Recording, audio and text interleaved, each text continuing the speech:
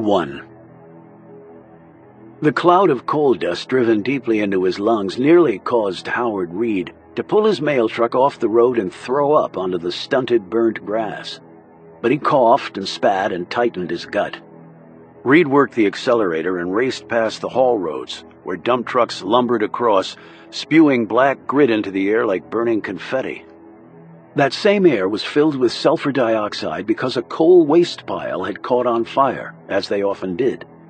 These elements would drift up into the sky, react with oxygen to form sulfur trioxide, and then clamp onto water molecules to create a potent compound that would later fall back to Earth as toxic acid rain.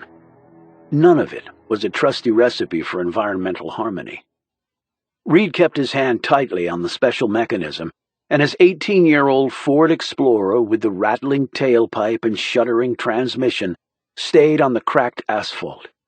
His mail truck was his personal vehicle and had been modified to allow him to sit in the passenger seat and pull up flush to the mailboxes on his route. This was accomplished in part by an apparatus that looked like the fan belt in a car. It allowed him to steer, brake, and accelerate from the right side of the car.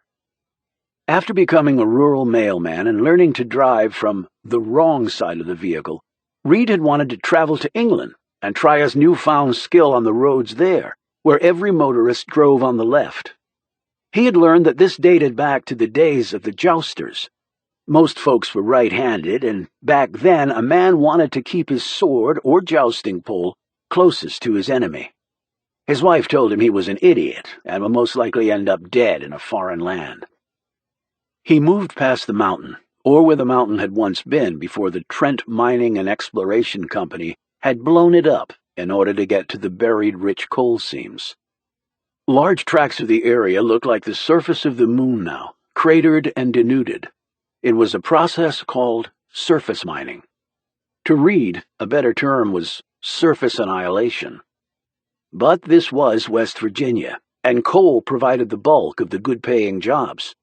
So Reed didn't make a fuss about his home being flooded by a fly ash sludge storage pond giving way, or about well water that turned black and smelled like rotten eggs, or about air that was routinely full of things that did not mix well with human beings. He didn't complain about his remaining kidney or his damaged liver and lungs from living around such toxic elements. He would be viewed as anti-coal and thus anti-jobs. Reed just didn't need the added grief. He turned down the road to make his last delivery of the day. It was a package that had to be signed for. He had cursed when he'd picked up his load of mail and seen it. A signature meant he had to actually interact with another human being. All he wanted right now was to scoot over to the dollar bar where every mug of beer on Monday cost a quarter. He would sit on his little worn-down perch at the end of the mahogany slab and try not to think about going home to his wife, who would smell the alcohol on his breath and spend the next 4 hours lecturing him about it. He pulled into the gravel drive. This neighborhood had once been fairly nice. Well, if one went back to the 1950s. Now, it was not so nice. There wasn't a soul around. The yards were empty of kids, as though it were 2 in the morning instead of 2 in the afternoon. On a hot summer's day, the kids should be out running under the sprinkler or playing hide-and-seek. But kids didn't do that anymore, Reed knew. They sat inside in the AC and played video games so violent and gory that Reed had forbidden his grandchildren to bring them into his house. Now the yards were filled with trash and dirty plastic toys. Ancient rusted Fords and Dodges were up on concrete blocks. The home's cheap siding was popping off. Every surface of wood needed painting, and roofs were starting to collapse as though God above were pressing down on them. It was all sad and rather pathetic. It made Reed want that beer even more, because his neighborhood looked exactly the same as this one. He knew a few privileged folks were making a fortune off the coal seams. It was just that none of them happened to live around here. He pulled the package from the postal bin and trudged toward the house. It was a tired-looking 2-story with vinyl siding. The door was hollow-core wood, white and scarred. A sheer glass door fronted it. A plywood wheelchair ramp bled off the stoop. The shrubs in front of the house were overgrown and dying. Their branches had pushed against the soft siding, buckling it. There were 2 cars parked in the gravel in front of his black Ford, a Chrysler minivan, and a late model Lexus. He took a moment to admire the Japanese car. Something like that would probably cost him more than a year's salary. He reverently touched the blue metallic paint. He noted a pair of aviator sunglasses hanging from the rear-view mirror. There was a briefcase in the back seat and a green jacket next to it. Both vehicles' license plates were from Virginia. He continued on, bypassing the ramp, hit the bottom step, trekked up the 3 squared-off logs of poured concrete, and rang the bell. He heard the sound pealing back at him from inside. He waited. 10 seconds. 20. His irritation grew. He rang again. "Hello, mailman. Got a package, needs a signature." His voice, virtually unused throughout his workday, seemed strange to him, as though someone else was talking. He glanced down at the 8-by-11-inch flat package. Attached to it was the receipt that needed signing.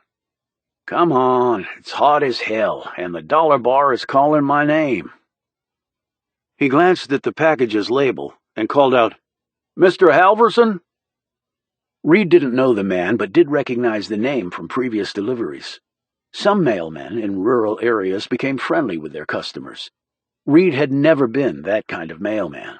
He wanted his beer, not a conversation.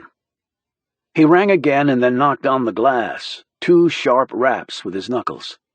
He swiped at a bead of sweat that trickled down the back of his burnt red neck, an occupational hazard from sitting next to an open car window all day, with the sun beating down on him. His armpits were oozing sweat, staining his shirt. He wasn't running his car AC with the window down. Gas was expensive enough without wasting it. He raised his voice. "Hello, it's the mailman. Need a signature. If it goes back, you probably won't see it again." He could see shimmers of heat in the air. He felt slightly dizzy. He was getting too old for this. He aimed his gaze at the 2 cars. Had to be somebody home. He stepped away from the door and tilted his head back. There was no one peering at him from the dormer windows.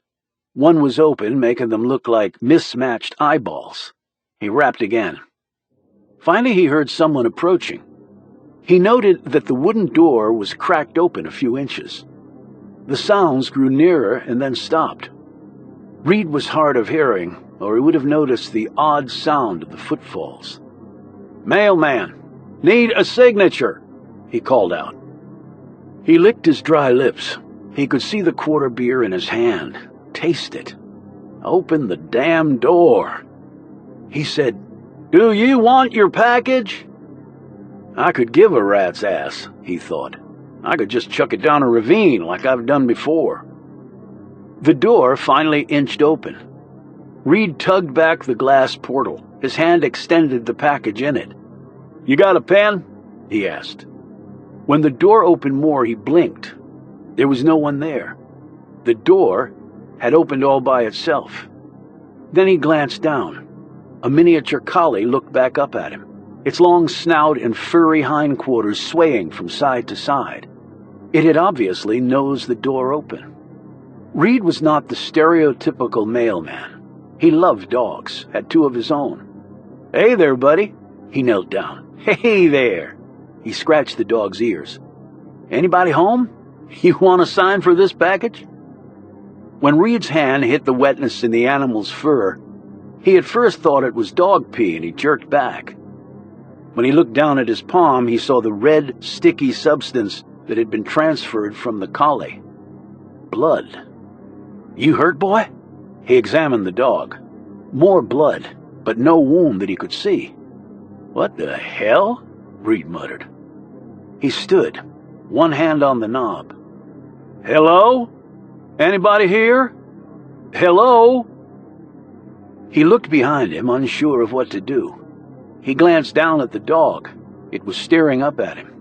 Its features now seemed melancholy, and something else was strange. The dog hadn't barked once.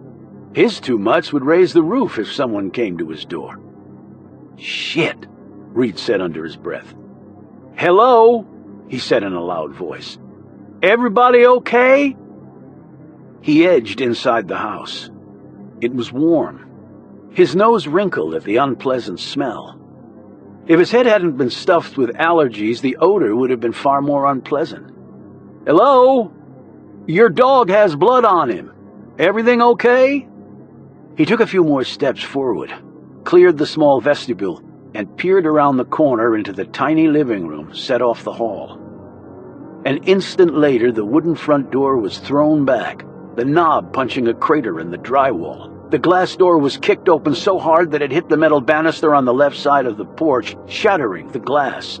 Howard Reed jumped from the top step to the dirt. His heels dug in. He gave one shudder, sank to his knees, and threw up what little was in his stomach. Then he rose and stumbled to his truck, coughing, retching, and yelling in terror like a man suddenly deranged. And he was. Howard Reed would not make the dollar bar today. Chapter 2. John Puller stared out the window at the great state of Kansas a few thousand feet below. He leaned closer to the plane's window and looked straight down. The flight path into KCI Airport took them over Missouri and west into Kansas. The pilot would do a protracted series of banks and head back to the show-me state to land. The jet was now flying over federal property. In this case, that federal property was a prison, or rather several of them, both federal and military. Down there, several thousand inmates sat in their cells and brooded over having lost their liberty, many of them forever. He squinted, putting up one hand to block the glare from the sun. They were passing over the old USDB, or United States Disciplinary Barracks, also known as the Castle. For over 100 years it had housed the worst of the armed forces lawbreakers. Whereas the old castle looked like a medieval fortress made of stone and brick, the new USDB looked like a community college. That is, until you noted the twin 14-foot fences that ringed the facility. Leavenworth Federal Prison for Civilians was 4 miles to the south. Only men were incarcerated at USDB. Female military prisoners were housed in the San Diego Naval Brig. The inmates here had been convicted at court-martial of violations of the Uniform Code of Military Justice. USDB only housed prisoners who were sentenced to 5 years or more, or those convicted of national security offenses. National security. That was why John Puller was here. The jet's landing gear came down and the plane descended into the Kansas City airport, touching down smoothly on the tarmac. 30 minutes later, Puller slid into his rental car and drove out of the airport, steering his ride due west toward Kansas. The air was still and hot. The hills were green and rolling. Puller didn't turn on the car's AC. He preferred real air, hot or not. He was exactly 6 feet 3 7/8 inches in his bare feet. He knew this because his employer, the United States Army, was very good at measuring its personnel. He weighed 232 pounds. On the Army's height-to-weight-to-age standards, he would be deemed at 35 to be about 10 pounds overweight. But no one looking at him would have thought that. If there was an ounce of fat on the man, it would take a microscope to locate it. He was taller than most infantrymen, and almost all other Army Rangers he had served with. That had its advantages and disadvantages. His muscles were long and ropey, and his limbs carried the advantage of extraordinary leverage and endurance. The downside was, he was a far bigger target than the typical grunt. He had been a decent tight end in college and looked like he could still suit up on Saturday. He had always lacked the supernormal speed and agility to make it into the NFL, but that had never been his ambition. There was only one career John Puller had ever wanted, and that was to wear the uniform of the United States Army. He was not in uniform today. He never wore it when he came to USDB. More miles went by. He passed a sign for the Lewis and Clark Trail. Then the Blue Bridge came up. He crossed it. He was now in Kansas. More specifically, he was now at Fort Leavenworth. He cleared the main checkpoint where the military examined his ID and wrote down his license plate number. The guard saluted Warrant Officer Puller and said a crisp, "Thank you, sir. You may proceed." Puller drove on. With an M&M tune playing on the radio, he passed along Grant Avenue and eyed the remains of the old castle. He saw remnants of the wire canopy that had covered the former prison. It had been placed there to prevent escape by chopper. The Army tried to think of everything. 2 miles later, he arrived at the USDB. Somewhere in the background, a train's horn sounded. A Cessna lifted off from nearby Sherman Army Airfield, its bulky snout and sturdy wings battling a crosswind. Puller parked and left his wallet and most of his other personal possessions in the car, including his standard-issue SIG P-228, which the Army designated the M11. He had checked his sidearm and ammo in a hard-sided case for the flight here. He was supposed to carry his gun with him at all times. Yet walking armed into a prison did not seem like a good idea to Puller, authorized or not. And he would have to secure the gun in a locker anyway once inside. For obvious reasons, no weapons could go in where the prisoners were. There was one bored young member of the military police manning the scan gate. Though Puller knew it was impossible, the soldier looked like he'd been pulled straight from boot camp to hold this post. Puller presented his driver's license and his cred pack. The burly, chubby-cheeked MP stared at the badge and ID card identifying John Puller as a Criminal Investigative Division or CID Special Agent. The crouching eagle, with its head turned to the right, was the centerpiece of the badge. It had large claws that gripped the top of the shield. Its one revealed eye looked menacing, the large beak poised ready to strike. The MP saluted, and then gazed up at the tall, wide-shouldered man. "You here officially, sir?" "No." "John Puller, Jr.? You related to—" "My old man." The young MP looked awed. "Yes, sir. Give him my best, sir." The United States Army had many fighting legends, and John Puller, Sr. was right near the very top of that list. Puller stepped through the magnetometer. It beeped. He was wanded. Like always. The device screeched at his right forearm. "Titanium rod," noted Puller. He rolled up his sleeve to show the scar. The wand went off again at his left ankle. The MP looked up inquiringly. Puller said, "Screws and plate. I can lift my pants leg." "If you will, sir." When Puller let his pants leg drop back down, the guard said apologetically, "Just doing my job, sir. I would have given you hell if you didn't, MP." Wide-eyed, the soldier said, "Did you get those in combat, sir?" "I didn't shoot myself." Puller grabbed his car keys out of the bowl he'd put them in and slid his license and cred pack back into his shirt pocket. He signed the visitor's log. The heavy door was buzzed open, and he walked a few paces to stand in the visitor's room. There were 3 other inmates receiving visitors.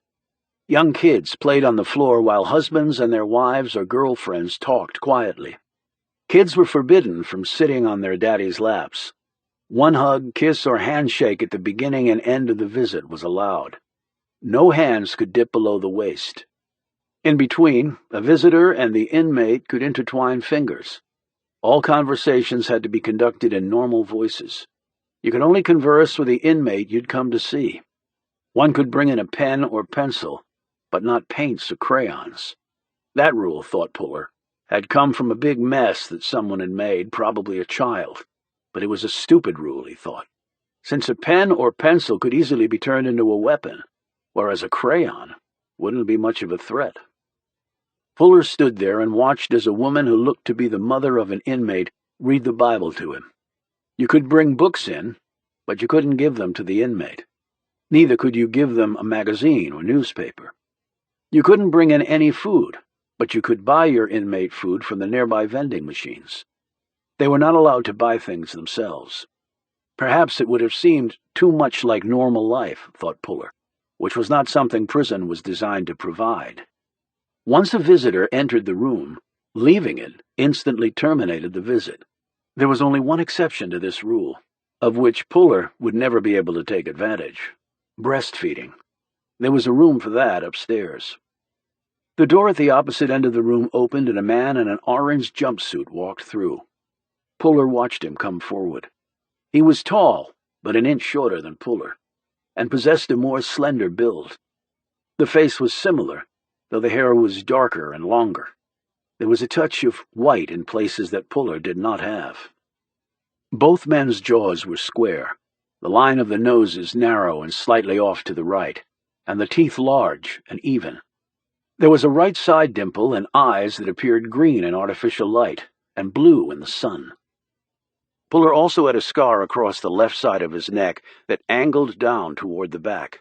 There were other distinguishing marks on his left leg, right arm, and upper torso, both front and rear. They all represented unwelcome intrusions of foreign objects, fired with violent velocity into his person.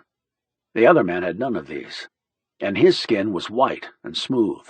No suntanning in here.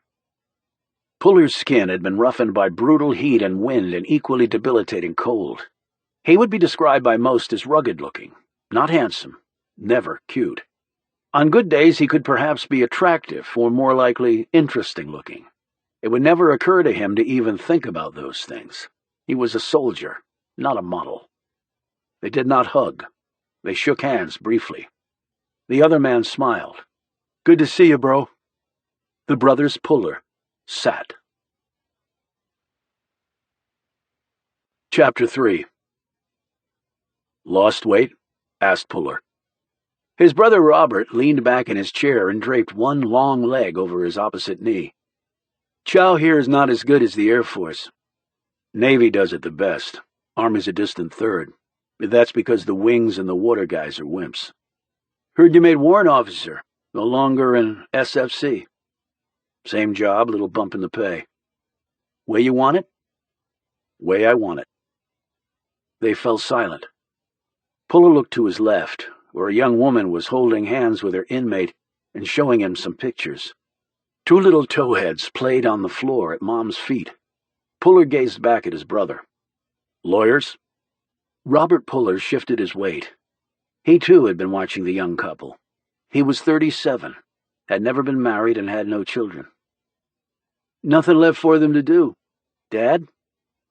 Puller's mouth twitched. "The same." "Been to see him?" "Last week," he said. "Docs?"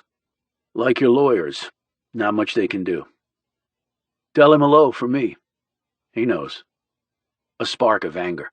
"I know. I've always known that."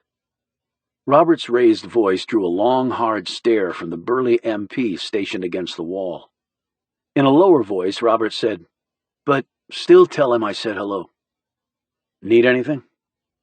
"Nothing you can provide, and you don't have to keep coming." "My choice. Younger brother guilt. Younger brother something." Robert slid his palm across the tabletop. "It's not that bad in here. It's not like Leavenworth." "Sure it is. Still a prison." Puller leaned forward. "Did you do it?"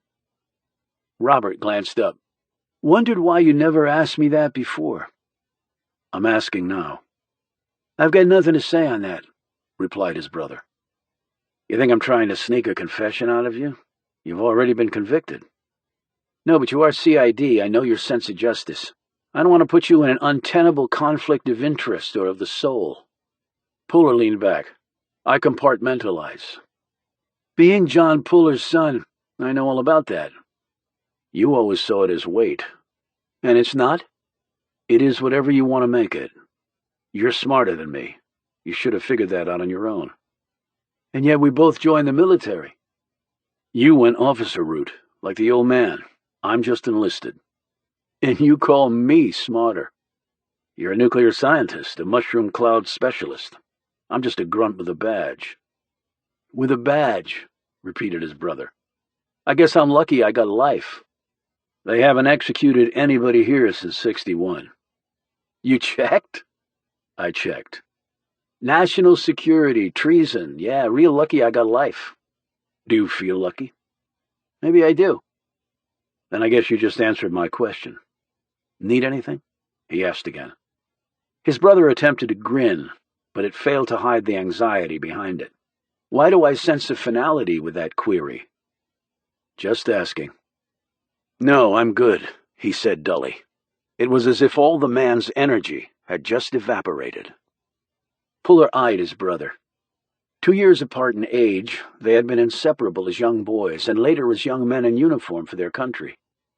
Now he sensed a wall between them far higher than the one surrounding the prison, and there was nothing he could do about it. He was looking at his brother, and then again, his brother was no longer really there. He had been replaced by this person in the orange jumpsuit who would be in this building for the rest of his natural life, maybe for all of eternity. Puller wouldn't put it past the military to have somehow figured that one out. Guy was killed here a while back, said Robert. Puller knew this. Installation trustee. Baseball bat to the head on the rec field. You checked? I checked. Did you know him? Robert shook his head. I'm on 23-1. Not a lot of time to socialize. That meant he was locked up 23 hours a day and then allowed out for 1 hour of exercise alone in an isolated place. Puller did not know this. Since when? Robert smiled. You mean you didn't check? Since when? Since I belted a guard. Why? Because he said something I didn't care for? Like what? Nothing you need to know about. And why is that? Trust me. Like you said, I'm the smart brother. And it wasn't like they could add any more time onto my sentence. Anything to do with the old man? You better get going. Don't want to miss your flight out of here. I've got time. Was it the old man? This isn't an interrogation, little brother. You can't pump me for info. My court-martial is long since over. Puller looked down at the shackles on his brother's ankles. They feeding you through the slit? There were no bars at USDB. The doors were solid. For prisoners in solitary, their food was delivered 3 times a day via a slit in the door. A panel at the bottom of the door allowed the shackles to be put on before the door was opened. Robert nodded. Guess I'm lucky they didn't stamp me NHC, or else we wouldn't be sitting here. Did they threaten no human contact status? They say lots of things in here. The men sat in silence. Finally, Robert said, You better get going. I've got stuff to do. Keep real busy here. I'll be back.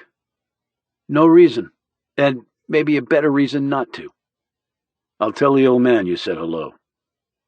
The men rose and shook hands. Robert reached out and patted his brother on the shoulder. You miss the Middle East? No, and I don't know anybody who served over there who does. Glad you came back in one piece. A lot of us didn't. Got any interesting cases going? Not really. You take care. Right. You too. Puller's words were empty, hollow, before they even left his mouth. He turned to leave. On cue, the MP came to get his brother. Hey, John? Puller looked back. The MP had one big hand on his brother's left upper arm. Part of Puller wanted to rip that hand off and knock the MP through the wall. But just a part. Yeah? He locked gazes with Robert. Nothing, man. Just nothing. It was good to see you. Puller passed the scan MP, who jumped to attention when he came by, and hit the stairs, taking them 2 steps at a time. The phone was ringing when he reached his rental. He looked at the caller ID. It was the number for the 701st MP Group out of Quantico, Virginia, where he was assigned as a CID special agent. He answered, listened. In the Army they taught you to talk less, listen more, much more. His response was curt. On my way. He checked his watch, swiftly calculated flight and drive times. He would lose an hour flying west to east. 3 hours and 50 minutes, sir. There was a slaughterhouse in the boonies of West Virginia. One of the victims had been a full colonel. That fact had triggered CID involvement, although he wasn't sure why the case had landed in the lap of the 701st. But he was a soldier. He'd gotten an order. He was executing that order. He would fly back to Virginia, grab his gear, get the official pack, and then it was burnt rubber to the boonies. However, his thoughts were not on the murder of a colonel, but rather on that last look on his brother's face. It perched in a prominent corner of Puller's mind. He was good at compartmentalizing, but he didn't feel like doing it right now. The memories of his brother from a different time and place slowly trickled through his thoughts. Robert Puller had been a fast-track major in the Air Force who had helped oversee the nation's nuclear arsenal. He was a lock for at least one star and possibly two. And now he was a convicted traitor to his country and would not be leaving USDB until his last breath had been drawn. But he was still his brother. Not even the U.S. military could change that. Moments later, Puller fired up the engine and smacked the car into gear. Every time he came here, he left a bit of himself behind. There might come a day when there would be nothing left to take back. He had never worn his emotions on his sleeve. He had never cried when men around him were dying on the battlefield, often horribly. But he had avenged them, in equally horrible ways. He had never walked into combat carrying uncontrolled anger, because that made you weak, and weakness made you fail. He had not shed a tear when his brother was court-martialed for treason. Men in the Puller family did not cry. That was Rule 1. Men in the Puller family remained calm and in control at all times, because that raised the odds of victory. That was Rule 2.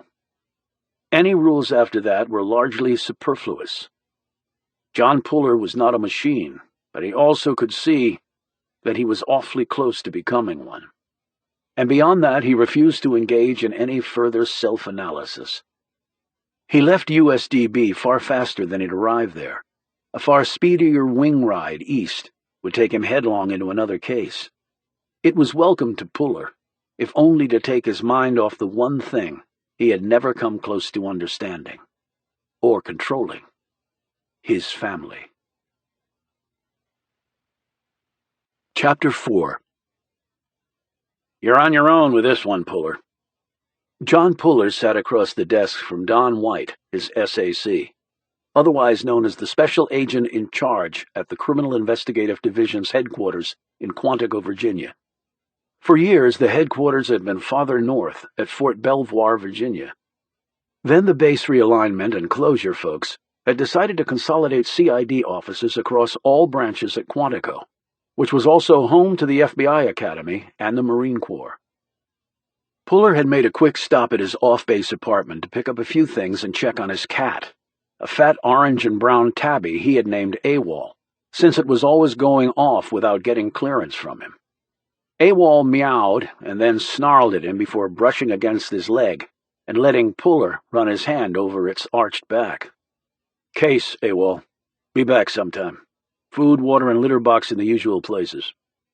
AWOL meowed his understanding of this and then glided away. He had wandered into Puller's life about 2 years ago, and Puller figured the cat would wander out of it at some point. There had been several phone messages on his apartment hardline, which he only kept in case the power went out and his cell phone went dead. There was only one message that he listened to in full. He had sat down on the floor and played it through 2 more times. His father.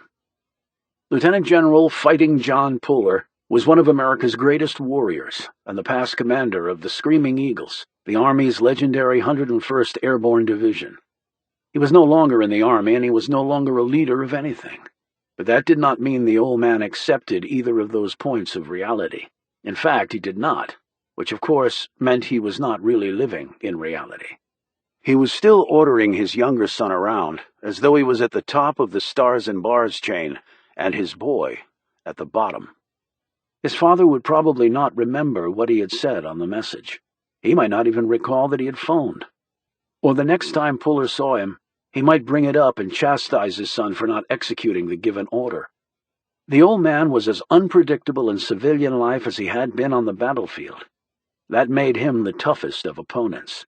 If there was anything a soldier feared, it was an adversary you could never read, a foe who might be more than willing to do whatever it took, however outrageous, to win. Fighting John Puller had been such a warrior.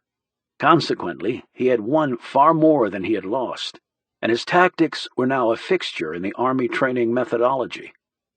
And future leaders learned about him at the War College and spread the Puller fighting tactics to all sectors of the Army universe. Puller erased the message. His father, We'd have to wait. Next stop was CID headquarters. The CID had been started by General Blackjack Pershing in France during World War I. It had become a major army command in 1971 and was headed up by a one-star. Worldwide, nearly 3,000 people were assigned to it, 900 of them special agents, like John Puller.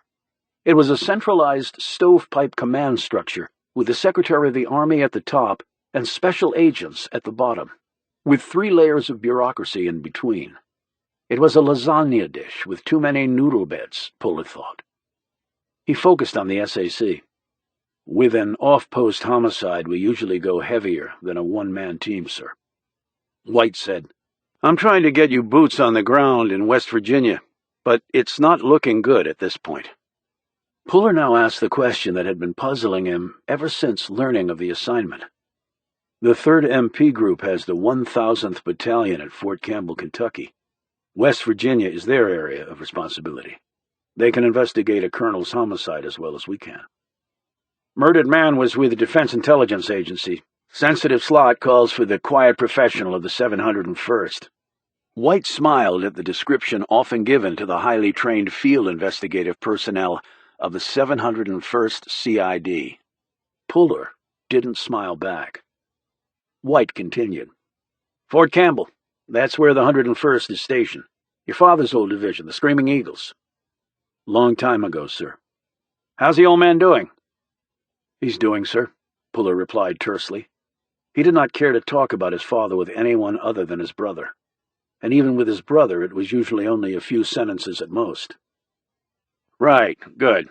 Anyway, the 701st FIUs are the best of the best, Puller. You weren't assigned here like other MP groups. You were nominated. Understood.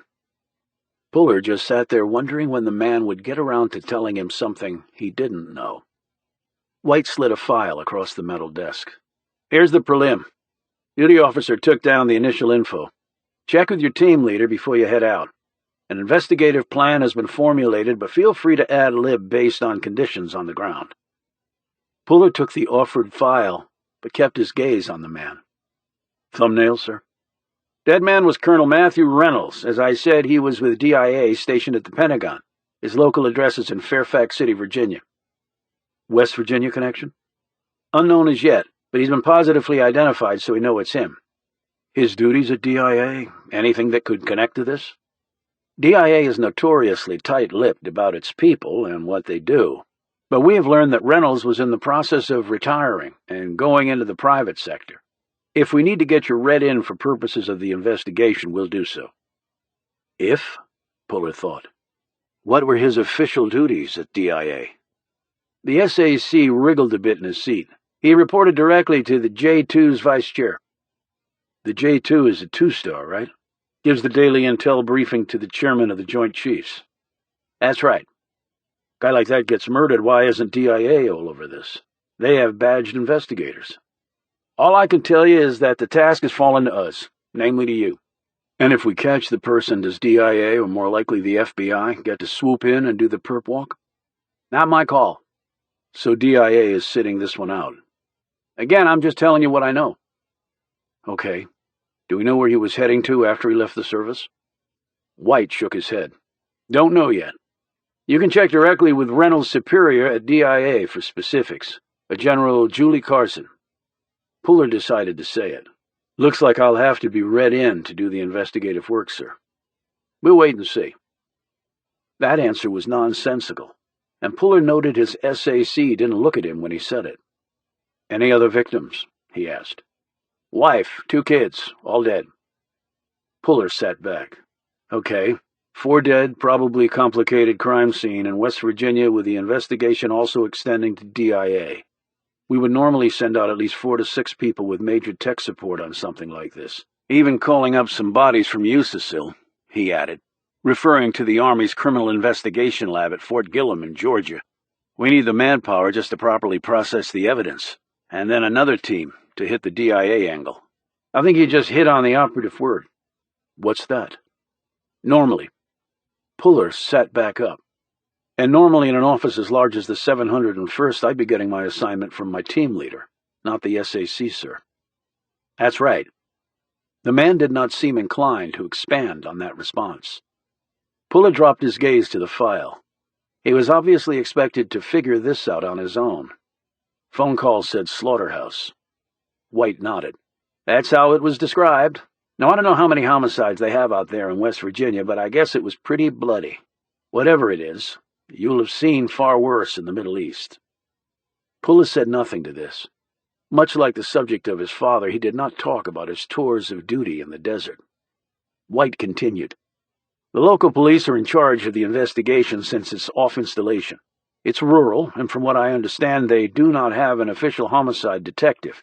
Uniforms will lead the investigation. Finesse will be called for.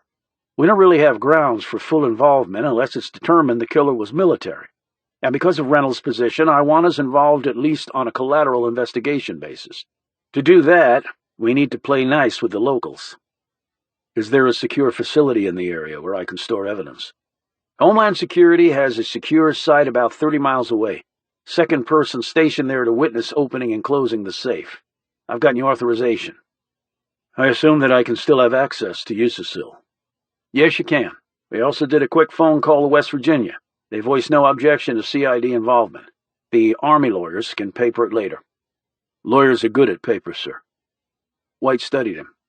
But we're the Army, so together, with finesse, the occasional hammer will also be necessary. And I understand that you're equally capable of providing either one. Puller said nothing. He'd spent his entire military career dealing with commissioned officers. Some were good, some were idiots. Puller had not made up his mind about this one. White said, I've only been here a month. Got posted here after they moved the operation from Fort Belvoir. Still feeling my way. You've been doing this 5 years. Going on 6. Everyone who counts tells me you're the best we've got, if a little unorthodox. He leaned forward, rested his elbows on his desk. I'm sure I don't have to tell you that there's a lot of interest from up top on this one, Puller. I'm talking past even the Secretary of the Army and onto the civilian corridors in D.C. Understood. But I've investigated cases involving defense intelligence that were handled within normal parameters. If there is that much interest at those levels, Colonel Reynolds must have had some extra juice at his post at the Pentagon. He paused. Or maybe more dirt. White smiled. Maybe you are as good as advertised. Puller stared back at the man. He thought, and maybe I'd make an excellent fall guy, if this all goes to hell. White said, So, you've been doing this nearly 6 years. Puller remained silent. He thought he knew where this was going because others had gone there before. The man's next words proved him correct. White continued, You're college educated, you speak French and German and passable Italian. Your father and brother are officers. Were officers, corrected Puller. And the only reason I speak those languages is because my father was stationed in Europe while I was a kid. White didn't seem to be listening. I know you were a star of your training class at USAMPS, he began, referring to the United States Army's Military Police School at Fort Leonard Wood in Missouri. As an MP, you bounced the drunken heads of grunts all over the globe. You've cracked cases pretty much everywhere the Army has a footprint. And you've got your top secret and SCI clearances. He paused. Even though what your brother did nearly blew that for you. I'm not my brother, and all my clearances were renewed. I know that. The man fell silent and tapped the arm of his chair. Puller said nothing. He knew what was coming next. It always did. So why not West Point for you, Puller? And why CID? Your military service is solid gold. Top scores at Ranger School. Hell of a combat record, a leader in the field. Your father earned 49 major medals over 3 decades, and he's an Army legend. You garnered nearly half that in 6 tours of combat in Iraq and Afghanistan. 2 silvers, one of which landed you in rehab for 3 months, 3 bronzes with V devices, and a trio of purples. And you bagged a guy on the 52-card most wanted deck in Iraq, right? 5 of spades, sir, said Puller. Right. So you've got more than enough stars and scars. Army loves that combo. You're a stud with an impeccable military pedigree. If you'd stayed with the Rangers, you'd be a shoo-in for the top enlisted spot. If you'd gone to West P, you'd be a major or maybe even a lieutenant colonel by now. And you could have earned at least 2 shoulder stars before you left the Army. Hell, maybe 3 like your old man if you played the political games right. At CID, an enlisted man tops out at Command Sergeant Major. And my predecessor told me the only reason you filed your warrant officer application was because Sergeant First Classes sit their butts behind desks at CID, while WOs can still get out in the field. I don't much like desks, sir. So here you are at CID, on the low side of the bars and clusters, and I'm not the first to wonder about that, soldier. Puller let his gaze drop to the other man's row of ribbons. White was dressed in the Army's new blue Class Bs that were over time replacing the old greens. For anyone in the military, the chest of ribbons and/or medals was the DNA of a person's career. It told all to the experienced eye. Nothing of significance could be hidden. From a combat perspective, there wasn't anything in the SAC's history worthy of note. Not a purple or valor device in sight. Certainly the ribbons were many in number and would look impressive to the layperson. But it told Puller that the man was basically a career desk humper who only fired a weapon for recertification. Puller said, "Sir, I like where I am. I like the way I got there. And it's a moot point now. It is what it is." "I guess it is, Puller. I guess it is. Some might call you an underachiever." "Maybe it's a character flaw, but I've never cared about what people call me." "Heard that about you, too." Puller eyed the man steadily. "Yes, sir. I guess the case is getting cold out there." The man glanced over at his computer screen. "Then get your gear and head out." When White looked back moments later, Puller was already gone. He'd never even heard the big man leave. White leaned farther back in his squeaky chair. Maybe that was why he had all those medals. You couldn't kill what you couldn't see coming.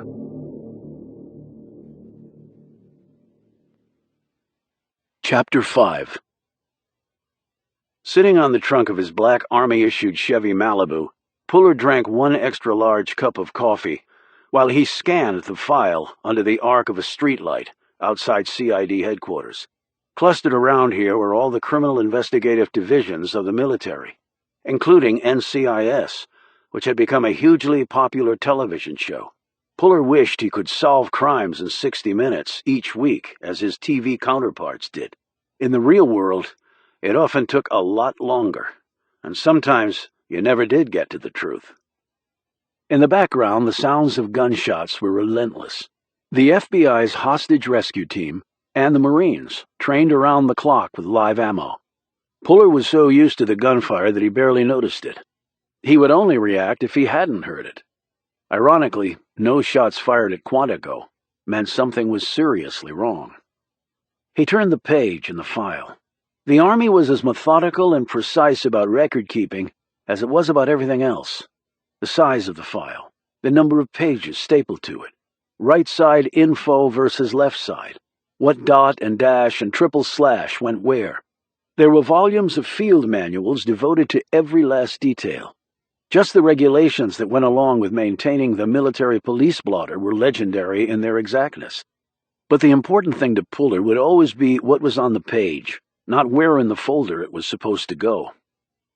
Matthew Reynolds and his wife Stacy and their 2 teenage kids, 1 girl, 1 boy, had been murdered at a house in rural West Virginia. Mailman discovered the bodies. Local police on the scene. Husband was a colonel at DIA. He was in the process of rotating out and flipping to the private sector after pulling his 26 years in uniform. He was stationed at the Pentagon and lived in Fairfax City, so Puller didn't know what the man and his family were doing in a house in West Virginia. That would be one of many questions he would have to find answers to. Maybe the locals already had answers. He would take any they had and then verify them independently. He put the file in his briefcase and checked his gear pack in the trunk. It was contained in a customized infantry rucksack with over 100 compartments. It held pretty much everything he would need in the field. Light blue latex gloves, flashlights, paper bags, body bags and tags, 35mm and instant cameras, green biohazard suits, complete with hood and air filtering gear, white field evidence collection scrubs, tape measure, ruler, evidence tape, departmental file forms, latent print kit, GSR analysis kit, barrier sheeting, digital recorder, crime scene notebook, medical equipment kit, shoe covers, body thermometer, purification mask, reflective vest, a pocket knife, and nearly 6 dozen other items. He had 2 M11 pistols, an extra 13 and 20-round mags. Puller also carried in his trunk an MP5 submachine gun. He had spare combat duds neatly packed in another bag. For now, with the heat still at 85 degrees this late at night, jeans and a short-sleeved white shirt and Nikes would do. Puller had never taken on a case like this solo. There was usually at least one other CID agent with him, usually more, plus tech support, and this case begged for more resources. But he had his assignment, and in the Army, once you had your assignment, the next step was to execute it. Otherwise, you would find yourself in front of a military tribunal, with perhaps prison your next career post. He programmed the address where he was heading into the GPS, closed the Chevy's door, punched the gas, and left Quantico behind. He stopped once to take a leak and grab another cup of black coffee. He hit Drake, West Virginia, population 6,547, as the sign said, at 3 in the morning. Sunrise would be in a little over 3 hours. He had gotten lost once, when the GPS led him down a 2-lane road on the outskirts of Drake. His headlights had hit on a neighborhood of abandoned houses. There must have been at least 100 of them, maybe far more. They looked to be prefabricated and mass-assembled on site. There was a string of electrical and telephone poles down one side of the street, yet as his car glided down this little detour, Puller had changed his mind. The houses weren't abandoned.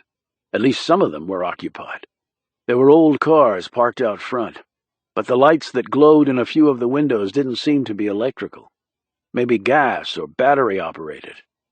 He kept going, and then his lights hit on something else peculiar. It was a huge dome-shaped mass formed out of concrete that rose up out of the woods. What the hell was that? Despite his natural curiosity, he had driven on, anxious to get to where he was going. The GPS had recalibrated, and he soon found himself on the right path. When he arrived, he wasn't tired. In fact, the long ride had both relaxed and energized him. He decided to get to work. He'd called ahead and reserved a room at the only motel in the area. It was a few notches below a Motel 6, but Puller didn't care. He'd spent years of his life in tin cans, in swamps and deserts with a bucket for a shower, and a hole in the earth for a bathroom. So this particular crevice in the wall was like the Ritz. The door to the office was locked, but on the 3rd ring of the buzzer the door opened. Later, after she checked him in, the sleepy old lady in hair rollers and ratty robe, standing behind the counter, asked him what he was in town for. As he palmed the room key, Puller said, "Vacation." That had made the old woman laugh. "You're a slick one, you are," she said, her voice lisping through a large gap between her front teeth. She smelled of nicotine, garlic, and salsa. It was an impressive combination. "And big." She gazed up at him from her 5-foot 1-inch perch on Earth. "Any place you'd recommend to eat at?" "Army rule number 1, find a dependable place for chow." "Depends." "On what?" "On whether you mind coal dust in your eggs." "Can't be any worse than depleted uranium in your morning coffee. And I'm still standing." She cackled. "Then any place in town will do. They're all about the same, honey." As he turned away, she said, "You married?" "You looking?" he replied, turning back to see her gap-toothed grin. "If only, honey. If only. Get a good night's sleep." Puller headed out. Sleep was not on his agenda. Chapter 6. Puller had called the police officer in charge of the investigation a number of times on the drive to West Virginia, and left multiple messages. He hadn't received a response. Maybe the locals were not going to be as cooperative as his SAC had suggested they would be. Or maybe they were just overwhelmed with 4 bodies and a massive forensics puzzle. Puller could hardly blame them if they were. The motel was a 1-story courtyard configuration. On the way to his room, Puller passed a young man lying unconscious on a strip of grass near a Pepsi machine that was chained to a metal post 30 feet from the motel office. Puller checked the man for injuries and found none.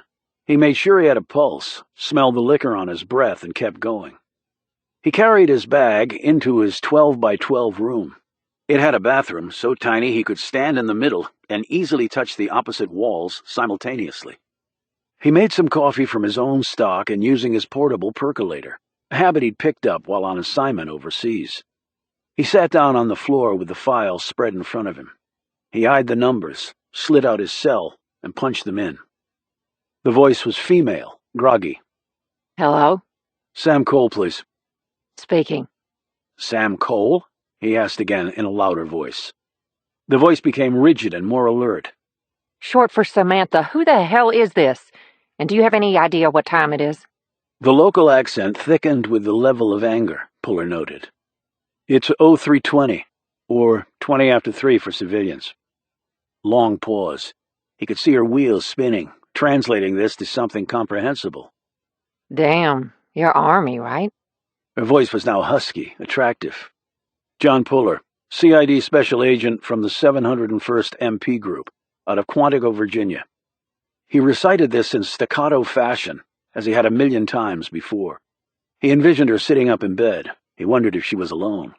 He didn't hear any male mumbles in the background, but he did hear the percussion of a Zippo followed by a few seconds of silence.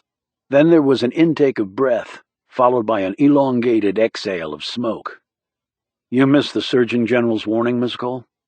No, it's right here on the side of my smokes. Why the hell are you calling me in the middle of the night? You're listed in my file as the officer in charge. I just got into town. I need to get up to speed, and for the record, I called you 4 times over the last 6 hours and left messages each time. Never got a call back. I've been busy, haven't even checked my phone. I'm sure you have been busy, ma'am, he thought, and I'm sure you did check, but didn't bother to call me back. Then his SAC's admonition came back to him. Play nice. I'm sorry to roust you out of your sack, ma'am. I thought you might still be at the crime scene. I've been working this thing all day and most of the night. My head just hit the damn pillow an hour ago. Which means I have a lot of catching up to do. But I can call back later. He heard her get up, stumble, and curse. Ma'am, I said I can call back later. Just go back to sleep. Will you just shut up a minute? What? Puller said sharply. I have to pee. He heard her drop the phone on the floor. Footsteps, door closed, so he didn't actually hear Cole relieving herself. Another minute went by. He wasn't wasting time. He was reading through the report again. She came back on. I'll meet you there at 7 o'clock. Excuse me, 0700 clock a.m. or whatever the hell it is you say. 0700 Juliet. He listened to another long inhale and then exhale of smoke. Juliet? I told you my name is Sam. Means local daylight saving time. If it were the winter and we were in Eastern Standard Time, it would be 0700 Romeo. Romeo and Juliet? Contrary to popular belief, the United States Army has a sense of humor. Goodbye, Puller. Oh, and just so you know, it's Sergeant Samantha Cole, not ma'am or Juliet. Romeo. Got it, Sergeant Cole. I'll see you at 07. Look forward to working with you on this case. Right. He could visualize her throwing the phone across the room and falling back into her bed. Puller put the phone down, drank his coffee, and went through the report page by page. 30 minutes later, he gunned up, slipping one M11 into his front holster and the other into a holster attached to his belt in the rear. After fighting his way through the Middle East, he never felt as though he had enough weapons on his person. He put on a windbreaker and locked his motel room door on the way out. The young man who'd been lying in the bushes was now sitting up and gazing around in bewilderment. Puller walked over and looked down at him. You might want to think about cutting back on the booze, or at least pick a place to pass out that has a roof. The man blinked up at him. Who the hell are you? John Puller. Who are you? The man licked his lips as though he was already thirsty for another round. Puller said, You got a name? The man stood. Randy Cole. He wiped his hands on the front of his jeans. Puller reflected on the last name and wondered about the obvious possibility, but chose to keep it to himself. Randy Cole was good-looking and appeared to be in his late 20s, about 5'10" with a lean, wiry build. Under his shirt, he probably had 6-pack abs. The hair was brown and curly, the facial features strong and handsome. There was no wedding band on his finger. "You staying at the motel?" asked Puller. Randy shook his head. "I'm local. You're not." "I know I'm not." "So what are you doing in Drake?" "Business." Randy snorted. "Business? You don't look like no coal man to me." "I'm not." "So why then?" "Business," Puller said again, and his tone indicated he was not going beyond that description. "You got a car? You okay to drive?" "I'm cool."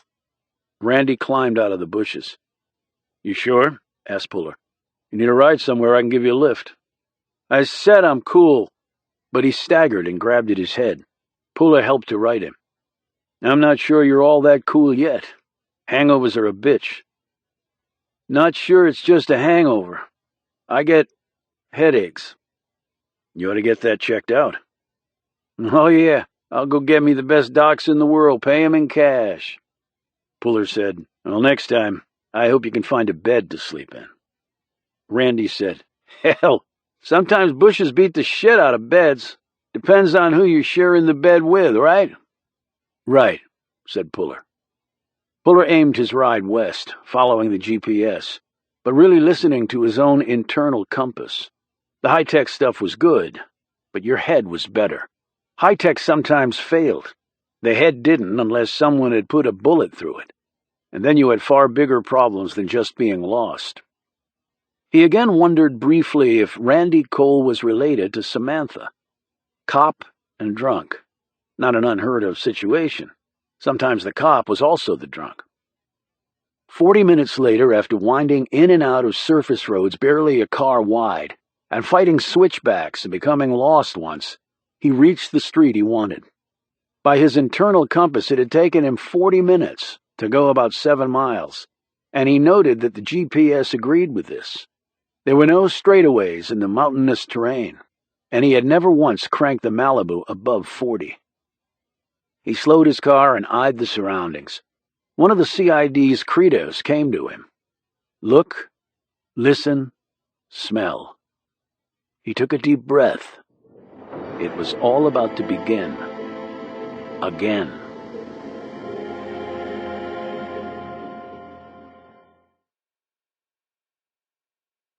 Chapter 7. Puller eased his car to the side of the road and looked out the window. This would be the only time on this case his senses would not be dulled by prior observation. He stepped out and leaned against the Malibu. He took a deep breath. In the air currents, he could smell the mining operation he passed a couple miles back. His ears picked up the distant sounds of rumbling trucks. He looked to the west and saw a searchlight crisscrossing the sky. Why? He didn't know. He studied the neighborhood. His night vision was excellent, and the moonlight and lightning skies allowed both large and small details to be revealed. Small, dilapidated cookie-cutter houses, toys in yards, rusted trucks on blocks, a stray cat sneaking by. The place was tired, dying, maybe already dead, like the Reynoldses, wiped out. However, what Puller wasn't seeing was the most disturbing of all.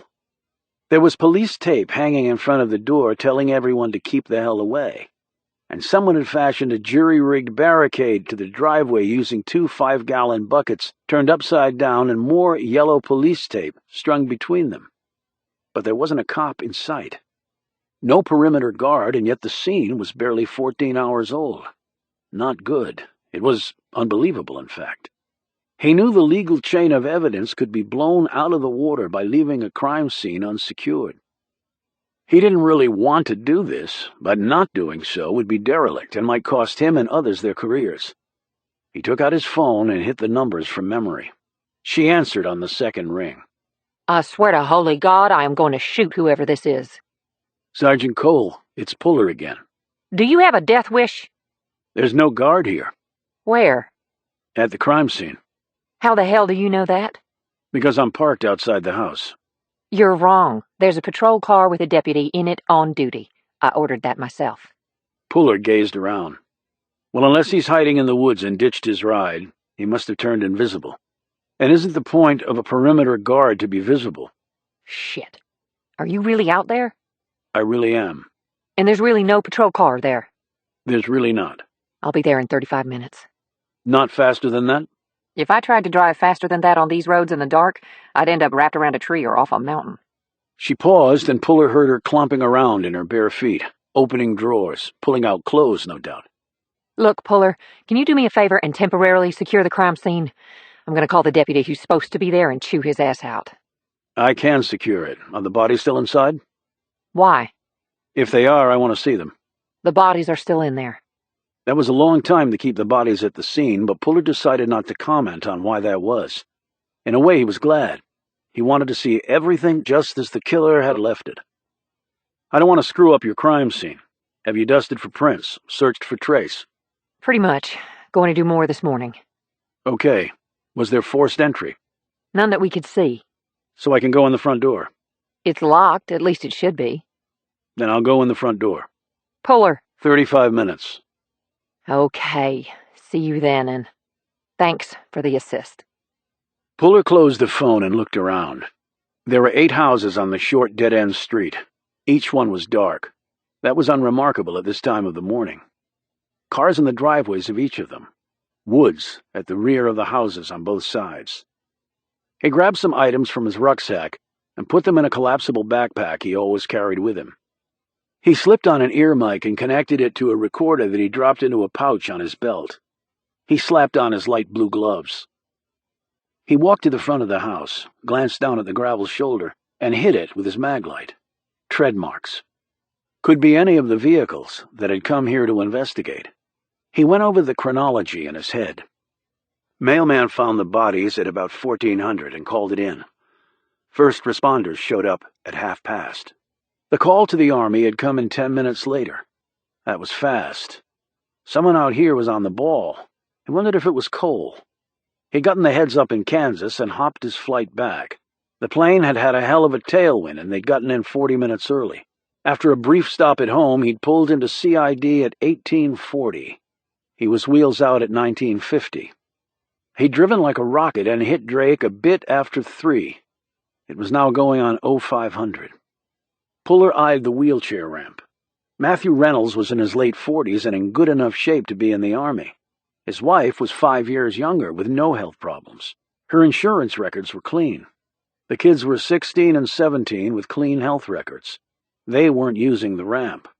This wasn't their house. They were here for another reason. A reason that might have cost them their lives.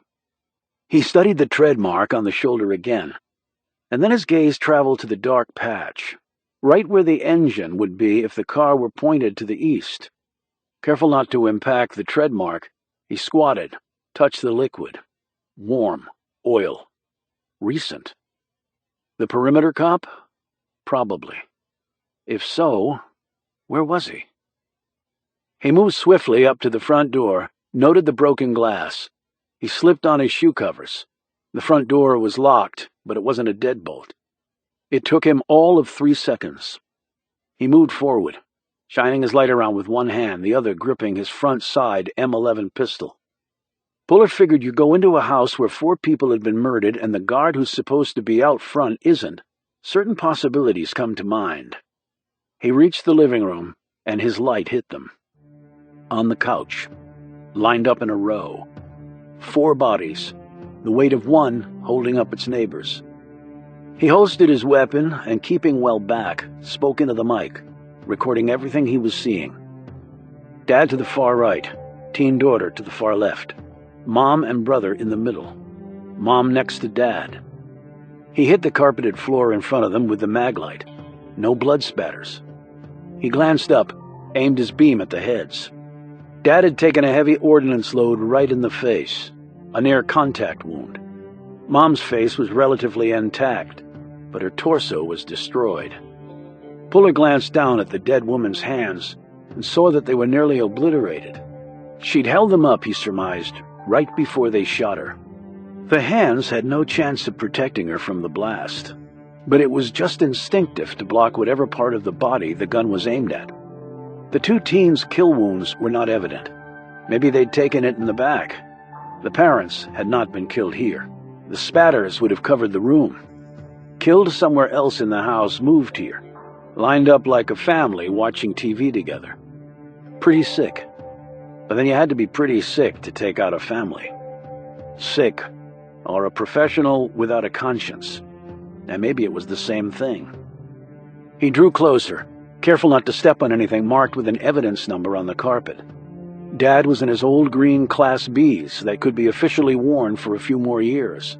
The right side of his face was mostly gone, his spine exposed to the gaping wound in the neck. Bone and hollow eye socket looked back at Puller. No wounds in his torso. He'd taken it all in the face and neck at close range. A shotgun was pretty much the only firearm that did damage like that. He could see bits of white in the wound tracks, wadding from the shell. Hopefully they'd be able to tell the gauge from measuring the diameter of the wadding, or by the name of the marker on top of the wad, if it was still readable. Mom's eyes stared back at Puller. For an observer given to melodrama, it would have appeared that the woman's look was pleading. Find my killer. Puller illuminated her chest with the maglite. Dozens of punctures, randomly distributed. Shotgun as well, but different in the way it had been deployed. He drew a ruler from his pocket and measured the distance between the punctures on Mrs. Reynolds' blouse that had once been white but was now mostly crimson. He did the calculation in his head and put the ruler away. He felt the man's arm and then the woman's, still in rigor, though it was well on its way down and the muscles were relaxing. The bodies were the temperature of the room, or lower. He pulled his air thermometer and took a reading. Blood had pooled to the lower extremities. Bowels and bladders, long ago emptied. Skin greenish blue, rotting smell. Faces dissolving. In death, everybody was ugly. He turned his attention to the teens. Then he stopped, swiveled. A noise from somewhere in the house. Apparently, he wasn't the only living person in here. Chapter 8. Thump, whoosh, thump, thump, whoosh, thump. Down the stairs. Basement level. Of course it is. Puller eased to the doorway. He sniffed the air. The scent of decomposing bodies was heavy, but Puller was not focusing his nose on that. He was trying to detect something else. Sweat, cologne, cigarettes. The molecular signature of bad breath, anything that would give him an edge. Nothing. He moved the door open with his foot. The passageway down was dark. Of course it is.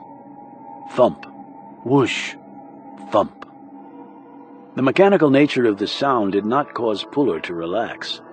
If he were leading someone to his death, he would employ deception.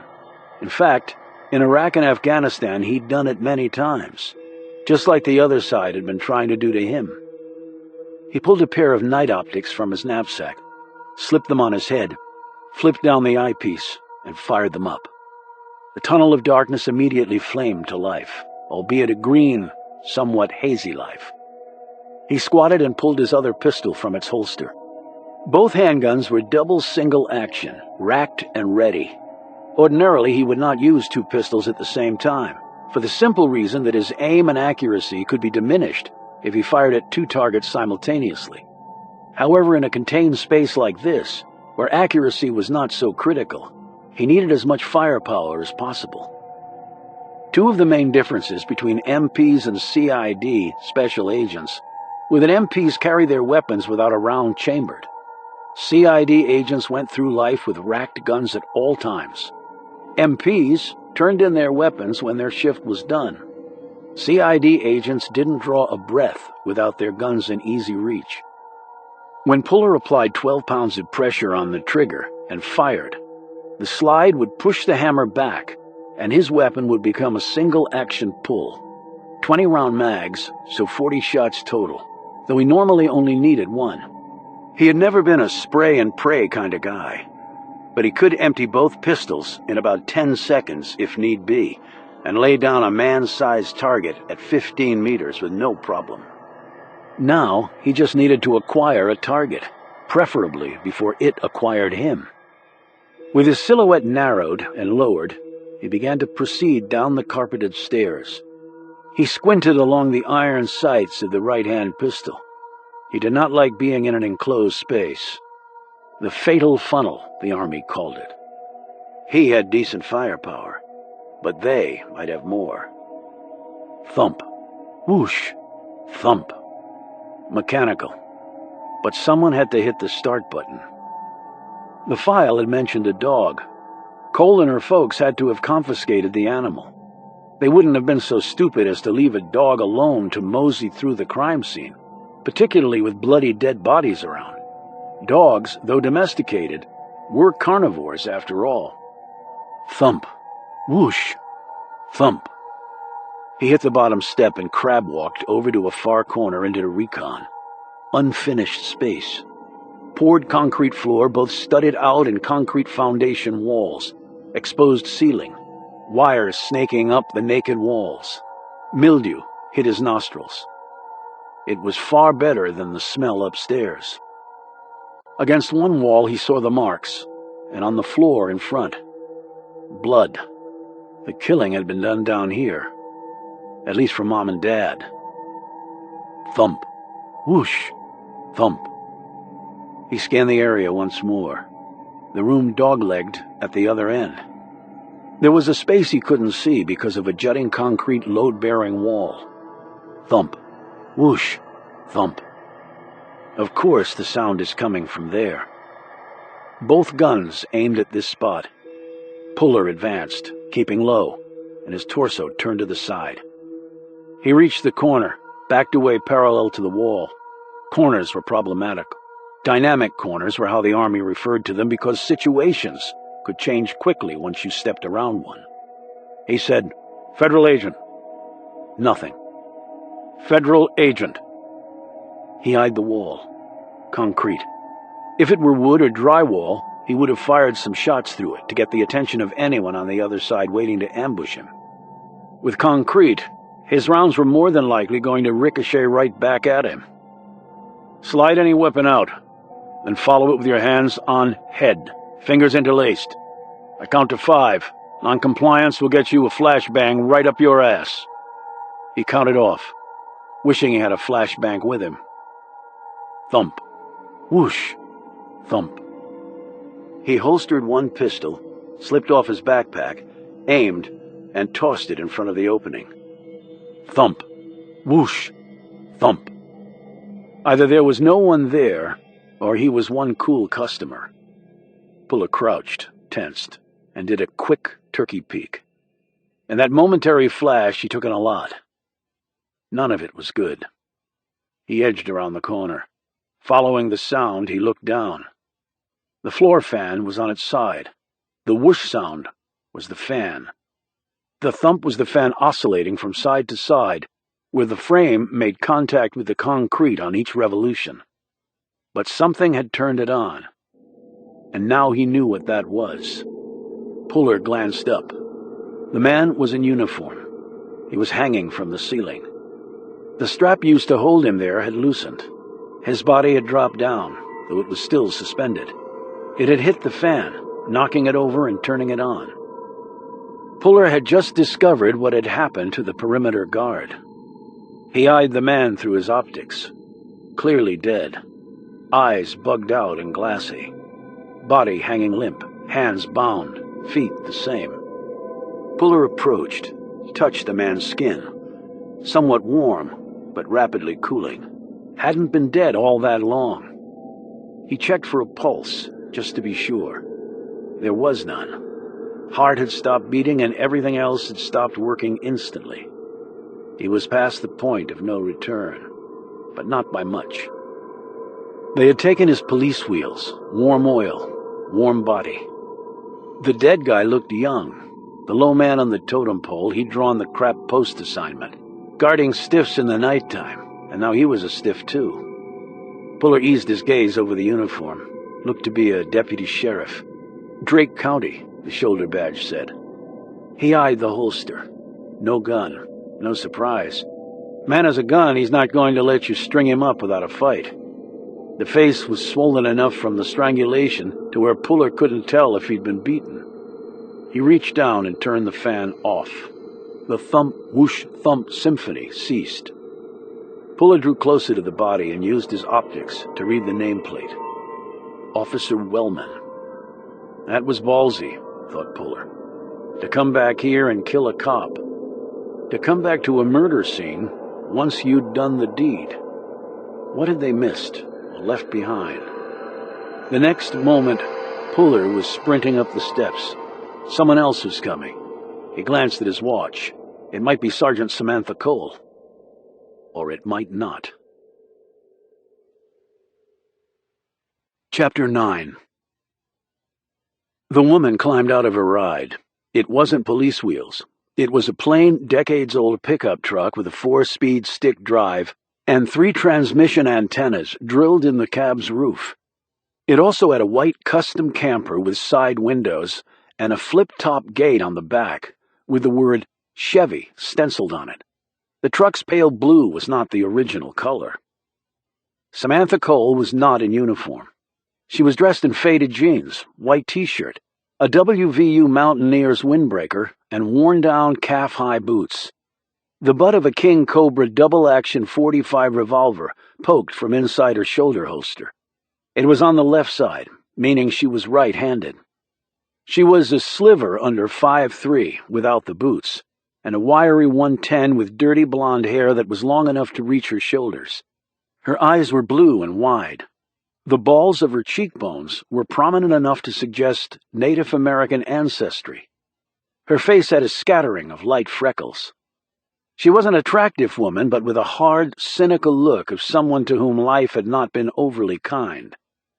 Cole stared at Puller's Malibu, and then up at the house, where the Reynoldses sat dead all in a row. One hand on the butt of her gun, she advanced up the gravel drive. She passed the Lexus when it happened. The hand was on her before she realized it. Its grip was iron. She had no chance. It pulled her down and then over to the other side of the car. Shit! Her fingers closed around the long, thick fingers. She could not break the grip. She tried to pull her gun with her other hand, but it was blocked by her attacker's arm pinning hers against her side. Cole was helpless. "Just stay down, Cole," the voice said into her ear. "There might be a shooter out there." Puller? She hissed as she turned to him. Puller released his grip and squatted next to the right front fender of the Lexus. He flipped up his night optics. He had one M11 in hand. The other pistol was parked back in its rear holster. "Good to meet you." You nearly gave me a heart attack. I never even heard you. "That's sort of the point." You about crushed my arm. What are you, bionic? He shrugged. "No, I'm just in the Army." Why did you grab me? "Your guy named Wellman? What? The cop on guard duty tonight?" Yeah, Larry Willman. How'd you know that? "Somebody strung him up in the basement of the house, and then stole his ride." Her face collapsed. Larry's dead? "Afraid so." You said there might be a shooter? He touched his optics. "Saw a flash of movement through a window of the house when I heard you pulling up." From where? "The woods behind the house." You think they... "I don't presume. Why I grabbed you. Already killed one cop, so what's another to them?" She gave him a searching glance. I appreciate that. But I can't believe Larry's dead. No wonder he didn't answer my call. She paused. He's got a wife and a new baby. "I'm sorry."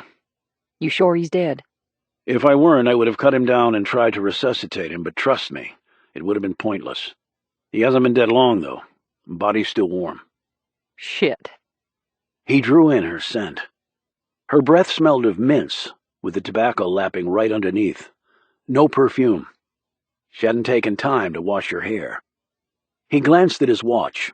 She had gotten here 2 minutes ahead of her own deadline. He saw her eyes start to glisten. A wobbly tear freed itself and slid down her cheek. "You want to call it in?" he asked. She answered in a dull, tired voice. What? Oh, right. She hastily wiped her eyes and pulled out her phone. She drilled in the numbers. She spoke fast but clearly, also putting out a bolo on the missing police cruiser. The woman had gone from emotionally paralyzed to professional in a few seconds. Puller was impressed. She closed the phone. How many officers do you have available? He asked. We're a rural county, Puller. Lot of space, not a lot of dollars. Budget cuts have wrecked us, cut our force by a third, and 3 of my guys are reservists who are currently in Afghanistan. So that translates into us having a total of 21 uniforms to cover about 400 square miles, and 2 of them are banged up from a car crash last week. So 19, including you? Including me. How many are coming now? 3, and that's a stretch, and it won't be fast. They're nowhere near here. Puller looked toward the woods. Why don't you stay here and wait for them, and I'll go check out whatever it was I saw in the woods. Why would I stay here? I'm armed. 2's better than 1. Suit yourself. He eyed the woods, did the run-through logistics in his mind. It was so ingrained in him that he thought about it thoroughly without seeming to think about it at all. You ever been in the military? She shook her head. State police for 4 years before I came back here. For the record, I'm a hell of a shot. Got the ribbons and trophies to prove it. Okay. But you mind if I take the lead on this search? She looked out at the dark woods, and then at his large, muscular physique. Works for me. Chapter 10. A few minutes later, Puller glanced behind him to see Sam Cole struggling to keep up with him in the dense brush. He stopped and held up his hand. Cole froze. He swept the area in front of him with his night vision optics. Trees, brush, the dart of a deer. Nothing that was looking to kill them. He still didn't move. He thought back to what he'd seen in the woods through the window. A shape, not an animal. A man. Didn't necessarily have to be connected to the case, but probably was. Puller? He didn't look back at her, but simply waved Cole forward. She crouched next to him a few seconds later. You catch anything with that fancy gear of yours? Just a deer and a whole lot of trees. I don't hear anything either. He eyed the lightening sky. There was a searchlight on when I arrived. To the east, a couple miles away. Probably mining operation. Why a searchlight? Chopper landing, most probably. Giving the bird a target to hit. Chopper landings at a coal mine in the middle of the night? No law against it. And it's not a mine. They do mountaintop extraction here, which means they don't tunnel under, they just blow up the mountain instead. Puller kept scanning ahead and on the peripheries. Were you the one who contacted the Army about Reynolds? Yes. He was in uniform. That was our first clue. And we checked his car, found his ID. You've been inside, obviously. You saw he didn't have much of a face left. Did he have a briefcase or a laptop? Both. I'll need to see them. Okay. There could be classified material in and on them. Right. Are they secure? In our evidence room, back at the station. Puller thought for a moment. I need you to make sure no one tries to access them. Reynolds was DIA, Defense Intelligence. It could be a big issue if an unauthorized person gets into that stuff. A real headache you don't need. I understand. I can make a call. Thanks. File said you printed him? And faxed it off to the Pentagon to a number they gave us. They confirmed his ID. How many crime scene techs you have? 1, but he's pretty good. Medical examiner? Chief's way over in Charleston, along with the state medical lab. Puller kept scanning while he talked.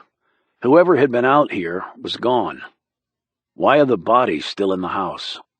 A number of reasons, but mostly because we didn't really have an appropriate place to put them. Hospital? Closest one is a good hour away. Local ME? We're in between. What does that mean? It means the one we had moved out of town, and he wasn't a doctor. He was an EMT, but under state law, that was good enough. So who's going to do the posts on the victims? I'm trying to work that out now. Probably a local doc I know who has some forensics background. How many crime scene techs did you bring with you? You're looking at him. Tech and investigator. That's a little unusual. It's actually a smart way to do it. What do you mean? That way nothing gets between me and the evidence, and I've got the Army's Criminal Investigation Lab to fall back on. Let's head back to the house. A minute later, they stood in front of the 4 bodies. It was growing light outside, but Cole turned an overhead on. Puller said, "The integrity of the crime scene has been blown. The killers came back. They could have screwed with the evidence." They could have screwed with it before, too. Even if we get a suspect to trial, his attorney can trash the entire prosecution based on this. Cole said nothing. By her angry features, Puller could tell that she already knew this to be true. So what do we do about it? Nothing, for now. We keep working the scene. Will you have to report this back? He didn't answer her. Instead, he looked around and said, "The Reynoldses didn't live here. So what were they doing here?" Home belongs to a Richard and Minnie Halverson. They're Mrs. Reynolds' parents. They live in a nursing home. Well, he does. Mrs. Halverson was living here, but she suffered a stroke recently and is at a specialty hospital over near Pikeville. Not that far as the crow flies, but on our back roads, it'll take you a good hour and a half to get there. I saw some of that getting here. Apparently, Mrs. Reynolds was staying here temporarily to take care of things, oversee her father's care, get the house ready for sale, and have her mother admitted into the same nursing home since she can no longer live alone. It was summer, so the kids were staying with her. Mr. Reynolds was apparently coming out here on weekends. Where'd you get all this info? Local sources, nursing home and the hospital, and from poking around here, and we talked to some of the neighbors on the street. Good work, said Puller. I'm not here to do crappy work. Look, I'm only here because one of the victims is wearing a uniform, and my SAC said you guys were cool with collateral arrangement. My boss was. And you? Let's just say the jury's still out. Fair enough. So he was with DIA? Didn't they tell you that when you faxed the prints in? No, they just confirmed for me who he was. So military intelligence. Was he some sort of spy? Is that why someone killed him? I don't know. He was getting ready to retire. Might just be a paper pusher with eagle leaf clusters looking to punch the private sector ATM. Pentagon is full of them. Puller had decided not to fill her in on what Reynolds had really done at DIA. She wasn't cleared for it. And he wasn't looking to get busted down in rank for letting something slip he shouldn't. That really doesn't help us all that much, then. Puller's honest side got the better of him. Well, it might be he wasn't just a paper pusher.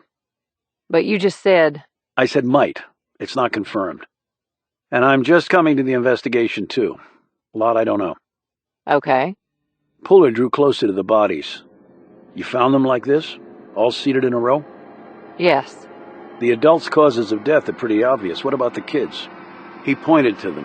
When she didn't answer, Puller turned to her. She'd pulled her cobra and was aiming it at his head. Chapter 11.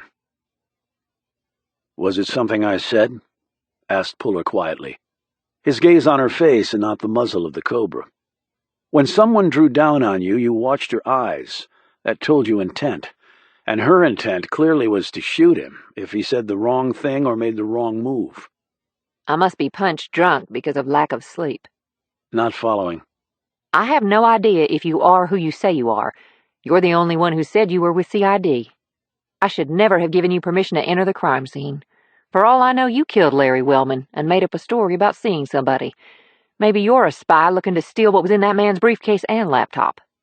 My car outside has Army plates. Maybe it's not your car.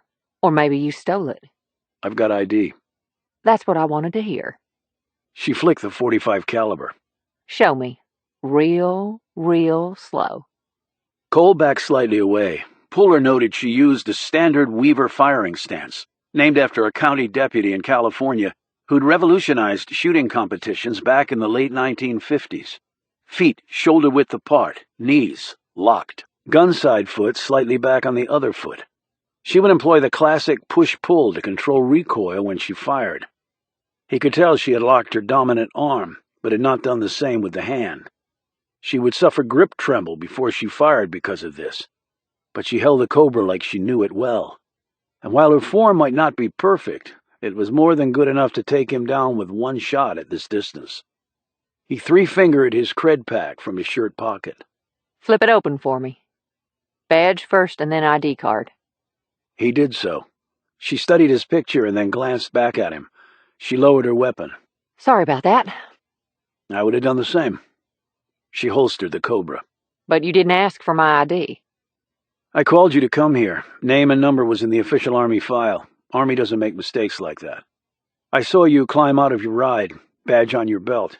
When I grabbed you and you cried out, I recognized the voice I'd heard on the phone. Still got the drop on you. Maybe not as much as you thought.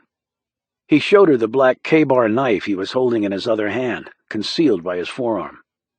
You probably would have still gotten your shot off just by reflex, Then maybe both of us would have gone down. He slipped the knife in its holder on his belt. But it didn't happen. I never saw you pull the knife. I did it before you took your gun out. Why? I saw you look at me, then at the cobra, and then at the bodies. Not too hard to figure what you were thinking. So why didn't you pull your gun on me instead? When I pull my gun, I intend on using it. Didn't want to make an awkward situation worse. Knew you'd ask for the cred pack. I had the knife in reserve in case you had something else on your mind. He looked back at the bodies. The kids?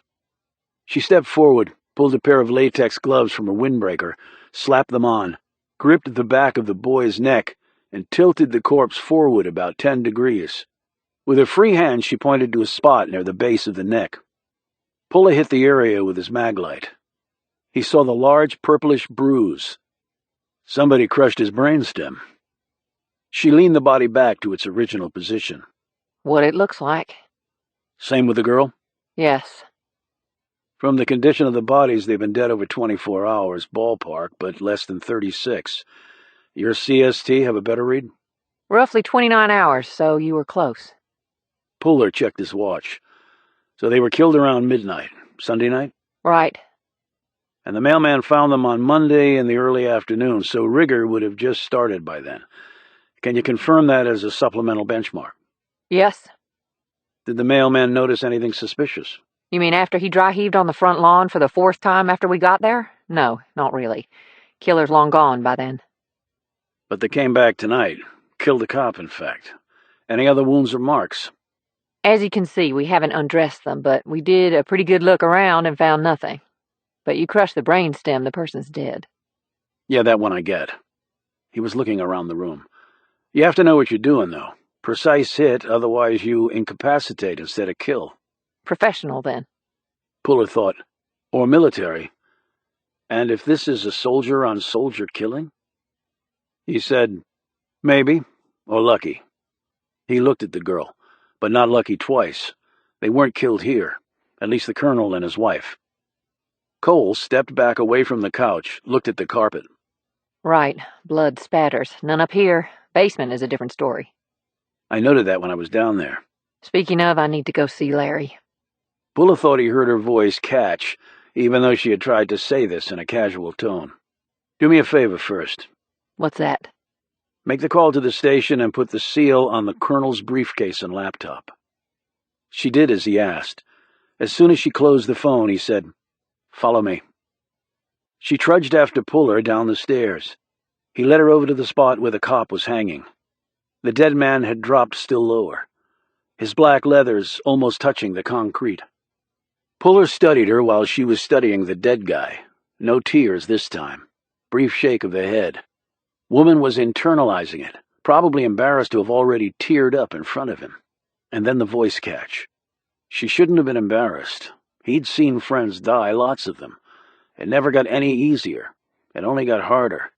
You thought you became desensitized to it, but that was just an illusion. The hole in your mind just got deeper, so more shit would fit inside. She stepped back. I'm going to get whoever did this. I know you are. Can we get him down? I don't want to leave him up there like a damn slaughtered hog. Puller checked the back of the man's neck. We can cut the noose loose opposite the knot in the line to preserve it, but give me a sec. He hustled out to his car and grabbed his rucksack. Back downstairs, he took out some plastic sheeting and a portable stepladder. I'm going to wrap this around the body to safeguard any trace. Then hold him up while you climb on the stepladder and cut him down. Remember, cut on the opposite side of the knot. You can use my knife. They accomplished this without a hitch, and the plastic-wrapped dead man leaned into Puller's strong arms. He laid him down on the floor on his back, while Cole climbed down.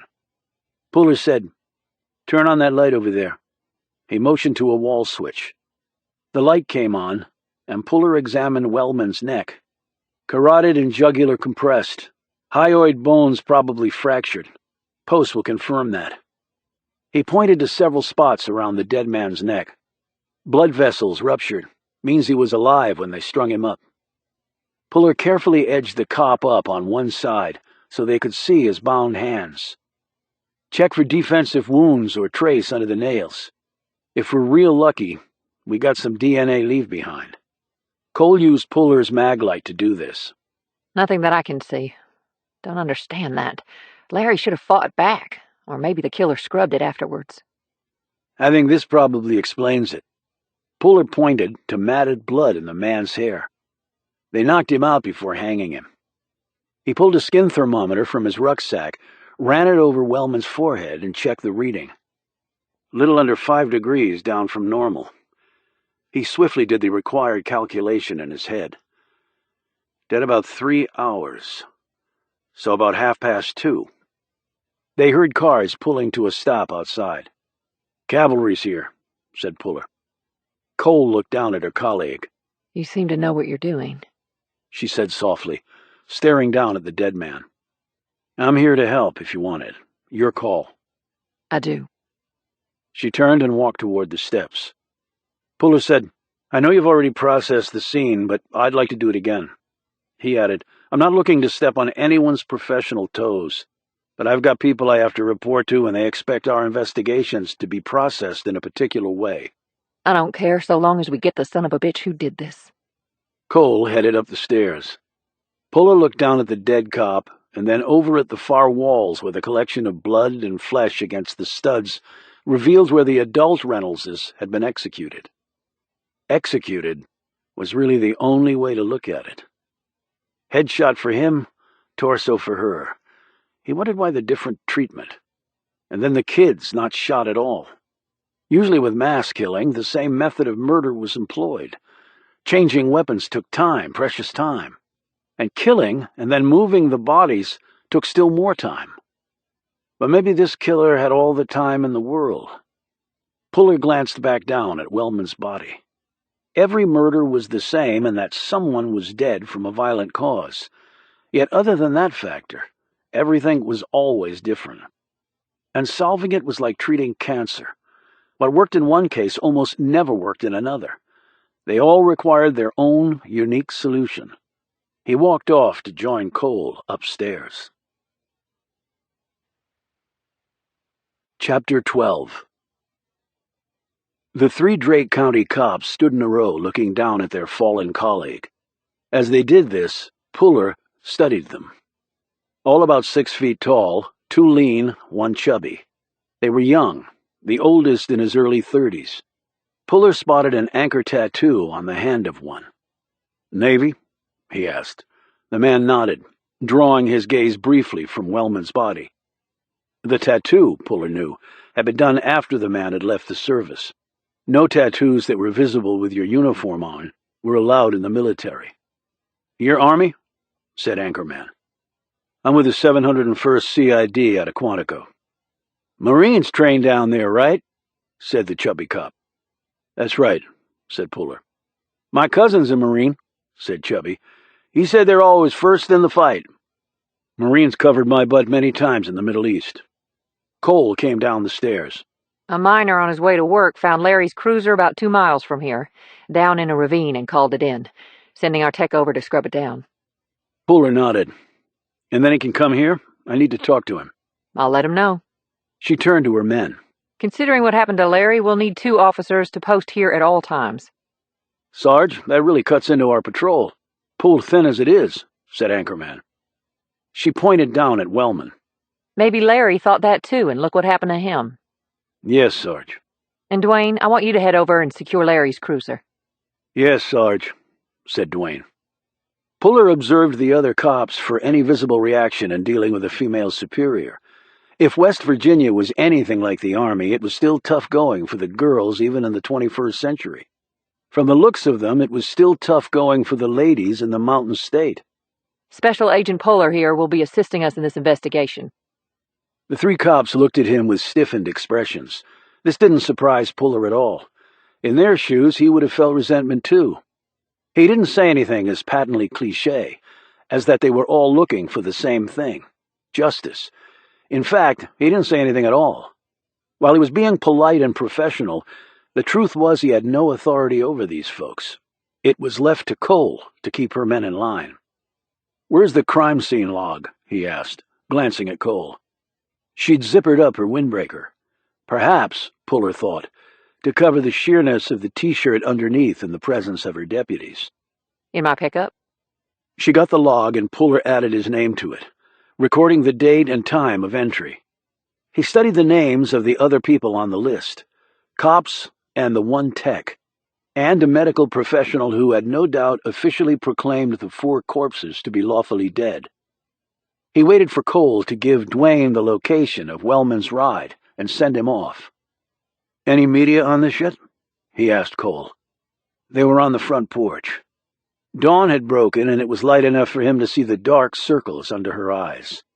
She pulled a cigarette from her pack.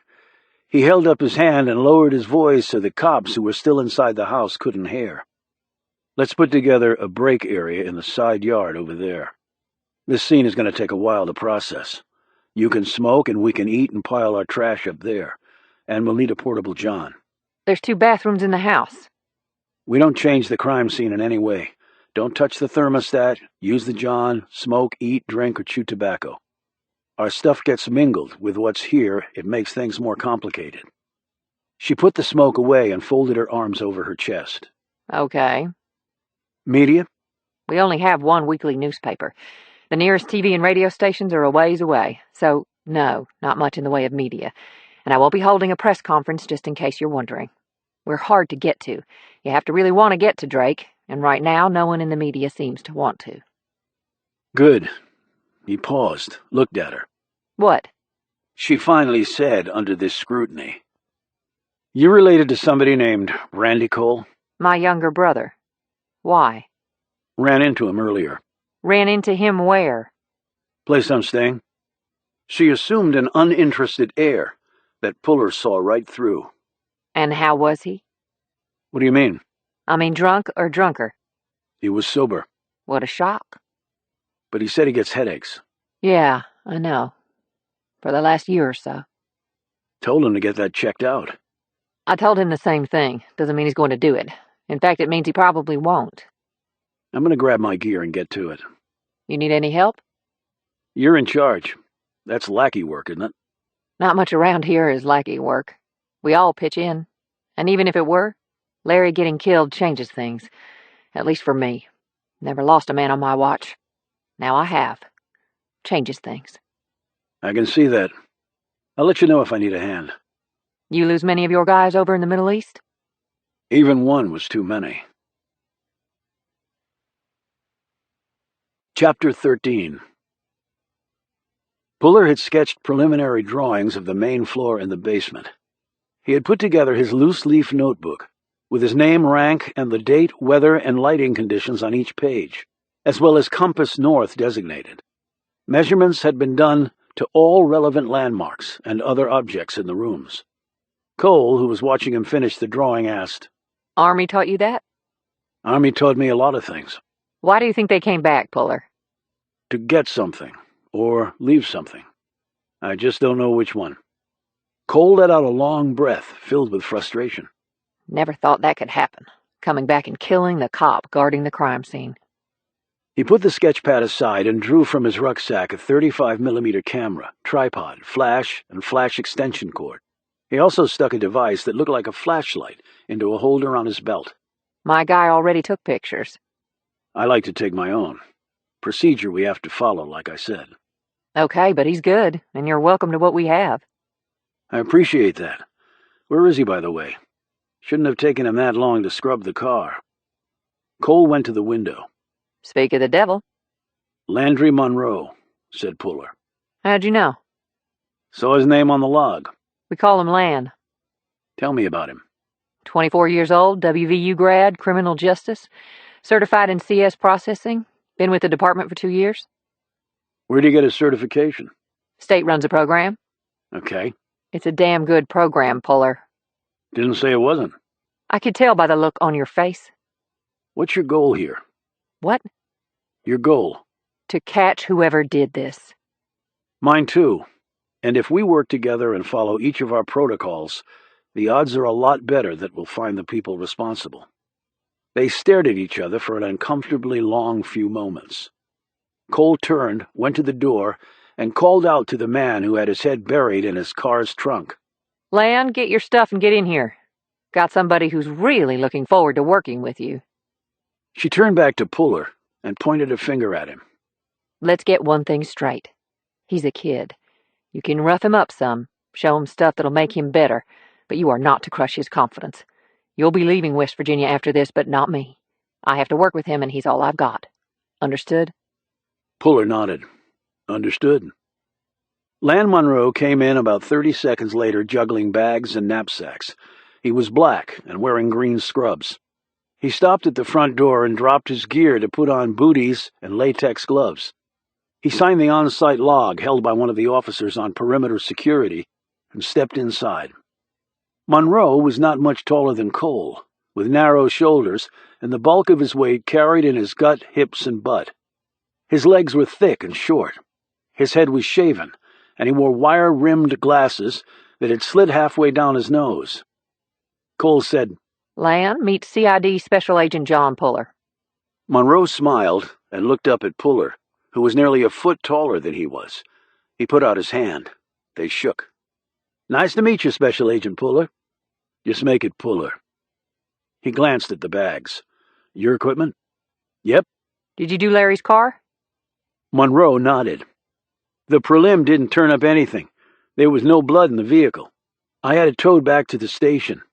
I'll do a more thorough scrub there. Puller said, Sergeant Cole said you'd taken pictures. Can I see them? That's a big 10-4, good buddy. Monroe dug into one of his bags while Puller glanced over at Cole with hiked eyebrows. She shrugged and attempted a smile.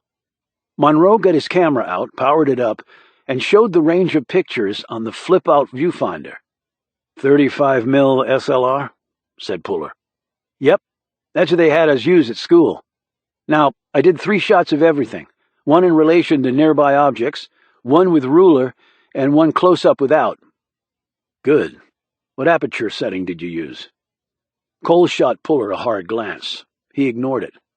Monroe remained oblivious to these exchanges. He said, F-16 with everything 3 feet or more away, F-28 for the close-ups. Puller nodded approvingly. What were your angles of photography? I did everything from eye level. Did you do a 360 overlap? Monroe suddenly looked uncertain and shook his head. No. Puller glanced at Cole and found her still staring intently at him, hands on hips, lips pursed. For a moment, he thought she might go for her Cobra again. Puller said, No problem, just Army overkill. Look, I need an experienced hand to help me with that, Lan. And you obviously know your way around a camera. No prob, said Monroe, his good spirits restored. Glad to do it. He pointed at the tripod and other equipment Puller had taken from his rucksack. Is that a flash extension? He asked. Puller nodded. We'll use it to photograph fingerprints, tire marks, and any tool marks. We'll use the sync cord to engage the flash. How far away do you Army guys hold it? Asked Monroe eagerly. Ideally 3 feet, and at a 45-degree angle. 2 shots from all 4 directions. What's the big deal with the extension thing? Puller replied, Prevents hot spots of light, causes overexposure to the top of the photos. Cool, said Monroe. Puller pointed to the 4 members of the Reynolds family. Since they haven't been moved, we need to photograph them properly. All 4 sides, including the rear. 5 shots of the face, all wounds, and other marks. With and without rulers, liver mortars patterns, and all gunshot powder and stippling. You got a video camera? Monroe nodded. Puller said, You video everything, but you don't rely on that for fine detail. Defense attorney will blow you out of the water with that. And did that happen to you? It happens to everybody. Puller was about to set his tripod to start taking pictures of the bodies when he looked down at the carpet and stopped. He knelt and took a closer look at the medium pile carpeting. What do you see there? He asked. Monroe and Cole came over. The tech dropped to his knees and studied the spot. Not sure, he said. An impression of something. Impressions, actually. 3 of them circular, but in a triangular pattern. Puller hefted the tripod and set it down a few feet from the others. Then he picked it back up. What do you see? Monroe looked at the spot, so did Cole. They both started and looked back over at the original spot. The impressions were nearly identical. Somebody already set up a tripod here. Why? Puller looked at the spot and then over at the bodies all lined up. Bodies in a row, on a couch, tripod in front, camera mounted on it. They were filming the Reynoldses? Puller took several shots of the impressions. No, they were interrogating them.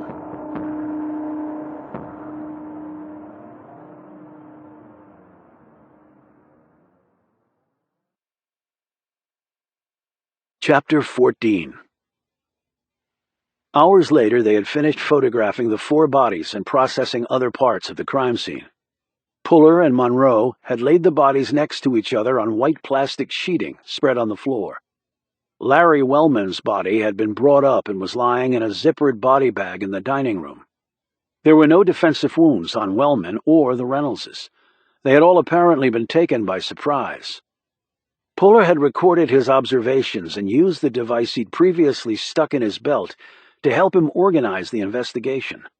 Monroe had excitedly asked him what the tool was.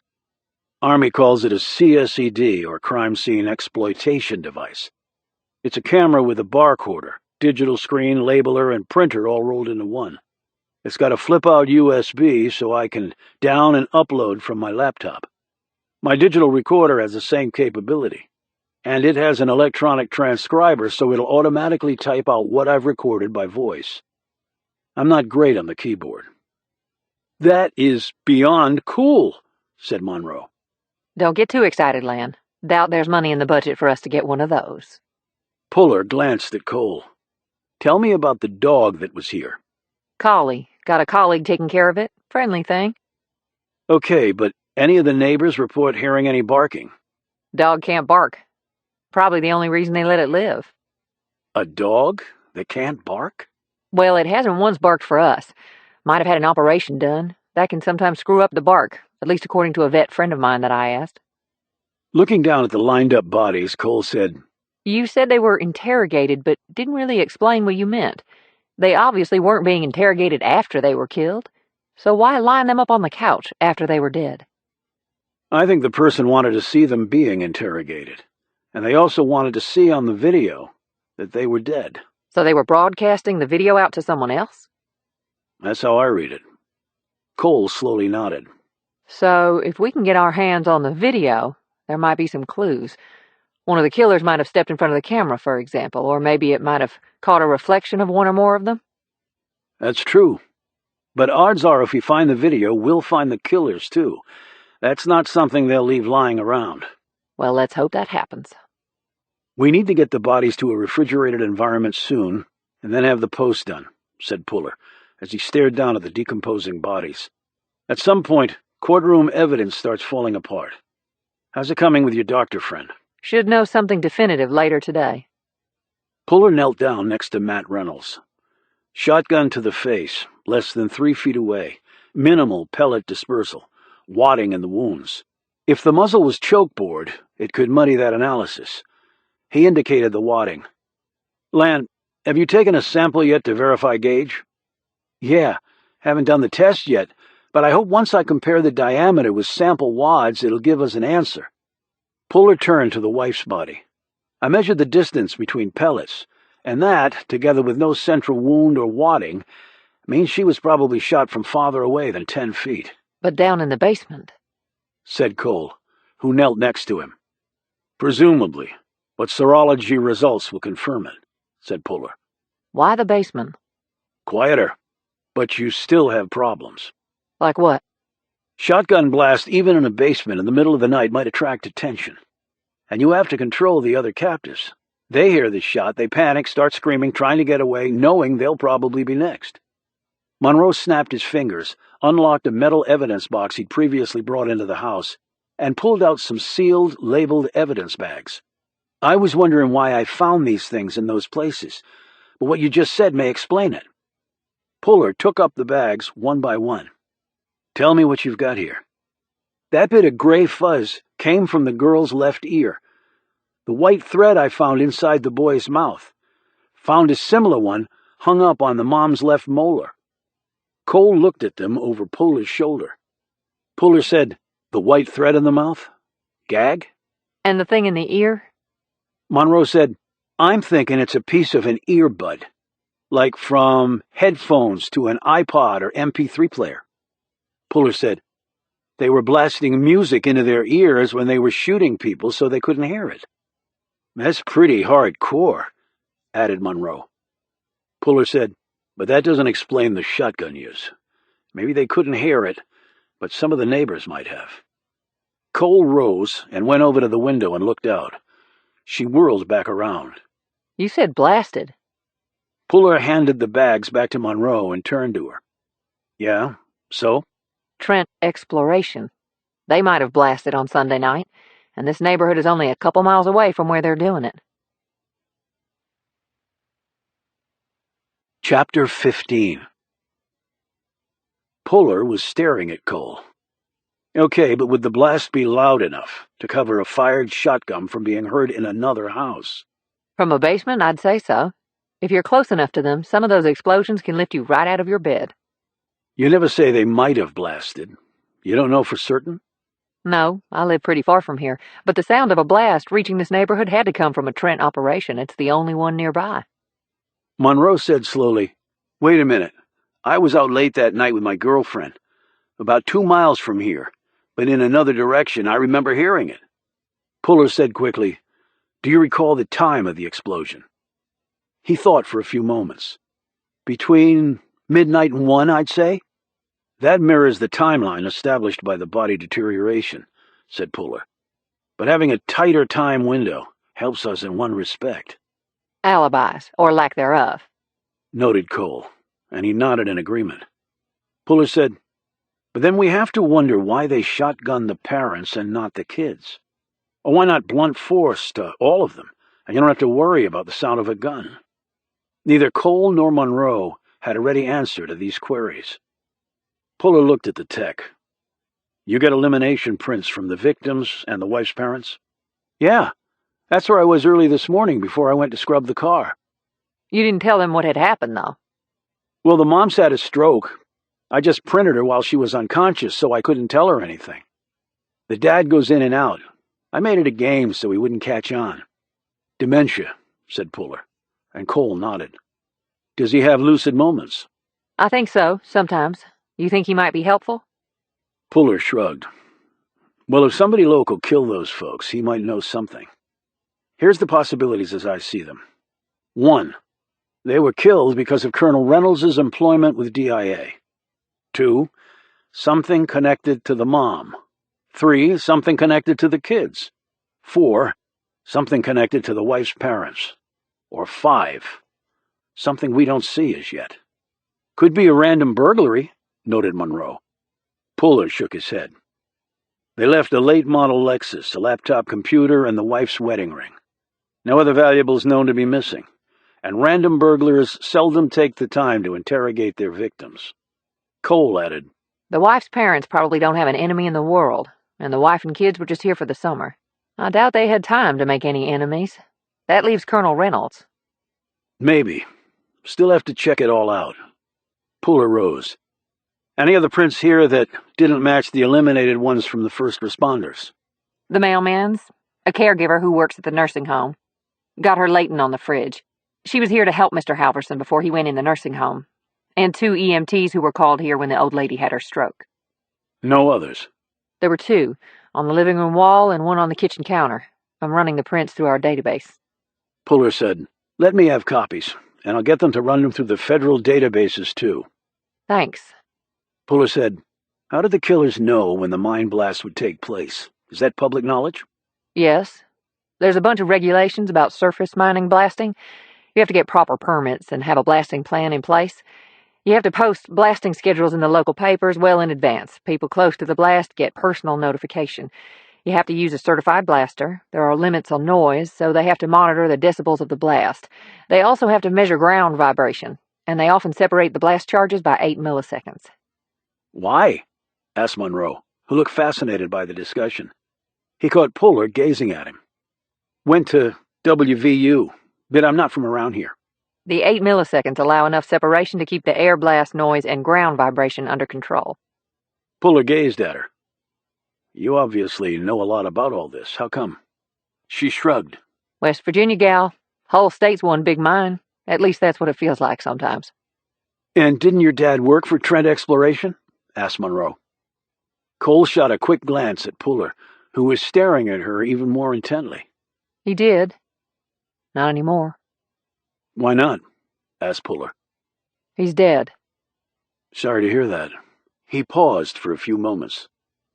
What explosives do they use to do the blasting? Usually AMFO, combination of ammonium, nitrate, fertilizer really, and diesel fuel. They scrape the topsoil and subsoil layers and then drill holes in the rock to lay their charges. The goal is to fracture the rock layers. Then they bring in heavy equipment to expose the coal seam. Why do they blow it up instead of digging tunnels? Decades ago they did tunnel, but getting to the coal that's left won't allow tunneling. Softness of the rock, or so they claim. It's funny, though. What? Asked Puller. Typically, blasting has to take place between sunrise and sunset, Monday through Saturday. Trent must have gotten a special permit to blast at night, and on a Sunday. So the blasting schedule is public knowledge. Doesn't help narrow down the list of possible suspects. But tell me about Trent Exploration. Trent is by far the biggest employer in the county. Well-liked outfit? Asked Puller. Cole pursed her lips. Nobody loves coal companies, Puller. And the way Trent does it has resulted in entire valleys being filled up with debris. It causes flooding and a host of other environmental issues, not to mention that blowing the tops off mountains leaves the countryside pretty damn ugly. But it's a hell of a lot cheaper for the company to do it that way. They're enormously profitable. But it still provides jobs, added Monroe. My cousin works at Trent as a geological engineer, makes a decent living. Roger Trent is sole owner of the company. He's had his share of code violations and accidents where people have died. And it doesn't help that he lives in a big mansion behind big gates and gets his water piped in nice and clean because his operations have screwed up the water tables. And folks around here just let that happen? He has junkyard dog lawyers on retainer, and even though the state's trying to clean up the judicial sector, he's still bought up half the judges in the state. But he keeps people employed, pays fair, and gives to charities, and so he's tolerated. But a few more mining accidents and a few more cancer diagnoses because of all the pollution, and he might get ridden out of here on a rail. Puller looked over at the bodies. How long had the Reynoldses been staying here? About 5 weeks, according to folks we talked to. And the colonel was coming and going from D.C.? Added Puller. He looked out the window. You've canvassed the neighbors? 7 other homes, and we've talked to everyone. Got zip. That's a little hard to believe, said Puller. Killer's right next door and nobody sees or hears anything. And then a cop gets killed and someone drives off in his cruiser, and again, nothing. All I can tell you is what they said. Then I think it might be time to check with everyone again. Chapter 16. Puller walked down the front steps and kept going until he was in the middle of the yard of fried grass. Cole had followed him outside. Lan Monroe had stayed inside to finish bagging evidence. Puller looked right, left, and then forward again. The day had passed rapidly. The sun had long ago begun its descent, but it was still uncomfortably hot. There was no wind. The humidity pressed in from all sides like solid walls of water. Puller, you want to split up the houses? He didn't answer. What he was seeing had to be deciphered and put into its proper perspective. There were 8 homes on the street, 4 on each side, including the one where the murders had occurred. At 6 of the houses, there were people out front. A few men, several women, and some little kids. They were all ostensibly doing everyday activities, washing a car, cutting the grass, getting the mail, playing ball, or just chatting. What they were really doing was satisfying their morbid curiosity by surreptitiously staring at the house where violent death had occurred. Puller's immediate task was to separate the obvious and normal from its antithesis. He focused on the house directly across the street. 2 cars and a big Harley highway bike were in the driveway, but no one was outside. No gawkers at all. He pointed. Did you talk to the people in that house?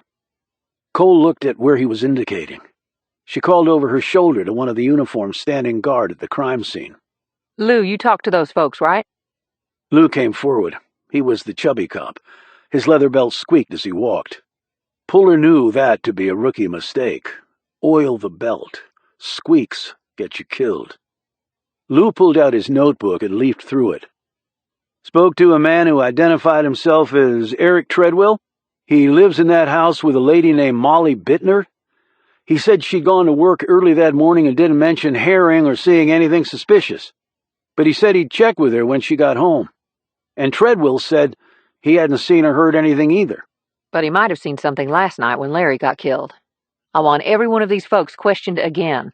Someone drove off in Larry's cruiser. Somebody in one of those houses might have seen or heard something. Okay, Sarge. Puller said, "Did this Treadwell guy show you any ID?"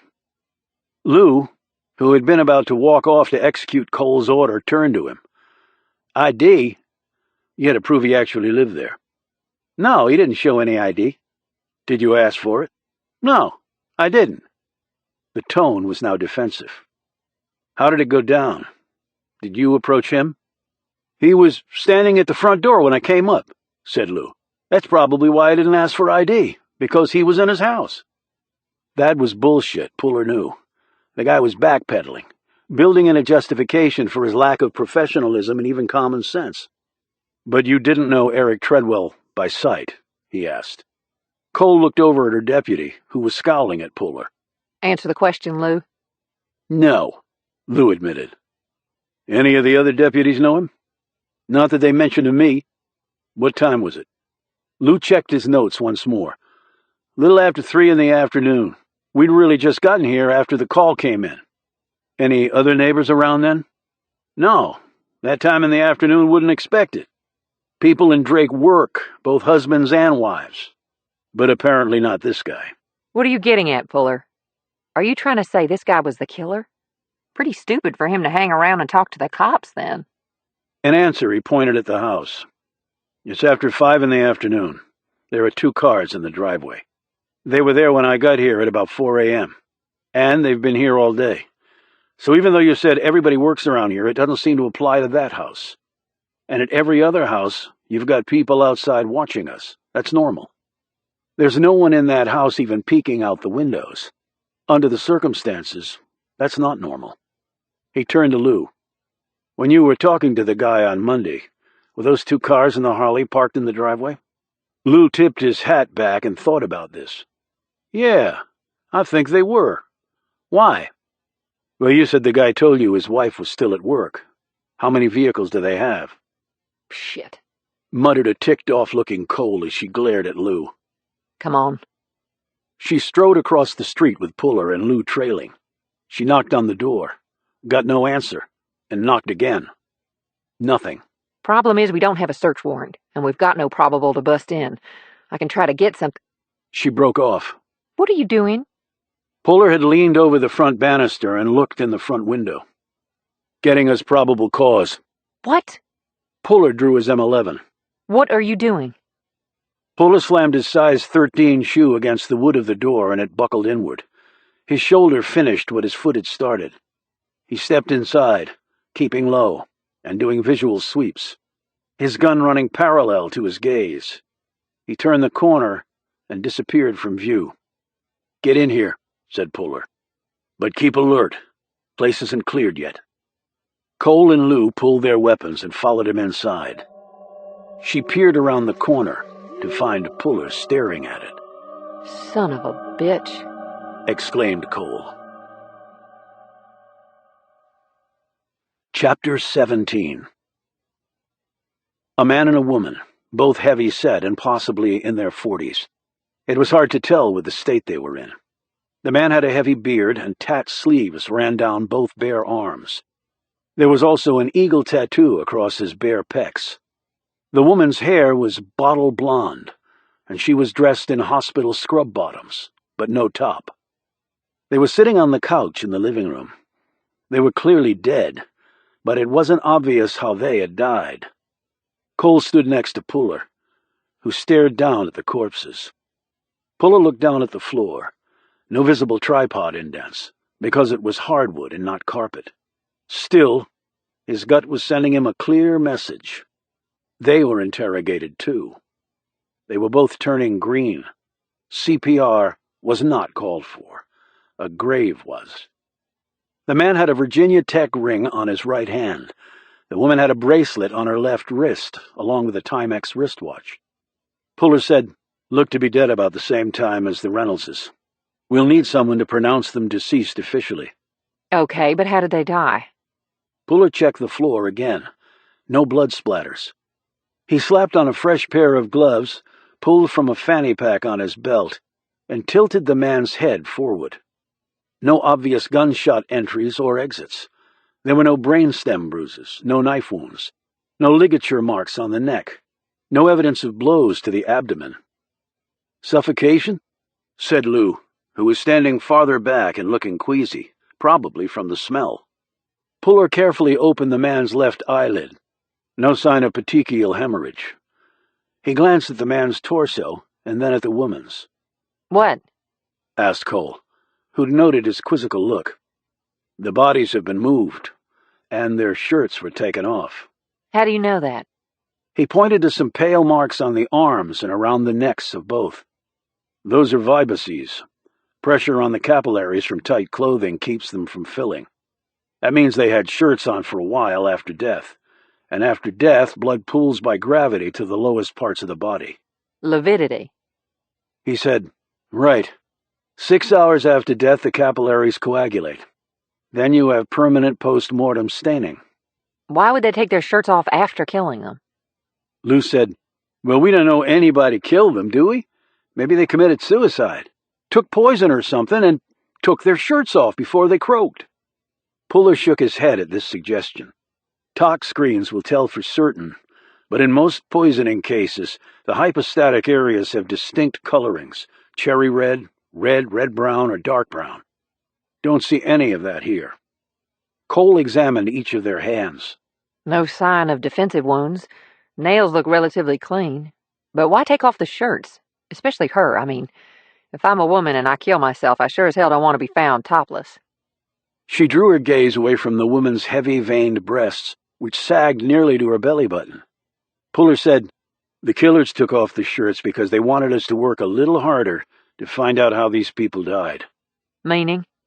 Meaning the shirts had bloodstains on them. How do you know that? He pointed to a spot where the woman's right breast attached to her chest. Blood soaked through the shirt and some of it got lodged in that crevice. Killers must have missed it, but they did a good job cleaning up everything else, because there would have been blood and tissue spatters. Okay, but from where and what? Puller bent down and carefully lifted up the man's right eyelid. "Would have seen this earlier, but I opened the wrong one." Cole leaned in closer. Damn. The eye was gone. In its place was a dark, blistered hole. "Contact wound," said Puller. "We'll find powder in the wound track, small caliber. Check the woman."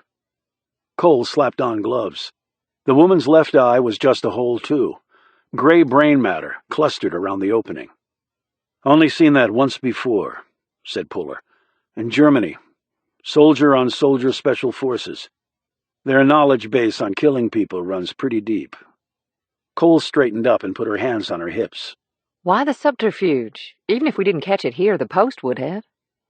"The Post might have. Maybe they were counting on you having to get a paramedic to do the cutting and missing it, or no X-ray so they don't see the bullet in the brain. Happens all the time, unfortunately. And they probably thought it was worth a shot here. The good news is there's no exit wound on either one. That means the rounds are still in them." He eyed Lou. "This is obviously not the guy you spoke with yesterday." "No. He was a lot thinner and was clean-shaven," conceded Lou a bit lamely. "Give us a full description of him." Lou did so. Puller said, "We'll have to check for ID here." Cole spoke up. And this guy was obviously already dead when that guy was pulling a slick one on you, Lou. Get his description to dispatch and put out a bolo. Go do it now, although the guy's probably long gone. Lou left and she turned to Puller. Now we've got 2 crime scenes to work. This is going to drain my resources fast. Think the Army can spare some more people? "Don't know," said Puller, who thought they could only spare me initially. Does that change now or not? Well, they have to be connected. At least we know that. Way too big a coincidence to have 2 murders on the same street at the same time by 2 different sets of killers. When he didn't respond to this, she said again, They have to be connected, right? "Nothing has to be anything. It has to be proven. But you got any early theories as to why they might be tied together? Puller eyed the window. That looks directly across to the Reynolds place. Cole went to stand by the window and looked out. So you're thinking these folks saw something over there and had to be silenced? But if you reverse it, the Reynolds' front window looks right back at this place. Cole nodded, seeing where this line of reasoning was going. So it's chicken and egg. Who saw what first? Maybe. Well, it really has to be one or the other. No, it doesn't, said Puller. Chapter 18. The bodies yielded few clues.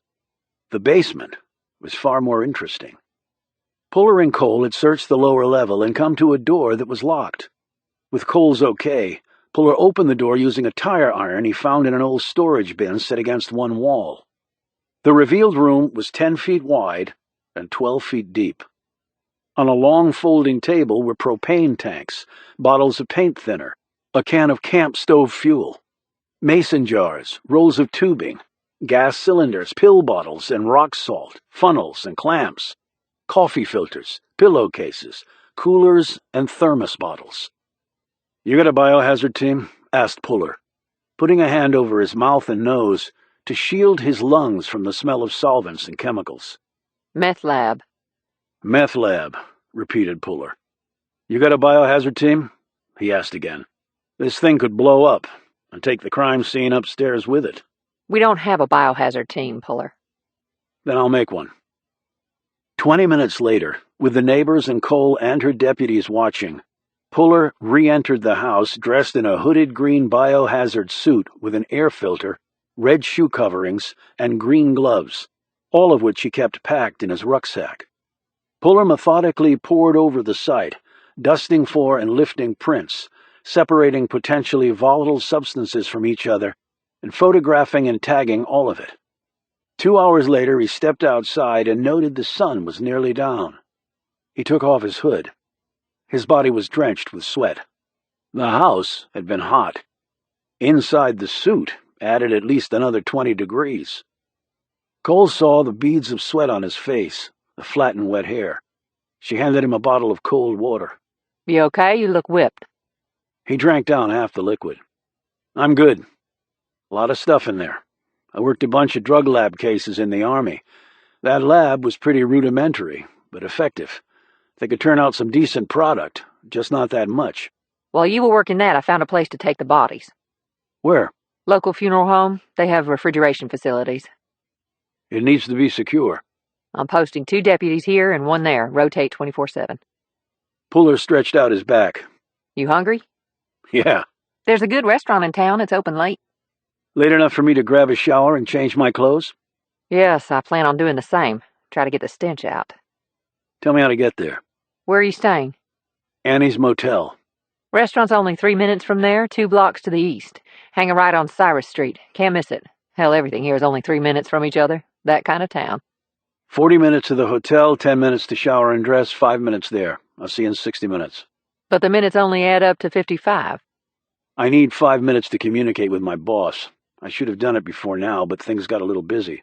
A little busy? You have high standards, then. I've got my stopwatch. Don't disappoint me. He drove back to the motel, passing the restaurant where they would be eating, showered, and changed into fresh jeans and a t-shirt. He pulled out his mini laptop, plugged in his communication fob, and sent an encrypted email back to Quantico. Then he spent 2 minutes on his secure phone, filling in the SAC on what he had discovered and his progress so far. Don White wanted detailed reports sent out the next day by email, with more formal ones in the snail mail shortly thereafter. "Lot of eyes on this, Puller." "Yes, sir, you made that very clear." "Any theories yet?" White asked. "As soon as I have them, so will you. The colonel's laptop and briefcase is secure. I'll try to get it released from police custody and drop it off at the DHS site." "Have you readied anything to be sent to you, Cecile, yet?" "In the process, sir. Should go out tomorrow. At least the first batch. There's a lot to process. 2 crime scenes instead of 1. He paused to allow the SAC to offer more manpower to assist him. The offer never came. "Lines of communication open, Puller," the man said instead. Yes, sir. Puller closed his phone and slipped his mini laptop into an inner pocket of his jacket. He didn't like leaving things like that behind in a motel room that anyone could break into with a jackknife or credit card. He gunned up, one front, one back. He passed his car on the way out and double-checked that it was locked. He decided it would be faster to walk to the place than drive. So Puller walked. He'd get a better lay of the land that way. And he might just see the person who had wiped out 2 households. He had a feeling this killing was local, but not necessarily in all respects. Chapter 19. The place was like a million others Puller had eaten at in rural towns. Plate glass windows overlooking the street with the name, The Crib Room, stenciled on the main window in letters that looked older than Puller. Another smaller sign promised breakfast all day. Inside there was a long counter with swivel seats topped in cracked red vinyl. Behind the counter were rows of coffee pots that, despite the late-night heat, were in continuous use. Although Puller saw many bottles and drafts of cold beer circulated to the thirsty patrons too. Through a serving window connecting the front to the kitchen, Puller could see columns of ancient fry-daddies, racks of wire cook baskets ready to be dropped into vats of hot, bubbly oil. And there were big blackened pots over flaming burners. There were 2 short-order cooks with little white hats, stained T-shirts, and weary faces manning the kitchen. Throughout, the place smelled of decades-old grease. Past the counter stools were 4-person booths in the same cracked vinyl set in an L pattern against 2 walls, and tables with checkered tablecloths perched between the counter and the booths. The place was 3/4 full, 60-40 men to women. Many of the men were lean, almost gaunt. They were mostly dressed in jeans and work shirts, steel-toed boots, hair slicked back probably from a recent shower. Maybe mining employees, Puller thought, just off their shift. Cole said they didn't dig here for the coal. They blew it out of the mountain and then hauled it away over treacherous roads. It was still dangerous, hard work, and these men looked it. The women were halved between matronly types in wide, knee-length skirts and modest blouses, and younger, wiry females in cut-off shorts and jeans. A few teenage girls wore skin-tight outfits short enough to reveal glimpses of panties or pale bottoms, probably much to the delight of their rugged-looking boyfriends. There were a couple of men in jackets and slacks, button-down shirts, and scuffed wingtips. Maybe mining executives who didn't have to get their hands dirty or their backs ruptured for their daily bread. But apparently, they all had to eat in the same place. Now that was democracy for you, thought Puller. Cole was already there, at a booth near the rear. She waved and he headed over. She had on a jean skirt that revealed muscled calves and a white sleeveless blouse that showed off firm, tanned arms. Her sandals revealed the woman's unpainted toes. Her large shoulder bag was next to her, and inside it Puller figured she kept both her cobra and her badge. Her hair was still damp from the shower. The coconut smell of it cut through the grease as Puller approached. All eyes in the place were on him, a fact he recorded and recognized as perfectly normal under the circumstances. He doubted many strangers found their way to Drake, but then again, Colonel Reynolds was one of them, and now he was dead. He sat down. She handed him a plastic menu. 58 minutes. You didn't disappoint. I scrubbed fast. How's the coffee? He asked. Probably just as good as the Army's. His lips twitched at her comment as he scanned the menu. He put it down. Already made up your mind? Yes. I guess quick decisions are a necessity for someone like you. So long as they're the right ones. The crib room? Coal miner slang. Means the area designated at a mining operation for miners to eat and take a break. Looks like it does a brisk business. Pretty much the only place in town open this late. Cash cow for the owner. That would be Roger Trent. He owns this place, too? He owns most of Drake. Got it cheap. Place is so polluted people just want to sell and get out. Those that remain he gets coming and going. Groceries, vehicle repair, plumbing, electrical, this restaurant, that gas station, bakery shop, clothing place. List goes on and on. They ought to rename the place Trentsville. So he profits from creating environmental nightmares. Life's a bitch, ain't it? How about Annie's Motel? Does he own that? No, owner wouldn't sell. Barely makes ends meet. Doubt Roger was really all that interested in buying it. She scanned the other customers. People here are curious. About what specifically? About you. About what's happened. Understandable. Word travels fast. It's like an old-fashioned viral, mouth to ear. Media inquiries yet? It finally hit. Messages waiting for me on my phone, newspaper, a radio station. Got an email from a TV station over in Parkersburg. Expect to get one from Charleston, too. Something bad happens, they all want to jump on it for about 15 minutes. Executive lag them all for now. I'll hold them off as long as I can, but the last word's not up to me. Your boss? Sheriff Pat Lindeman. Good guy, but he's not used to media inquiries. I can help with that. You handle lots of press relations, do you? No, but the Army has folks that do, and they're good at it. I'll let the sheriff know. I'm assuming everyone has heard about the second house. You probably assume correctly. They had found ID in the house. The dead man was Eric Treadwell, 43 years old. The lady was Molly Bittner, 39. So the imposter used Treadwell's name when talking to my guy. That was still a big risk if Lou had asked for ID or wanted to get in the house. Or what if one of my guys knew Treadwell? Drake is not that big a place. You're right. It was a big risk, a calculated one. But it worked out in their favor. And guys willing to take those kind of risks and play them out successfully make for tough opponents. What Puller was actually thinking was that the imposter had some special training, maybe military. And that would make things very awkward very fast. He wondered if the Army had had an inkling of that, and whether that was the reason he'd been sent out here solo. The waitress, a short, crusty type with gray hair, dark eye circles, and a raspy voice, came to take their order. Puller had decided on breakfast. 3 eggs over light, bacon, grits, hash browns, toast, and coffee. Cole had a Cobb salad with oil and vinegar dressing and an iced tea. When Puller moved to hand back the menu, his jacket opened, and his M11 was revealed. The waitress's eyes flickered, and then she gripped the offered menus and walked off. Puller noted this, and doubted it was the first time the lady had seen a gun. Breakfast? Didn't have one yet today. Figured I'd get it in before I go to sleep. So did you check in with your boss? I did. Is he happy with the progress? He didn't say, and there wasn't much progress, frankly, just lots of questions. Her iced tea and his coffee came. Cole took a sip of hers. Do you really think those people were interrogated before they were killed? It's somewhere between a guess and a deduction. Meth lab in the basement? I'd like to keep that one under wraps.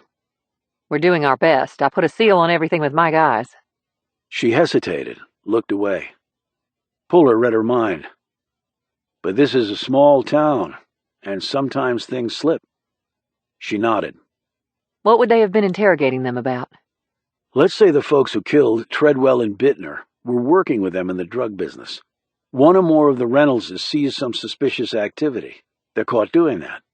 The druggies want to find out how much they've seen, who else they might have told. And put it on a video for someone else to see? Why, if this is local? May not be local or entirely local. Mexican drug cartels have set up shop all over the country, metro and rural areas. Those guys don't play around. They want to see everything. And they have first-rate equipment, including communications gear.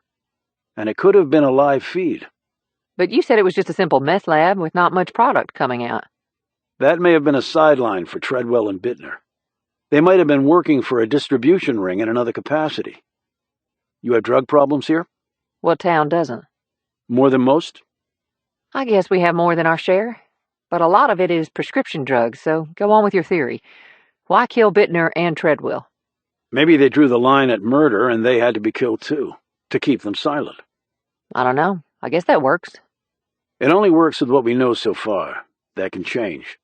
There weren't wedding bands on either of their fingers. From what I was able to find out, they were just living together. How long? About 3 years. Planning on tying the knot?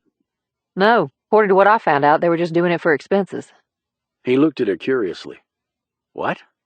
Makes the paychecks stretch further if you have just one mortgage or rent payment. Common enough practice around here, people have to survive. Okay. What else do we know about them? Did a quick and dirty while you were playing Biohazard, boy. I didn't know them personally, but it's a small town. He went to Virginia Tech. He started up a business in Virginia that failed. Went through a series of jobs pretty quickly. He'd been a machinist here for years, but got laid off a while back. He's been working at a chemical supply store on the western edge of town for about a year. Chemicals? So he'd know his way around the equipment for a meth lab. And he might also be sticking his hand into the inventory if he is in the drug business. Any scuttlebutt that he was involved with drugs? Not that I could find out, but that basically means he was never charged with any drug-related crimes. He was clean on our books. Which means he might have been smart enough to not get caught. Or his meth business was a recent startup. Like you said, hard times. Trying to stretch the paycheck. And Bittner? She worked in an office at the local Trent mining and exploration operation. Puller studied her. So our mining mogul pops up again. Yeah, I guess so. Cole said slowly, not meeting his gaze. That a problem? He asked. She eyed him coolly. The way you say it, you must think there is. This Trent guy obviously has a lot of local pull. No problem there, Puller. Trust me. Good. What did she do in the office? Clerical and some related stuff as far as I know. We'll check it out more thoroughly. So they both worked and had a meth lab on the side and lived together to save money, and they still lived in a ratty house? Didn't think the cost of living was that high around here. Yeah, well, neither are the wages. Their food came, and ravenous, they plunged into their meals. Puller had 2 more cups of coffee. How are you going to be able to sleep? Asked Cole, as he lifted the 3rd cup to his mouth. My physiology is a little backwards. The more caffeine I consume, the better I sleep. You're kidding. Actually, the Army just teaches you to sleep when you need it. I'll need it tonight, so I'll sleep just fine. Well, I know I can use it too. Only got a couple hours sack time. She eyed him with a mock-angry expression. Thanks to you, Romeo. Won't happen again. Famous last words. Are the bodies being transported? Already there. You said Deputy Wellman was married. She nodded.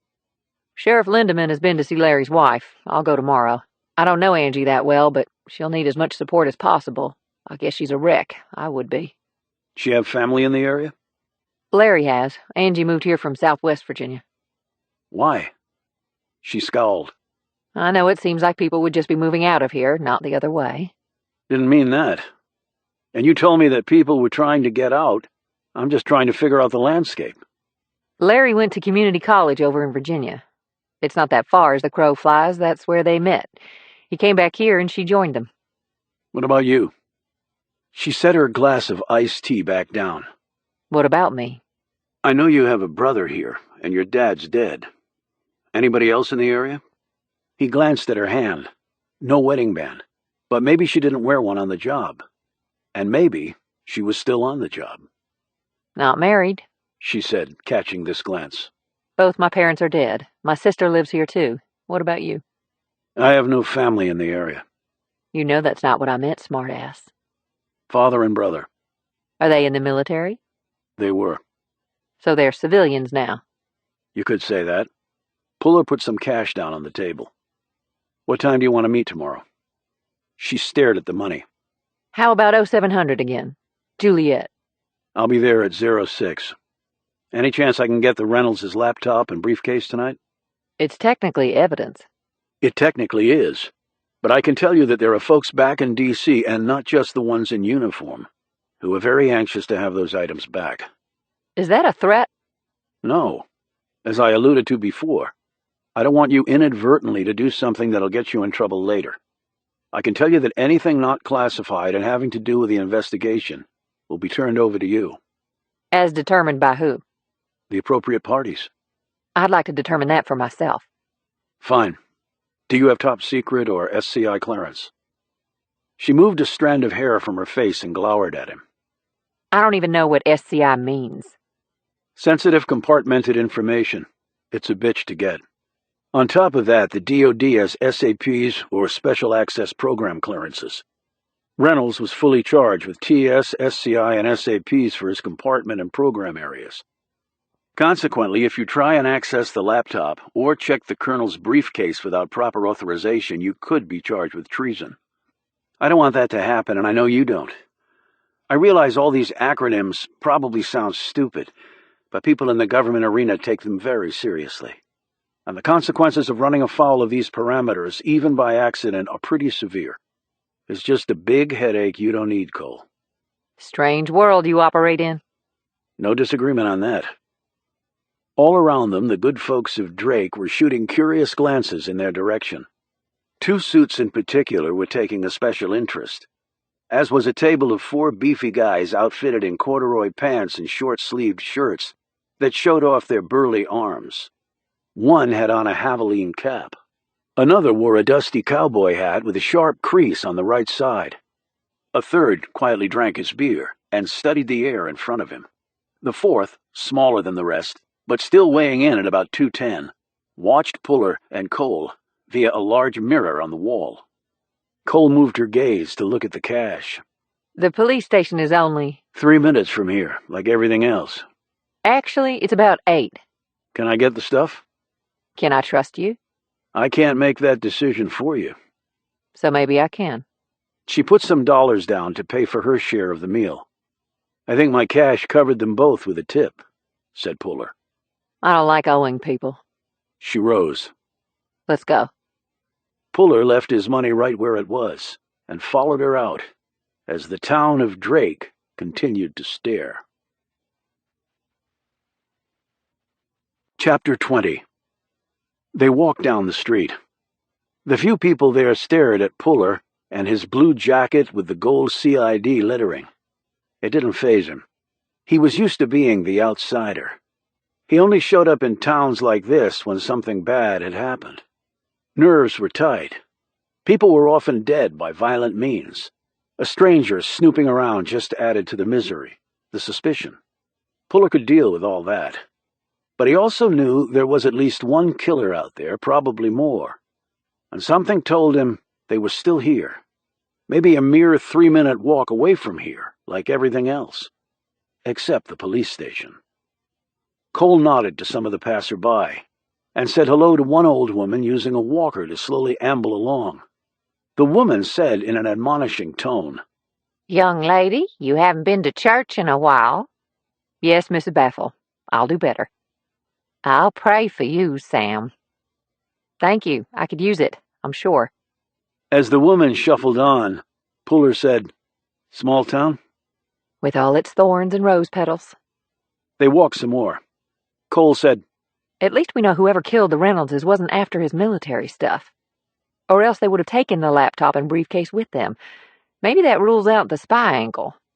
Puller shook his head.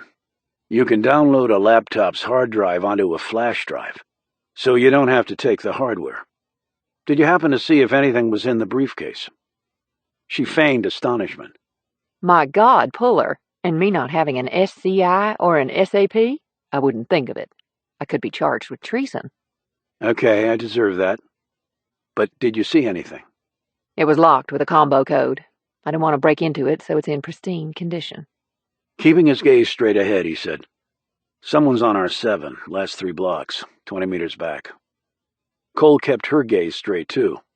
Could be they're going in the same direction we are. What do they look like? Older man in a suit, 20-something big guy in a cut-off shirt with a tat sleeve down the right arm. Walking together? Appear to be. They were in the restaurant eyeballing us the whole time, but from different tables. Follow me. Cole cut to her left and started to cross the street. She let a car pass and took a look in both directions, ostensibly to check for more traffic. She proceeded on, and Puller followed. She turned right and kept going in the same direction they had been heading, but on the opposite side of the street. You know them? Asked Puller. The man in the suit is Bill Strauss. And what does Bill Strauss do? He's an exec with Trent Exploration, like the number 2 guy after Roger. And the beef and the cutoff? His son, Dicki. Dicki? I didn't name him. And what does Dicki do? Something with Trent Exploration? Not that I know of. He was in the Army for a while. Nowhere? No. Okay. What now? Well, we're about to find out what they want. Why? They're catching up to us. From habit, Puller turned slightly and let his right arm dangle loosely. He lowered his chin, turned his head 45 degrees to the left, and deployed his peripheral vision. He walked on the balls of his feet, dispersing his weight evenly so he could strike out in any direction with a balanced effectiveness. He wasn't concerned about the older man. Bill Strauss was in his 50s, flabby, and Puller's hearing told him that the guy was wheezy just from a brisk walk. Dickie, the tat boy, was a different story, but Puller wasn't all that concerned about him either. He was late 20s, an inch over 6 feet, scaled about 260. Puller noted that he'd gotten fat after leaving the Army, but he kept the infantry brush cut and some of the muscle. "Sergeant Cole?" said Strauss. They turned, waited. Strauss and his son walked up to them. "Hello, Mr. Strauss. What can I do for you?" Strauss was about 30 pounds overweight and a sliver under 6 feet. He wore a canale pinstripe with a loosened solid blue tie and white dress shirt. His hair was mostly white and longer than his son's. His face was overly wrinkled, especially around the mouth. His voice was husky and edging toward ravaged.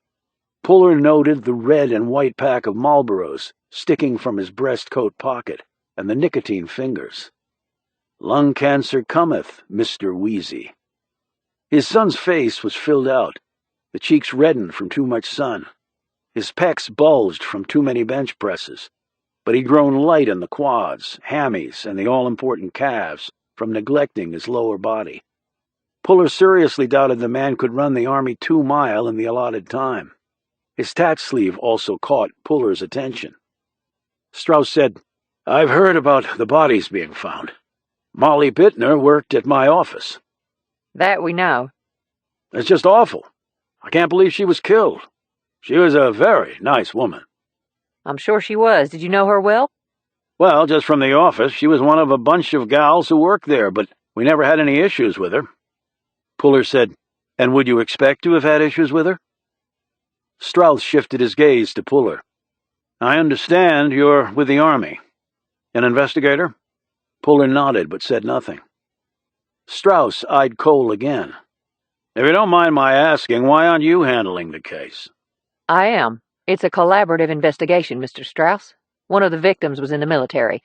That's why Agent Puller is here. It's standard procedure." "I see. Of course. I was just wondering. Did she seem normal over the last few days?" asked Puller. "Anything seemed to be bothering her?" Strauss shrugged. "Again, I didn't have a lot of contact with her. I have my personal secretary, and Molly worked out in the main office area." "Doing what exactly?" "Doing whatever was needed around the office, I suppose. We have an office manager, Mrs. Johnson, who could probably answer your inquiries. She would have had more contact with Molly than I would." Puller was listening, but no longer watching the older man now. His gaze was on the son. Dickie was eyeing his work boots, big hands stuffed in his worn corduroys. "Heard you were in the Army," Puller said. Dickie nodded but didn't look up. "What division?" "First Infantry." "Mechanized man. Fort Riley or Germany?" "Riley. Never been to Germany." "How long are you in?" "One stint." "Didn't like the Army?" "Army didn't much like me." "BCD or a DD?" Strauss broke in. "Well, I think we've taken up enough of your time. If we can help in any way, Sergeant Cole." "Yes, sir. I'm sure we'll be by your office to talk." "Certainly. Let's go, son." As they walked off, Puller said, "Know the man well?" "One of Drake's leading citizens, and one of the wealthiest." "Right. Number 2 guy. So in the same league with Trent?" "The Trents are in a league by themselves. Strauss is just one of his peons, but a very well-compensated peon. His house is smaller than Trent's, but gargantuan by Drake standards." "Strauss from Drake?" "No, he moved here with his family over 20 years ago. He was from the East Coast, at least I think." "Don't take this the wrong way, but what brought him here?" "Work. He was a business guy and in the energy field. Drake may not look like much, but we do have energy, in the form of coal and gas. He started working for Trent, and the business really took off. Now, what was that DD stuff you mentioned?" Puller said, "A BCD means Big Chicken Dinner. That stands for a bad conduct discharge. A DD is worse, a dishonorable discharge." Since Dickie's still walking around free, I'm guessing it wasn't a DD. They kicked him out for a reason that didn't involve a court-martial. That's what he meant when he said the Army didn't much like him. Cole gazed in the direction of the Strausses. I never knew that. The only reason it might be relevant is that lots of BCDs are tied to drug use that the Army just doesn't want to screw around with. So they choose kicking guys out instead of prosecuting them. And maybe that ties to the meth lab we found. You noticed it, right? Asked Puller. She nodded. Dickie's tat sleeve is identical to Eric Treadwell's.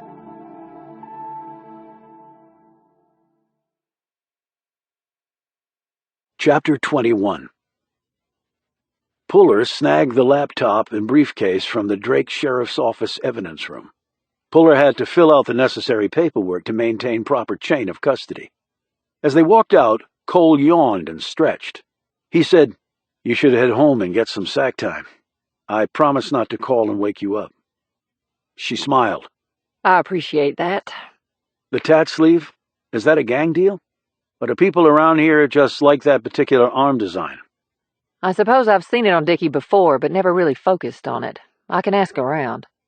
Thanks. I'll see you tomorrow. You really going to be there at 0600? I'll give you a break. I'll make it 0630. Oh, I found a doc to do the posts. Who is he? Walter Kellerman. He's first rate. Even wrote a textbook on forensic pathology. When is he going to do the posts? Starting tomorrow afternoon at his office in Drake around 2. You want to be there? Yes. He turned to head back to the motel. Hey, Puller. Why do I think you're not really going to bed yet? He glanced back. You need me. You got my number. So I can call and wake you up? Any time. Puller fast-walked back to Annie's motel. Cole had been spot on. He wasn't going to bed yet. He checked the little traps he always put in his room to make sure no one had been there. Annie's motel did not offer maid or room service. One had to police his own space and find his own grub, which suited Puller just fine. He found nothing amiss. He was on the road within 5 minutes. His destination, the designated DHS drop site. He could kill 2 birds with 1 stone with this maneuver. He made a call and arranged for the agent stationed there to meet him. It took 50 minutes on the curvy roads. Normally, the drop site was for evidence storage when a CID agent was in the field with no access to secure facilities. It took 2 agents to log in or log out any evidence, for obvious reasons. When he got to the site, Puller and the agent on duty packaged the laptop and briefcase in special boxes to be sent to the Army's criminal lab in Atlanta. Puller did not have the technical expertise to break the passcodes and access the laptop. And though he possessed both TS and SCI clearances, he probably didn't have the specific authorizations to look at what might be on there anyway, because the laptop and briefcase potentially contained national security information. A commercial shipper could not be used. A special military courier was being summoned to accompany the sealed boxes down on a morning flight out of Charleston, West Virginia. They would be in Atlanta later that day. Puller could have taken the stuff down to Georgia himself, which he'd actually done in the past, but he thought it was more important to remain at the scene. In the Army, you always covered your ass. Thus, he'd gotten approval for this plan from his SAC, who had covered his ass by getting necessary approvals all the way up to the 1-star level. How the 1-star covered her butt, Puller didn't know, and didn't really care. On his drive back to Drake, Puller phoned Usasil in Atlanta and spoke with a supervisor he knew there who was working late on a rush case. She was a DA civilian named Kristen Craig. They had worked on many cases together, though they'd only met a few times in person. He gave her a thumbnail of what was going on. "Kristen, I know you guys are cleared for most stuff, but you'll need to be read into this by DIA, and the stuff has to go in your secret safe. I marked everything appropriately." Got it, Puller. Thanks for the heads up. The CIL had multiple branches depending on what evidence was being processed. Latent prints, firearms and tool marks, drug chemistry, DNA, serology, paint, cars, digital evidence and computers, and the list went on and on. And Kristen, it's a complicated crime scene. I'll be sending down a batch of different things across most branches. So be prepared. I'll try to be as specific as I can on the accompanying docs, but I'll probably need to clarify things by email or phone. And I think the Army is real anxious on this one. I'm surprised they didn't call on us for tech support. How many agents you have with you? It's just me. You're joking. Just me, Kristen. He could hear her take a deep breath. Hey, Puller. Yeah. What you just told me is starting to make sense based on what happened here today. What happened? We got a call from the Secretary of the Army's office. Puller kept one hand tightly on the wheel while the other hand pressed the phone to his ear. SecArm? Yep, that's not an everyday thing. I know. What do they want? To be kept in the loop on everything, and then we got another call. You're a popular place. Who from? FBI, the director's office, same thing. Be kept in the loop. Just thought you should know. Puller mulled this. His SAC had said there were many eyes on this, and he hadn't been exaggerating. Maybe the answer did lie with Colonel Reynolds, or whatever he was doing at DIA. But then, why was the FBI involved? Thanks, Kristen. Hey, how's your father? Hanging in there. No one ever asked him about his brother. He closed the phone and drove on. He got back to the motel and carried his rucksack in with him. The trunk on his Malibu had a special alarm, and a few surprises that were definitely not put there by the manufacturer. But Puller had also felt he was the best security for important items, and thus they always came in with him. He slept with one M11 under his pillow. The other one was perched in his right hand. The only deference to safety had been no round in the chamber. He would have to wake, rack the slide, acquire his target and fire, and not miss. He would do all of that in 3 seconds, and trust that it would be fast enough. He needed to go to sleep. And in 10 seconds, just as the Army had taught him, he did. Chapter 22. It is the fire he remembers, really. Always that. In some ways, maybe only that. Rubber, metal, and human flesh ablaze all together give off a smell like no other. It is a scent that is burned right into your DNA. It becomes part of you forever. It is a part of him forever. His right forearm shattered. He fires with the left, the butt of his assault rifle wedged into his armpit. Left-hand trigger pull for a righty would normally be problematic, but he's trained for this very moment. Sweat, blood, and guts for this very second. He's become ambidextrous, can fight off both sides with nearly equal skill. Diesel fuel soaks his combat uniform. His combat assault helmet is gone, blown off by the blast's concussive force. The strap burned his chin on the way out of the Humvee. He tastes salty blood. His and others. There are scraps of human tissue on his face. His and others. The sun is so hot that it seems possible it could alone ignite the fuel, burn him to cinders. He is perhaps a few degrees away from being a walking conflagration. He assesses the situation. Up, down, out, in. All relevant compass points. Doesn't look good. Actually, it never looks good. Two heavy-as-hell Humvees blown onto their sides like downed rhinos. Despite the underside armor, 4 of his men are dead or mortally wounded. He's the only one mobile. There's no good reason why this is the case. It's luck, nothing more. None of the dead and dying men had done anything wrong. He had done nothing particularly right.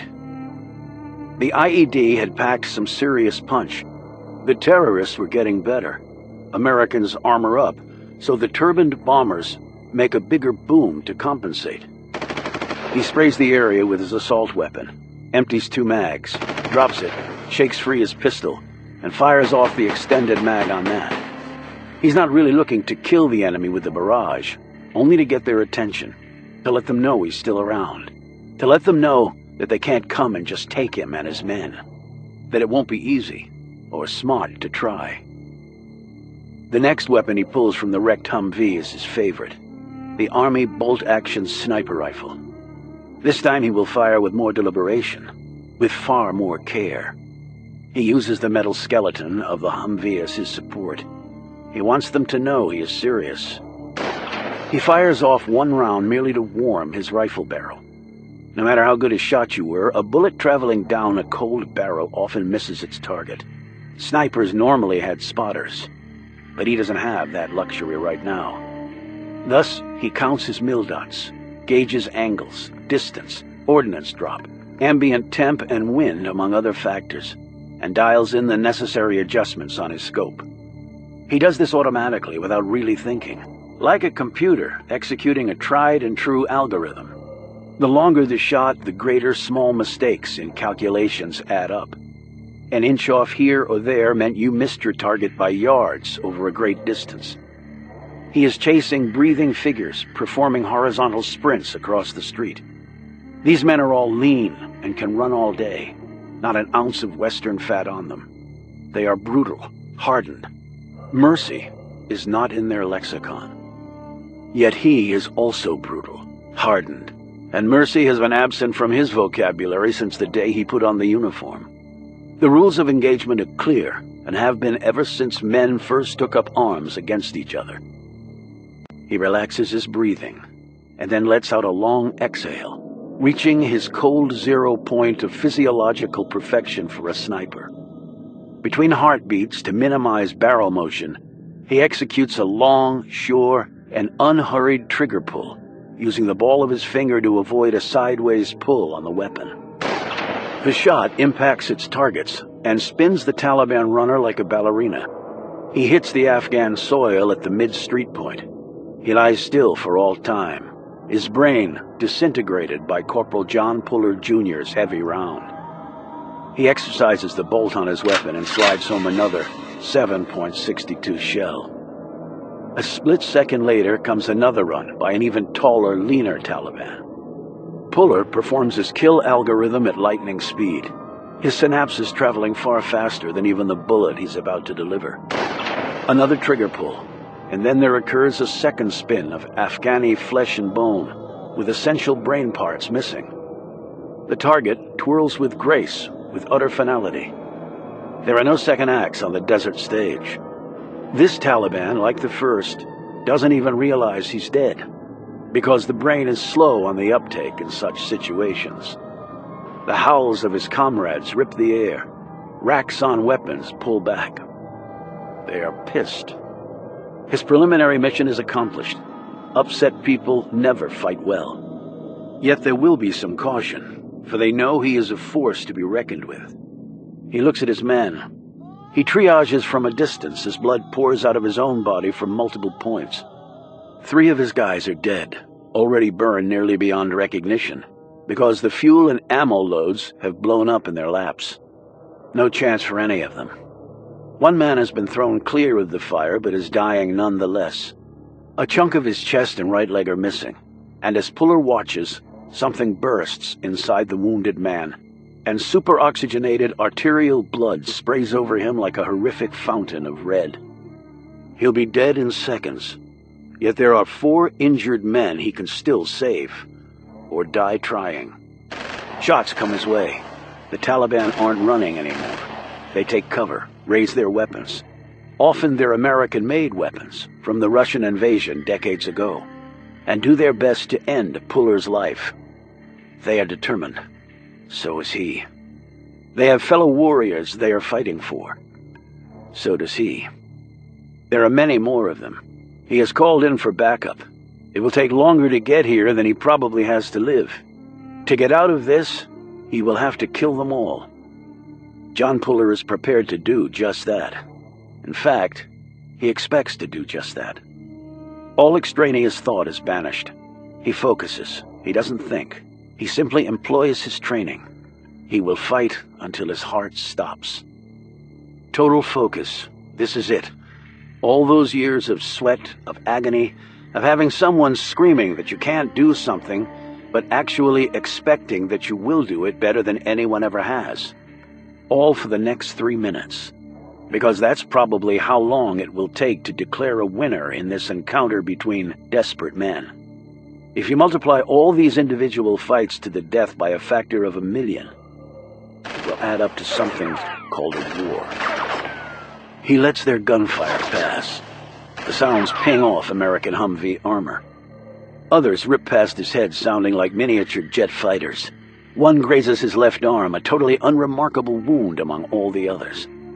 He will find out later that another rifle round whipsawed off the armor plates on his flak jacket, ricocheted off the toppled Humvee, reversed course, and found purchase in his neck after losing most of its juice.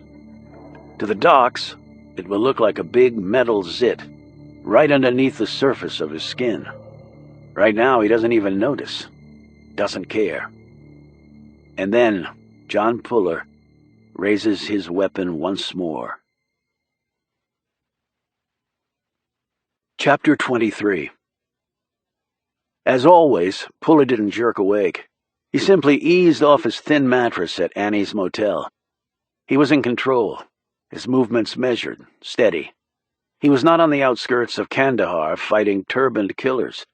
He was in American coal mining country, looking for perhaps homegrown killers. He didn't have to check his watch. His internal clock told him what he needed to know. 0430. He showered and took an extra 30 seconds under the hot water to lift the stench of a years-old memory. But it didn't work. It never did. He was just going through the motions. He dressed in what had quickly become his uniform here, jeans and CID polo shirt, but he substituted an old pair of his beige army jump boots for the sneakers. It was already hot outside. It likely never grew cool overnight. But no matter how hot it ever became, nothing could come close to Afghanistan or Iraq in summer.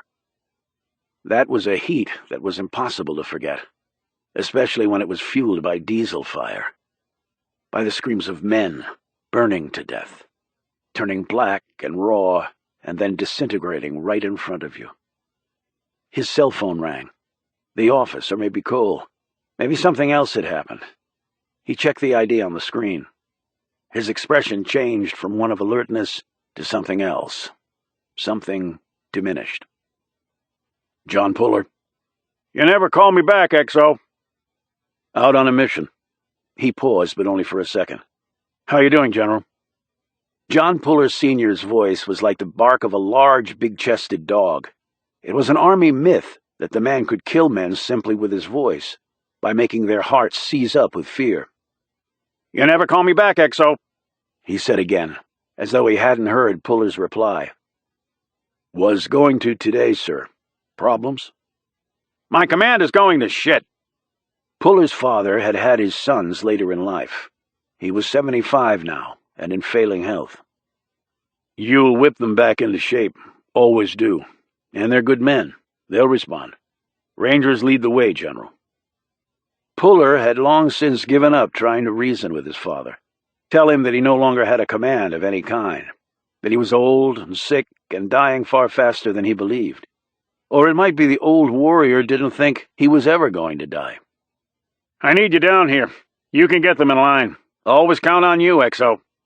Puller had joined the military on the tail end of his father's illustrious career.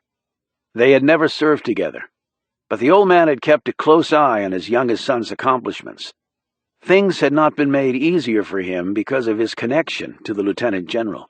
In fact, they had been made infinitely harder. Thank you, sir. But as I said, I'm on another mission. He paused again, checked his watch. He was behind schedule. He didn't like to use this card, but he did when he had to. I saw Bobby the other day. He told me to tell you hello. The line immediately went dead. Puller closed the phone and slipped it into its holder on his belt. He sat there for a few more seconds, gazing down at his boots. He should go. He really should. Instead, he slid his wallet out of his pocket, flipped the photo out. The three Puller men were all in a row, all tall, but John Jr. was the tallest, beating his old man out by a bare half-inch. The general's face was carved from granite. The old man's eyes had been described as hollow-point ordnance with max loads. You could do pull-ups on his chin. He looked like Patton and MacArthur rolled into one, only bigger, meaner, and tougher. He'd been a son of a bitch as a general, and his men had loved him, died for him. As a father, He'd been a son of a bitch, too. And his sons? I love him. I would have died for him. Senior had been the captain of the Army basketball team at West Point. They'd never won the championship during his father's 4 years, but every team they played went home bruised and battered. And those that ended up beating his father's team still probably felt like they'd lost. Getting pullered was an expression often used back then. On the basketball court, on the battlefield. To the old man, it was no doubt the same thing. He simply kicked the shit out of you until the buzzer sounded. Or the armies ran out of ammo and bodies to throw at each other. Puller's gaze held briefly on the spot of the photo just to the left of his father. There was no one there, though there should have been. There should have been. He put the photo away, gunned up, and slipped on his CID jacket, and locked the door behind him. The past is just that. Gone. Chapter 24. Outside, as Puller started to get in his ride, he saw the light on in the motel office. Being naturally curious, he decided to check. He eased the door open. The old lady was sitting in a chair in front of the counter. Her right hand gripped her chest. She looked scared, her chest heaving, her face reddening, with tinges of gray skirting the edges. He closed the door and moved closer. Her lips and the skin around her nose weren't blue, so no cyanosis. Yet. Puller slipped his phone from his pocket and thumbed 911 without looking at the pad. How long have you been this way? About 10 minutes. He knelt beside her. Happened before? Not this bad in a long time. Then I had my quadruple at the hospital. Bad ticker, then? Pretty bad. I think, yeah. Surprised I lasted this long. She moaned, gripped her chest harder. Like a heavy weight there? She nodded. Any shooting pain in your arms? She shook her head. Tears dribbled out of her eyes. A big sign of myocardial infarction was an elephant on the chest. Next big sign, sharp pain along the left arm. Not always the case, and not always the left, particularly with women. But Puller wasn't going to wait for it to happen. The dispatcher came on the line. Puller described the situation in staccato sentences, containing precise details, and closed the phone. They're on their way. I'm scared. I know, but you're gonna be okay. He felt her pulse, weak, no surprise there. Bad pump meant reduced blood flow, and that equaled a crappy pulse. A stroke was also possible with someone her age. She felt cold, clammy. The veins in her neck were bulging, another bad sign. She might be clotting. Just nod or shake your head. You nauseous? She nodded. Can't catch your breath? She nodded again. He said, You on any meds for your heart? She nodded again. He could see beads of cold sweat lining her brow like a nearly invisible pearl necklace. I got some nitro, too, but couldn't get to 'em. How about aspirin? Same place. Tell me where. Bedroom nightstand. She pointed with a shaky finger to her left. Puller was back in 10 seconds with the bottles of pills in hand. He gave her aspirin with some water. If she had a clot, aspirin was a good way to prevent platelet clumping. And it kicked in fast, and it didn't screw with her blood pressure. The problem with nitro was that it only treated symptoms, not the underlying coronary disease. It would help with her chest pain, but if her blood pressure was already low, the nitro would push it lower still. That's just the way it worked. That could significantly worsen the heart problem and also cause organ shutdown. He couldn't risk that. He had to know first. You have a blood pressure cuff here. She nodded, pointed to a shelf behind the counter. It was one of those battery-operated devices with a digital readout. He grabbed it, slipped it on her right upper arm, hit the on switch, and watched the cuff inflate. He read the results. Not good. Pretty low already. Nitro might kill her. He looked her over. No sign of retaining fluids, swollen feet, or vascular problems. You on any diuretics? She shook her head. I'll be back in 10 seconds, he said. He raced to his Malibu, popped the trunk, grabbed his first aid bag, and ran back, his long legs chewing up the distance. When he got back, she looked worse. If the heart crashed now, the EMTs, instead of saving her, would pronounce her dead when they arrived. He opened the kit, readied his equipment. He talked to her the whole time, trying to keep the old woman calm. One ear listened for the ambulance. He had done triage in the middle of nowhere with guys who looked like red chunks of meat. He had saved some, lost others. He had made up his mind he was not going to lose her. Puller swabbed her arm with alcohol, found a good vein, and inserted the needle, taping it securely to the inside of her forearm with white medical adhesive. He screwed the other end of the line into the IV bag of saline he'd pulled from his kit. Fluids got the blood pressure up. Same method the docs used to save Reagan after he'd been shot. It was a liter bag with an 18-gauge line. It was a gravity feed.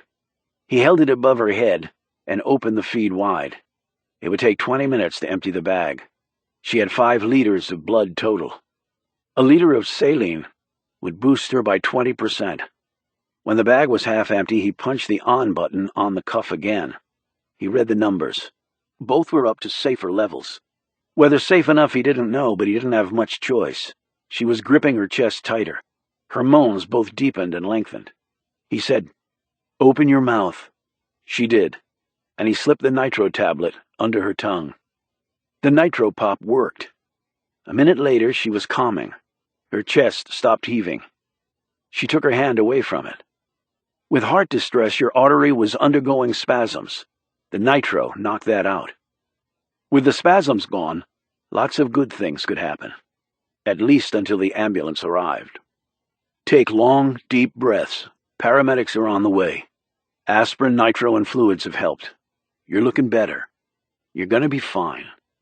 Not your time yet. He hit the cuff button again, read the numbers.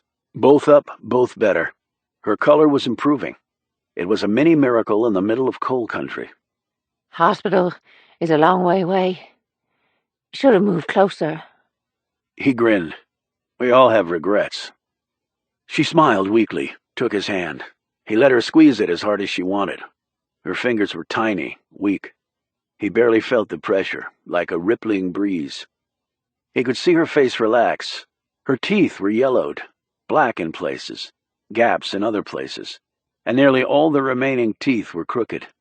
And yet it was a nice smile. He appreciated seeing it. You're a good egg. Anything you need taken care of around here? Anybody I should call for you? She shook her head slowly. Nobody but me left. Up close, Puller noted the heavy cataracts. It was a wonder she could even see him. Okay. Deep, steady breaths. I hear the siren. They know it's cardiac. They're coming prepared. I thank you, young man. What's your name? Annie, like on the sign? She touched his cheek, thanked him again with a shaky smile, her lips curling in pain with each beat of her creaky heart. My name's Louisa. I can't really tell you who Annie was. Name was there when I bought the place, and I didn't have the money to change it. You like flowers, Louisa? I'll send you some in the hospital. He held her gaze, willing her to keep calm, breathe naturally, and not think about her heart trying to stop forever. A girl always likes getting flowers, She replied, her voice weak. He heard the engine, followed by the crunch of gravel, doors opening and closing, feet running. The paramedics were swift, efficient, and well-trained. He told them about the aspirin, nitro, the fluids, and her blood pressure. He listed her symptoms because she didn't have the strength to talk now. They asked all the right questions, spoke calmly, and had her masked on oxygen and on a fresh drip within a few minutes. Her color improved even more. One EMT said to him, "You a doc? Did all the right things." "Not a doc, just a soldier with a few tricks. Take good care of her. Her name's Louisa. We're buds." The short man stared upward at the massive former ranger and said, "Hey, dude, a bud of yours is a bud of mine." Louisa waved to Puller on her way to the wheels. He followed. She slid her mask off. She said, Got a cat, could you? Puller nodded. "I got a cat, too. No problem." What's your name again, honey? Puller. You're a good egg, Puller, she said again. The doors clunked behind her, and the ambulance zoomed away, its siren firing up as night began seriously turning into day. A good egg. He'd have to find a florist. He looked for the cat, found it in the woman's living space, reached by a door behind the office counter. The tabby was under the bed, fast asleep. The old woman's home constituted 2 rooms and a 6x6 bath with a shower almost too small for Puller to even get into. Stacks of things people her age often collected lay everywhere. It was like they were trying to stop time in its tracks by holding on to all that had come before, stopping their march to death, as if any of us could. 4 of his men had died in that ambush. He had saved the other 4. He'd gotten a slew of medals for doing what any of them would have done for him for free. He went home.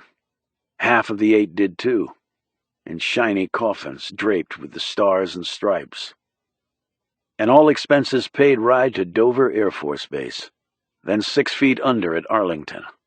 A white headstone to show where you were amid all the other white headstones. Hell of a deal, thought Puller, for the Army. The cat was old and fat, and apparently unaware of its owner's medical distress.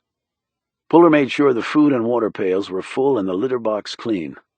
He found the office key, locked the door behind him, and went to get breakfast. He was suddenly hungry, and right now, food would have to suffice. Chapter 25. He parked the Malibu on the street directly in front. The crib room was open and already half full. People rose and ate early here, obviously. Puller snagged a seat at a table in the corner, his back to the wall. He never sat at the counter unless there was a mirror so he could watch his rear flank. The crib had no such mirror behind the counter. Hence, that was not an option. And from here he could see his ride clearly. He ordered the same meal for breakfast that he'd had for dinner the night before. Once you found something good, you stuck to it. He let his gaze wander over the other customers, mostly men, dressed for work or maybe coming home from it. No suits at this time of morning. Only working stiffs like him. He eyed the clock on the wall. 05:30. He sipped his coffee. 20 minutes to get his food and eat it, 40 minutes to the crime scene. 06:30. Just like he'd told Cole. He sipped more coffee. It was good, it was hot, and the mug was big. He cupped it with his hand, felt the heat sink into his skin. The thermometer outside was already at 80. It was also muggy. He had felt the sweat form on his body when he'd run to his car for the first aid kit. But when it was hot outside, you drank something hot. That made your body cool itself. When it was cold, the opposite. Simple science. But frankly, regardless of the temperature, Puller liked his coffee. It was an Army thing. Puller knew exactly what it was. It was a few moments of normalcy in an otherwise abnormal world, where people were trying to kill each other. "You John Puller?" He looked to his left and saw a man about 60 standing next to his table. He was about 5'9" and rotund, with sunburned skin. Fringes of gray hair hung out from under his hat. He was also wearing a police uniform. Puller eyed the name tag. Lindeman, the good sheriff of this fine hamlet. "I am, Sheriff Lindeman. Please, have a seat." Lindeman wedged himself across from Puller. He took off his broad-brimmed hat and set it down on the table. He swept a hand through his thinning hair that was sticking up at odd angles from the encounter with the hat. He smelled of Old Spice, coffee, and nicotine. Puller began to wonder if everyone in Drake smoked. "Won't take up too much of your time. Figure you're busy," said Lindeman. "Figure you are too, sir." "No need to sir me. I'm Pat. What do I call you?" "Puller will do just fine." "Cole tells me you're good at what you do. I trust her. Some say she's a gal and shouldn't be wearing the uniform or carrying no gun, but I'll take her over any man I have in the department. From what I've seen of her, I would too. You want some coffee?" "Tempting, but I have to say no." Well, at least my kidneys have to say no after 3 cups already. And my prostate, which Doc tells me is the size of a grapefruit. Not too many places to pee in a patrol car. I can see that. Tricky damn business, all this. Yes, it is. Not used to this stuff around here. Last murder we had was 10 years ago. What happened then? Hubby caught his wife cheating with his brother. He killed her? No, she beat him to it, shot him, and then shot the brother when he came after her for shooting his brother. Got a little convoluted, to say the least. He paused and looked around before settling his gaze back on Puller. We don't ordinarily collaborate with outsiders on police matters. I can understand that. But the fact is, we need your help. I'm glad to give it. You keep working with Sam. I will. Keep me in the loop. Media inquiries. He said these words with considerable distaste. Army can help you with that.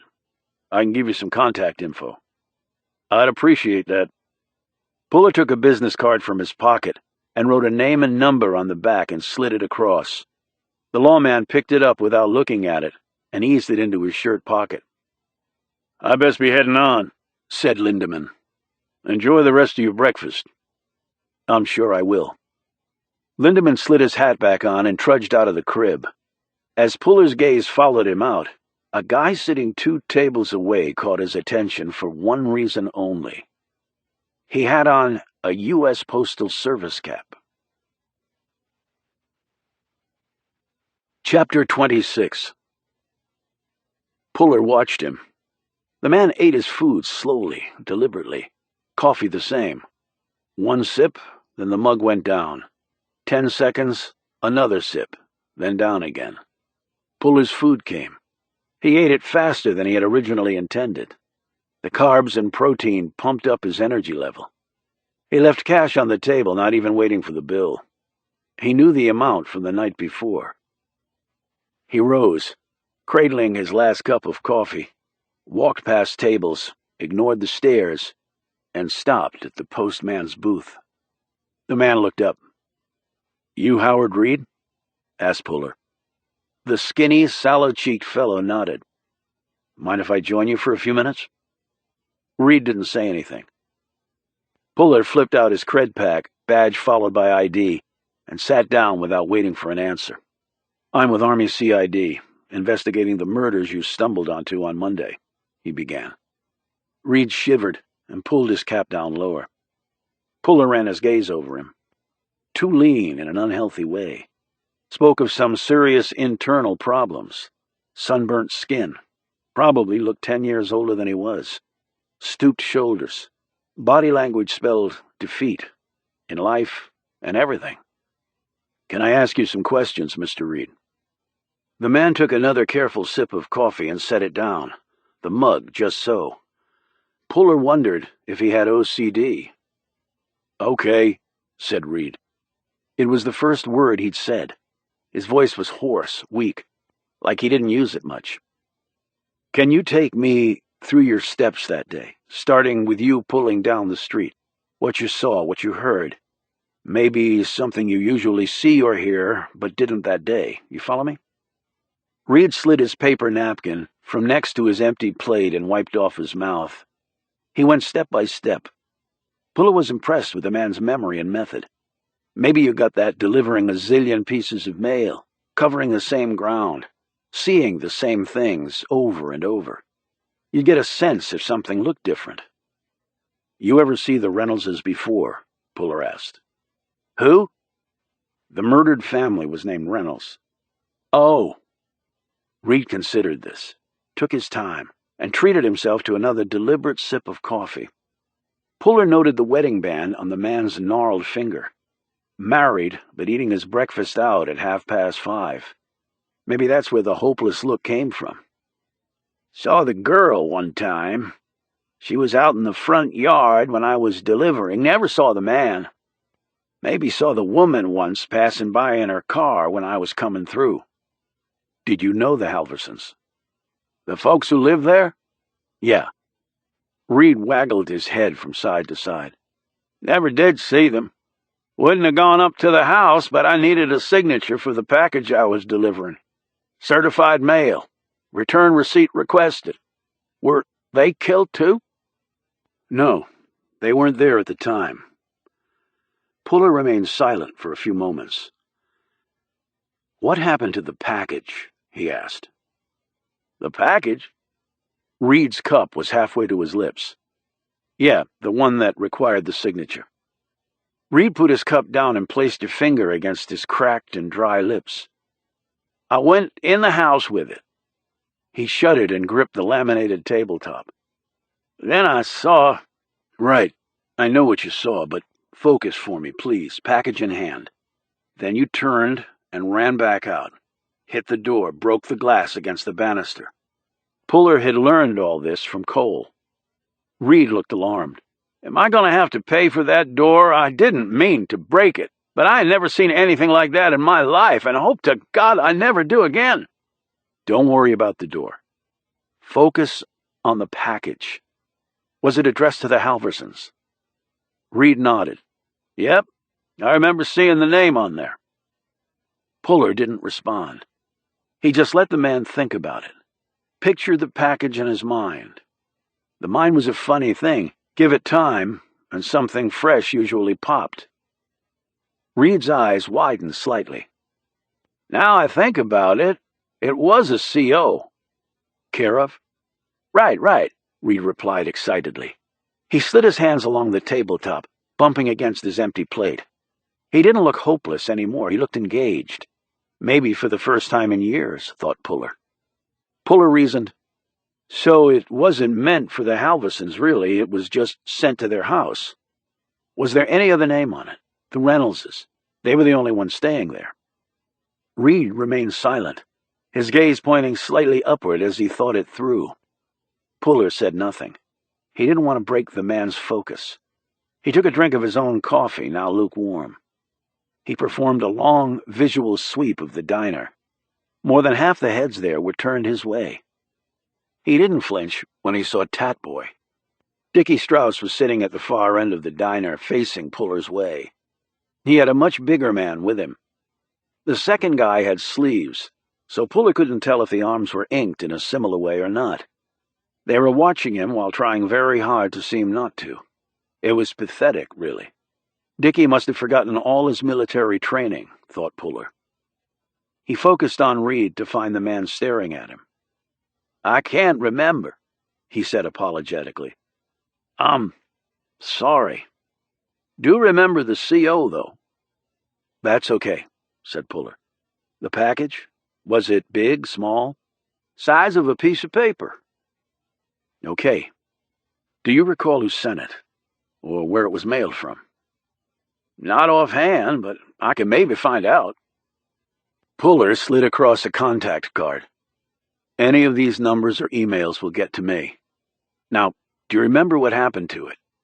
You ran out of the house, kicked open the door. Reed looked away from his plate. For a moment, Puller was afraid the man was going to throw up his breakfast. I must have dropped it. In the house? Outside the house? Sure it's not in your mail truck? No, it's not in the truck. He paused. Yeah, must have been in the house. Had to be. Dropped it there. I ran out and it wasn't in my hand. See that now, clear as day. Okay, I'm sure it'll turn up. Anything else you can tell me? I don't know. I've never been involved in anything like this before.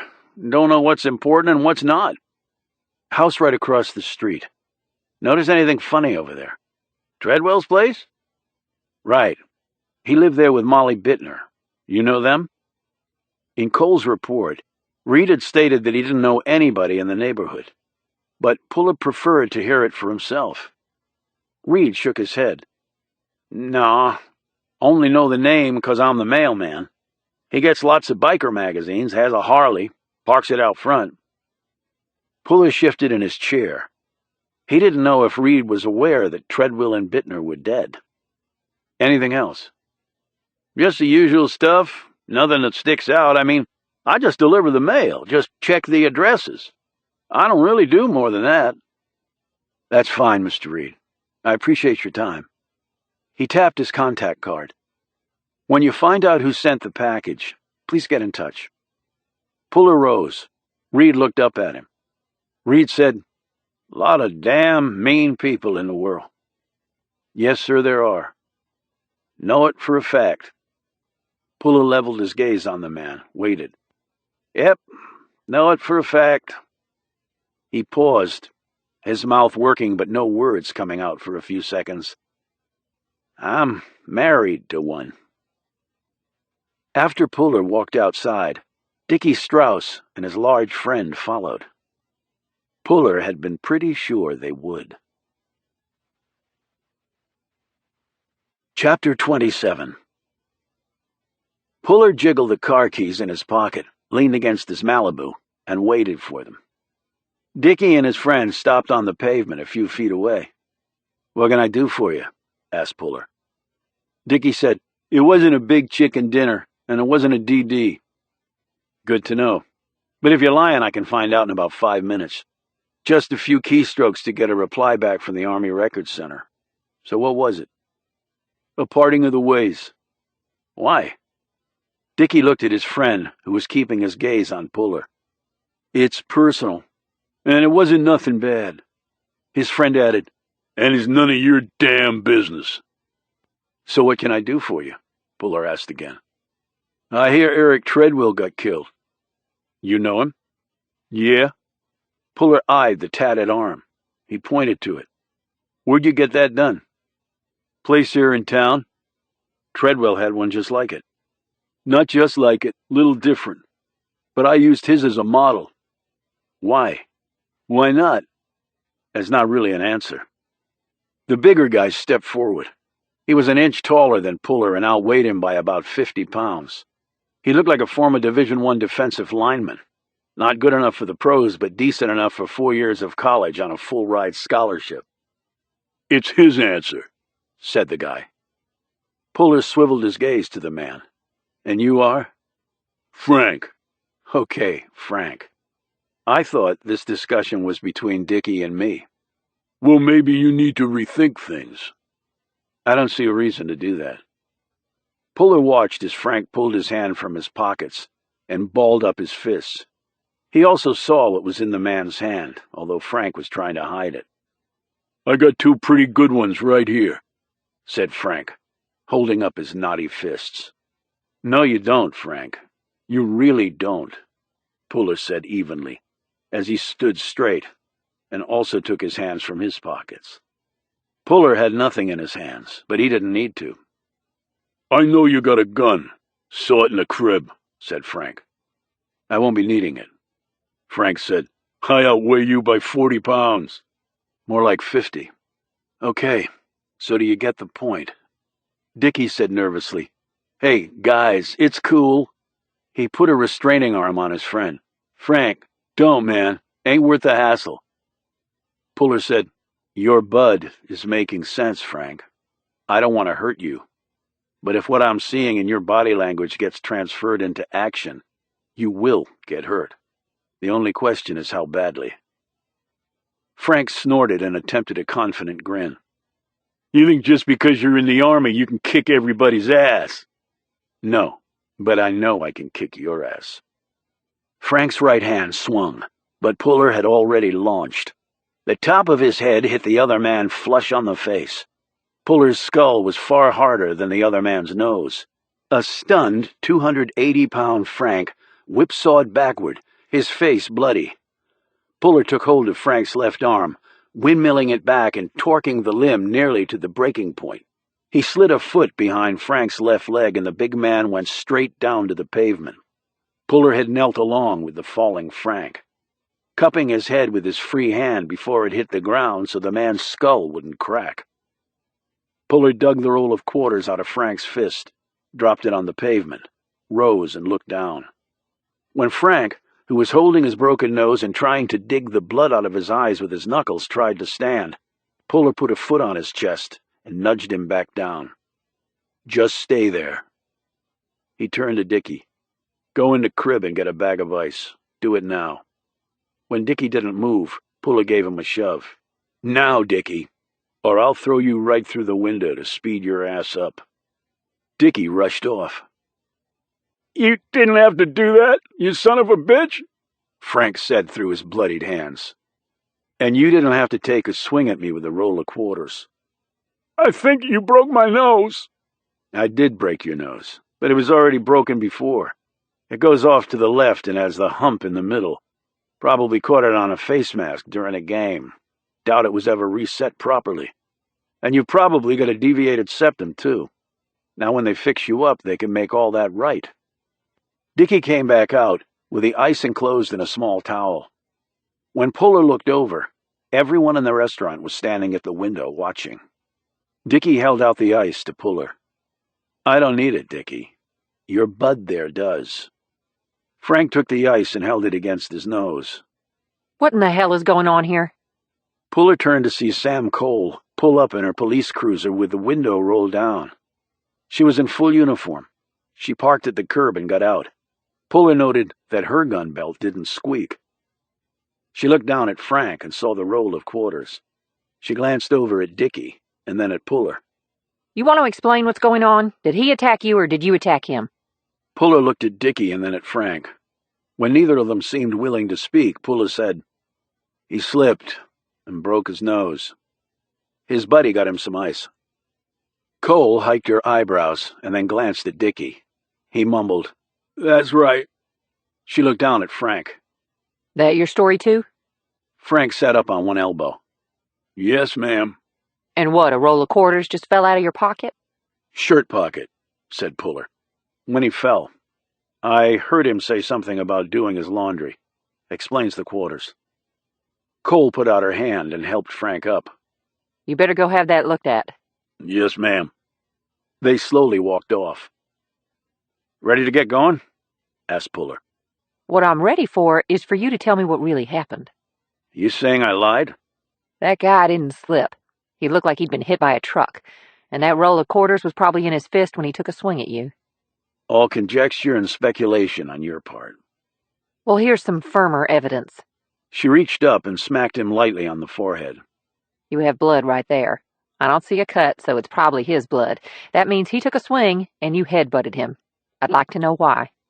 "Misunderstanding." Puller used his sleeve to wipe the blood off. About what?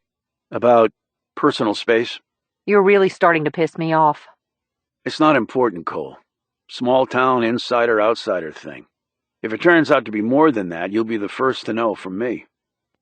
She didn't look convinced, but also didn't say anything. "I thought we were meeting at the crime scene." Got up early. Figured you'd be here. Cole replied. "I had a chat with your boss." Sheriff Lindemann? "He came into the crib. I gave him some contact info to help with the media stuff. Thanks. He thinks very highly of you." It's mutual. He's the one who gave me my chance. "You said you were with the state police before you came here." That was his idea. He said if I had that on my resume, nobody could stop me from carrying a badge in Drake. "I take it he doesn't make the hiring decisions." County commission. All men living in the 19th century. Barefoot and pregnant and in the kitchen just about covers their idea of a woman's role in life. "I also spoke to the mailman."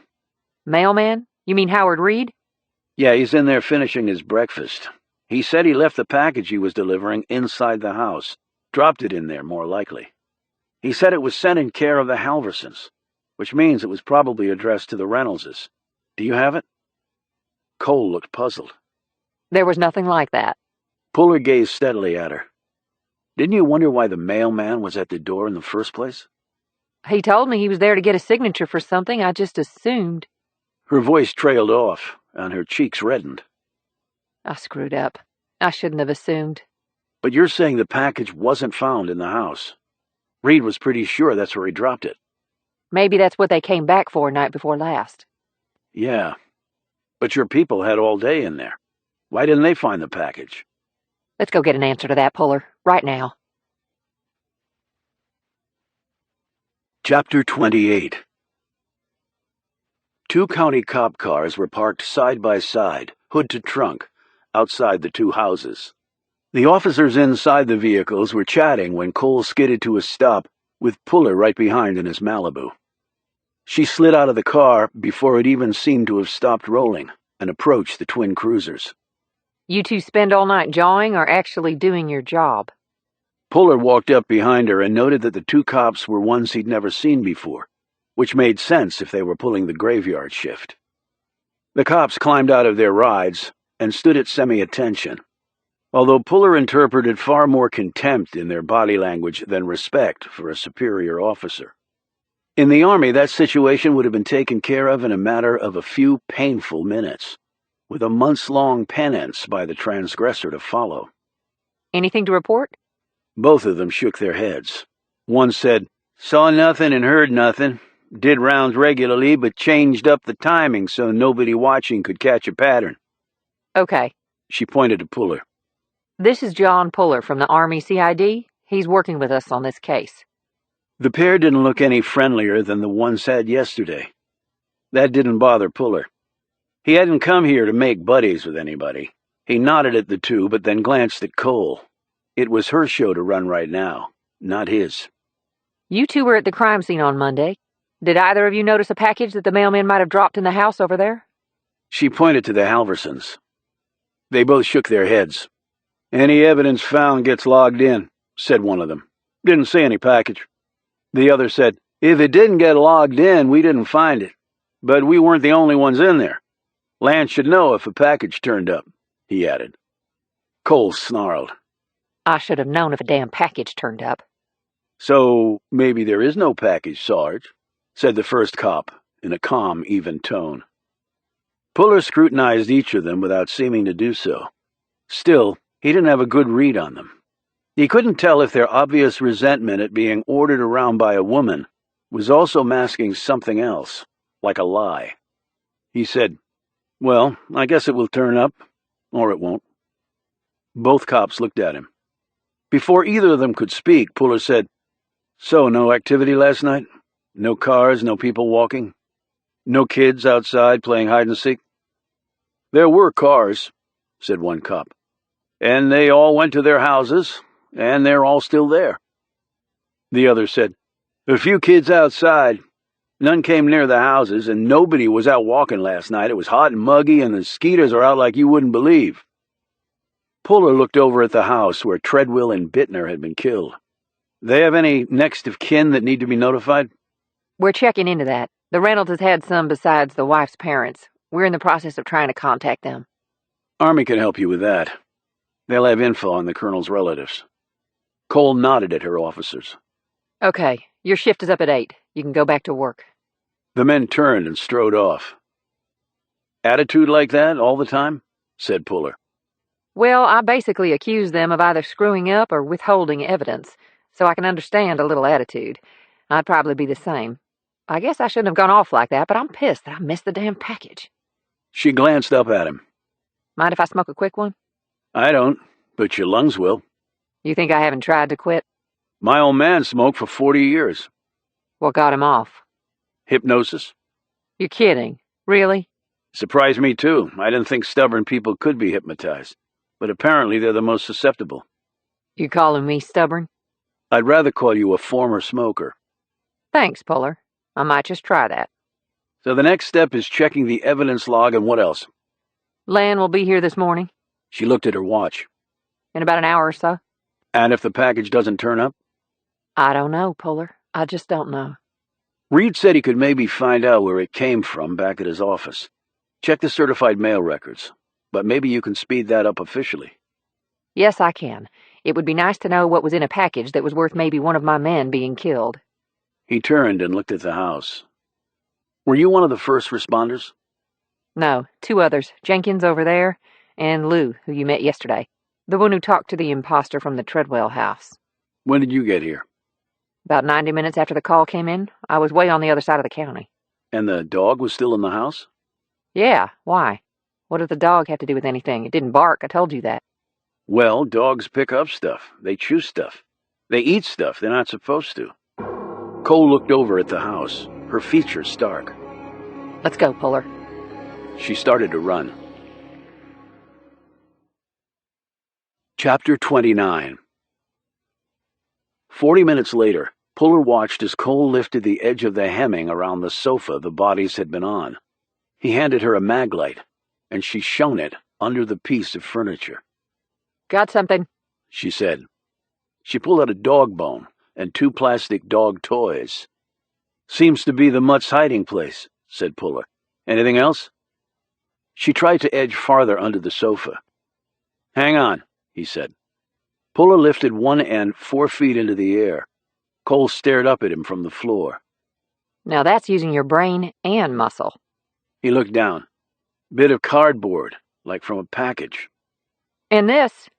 Cole picked up the bit of green paper off the carpet and stood. Puller set the sofa back down. She examined the bit of paper and handed it to him. Looks like the edge from a certified mail receipt. Yes, it does. Only where's the rest of it? Do we have to x-ray the dog's stomach? Or maybe the people who killed Wellman took it. They might have figured the dog got the package and hid it somewhere. They looked under the couch, and there it was. Cole looked puzzled. But how would they know it was even here? They interrogated the Reynoldses. The colonel might have told them they were expecting a package. So why didn't they just intercept it? They could have been in the house when Reed delivered the package. They could have signed for it, impersonated them like that guy did with Eric Treadwell across the street. Reed told us he didn't know any of them, so he wouldn't have known the difference. He just wanted the piece of paper signed. But what if they didn't know about the package until later, until after it was delivered here? I don't get that at all, Puller. He sat down on the edge of the sofa. Reed said he was at the door because he needed a signature. That means it's some sort of special mail. But he doesn't say what happened to the package. Why would that sort of package be coming to the Halversons? They're retired. Reed remembered it was actually going to the Reynoldses, but he didn't tell the police that. Only that it was a package requiring a signature. So the killers might have just deduced what we did. Mailman at the door because of a package. What was in the package? They had to find out. Puller looked out the window. Lan Monroe was just pulling to a stop in front of the house. Why don't we ask Lan what his evidence list shows? Okay, but I'm telling you, I don't think that package is on there. Then we confirm it. 5 minutes later, they had their confirmation. No package. Lan looked worried as he surveyed the room. I never saw anything like that. Dog might have eaten it, said Cole, drawing a long look from Puller. I guess I could have that vet check or do an x-ray. It's paper. It probably wouldn't show up, or else the mutt's already digested it and pooped it out, replied Puller. Cole's phone buzzed. She saw the caller ID and looked surprised. Who is it? Asked Puller. Roger Trent. Your mining mogul. The phone continued to ring. Aren't you going to answer it? Said Puller. Yeah, I guess I am. She opened the phone. Hello? She listened, tried to say something, and then listened some more. That'll be fine. See you then. She closed the phone. Well? Asked Puller. Roger Trent wants to see me at his house. Why? He says he's been receiving death threats. You better get going. Why don't you come with me? Why? You want some backup on this? Couldn't hurt. And I can tell you're curious about the man. This way you get to see him up close and personal. Let's go. Chapter 30. Cole and Puller drove to Trent's home in her cruiser. She said, I'm taking a shortcut. Cuts off a chunk of time, but it's bumpy. She hung a hard right and swung onto a narrow road full of potholes. It looked familiar to Puller. He gazed around, and then saw why this was so. What the hell is that thing? He pointed at the towering concrete dome, over and around which trees, vines, and bushes had grown. He'd seen it on his way in here the first night, when he'd gotten lost. Folks around here call it the bunker. Okay, but what is it? Used to be some sort of government facility. It was closed up long before I was even born. But certainly the older folks in town know what it was. Some of them had to work there. Cole shook her head. Nope, no one from Drake ever did work there, at least not that I know of. I know the government is a financial black hole, but even D.C. won't put up a facility like that and not even use it. Oh, they used it. She slowed down, and Puller focused on the stretch of houses he'd glimpsed the other night. In daylight, the place didn't look much different than it had at night. The houses were at least 5 decades old and possibly older. Many looked abandoned, but not all of them. They stretched over a web of streets, row after row.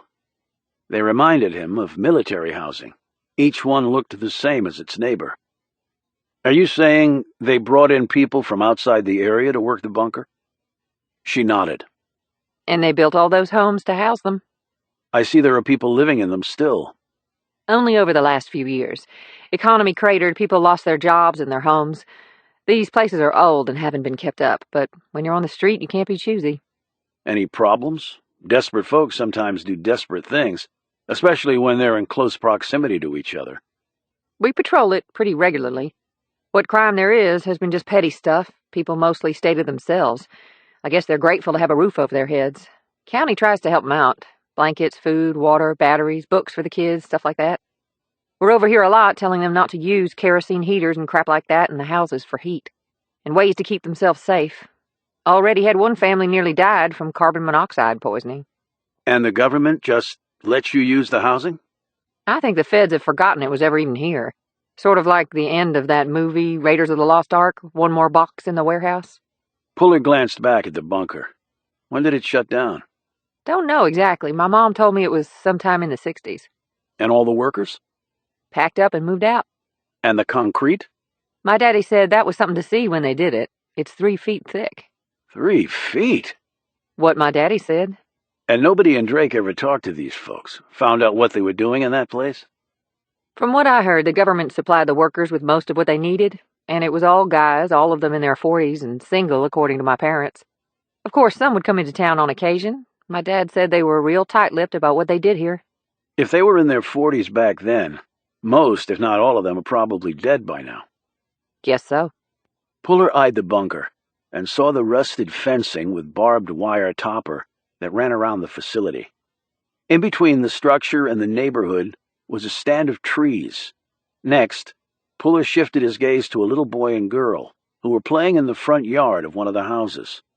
The boy was running around in a circle while the girl attempted to catch him. They both fell down in a tangle of arms and legs. You have kids? Puller turned to see her gazing at him. She had slowed the car to a crawl, while she too watched the children. No, he replied. Never married. When I was a little girl, only thing I wanted to be was a mom. So what happened? She hit the accelerator. Life. Life happened. Chapter 31. Puller's eye gauged it to be about 15,000 square feet, with a central block and 2 wings emanating from that core. It looked like a Parisian cathedral dropped in the middle of West Virginia. The Trent mansion was on the very top of a hill that apparently held no coal deposits, because the land was still intact. The road up was laid with heavy cobblestone-style pavers. A gate awaited them at the entrance to the formal grounds that were enclosed by a 6-foot-high wrought-iron fence. There was an armed guard at the gate. He looked like a long-retired cop, Puller thought, fat and slow. But he could probably still shoot halfway straight. As Cole slowed the cruiser, Puller said, "Gates and guards. Man needs protection?" Like I said, coal companies are never popular, least at the places where the coal comes out. I'm sure they're a lot more popular where there aren't any mines or lopped-off mountaintops. The guard must have been informed of their arrival, because he opened the gates and waved them through. "Good thing we're not here to kill the guy," said Puller. "The rental cop just made it pretty easy." He takes his orders from Trent, like most folks around here. You trying to tell me something? I said most folks, not all, and certainly not me. Up close, the house looked twice as big as it did from a distance. A maid in a domestic's uniform opened the front door. Puller half expected her to curtsy. She was Asian and young, with delicate features and dark hair that was tied back in a neat braid. She escorted them along a hallway of immense proportions. It was wood-paneled with large portraits professionally hung on the walls. For a second, Puller thought he was actually in a museum. The floor was tumbled marble, in a maze of colors. Cole's cop boots clicked on its surface. Puller's combat boots absorbed all the sound of his footfalls, as they were designed to do. He said to Cole, "I thought you said he was rich. I was expecting a much nicer place than this." Cole obviously didn't appreciate his humor and didn't answer, keeping her gaze straight ahead. They passed the staircase. Puller's gaze slid up it in time to catch a teenage girl staring back at him from the top of the stairs. Her face was plump, her cheeks crimson. Her hair was a tangled mess of highlighted blonde tresses. An instant later, she was gone from his view. "The Trents have kids?" 2, teenage girl and 11-year-old boy. "I take it Mom and Dad aren't exactly ready for Social Security." Trent is 47, his wife is 38. "I'm glad they're young enough to enjoy their money." Oh, they enjoy it. The maid opened a door and directed them inside. She closed the door behind them. Puller could hear her timid footsteps pitter-pattering down the hall. The walls were upholstered in a dark green fabric. The floor was cherry wood with a satin finish. 2 squares of oriental rugs covered parts of it. The chairs and couches were leather. The window treatments blocked most of the light from outside. The chandelier was bronze, held a dozen bulbs, and looked to weigh a ton. A large table sat in the middle of the room, with an enormous flower display in a crystal vase resting on top of it. More paintings were on the wall here. They looked old, original, and expensive. Everything was tastefully done. It had been a careful eye that had coordinated all of this, thought Puller. "Have you been here before?" A few times. Social occasions. The Trents have a lot of parties. "So they invite the working class to their soirees." Before Cole could respond to this, the door opened, and they turned towards it.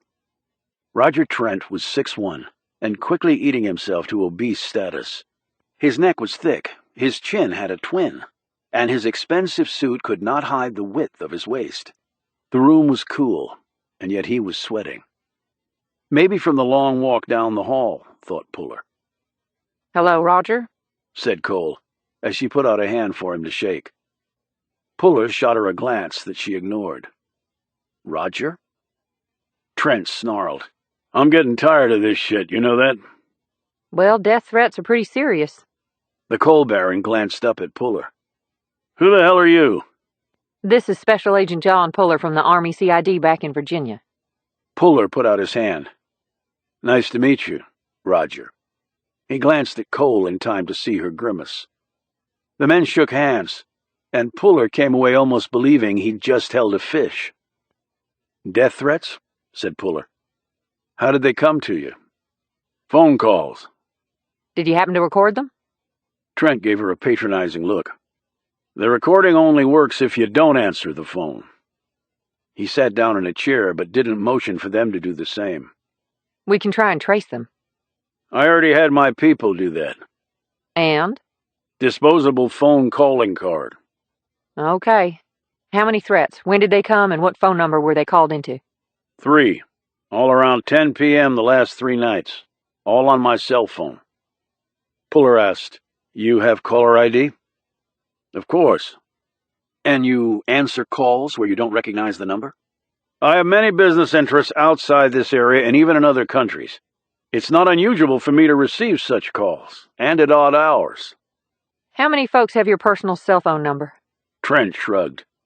"Impossible to tell. I don't give it out freely, but I've never tried to keep it a secret either." "What were the contents of the threats?" "That my time is coming up, that they're going to see that justice is done." "Those were the exact words, each time?" "Well, I don't know if that was it verbatim, but that was the gist," he added impatiently. "But the call said, they're going to see that justice is done." "Meaning more than one person?" asked Puller. "That was the word they used." "Man or woman's voice?" "I'd say it was a man's." "Gotten threats before?" asked Puller. Trent glanced at Cole. "A few." "Like this? I mean, was it the same voice?" "Those other threats weren't by phone." "What then?" Cole cut in. "We investigated those, and they were dealt with." Puller gazed at her for a few moments before turning back to Trent. "Okay, so why do you think they're threatening you?" Trent rose and looked at Cole. "Why is this guy here? I thought it was just going to be you." "We're working a homicide case together." I know that. I spoke with Bill Strauss. But what the hell does that have to do with my situation? Well, one of your employees, Molly Bittner, was also murdered. Again, I don't see a connection. And if she's dead, I doubt she's the one threatening me. Did you ever meet her? Asked Puller. If I did, I don't remember. I'm not even sure what office she worked in. I don't get down to that level of employee. Puller resisted the urge to knock the man through the wall. You have another office around here? I have several. Roger, they were blasting on Sunday night at the operation near where the murders occurred. Why Sunday? And why at night? You would have had to get a special permit for that. He looked at her with incredulity. How the hell should I know? I don't schedule the blasting. I pay other people to handle that. Right. Okay, and who would that be? Strauss should know. Puller said, Then I guess we'll talk to Strauss. Trent glared at Cole. I just want you to deal with my situation, okay? I will look into it, Roger. But in case you haven't noticed, I'm dealing with a bunch of murders. He ignored this. I'm sick of people targeting me just because I've been incredibly successful. It's pure jealousy, and I'm tired of it. Hell, I'm the only reason Drake is still around.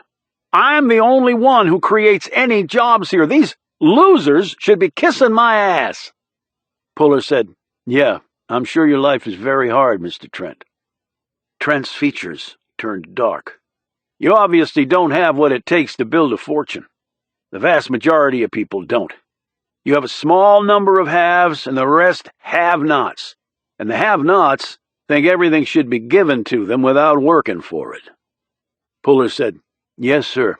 There are a whole bunch of lazy have-nots in the Middle East right now, just living the good life off your taxpayer dollars. Trent's face reddened. I didn't mean that, of course. I'm a big supporter of our troops. Yes, sir. Now, if you'll excuse me, I have a flight to catch. Flying out of Charleston? Asked Puller. Bit of a hike from here. I have my own jet. Right. Trent walked out, slamming the door behind him. Puller looked at Cole. Is he always so cheery to be around? He is what he is. Earlier death threats. You checked them out?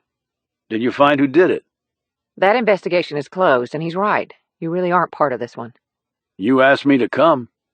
I shouldn't have. Are you that scared of the guy? Don't go there, Puller. The door opened. It wasn't the maid. It wasn't Roger Trent. It wasn't the teenage girl Puller had spotted earlier. The woman was in her 30s. She was petite, dark-haired, with lovely, delicate features that seemed too perfect to actually be genuine. Her dress was of simple design, but the material was obviously costly. She carried herself in a confident manner, and her eyes seemed to take everything in. Puller had seen a pair of eyes like that before. He looked at Cole, and then gazed back at the woman. And then he glanced back at Cole. Cole said, How are you, Jean? Jean, Trent said, I'm wonderful. How are you, little sister? Chapter 32. Puller looked at Jean Trent and then drew his gaze back to Sam Cole. They weren't twins. They really weren't that close in looks, but still, on closer examination it was evident they were related. He said, So, Sam's your little sister? Trent nodded. By 2 years and 2 days. Cole said, But people always think she's the younger one. I have regular massages and my own trainer and chef.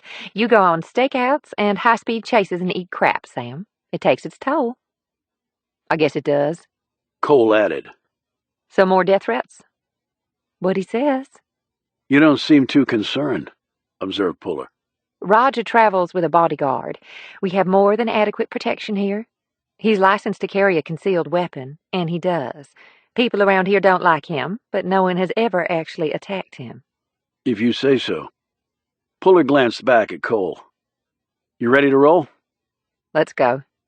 As she passed by her sister, Trent said, Why don't you come for dinner tonight? She glanced at Puller. And why don't you come along too? Why? Asked Cole. Roger's going to be out of town, and your niece has been asking about you. Cole looked a bit guilty at this last comment, thought Puller. Her sister must have noted this too. Say about 8:30, we eat late here. Okay. said Cole. If you get fancy for dinner, I didn't bring my dress blues, said Puller. We're actually pretty casual. She looked at her sister. Where are you off to now? To see some dead bodies get cut up? Have fun. They walked back to Cole's cruiser. How come you neglected to tell me about the family connection? Asked Puller. Was it relevant? Who knows what's relevant, until it is or isn't. Well, now you know. He's about 10 years older than her. Second wife? No, he just married late and she married early. Her kids are his kids. She mentioned your niece. I saw a teenager on the stairs going in. Megan, she's 14. Awkward age for a girl. And you said they have an 11-year-old son, too. Roger Jr. He's away. Away where? Military academy. Trent didn't strike me as the military type. He's not. He's far more into private gain than public service. But his son has a problem with discipline, and I guess my sister didn't want to deal with it. So away he went to someplace in Pennsylvania where they whip you into shape and make you say sir. Not so bad. Discipline is a pretty good asset for life. Maybe, but I think they gave up on him too early. He's only a kid, and discipline starts at home. You ship a kid off at that age, he probably thinks you don't give a crap about him. And do they?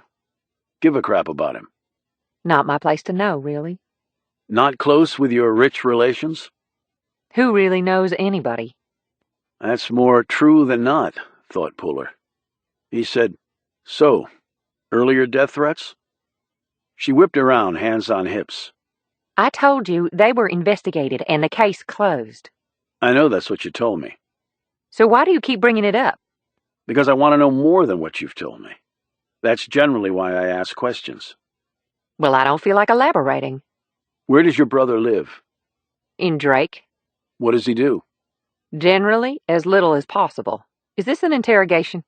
I'm just trying to understand the playing field here, nothing more. If I offended you, I'm sorry. His frank manner diffused her anger. Randy's the youngest. Just turned 30 and sort of lost his way in life. We're hoping he finds it again. Real soon. I take it no one sent him away to a military academy.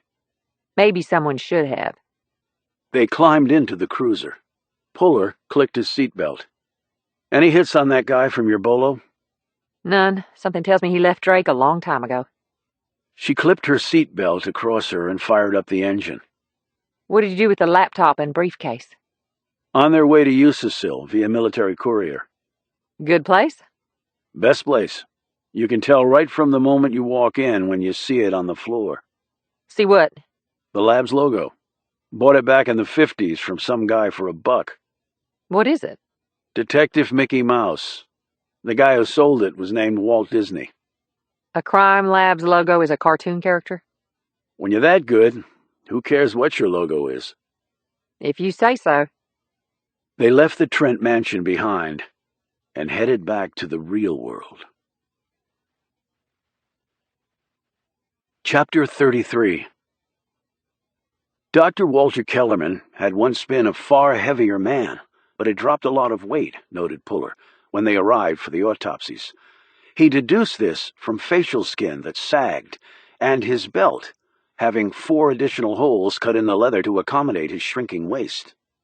The bodies had been transported from the funeral home to Kellerman's surgery. It was in a 2-room brick building behind his office, which clearly used to be someone's home, and was located about a mile from the downtown area. Portable refrigeration beds had been brought in to hold the bodies. Is the man sick or eating better? Puller asked in a low voice to Cole, as they slipped on surgical gowns and gloves. Little of both. He's walking more, cutting out the red meat and eating less. They took out his gallbladder and left kidney about a year ago. He knows if he wants to see his 70s, he needs to get it together. You attended autopsies before? Asked Puller. More than I wanted to. Lindemann said the last murder you had was 10 years ago. They do autopsies for other reasons, accidents mostly. In coal mining country, you have quite a few of those. And car accidents. Have quite a few of those, too. Okay. And if you're wondering whether I'm going to start puking when he starts cutting, the answer is no.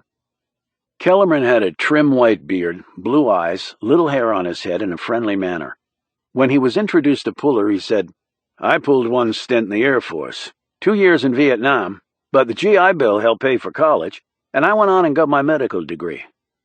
See, Uncle Sam can do things right, said Puller. I never regretted it. Makes you stronger. If you survive it, said Cole.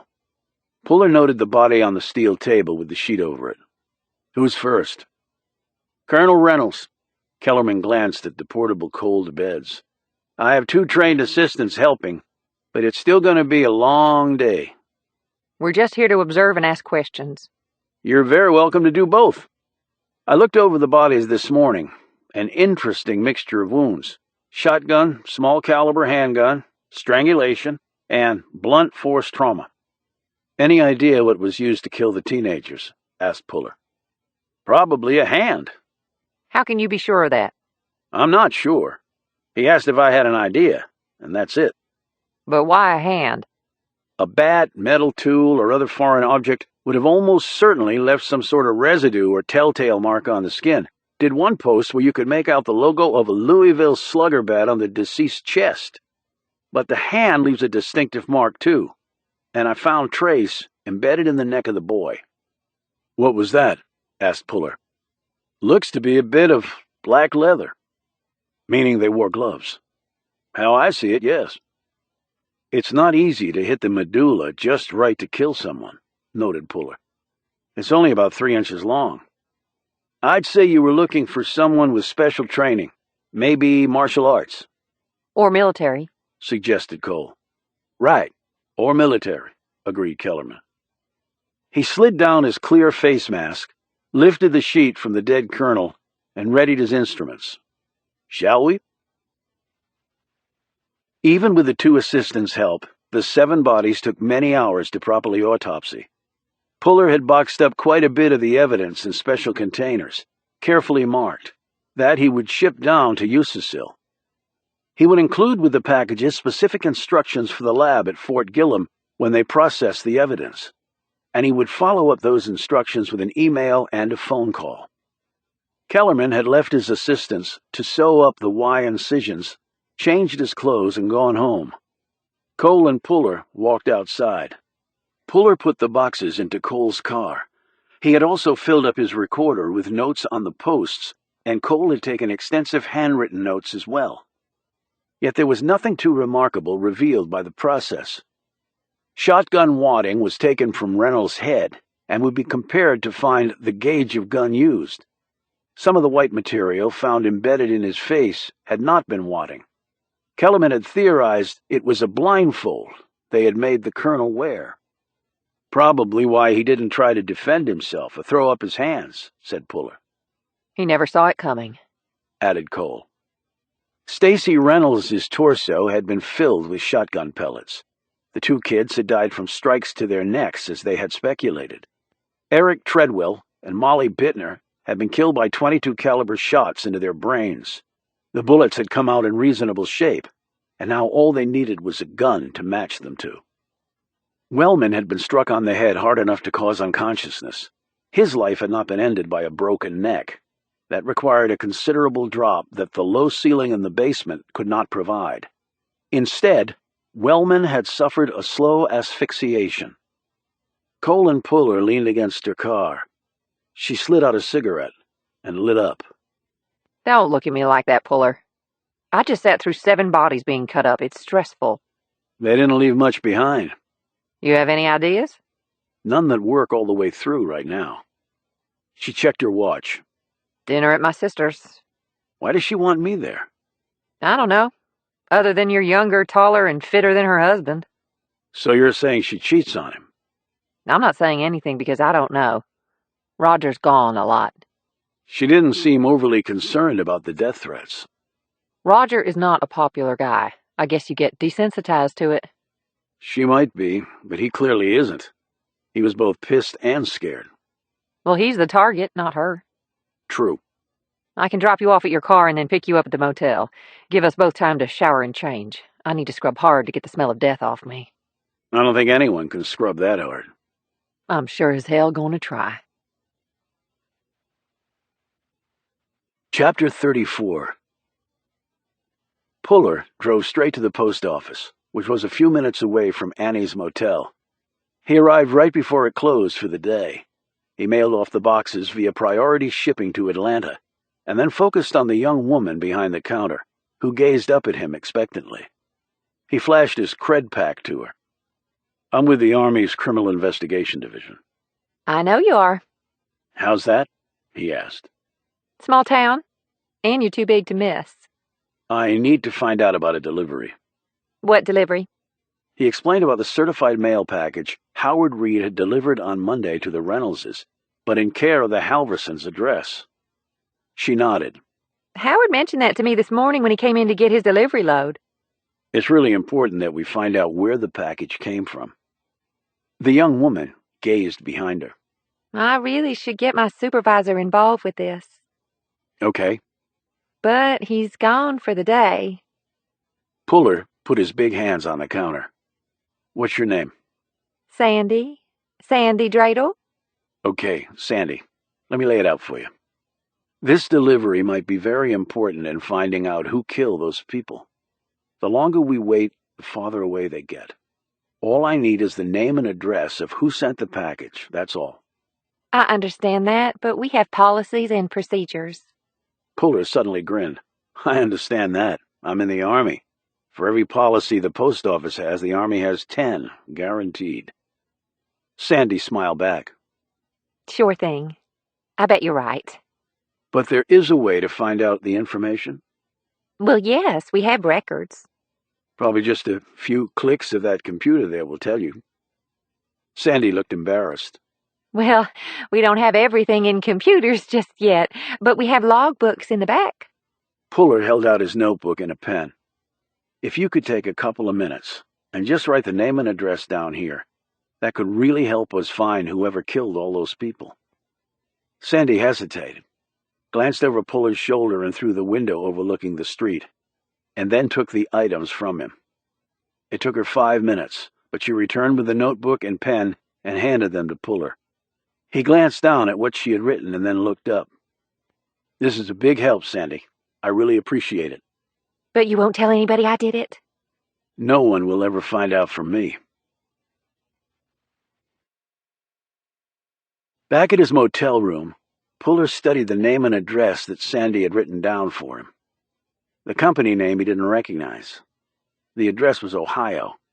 He did a Google search on his laptop and pulled up the company's home page. When he saw what the firm did, he wondered if he finally had a break in this case. If he did, it wasn't that obvious. He phoned the number on the home page but only received a recorded response.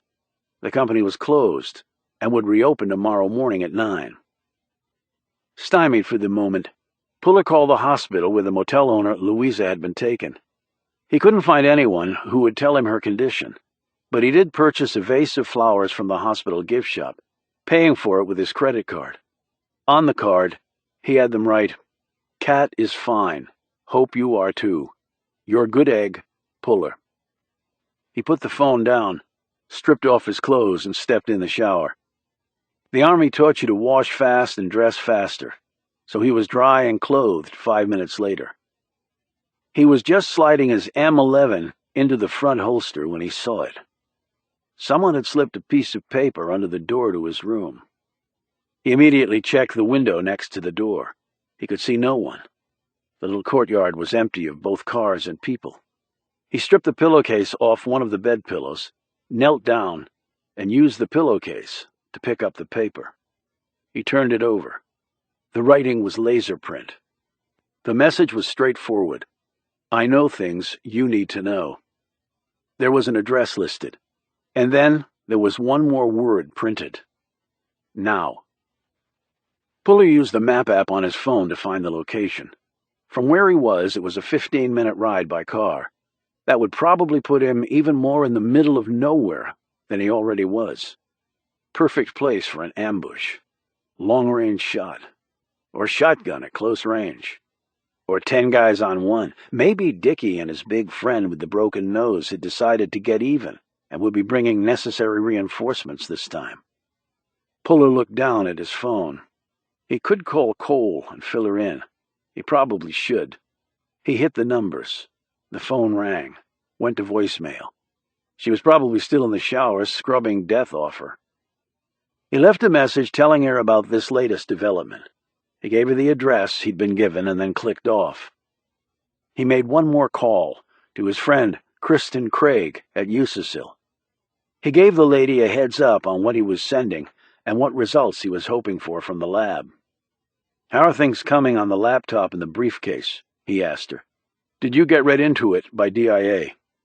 We did, but I have to tell you, I'm disappointed so far. "Why?" His briefcase had an old sandwich, a few private sector business cards, and a couple of magazines. The only report in there wasn't even classified. "And the laptop?" A little porn and a whole lot of nothing else. I mean, he had work stuff on there, but nothing that would have caused the collapse of Western civilization as we know it if the bad guys got hold of it. DIA know this? Of course, they're DIA. They had someone come to the lab. Porn, huh? We find that on military laptops all the time, you know that. And this stuff wasn't hardcore, just crap you can watch in your hotel room and not see the title on the bill the next morning. Barely titillating with awful production values, but then, I'm not a guy. Women have far higher standards. So why all the sirens going off from SecArm? Hey, I'm just a tech. You're the investigator. He clicked off, pondered this, glanced down at the note, pondered that. He waited for Cole to call him back. She didn't. He locked the motel room door on his way out. He fired up the Malibu, popped the address he'd been given into his GPS, and drove off. Chapter 35. One rusted, leaning mailbox. Puller passed by the mailbox and the dirt road that it fronted. Woods on both sides. He was surprised a place like this had an address that could be found on his GPS. Big Brother really did have all the info. He parked a quarter of a mile down, got out, and entered the woods. He worked his way back west. He eyed the small house from behind a stand of trees. In the distance, he could hear the distinct sound of a rattlesnake, warning someone of its presence. Puller didn't move. He just squatted there, eyeing the place. There was an old truck out front. The guts of another truck rested on the far side of the house. There appeared to be a garage behind the house. Its single door was closed. The place didn't look like it had been recently inhabited. It wasn't dark enough yet for lights to have been put on in the house, though the surrounding woods threw everything into a jumble of shadows. No sounds. No people. He continued to squat, continued to contemplate what to do. It was apparently that someone who lived this far away from the murders probably had not seen anything. But they might know something, like the note had said. So the analysis came down to a possible lead or someone looking to do him harm. Either revenge from Dicki and company, or a counterattack from someone looking to derail his investigation. He had put his phone on vibrate. It did. He looked at the screen, answered it in a low voice. "Where are you, Puller?" Cole asked. "At the address. In the woods to the east of the house. Where are you?" "West of it, in the woods." "Great minds. See anything? I've got Zip over here." "No." "Do you know who lives in the place?" "No." "There wasn't a name on the mailbox." "What do you want to do?" "Find out why we're here." "How do you want to do this?" "How about we keep it simple? I come in from the east and you come in from the west. Stop at the tree line and check back in." He put his phone away and moved forward. His M11 was out and pointing the way. He assumed Cole's Cobra was doing the same to the west. A minute later, his phone vibrated. "In place. What now?" Puller didn't respond right away. He was taking in what he was looking at grid by grid. The Taliban and Al-Qaeda had been very clever about leading American soldiers into traps. They could find ways to make something actually very deadly look entirely innocuous. Children, women, pets. "Puller." "Give me a minute." He took a few steps forward. He called out. "Hello? Anybody in there?" No answer. He hadn't really expected one. He took 2 more steps forward until he was clear of the tree line. but he kept the old truck between him and the house. He spoke into his phone. "Can you see me?" Yes, but just barely. "See anything on your side?" No, I don't think this place is lived in. Hell, it looks ready to fall in. "Ever been down this way?" Only going somewhere else. Never even noticed this road before. What do you think is going on? "Stay put. I'm going to try something." He slipped the phone in his pocket and edged forward until he had a sight line on the front porch. He looked up and then down, side to side. Then he looked down again. From his jacket pocket he pulled a scope that he'd taken from his rucksack. He looked through it, adjusting the optics until he had a clear look at the front porch. He looked up, down, side to side. And then he came back to the down part. He slipped out his phone, wedged it against his ear. "Sit tight and keep down." What do you see? What are you going to do? "You'll hear it loud and clear in about 5 seconds if it is what I think it is." Puller. But he'd already put the phone away.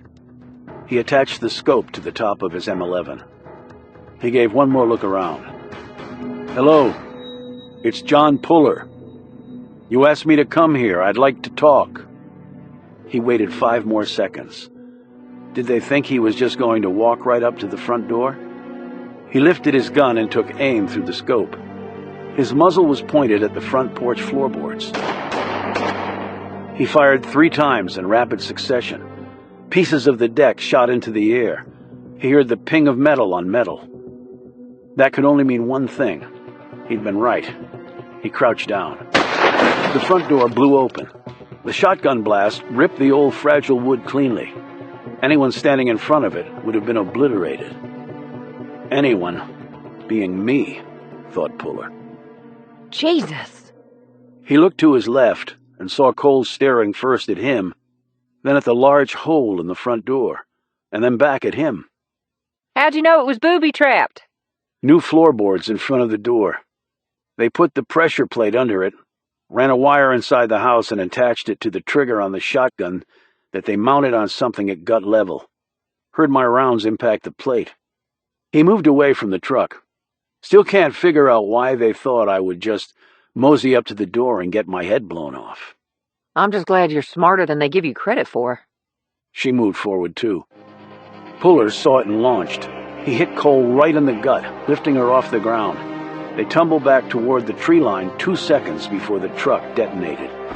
A front wheel landed within 6 inches of them. Debris crashed down around them. Puller covered Cole with his body. A long strip of rubber landed across the back of his legs. It stung, but did no permanent damage. He would have a welt there, but that was all. As the flames leapt over the truck, Puller knew he had a second problem. He grabbed Cole by the arm, lifted her over his shoulder, and ran into the woods. A few seconds later, the gas tank exploded, sending a second wave of wreckage sailing in all directions. Puller set Cole down behind a tree and knelt in the dirt well away from the remains of the truck. He let the debris rain down safely away from them, and then peered out from the shield of the tree. How did you know? Gasped Cole as they sat up. Tripwire stretched between 2 bushes. Someone obviously wanted you dead. Rigged truck, rigged door, one misses, the other one gets you. She looked around and shivered, and it wasn't just because the night air was cooler. My ears are ringing like a church bell. Puller wasn't looking at her. He was staring at the destroyed truck. You okay, Puller? Did you get hit? He shook his head. What then? I should have seen that wire long before you hit it. But you saw it in time. He looked over at her. That's not good enough. I need to call a team in to investigate this. And the fire department. If these woods catch on fire, it'll be a nightmare trying to get under control. There's a spool of hose up near the house. If there's still water left in the well, I'll douse the flames. What if there are more booby traps? If I miss the triggers again, I deserve what I get. Puller, you didn't miss anything. He ignored this. Got any bomb specialists on board? Len Monroe knows something about it. But there's a retired ATF agent who lives outside of town. I can deputize him. I'd do it. Need as much expertise as possible on this one. While Cole called it in, Puller got the hose and sprayed down the wreckage and the flames.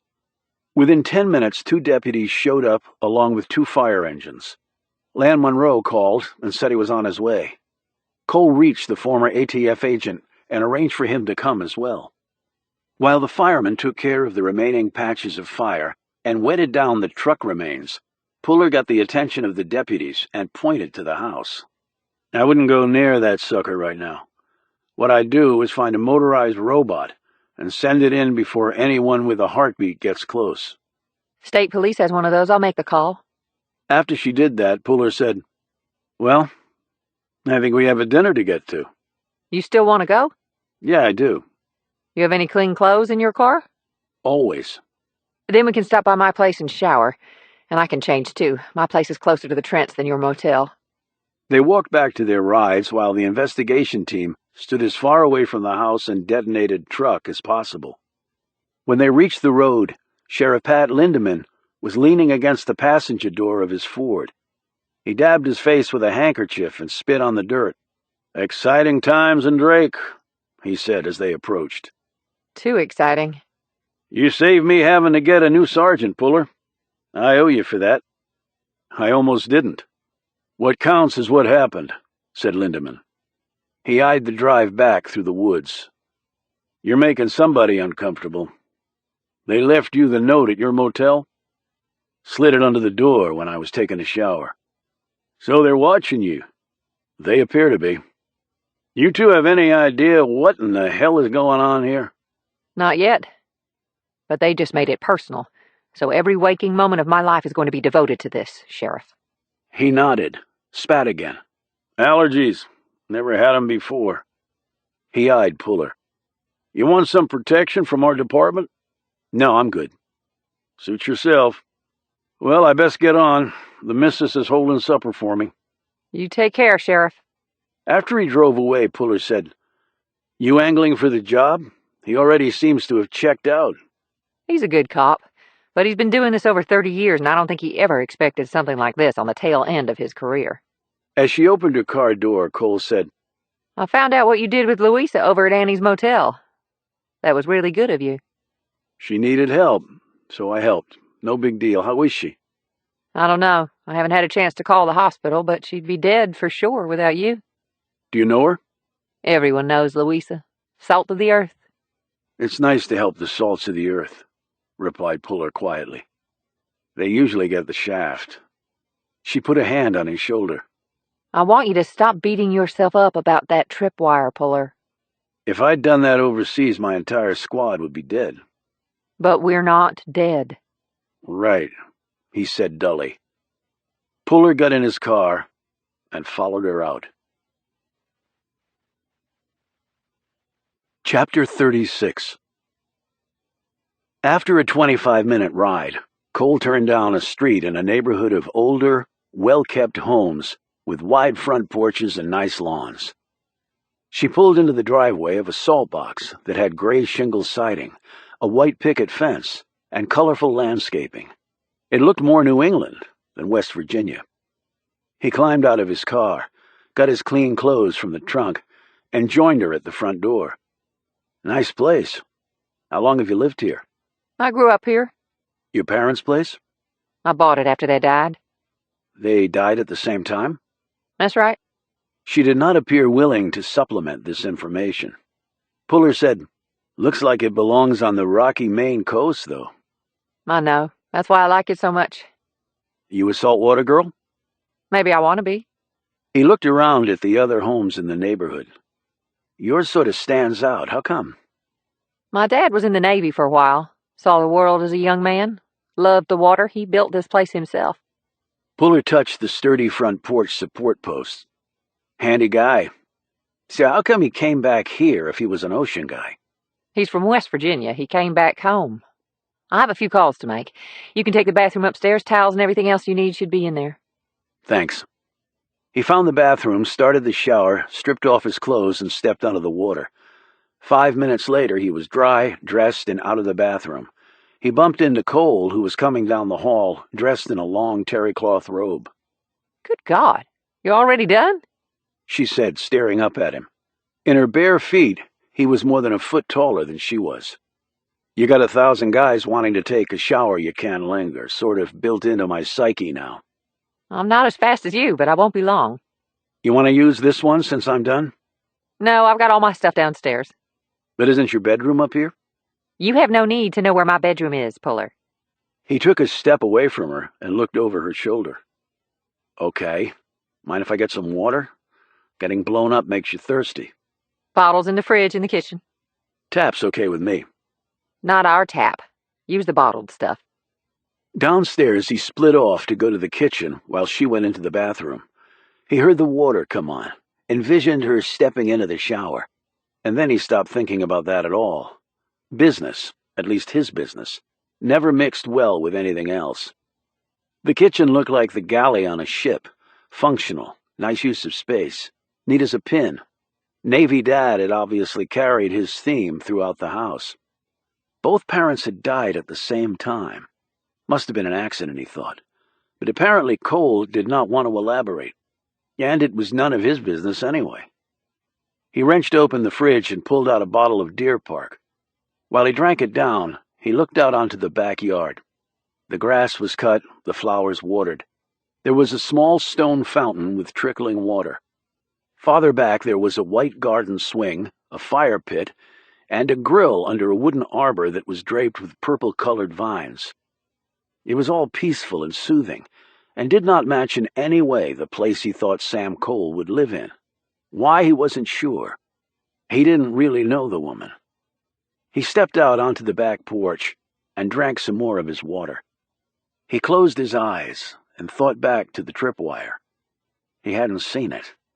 Not until Cole had almost hit it, and then her shin had grazed it just enough. By all rights, they should have been dead. There had been a delay between the trigger and the detonation. Puller knew why. The bomber's relay had been poorly constructed. Or maybe he just assumed that you tripped over the wire, you'd fall. Couple of seconds of confusion, you scramble back up, then boom, your head's gone. In that regard, Puller had saved his life and Cole's, but it hadn't been good enough. Not nearly good enough. I'm not what I was. I'm not close to what I was. Not being over there, your senses get dulled. You're a step slower. He had known the day would come when that would be the case. He'd had no idea, however, how vulnerable it would make him feel. The only solution, really, was to go back over to the Middle East and try to survive. And I don't really want to do that. Not after 6 combat tours, getting shot and blown up and nearly dying more times than I can remember. Does that make me a coward? A few minutes later, he was sitting out on the garden swing when she came outside. Before, she'd been dressed in slacks and a blouse with flats. Now Cole had on a light blue sundress with a scalloped front and white sandals with an inch-heel bump. He liked the dress better than the slacks. She joined him on the swing and whisked the skirt across her legs as she crossed them. Her hair was still damp, and she smelled of jasmine and lilac. She sat back and closed her eyes. "Shouldn't we get going?" said Puller. I called Jean, told her we'd be a little late. She rubbed her temples. "Did you tell her why?" She looked at him. No, I didn't see a good reason to do so. "I checked on the certified delivery package at the post office." She glanced at him. How? "Just asked some questions." Didn't want to wait on me? Speed sometimes is crucial, and the post office is only 3 minutes away from the motel. He smiled, and she smirked in return. So tell me what you found out. It was a firm that does soil testing. Why would the Reynoldses be testing soil? I wish I knew. And if the dog didn't eat the package, that means whoever killed Larry Wellman came back and took it. But again, how would they even know it was there? Puller finished his water and screwed the cap back on. Like I said, they might have deduced it the same way we did. They realized the mailman found the bodies. Why was that, unless he had a delivery to make at the house that required a signature? That would be the only reason for him to have come in the house. So what was in the package? They came back to find out. Didn't know what it was, but couldn't take a chance. But how would they know we hadn't found it? Puller said, maybe they're getting some inside info. I can't believe I've got someone on my police force that's helping the other side. I'm not saying it's a fact. I'm just saying you have to consider it. And the bombing? I actually take that as a good sign. Meaning you're making someone nervous, like the sheriff said? Yes? If it is connected to the murders. You ticked Dicki and his big buddy off. You think they'd retaliate by trying to blow me up? No, you're probably right. She closed her eyes again and rested her head against the back of the swing. She rubbed her temples again and grimaced. I didn't even ask if you were okay, he said in a low voice. I hit you pretty hard. Are you okay? No concussion or anything? I'm fine. You knocked the wind out of me, but it was better than the alternative. She opened her eyes and let her fingers graze his forearm, and then remain there. And I neglected to thank you. The light was poor. Usually you can see the sunlight glinting off it. That's why the Taliban and Al-Qaeda favored pressure plates and other triggers that were below ground. I didn't see it at all. She leaned over and pecked him on the cheek. Thank you for saving my life, Puller. He turned to look at her. He thought that he saw a tear glistening in her right eye, but she looked away before he could be sure. You're welcome. She removed her hand from his arm and rose. We better get going. I can drive. You leave your ride here. We'll take my truck. Tired of the police wheels right now. He let her walk a bit away from him before she turned back. With the sunset behind her, Sam Cole looked radiant in her dress. Puller took a moment to admire the view. Are you coming? He rose. I'm coming. Chapter 37. Jean Trent was dressed in khaki slacks, red sandals, and a matching red sleeveless blouse. She was seated in the sunroom on the western side of the house, where there was no sun left to shine. She already had a cocktail in hand and asked Puller and her sister what they cared for. Puller opted for a beer. Cole a ginger ale. Wow, said Jean. You two look like trouble for sure. Sorry we're late, said Cole. We got detained over a case. No worries. It allowed me time to have another martini. She glanced at Puller. You should try one. Puller ignored that comment and said, Have you heard from your husband? Did he get to where he was going? He rarely calls me from the road. I'm not even sure when he's going to be back. Where's Megan? Asked Cole. Swimming laps in the pool. This late? Asked Cole. She's trying to work off her stomach. I tell her it's all part of growing up. Just baby fat. But the other girls call her names and she hates it.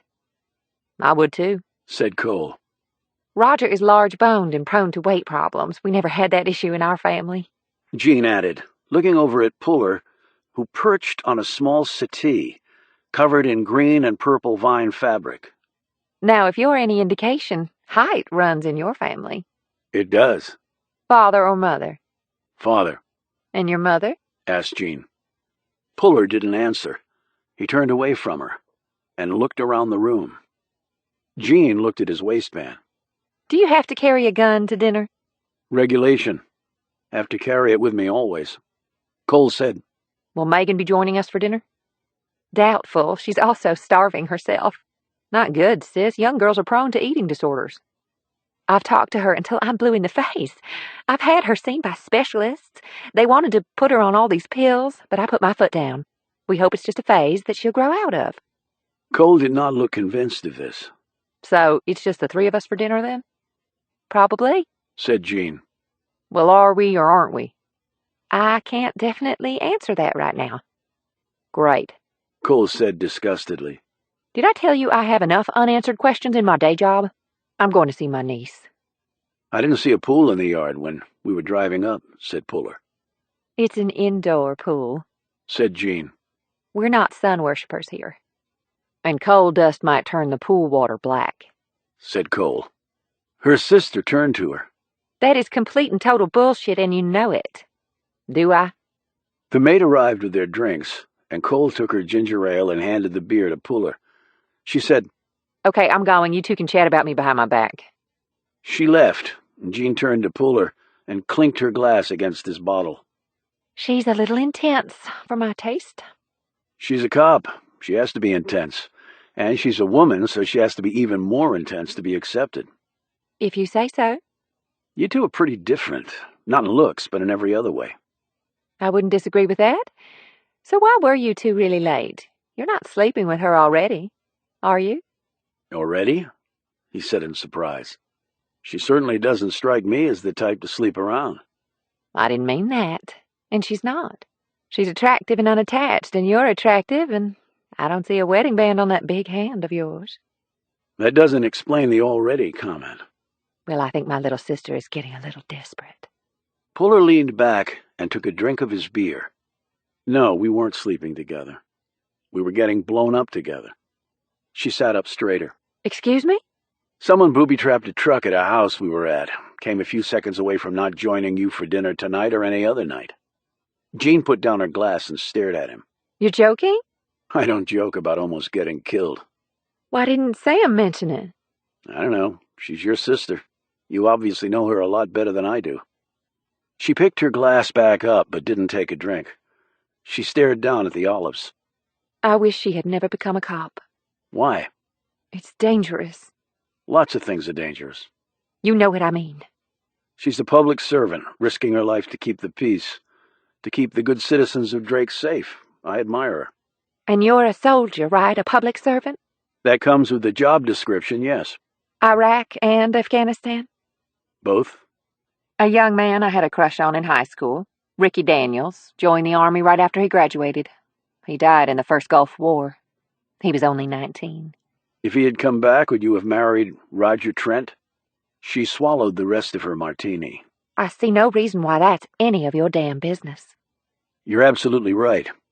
Just making small talk until your sister comes back. Well, don't trouble yourself about the small talk. I'm perfectly fine with my own company. So why did you want me to come tonight? I don't know, actually. It just struck me as a good idea at the time. I'm an impulsive person. Really? You don't strike me as such. Well, I am. So tell me about the earlier death threats your husband got. Why? More small talk? I told you it wasn't necessary. No, I'm wearing my investigator hat now. It was stupid. Nothing to it. Death threats are rarely stupid with nothing to them. Well, these were. Do you think the same person is making them again, then? And should your husband not be worried? Because it's clear he is. Jean didn't look as confident now. Her hand shook some as she set her glass down. I'm not sure I'm the best person to answer that. You didn't seem all that concerned about it this afternoon. My husband is not Mr. Popular. Lots of people hate him. Any you know personally? Yes. And yet you married him. She looked at him darkly. That's right. I did. So what? And he wasn't rich back when I did. He was still struggling to build his business, so I didn't do it for the money. Not saying he was, and not saying you did. But you were thinking it. I'm sure he has lots of other appealing qualities. He does, actually. Good to know. I don't like your attitude. I don't have an attitude. I'm just trying to go with the flow. Try harder.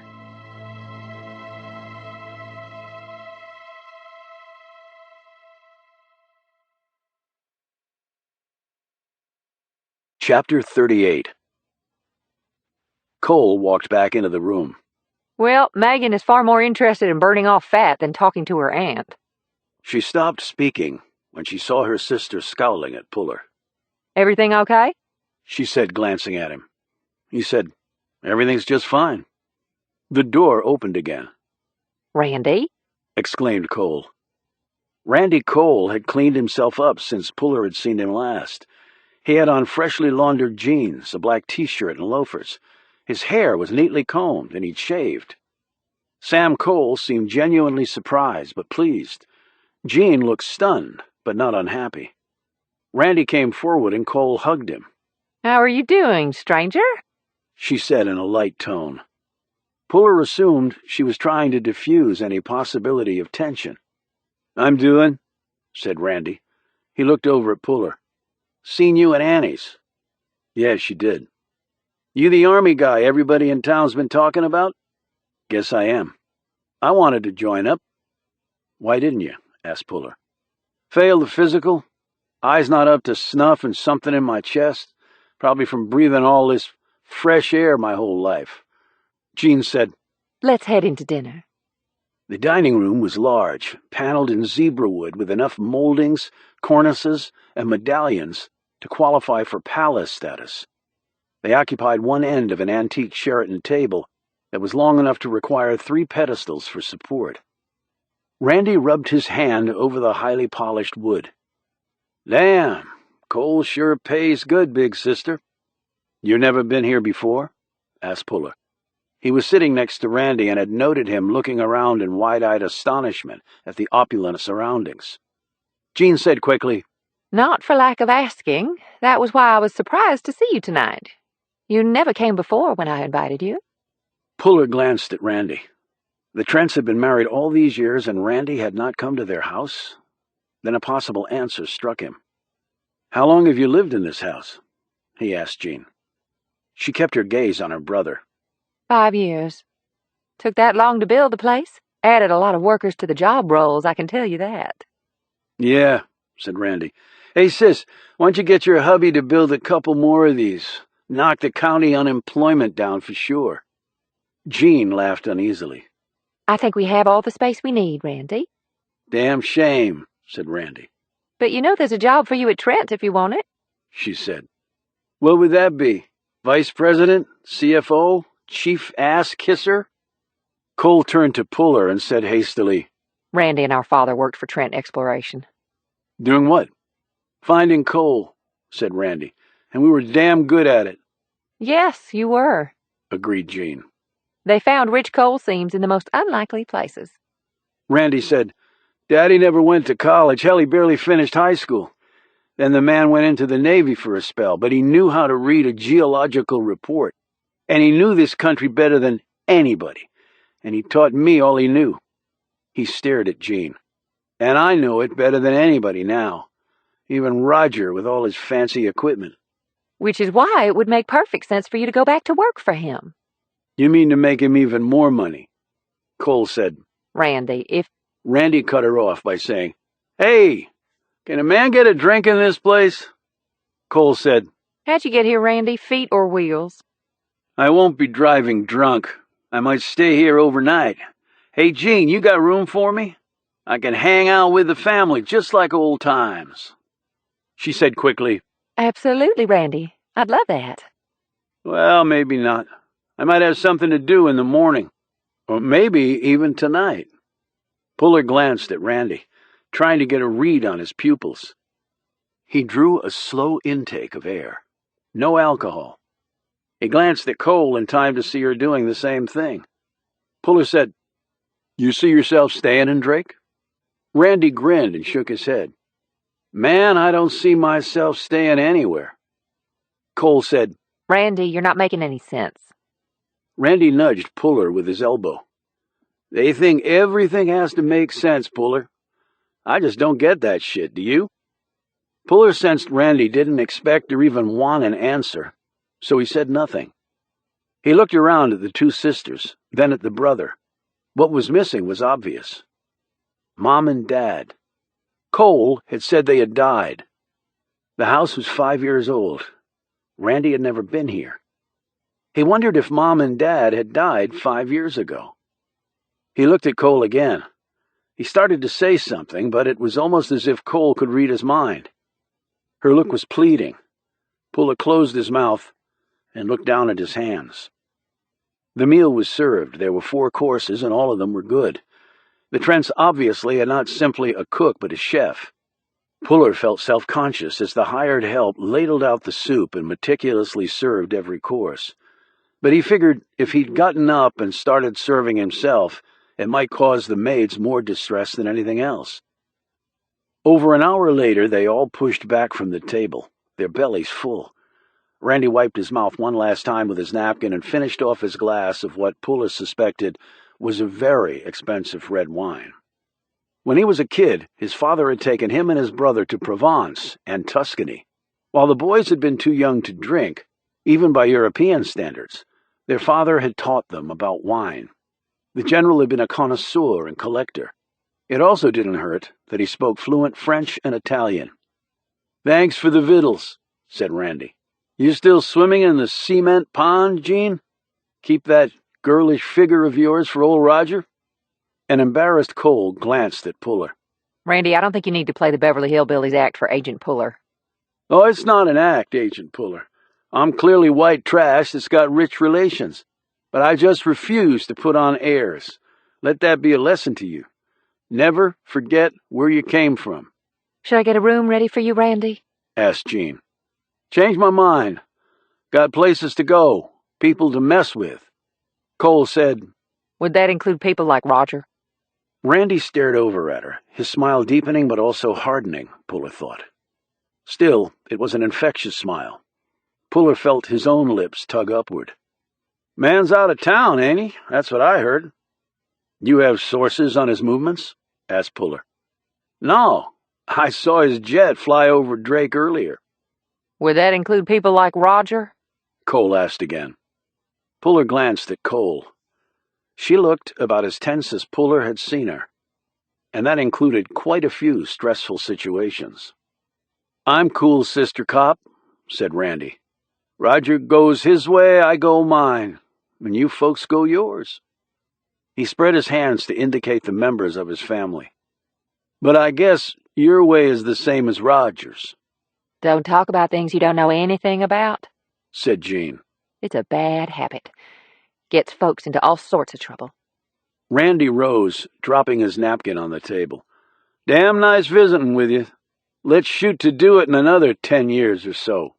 Randy, said Jean. Wait, I didn't mean it like that. But he walked across the room and was gone, shutting the door quietly behind him. Chapter 39. Puller and Cole left about 30 minutes later. Puller sat in the passenger seat of the truck and gazed out the window. He was full of questions about the evening, but he wasn't going to ask any of them. It was none of his business. Cole finally said, Well, that was a lot of fun. Families usually are. I'm sure you have questions. I don't like people prying into my stuff, and I'm going to show you the same courtesy. They drove on in silence for 5 more minutes. Cole began. Our parents were killed when a boulder dislodged by mine blast from one of Roger's operations crushed the car they were in.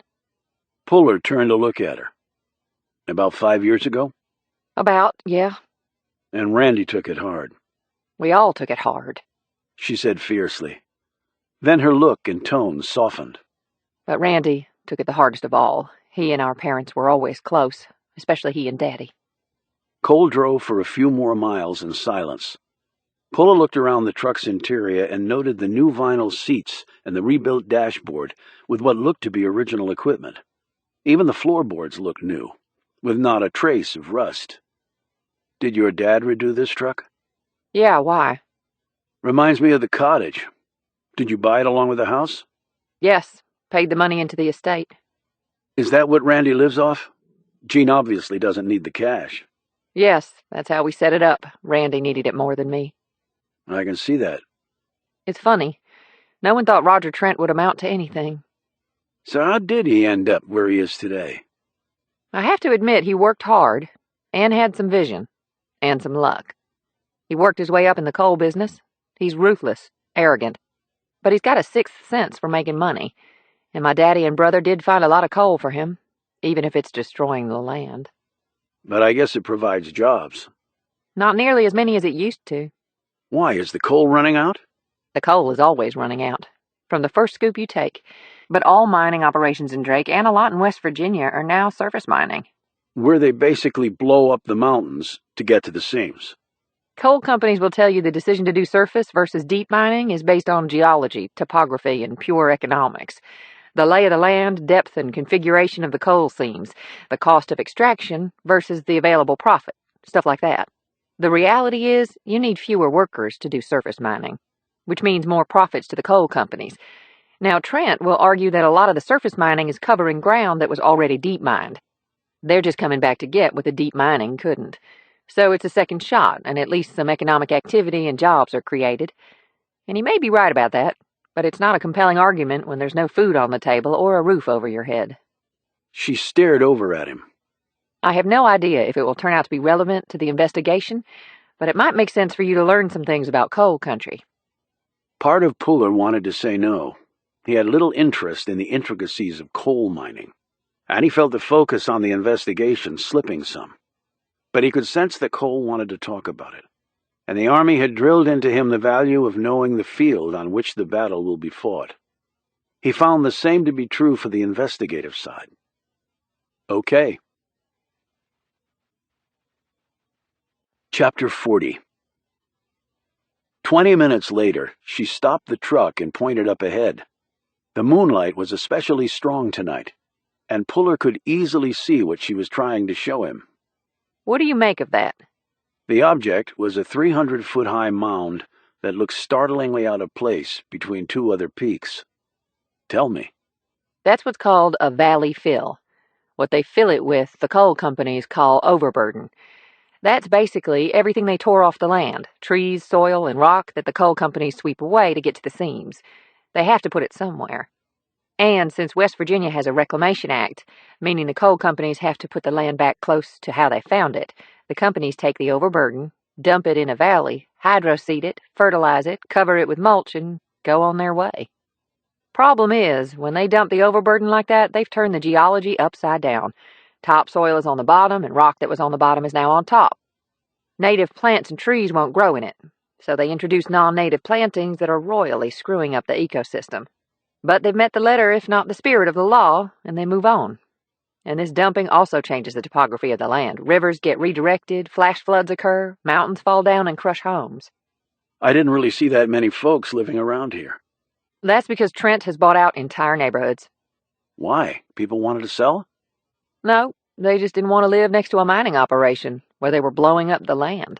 Can't drink the water, can't wash your clothes outside. And you got health problems spiking on everything from lungs to livers. Randy wasn't kidding when he mentioned his lung problems. He was diagnosed with it when he was a teenager, a precursor to COPD. And unlike me, he's never smoked in his life, but he did play football and run track near a coal mining operation, and he's not the only athlete from around here to suffer like that.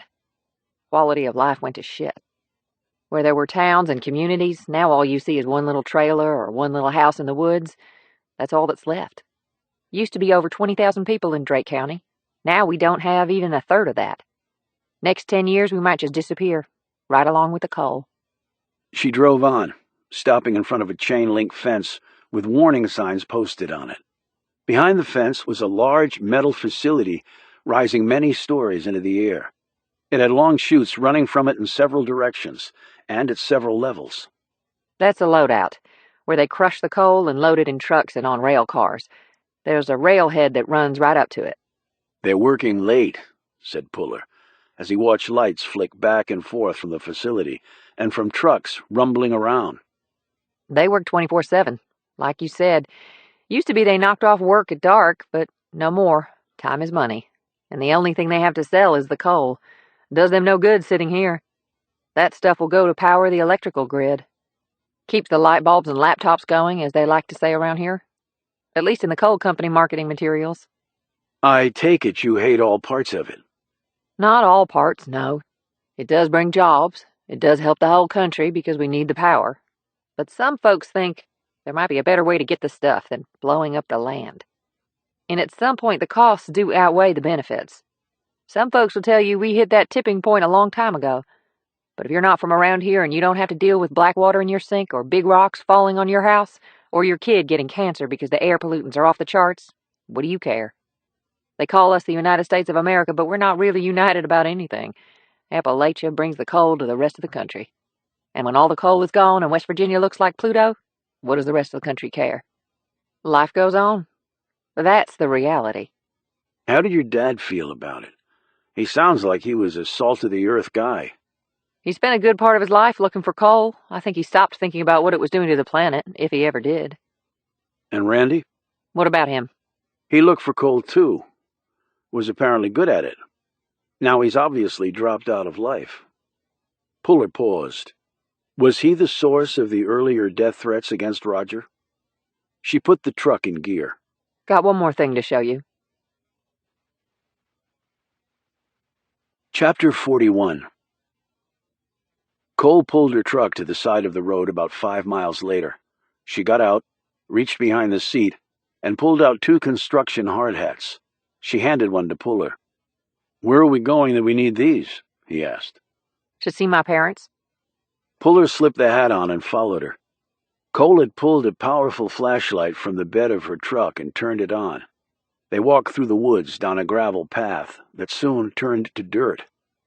Ordinarily, you have to get permission to be certified and also be escorted for where you're going, but screw that. It's my mom and dad, after all. They left the path and crossed a field, where they were confronted by a chain-link fence. Puller was prepared to scramble over until Cole pointed out the slit in the links. "You did that?" I did that. They cleared the fence and kept walking. Cole finally slowed when they reached the edge of the cemetery. "We're obviously going to see their graves," said Puller. She nodded. "Why all the complications?" Trent bought the community and the cemetery was part of it. Technically, you have to make an appointment now to see your dead relative's final resting place. But to tell the truth, Puller, and though I am a sworn officer of the law, that requirement just rubbed me the wrong way. "I can see that. It would have me too." She led him around the graves until she stopped at a pair of them and shone her light on the markers. "Mary and Samuel?" Cole nodded.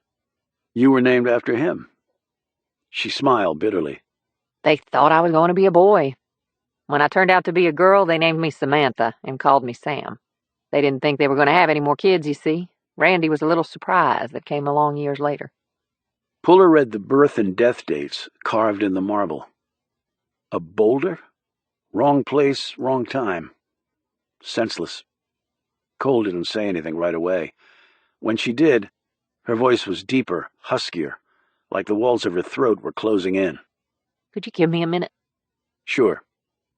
He walked about 50 feet away and started to examine some of the other graves. The cemetery was in complete disrepair.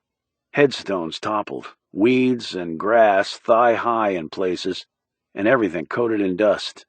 He had noted, however, that Mary and Samuel Cole's headstones sat straight in the earth, and there were fresh flowers on the graves, and the grass had been trimmed away. He assumed that was Cole's doing. Hey! He whirled around when he heard Cole call out. He was next to her a few seconds later.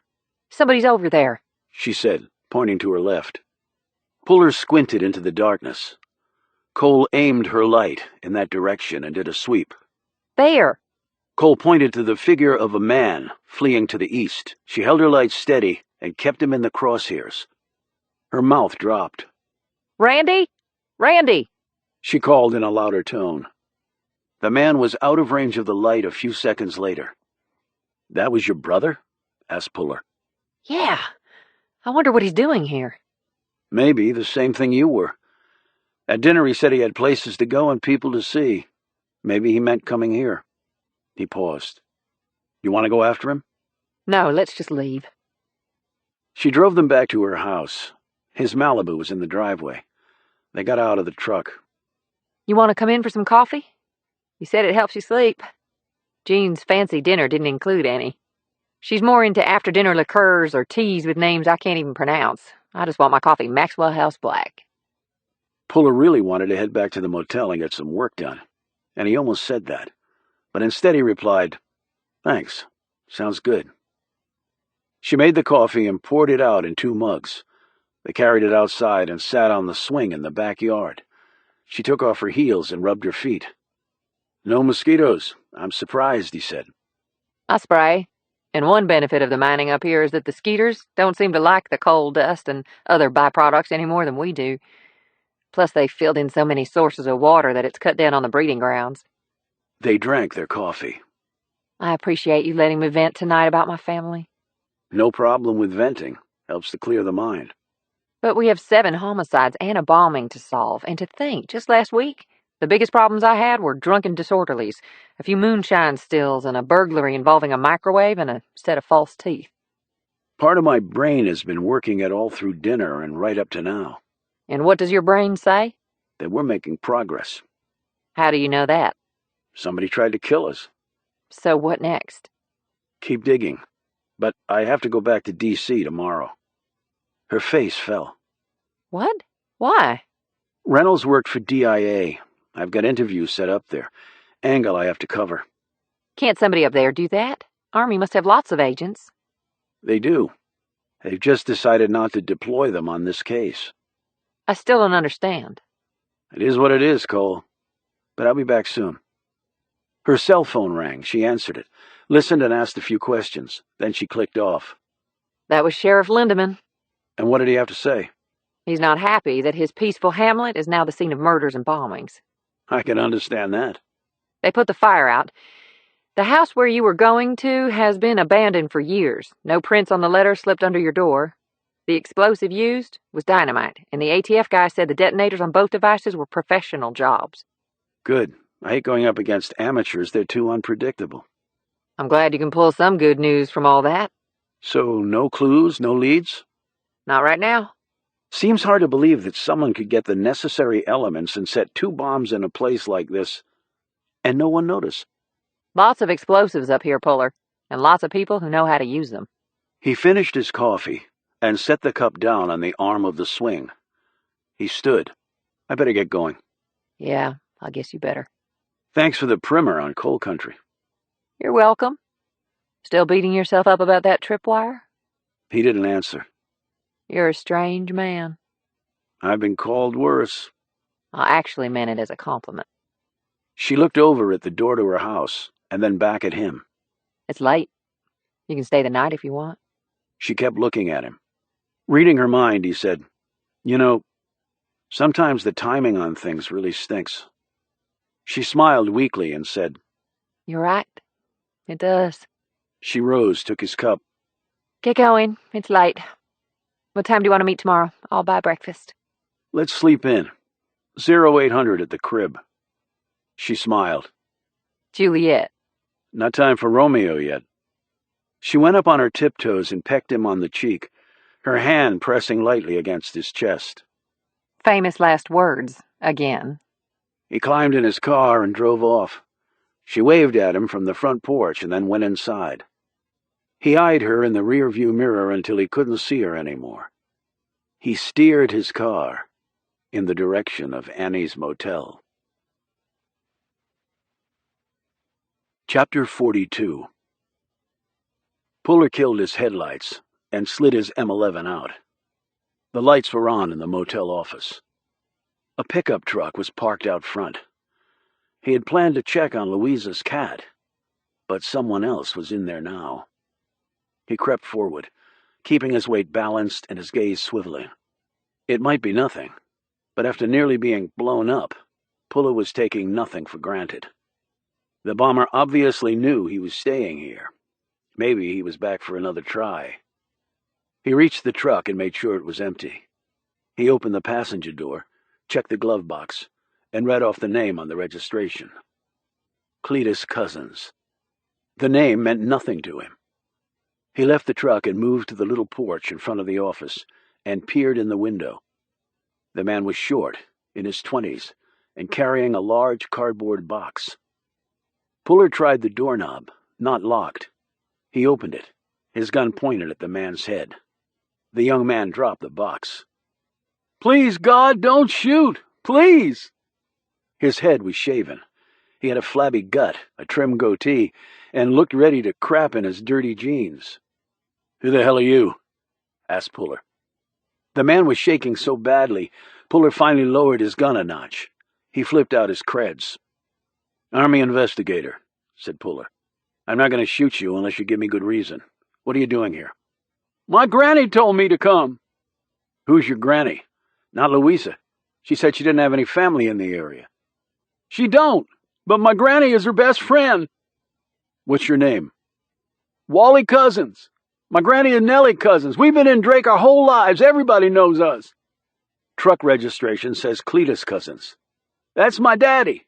My truck's in the shop, so I took his." "Okay, Wally. One more time. Why are you here, and what are you taking?" The young man pointed at the box on the floor. It had fallen open, and its contents had spilled out.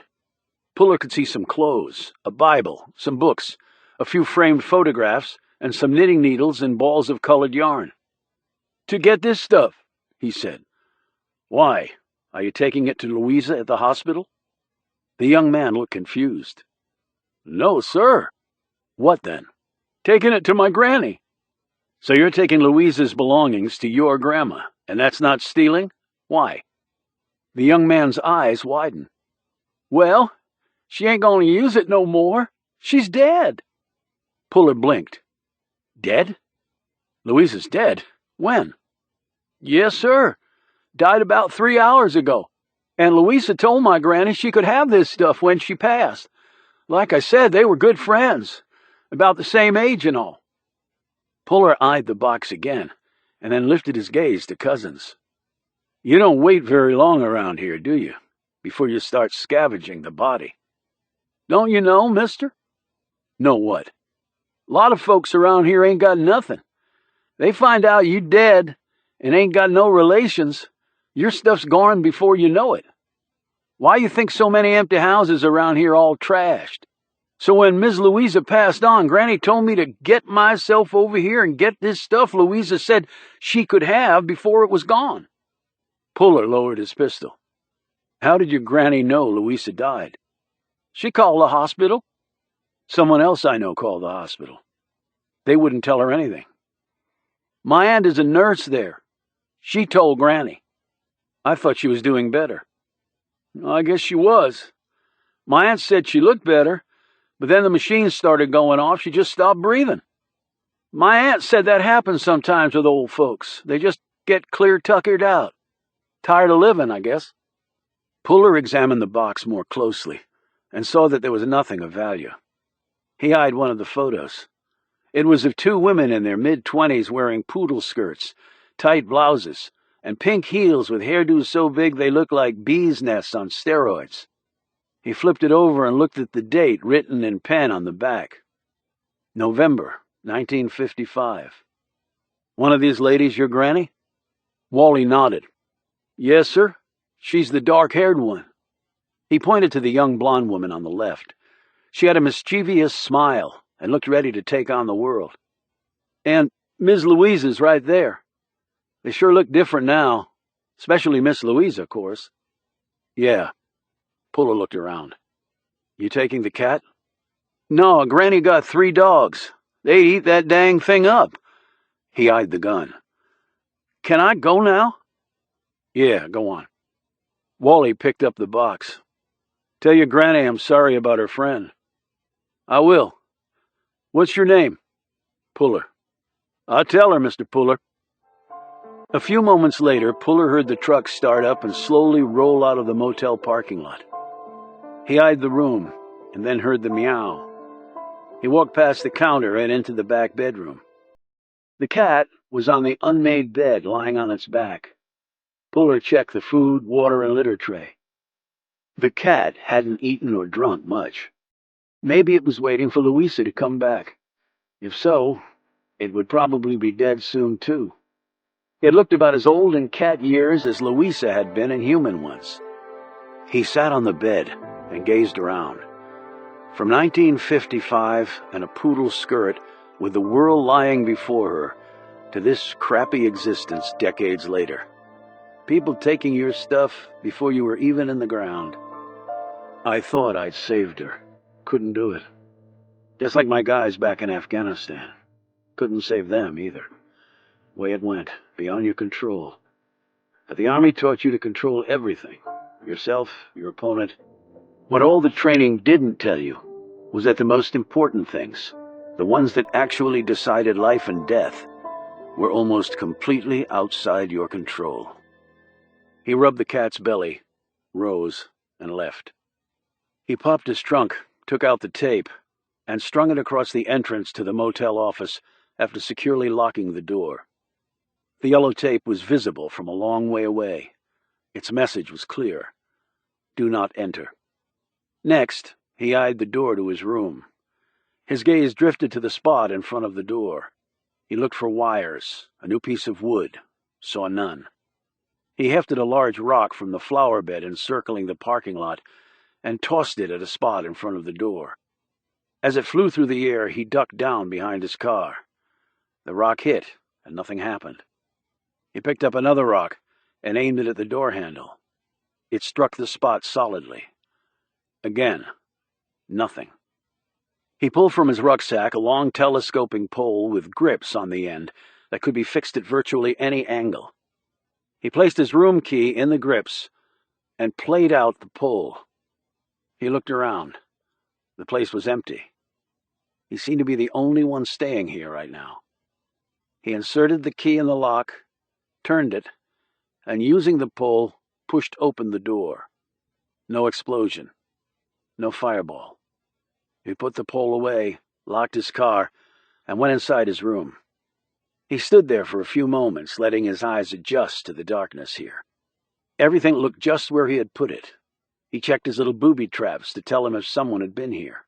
None were tripped. He closed and locked the door, sat on the bed. He added up his growing list of failures. He had failed to see the tripwire in time. He had failed to save Louisa. He checked his watch, pondered whether to make the call. Cole would probably already be in bed by now, and what exactly did he have to tell her? He lay back on the bed. His M11 would rest in his hand all night. His cell phone buzzed. He looked at the number and inwardly groaned. "Hello, sir." "Damnedest thing, Gunny," said his father. The old man would alternate referring to Puller as his XO, gunnery sergeant, or sometimes simply, "You asshole PFC." "What's that, sir?" "No orders from high command on a Saturday night with nothing to do. What say we get together and bang some shots back? We can catch a ride to Hong Kong on a military transport heading out. Know some places.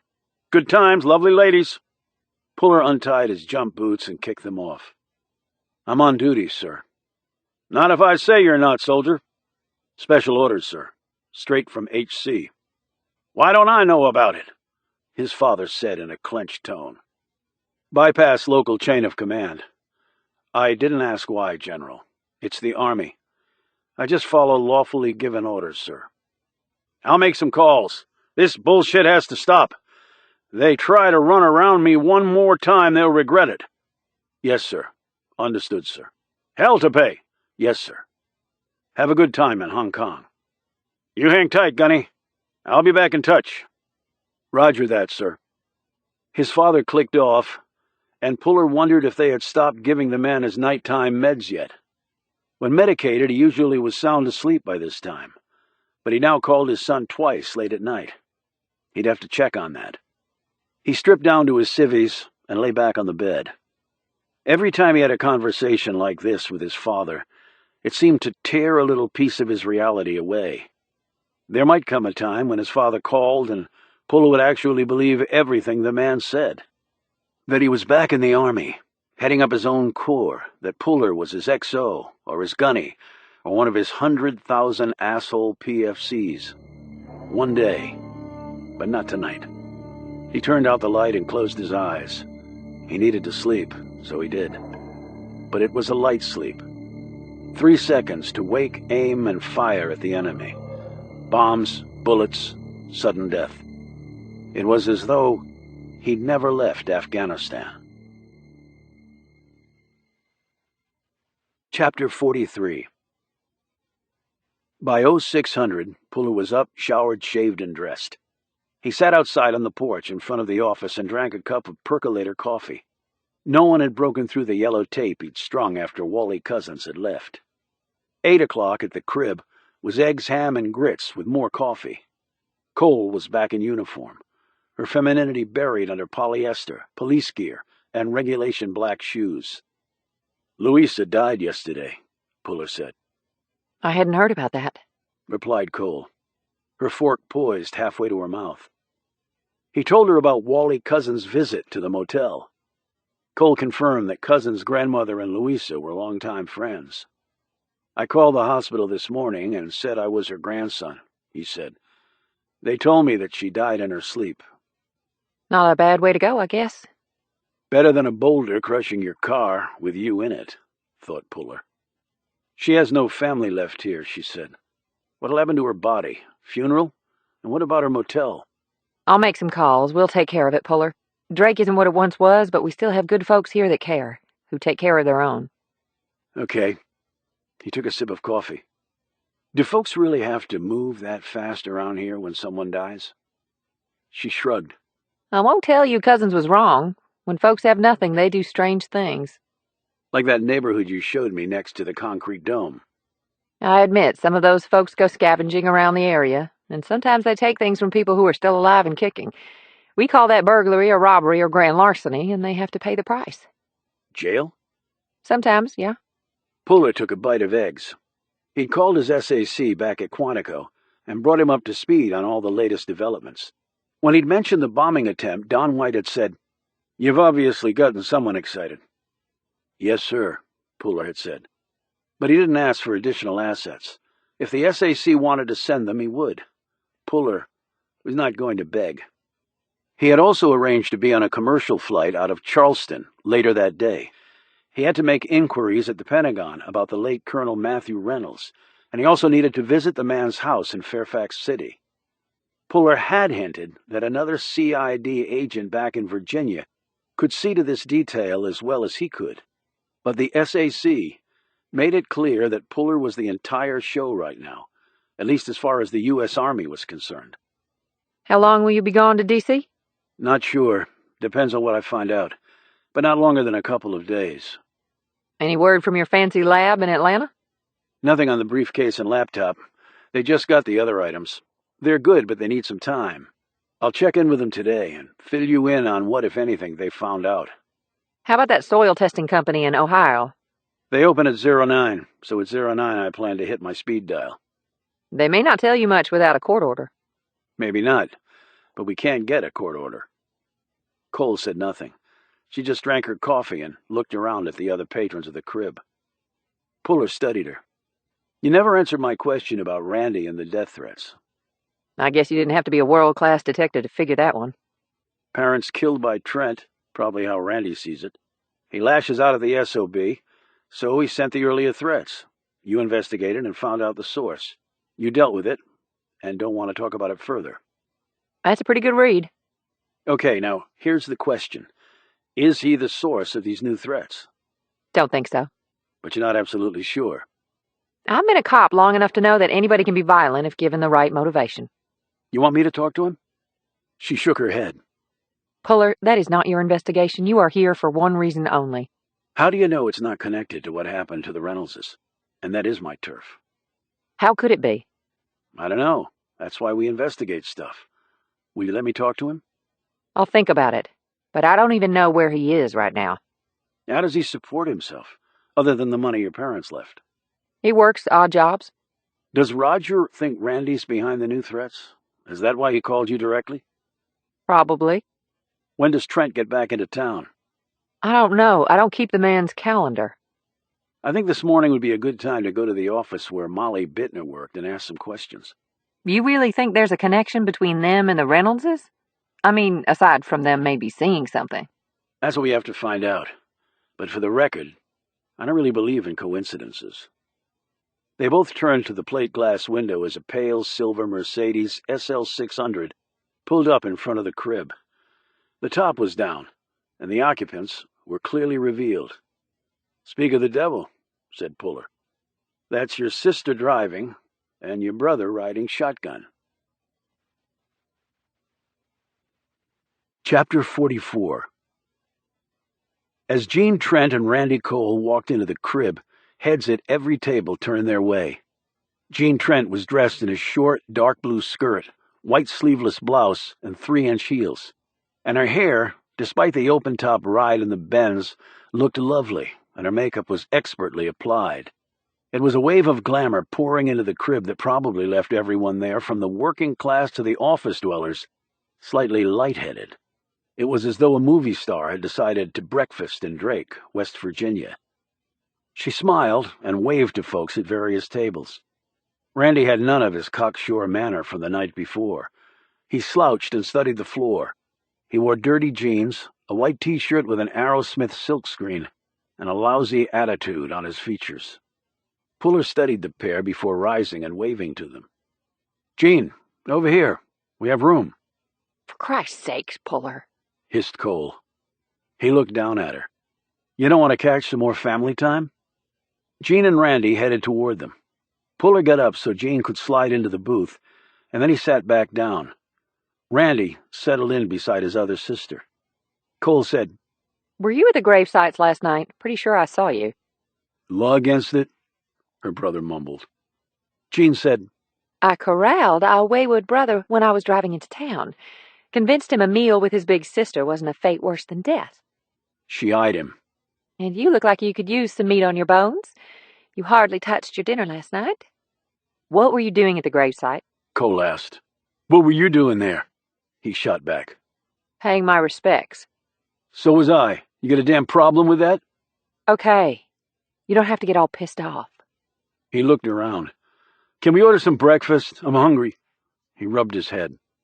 Headaches again? Asked Puller. What's it to you? Randy snapped. Just asking. Maybe some food'll help. Puller raised his hand and waved the waitress over. After Jean and Randy ordered, Puller lifted his coffee to his lips, took a sip, and set it down. You really look like you could use a few hours of sack time. Randy looked across the table at him. Thanks for your concern. No concern, just an observation. You're a big boy. You can take care of yourself. Yeah, well, tell that to my sisters here. That's what sisters do, said Puller. Worry. They worry about their brothers. Then when they get married, they worry about their husbands. Cole said to her brother, I don't even know where you're living. Do you even have a place to stay, or are you just jumping from one friend's place to the next? Randy laughed in a hollow tone. I don't have that many friends in Drake. You used to, said Jean. They've all grown up, got married, had kids, said Randy. And you could have done the same, said Jean. Randy eyed her. Yeah, Jean, you're right. I could have married me a rich, fat woman and lived happily ever after in some big house and drive around in some fancy-ass car. Jean didn't even flinch. Puller figured she'd probably heard that one 1,000,000 times from lots of different people. I don't believe there are any rich fat women in Drake, Randy. And if you're thinking of changing which side of the plate you hit from, the only rich fat guy in town is taken. Don't we all know that? Snapped her brother. Jean smiled. Sometimes I don't know why I bother. I really don't. Never asked you to. Oh, come on, Randy. You're laying a guilt trip on all of us, slinking around town, never know where you are. You show up looking like shit, take some money, and then slink off again. We wait for you to call, and when you do, we make all over you. You came to dinner last night only because Roger wasn't there, and you shoot off your mouth all your sarcastic little quips that you think are so funny. Poor Randy. I bet you just love it, don't you? Makes up for a life that you just don't have. Puller hadn't seen that one coming, and apparently neither did Cole. She said reproachfully, Jean. Puller glanced over at Randy, who never took his gaze from Jean. Keep going, sis. I'm enjoying this. Jean said, I saw him wandering down the road like a lost pup. Gave him a ride in my car. I brought him here to feed him. I've offered to get him work. I've offered to help him any way I can, and all I get back for that is shit thrown right in my face, and I'm tired of it. Her voice had risen steadily to where heads at other tables were turning in their direction, and Puller could see folks muttering together. Cole put a hand on Randy's arm. She didn't mean that. Jean exclaimed, Of course I did. And you would too if you'd take your head out of the damn sand. Randy's manner suddenly changed. The grin and the confidence came hurtling back. Hey, Jean, does Roger pay you each time you screw him? Or does he get a volume discount? And after he slaughtered Mom and Dad, did you charge him double to bang you? You know, to show your anger at him, wiping out our parents and not giving a shit? Jean reached across the table and slapped her brother so hard that Puller saw her wince from the shock of the blow. Randy didn't show any reaction, even as the skin where she had struck him turned pink and then a dull red. Is that the best you got? Said Randy. All the money has really made you soft. He stood. I got things to do. Hey, Jean, thanks for the ride. Or maybe you should thank Roger for me. It's his car, after all. He owns it, the house, the business, and you. He looked out the window at the Benz. That model's looking a little old, sis. Raj might be looking to trade it in. He's gone so much, makes you wonder. Didn't know coal men needed to fly off on their fancy jets all that much. And despite all your working out and dieting, a little too much alcohol and birthing 2 kids has taken its toll. Now don't get me wrong, you're still nice looking, and Roger is fat and ugly. But the rules are different for men and women. They're not fair rules, but they are the rules. And whoever has the goal makes the rules, and that would be Roger. Now you have a good day, big sister." Randy turned and walked away. As Puller watched, he high-fived a couple of guys in one booth and then slammed the door on his way out. He turned to Jean, who just sat there looking as stunned as she probably felt. Cole said, "Both of you said things you didn't mean." "I meant every word I said," replied Jean. "And Randy did too," she added quietly. She looked back out the window at the car. Puller could see the thoughts running through her mind like frames from a film. Where was Roger right now? Was he thinking about trading her in?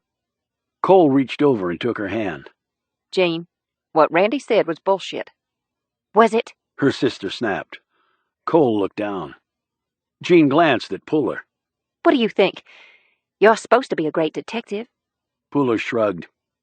"I can't read people's minds, Jean. But if your husband cheats on you, then you sue his ass for divorce and end up with as much of the gold as your lawyers can get. Since you married him before he struck it rich, I assume there's no prenup." "None." "Then I wouldn't worry about it. Best advice I can give." When Jean and Randy's food came, the waitress looked around and said, "Is he coming back?" "I seriously doubt that he is," said Jean pleasantly. "but if you can keep it warm and then wrap it for me, I'll try to find him and give it to him." "Okay." The waitress walked away. Jean cut up her eggs and was about to say something when Puller rose. "Going somewhere?" "I'll be right back." Puller had just spotted Bill Strauss sitting at a table in the corner. He walked off. Jean looked at Cole. "You two sleeping together yet?" "Jean, why don't you just shut up and eat your eggs?" Cole wriggled out of the booth and hurried after Puller, who was already standing next to Strauss. "Hello, Mr. Strauss. John Puller, CID. You remember me?"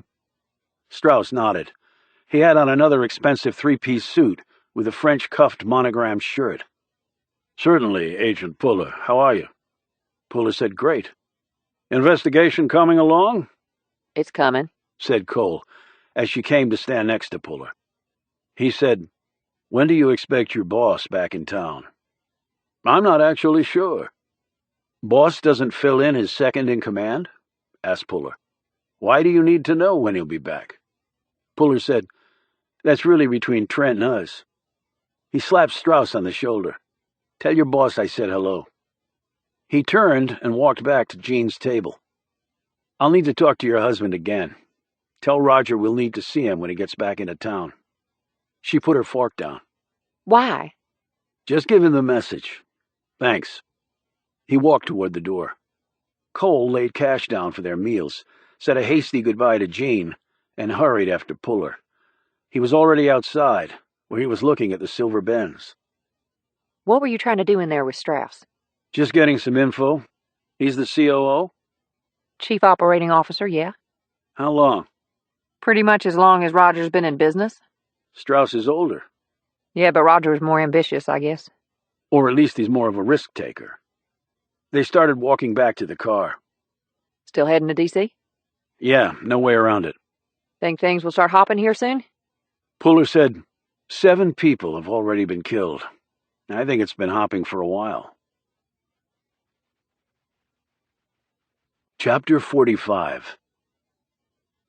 They drove over in Cole's cruiser to the Trent office where Molly Bittner had worked. Along the way, Puller called the soil testing company in Ohio, after being transferred to 2 different people who could not help him. Puller motioned for Cole to pull off the road. She put the car in park and turned to him. Into the phone, Puller said, "Well, let me talk to his supervisor." He waited another couple of minutes until the voice came on the line. Puller explained the situation, and the person on the other end responded. "Can you tell me anything over the phone?" he asked. Puller listened and nodded. He asked for their contact information and wrote it down in his notebook. "Okay, the court order will be coming. I'd appreciate a fast turnaround." He clicked off and looked at Cole. She said, "So a court order is necessary? I didn't think soil samples were so confidential. Could they tell you anything?" "Only that it was Matthew Reynolds who had requested the work done. He paid by credit card. And it was some samples of organic matter that he wanted vetted. They wouldn't tell me from where or what they found. I've got their information here. Can you get the paperwork going on that?" "I'll see the county attorney today." She put the car back in drive and pulled back onto the road. It must be soil from around here, don't you think? I would assume so, but we have to know for sure. And why test it? Pollutants, said Puller. I mean, why else? So that may be what this is about? Pollution? Well, if they came back and killed Wellman to get the report, then yeah. I'd say that might be what this is about. It must be something really serious, though. This is West Virginia, Puller. There's a ton of ground and water pollution here already. Hell, we can't even drink the water. People know that. You just have to look around or see the crap in the air to know it's dirty. So I don't see how it would be worth killing 7 people to keep secret something that everyone already knows exists. That's a valid point. Let's look at it from another angle. Has Trent had run-ins with EPA? There isn't a coal company operating in West Virginia that hasn't had run-ins with EPA and the state regulatory folks. Coal drives the economy here, but there are limits. And if you exceed those limits, you can get in trouble. Yes. But again, is it worth killing 7 people, including a police officer? If Roger had run afoul of some reg, he'd have to pay a fine, which he's done in the past, many times.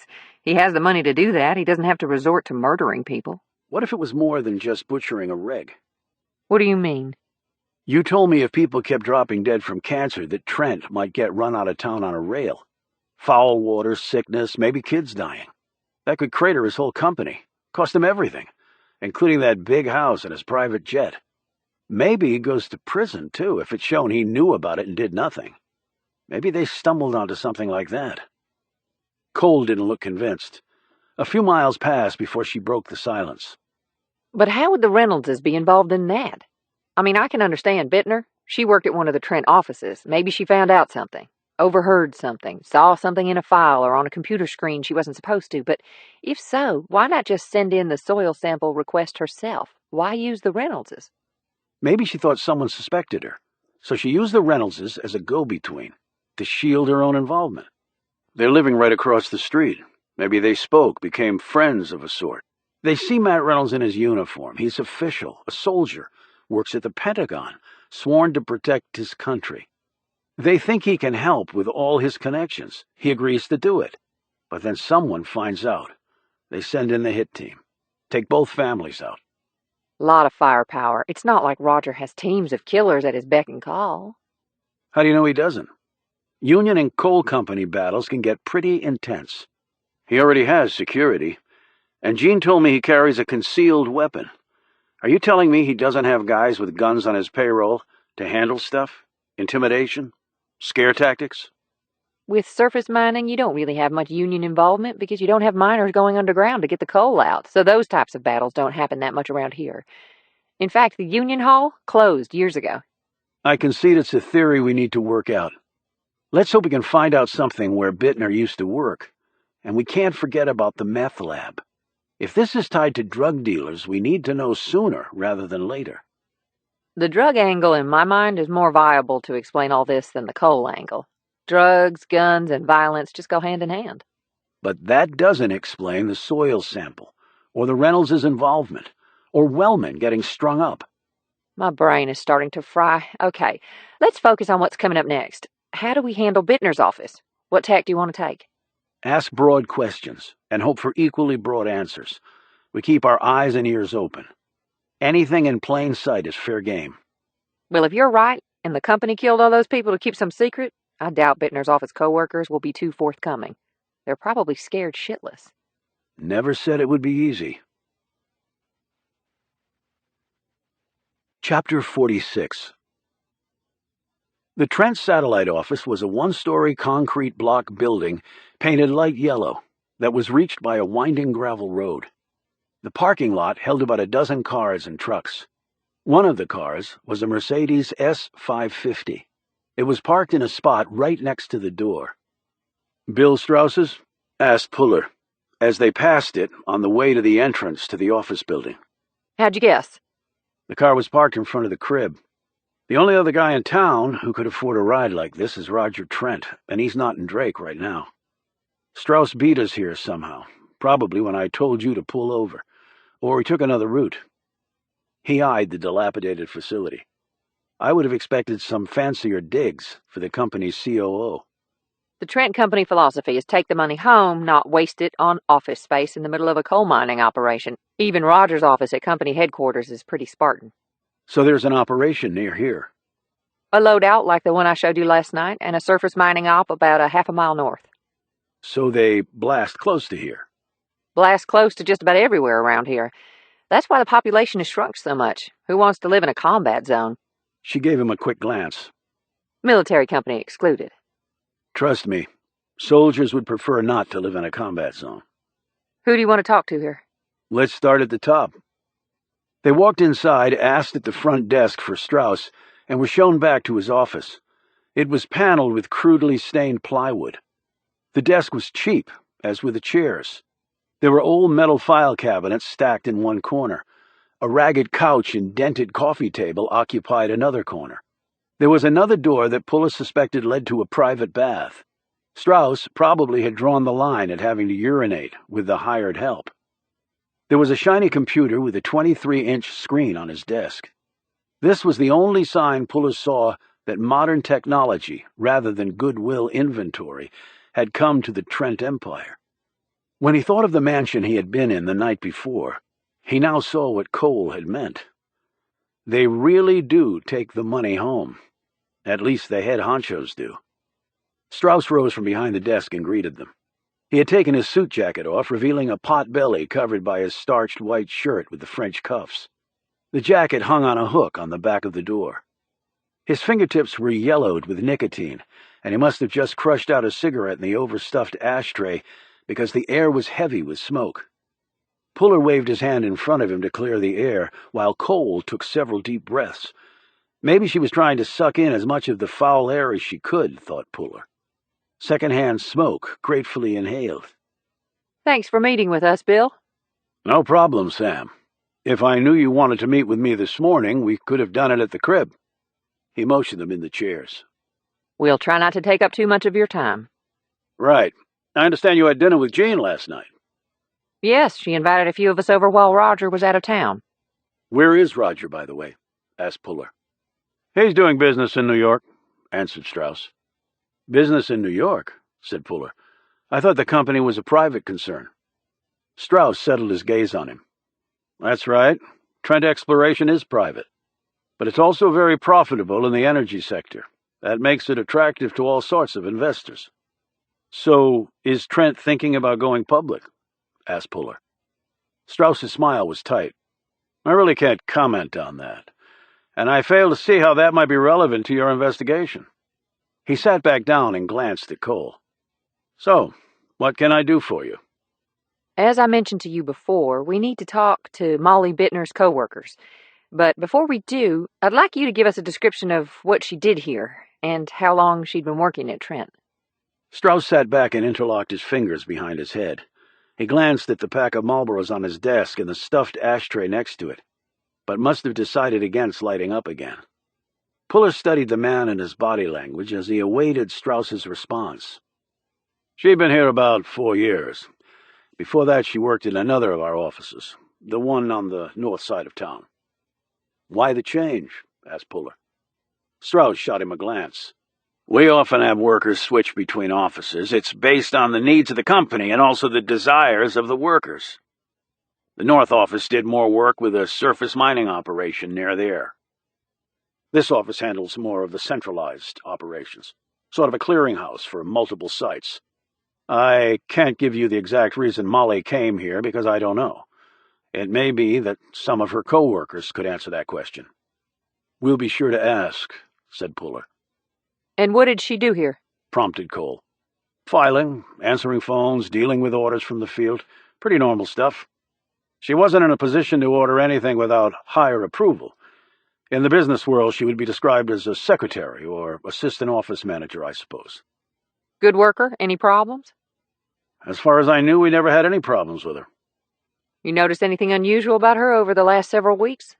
No, but I wouldn't necessarily. As I said, I knew her, of course, but we had little interaction on a daily basis. No money problems of which you're aware? No one was garnishing her wages, if that's what you mean. They asked a few more questions, and then Strauss led them to the cubicle where the office manager worked.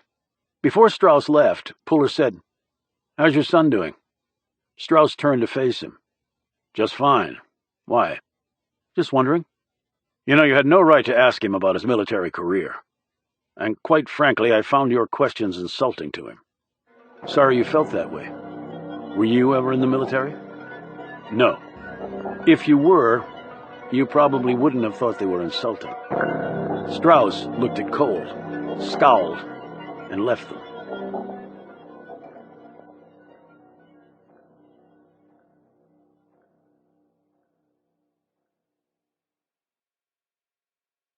Chapter 47. The office manager was named Judy Johnson. She was a rail-thin woman who had a strong grip and a businesslike manner. Her hair was brown and gray and worn back in twin pigtails. Her face was lined, and her eyes a deep caramel and lively. She wore a beige jumper with a white blouse. Her black flat shoes were scuffed. Johnson told them that Molly had been a good worker. She had come to this office principally because it was an easier commute for her, and a slot had come open. She did not have access to all the files at the office. Which ones didn't she have access to? Asked Puller. Principally the ones kept in Mr. Strauss's office, Said Johnson. There's also a closet in his office. Inside that closet is a safe. They're kept in there. I thought it was a private bathroom, said Puller. No, we all use the same restroom. Replied Johnson. And the key to the safe? Asked Cole. There's one key for the closet door and one key for the safe, and Mr. Strauss keeps those with him at all times. What's so important that you need those sorts of precautions? Asked Puller. Well, this office keeps geological reports on the location of coal seams and other related data. Pretty valuable for people if they knew where the coal was located. So Trent doesn't own all the land where the coal is? No, they're always looking for new sources and sent out teams regularly to hunt for them. If someone could learn where the coal was and buy up the land before Mr. Trent, they could use his own work to their benefit. Do you do any soil testing here?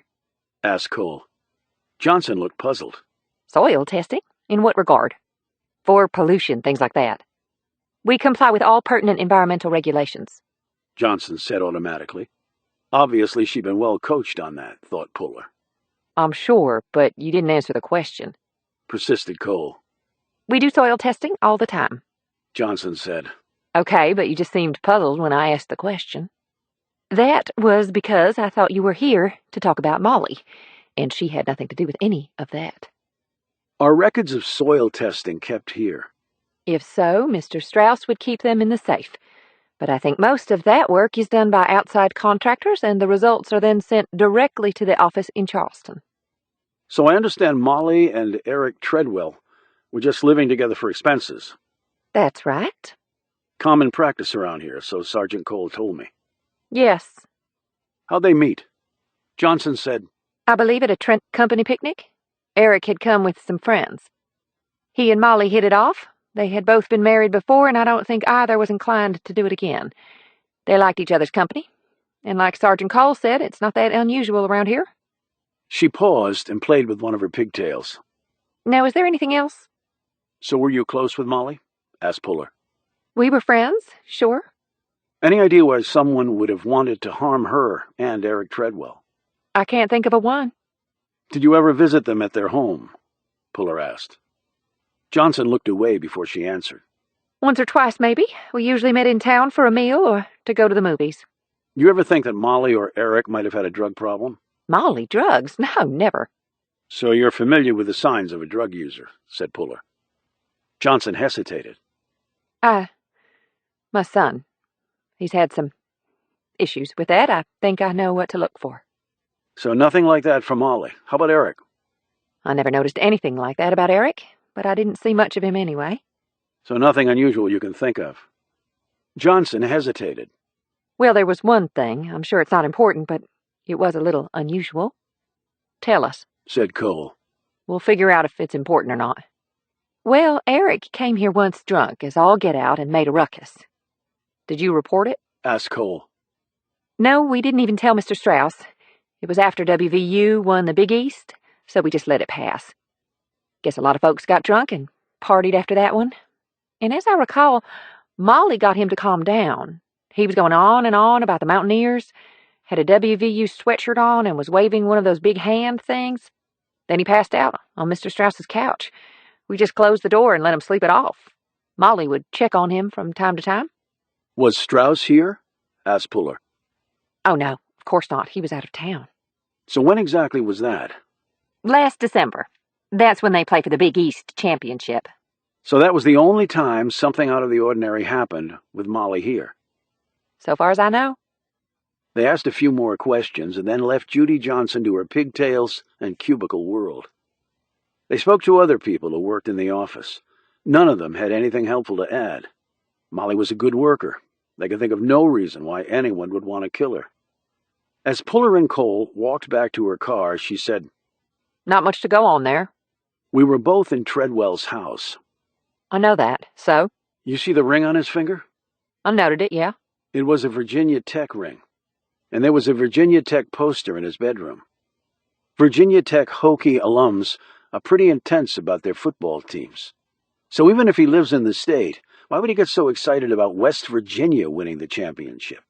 So excited, he'd come to this office and basically pass out drunk. Cole looked back at the building. You mean he really came to get into Strauss's office? To maybe get into that safe?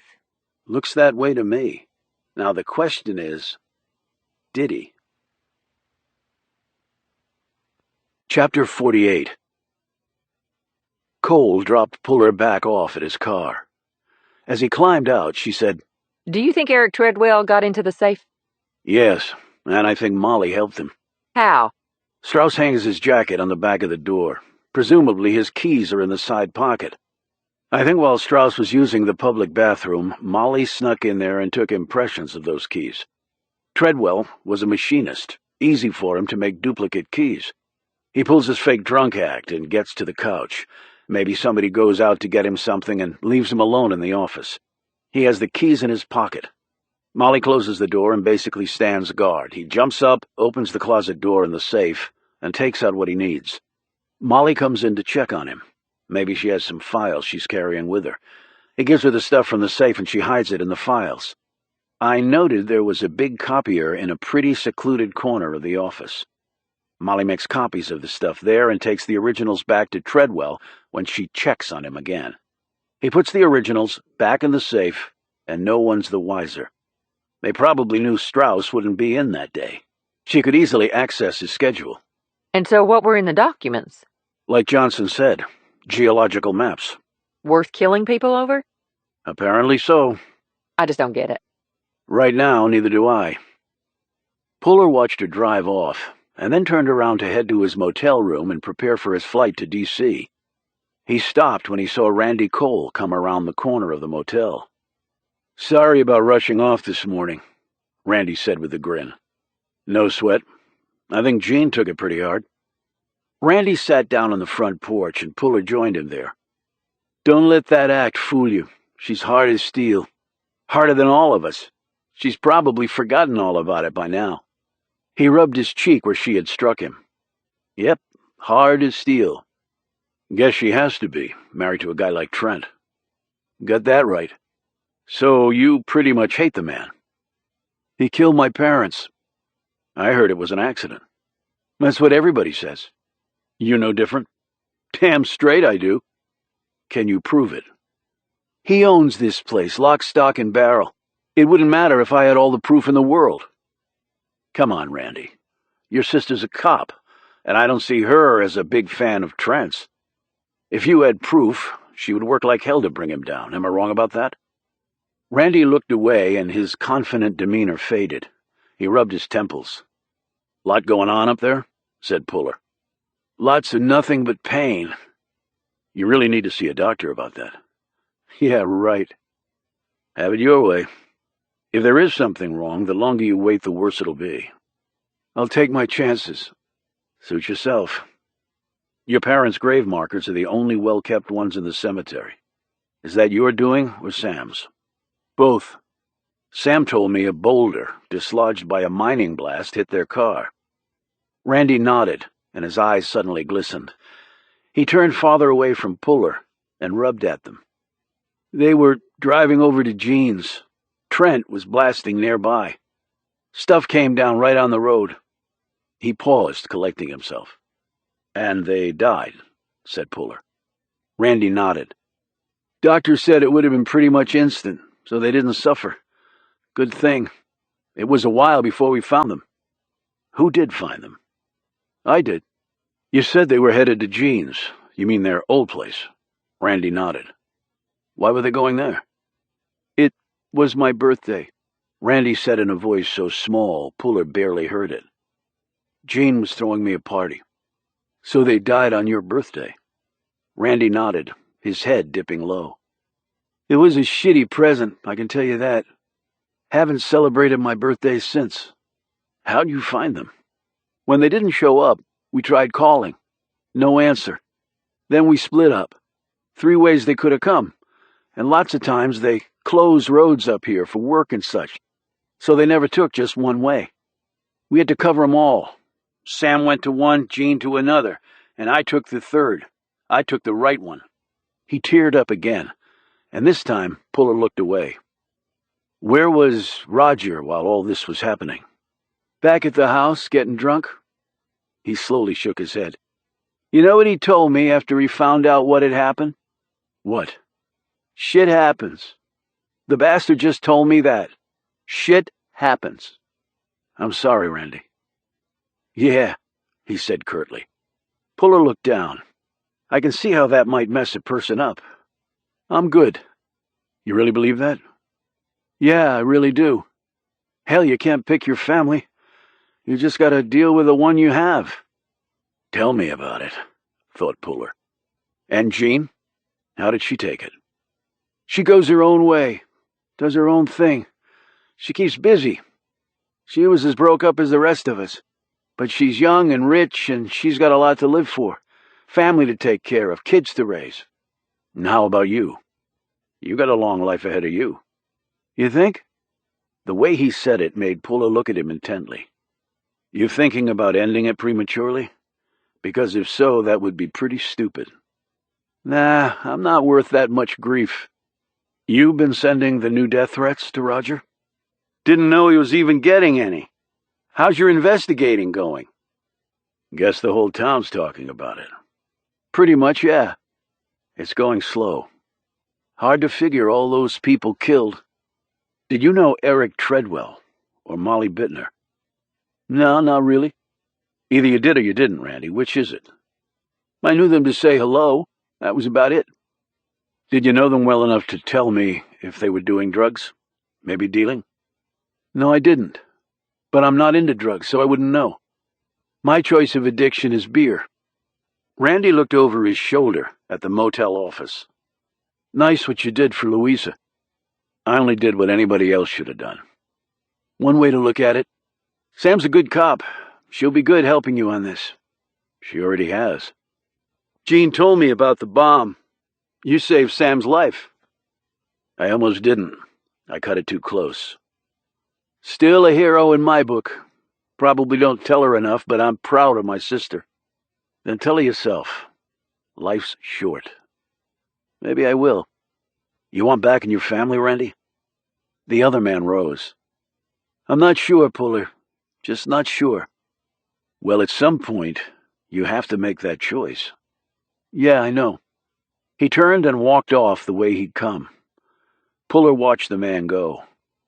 Drake, West Virginia, had turned out to be a far more complex place than he had expected it to be. Chapter 49. That afternoon, Puller boarded a commercial jet out of Charleston, heading east. He landed at Dulles Airport less than an hour later.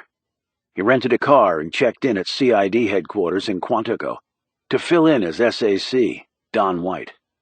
Next, he drove to his apartment and let AWOL out.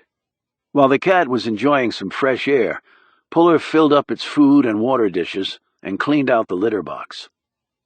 He'd made an appointment with Matthew Reynolds' superior at DIA for the next afternoon.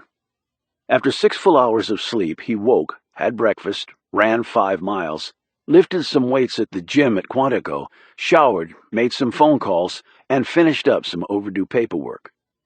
He dressed in his combat fatigues and drove north to the Pentagon in his rental. A special agent from the DIA Office of Counterintelligence and Security met him at the Pentagon Metro exit, and they headed into the Pentagon together.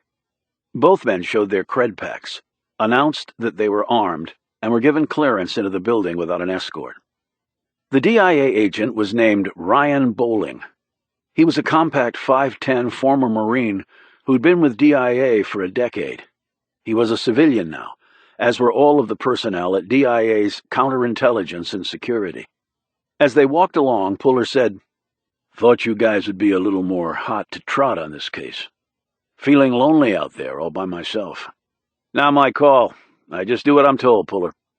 They walked along Corridor 10 to A-Ring and kept navigating the Pentagon's complex passageway system until they arrived at the home of the J2. There was a large reception area where the executive assistant and the secretary sat. On the backside wall was the door to the J2's office. National colors plus the flag officer's flag. It was red with 2 white stars. Puller had been in there once years ago. It was well appointed, with the ubiquitous "I Love Me" wall that was filled with photos of the flag officer and his famous friends. The J2 was out of the country. His second-in-command, the vice chair's office, was to the left. The red flag held only 1 star. Off to the right was a small conference room where J2, or the vice chair if the J2 was out, would meet for staff meetings. He would also come here every morning at 5 a.m. to preview the daily briefing he would later give to the chairman of the Joint Chiefs. Puller had been cleared to speak to the vice chair. She was Army, a 1-star brigadier general named Julie Carson, and also Matt Reynolds' direct superior. Before they entered the woman's office, Puller asked Bowling, "What's the book on Carson?" "You'll have to find out for yourself. I've never met the woman." A few moments later, Puller was seated across from General Carson in her office. Bowling sat in the opposite chair. She was tall, trim, and taciturn. Her blonde hair was cut short, and she was outfitted in her dress blues. We probably could have done this over the phone. I don't have much to tell you. "I prefer the face-to-face." She shrugged. You CID guys must have more free time than the rest of us. She glanced at Bowling. I'm sure you're thrilled to be babysitting this guy. Bowling shrugged. "I go where they tell me, ma'am." Puller said, "Field grade officer? Murdered? Guy was in charge of J-23. Oversaw prep of the briefing book for the J2, and then up the line to the chairman. Minute the guy was identified as DIA, a barrage of memos went up the line to you, ma'am. The J2, the director of DIA, and on up. Even the SecArm is interested." She leaned forward.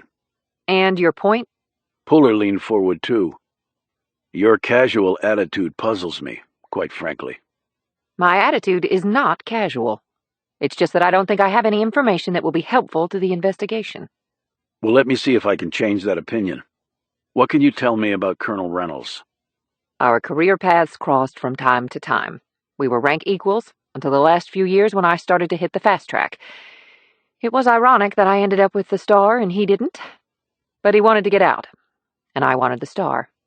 He was a good man, and a good soldier. When was the last time you saw him? Friday, before he was found murdered. He was leaving early to go to West Virginia. We had a meeting about a matter he was working on, and then he left.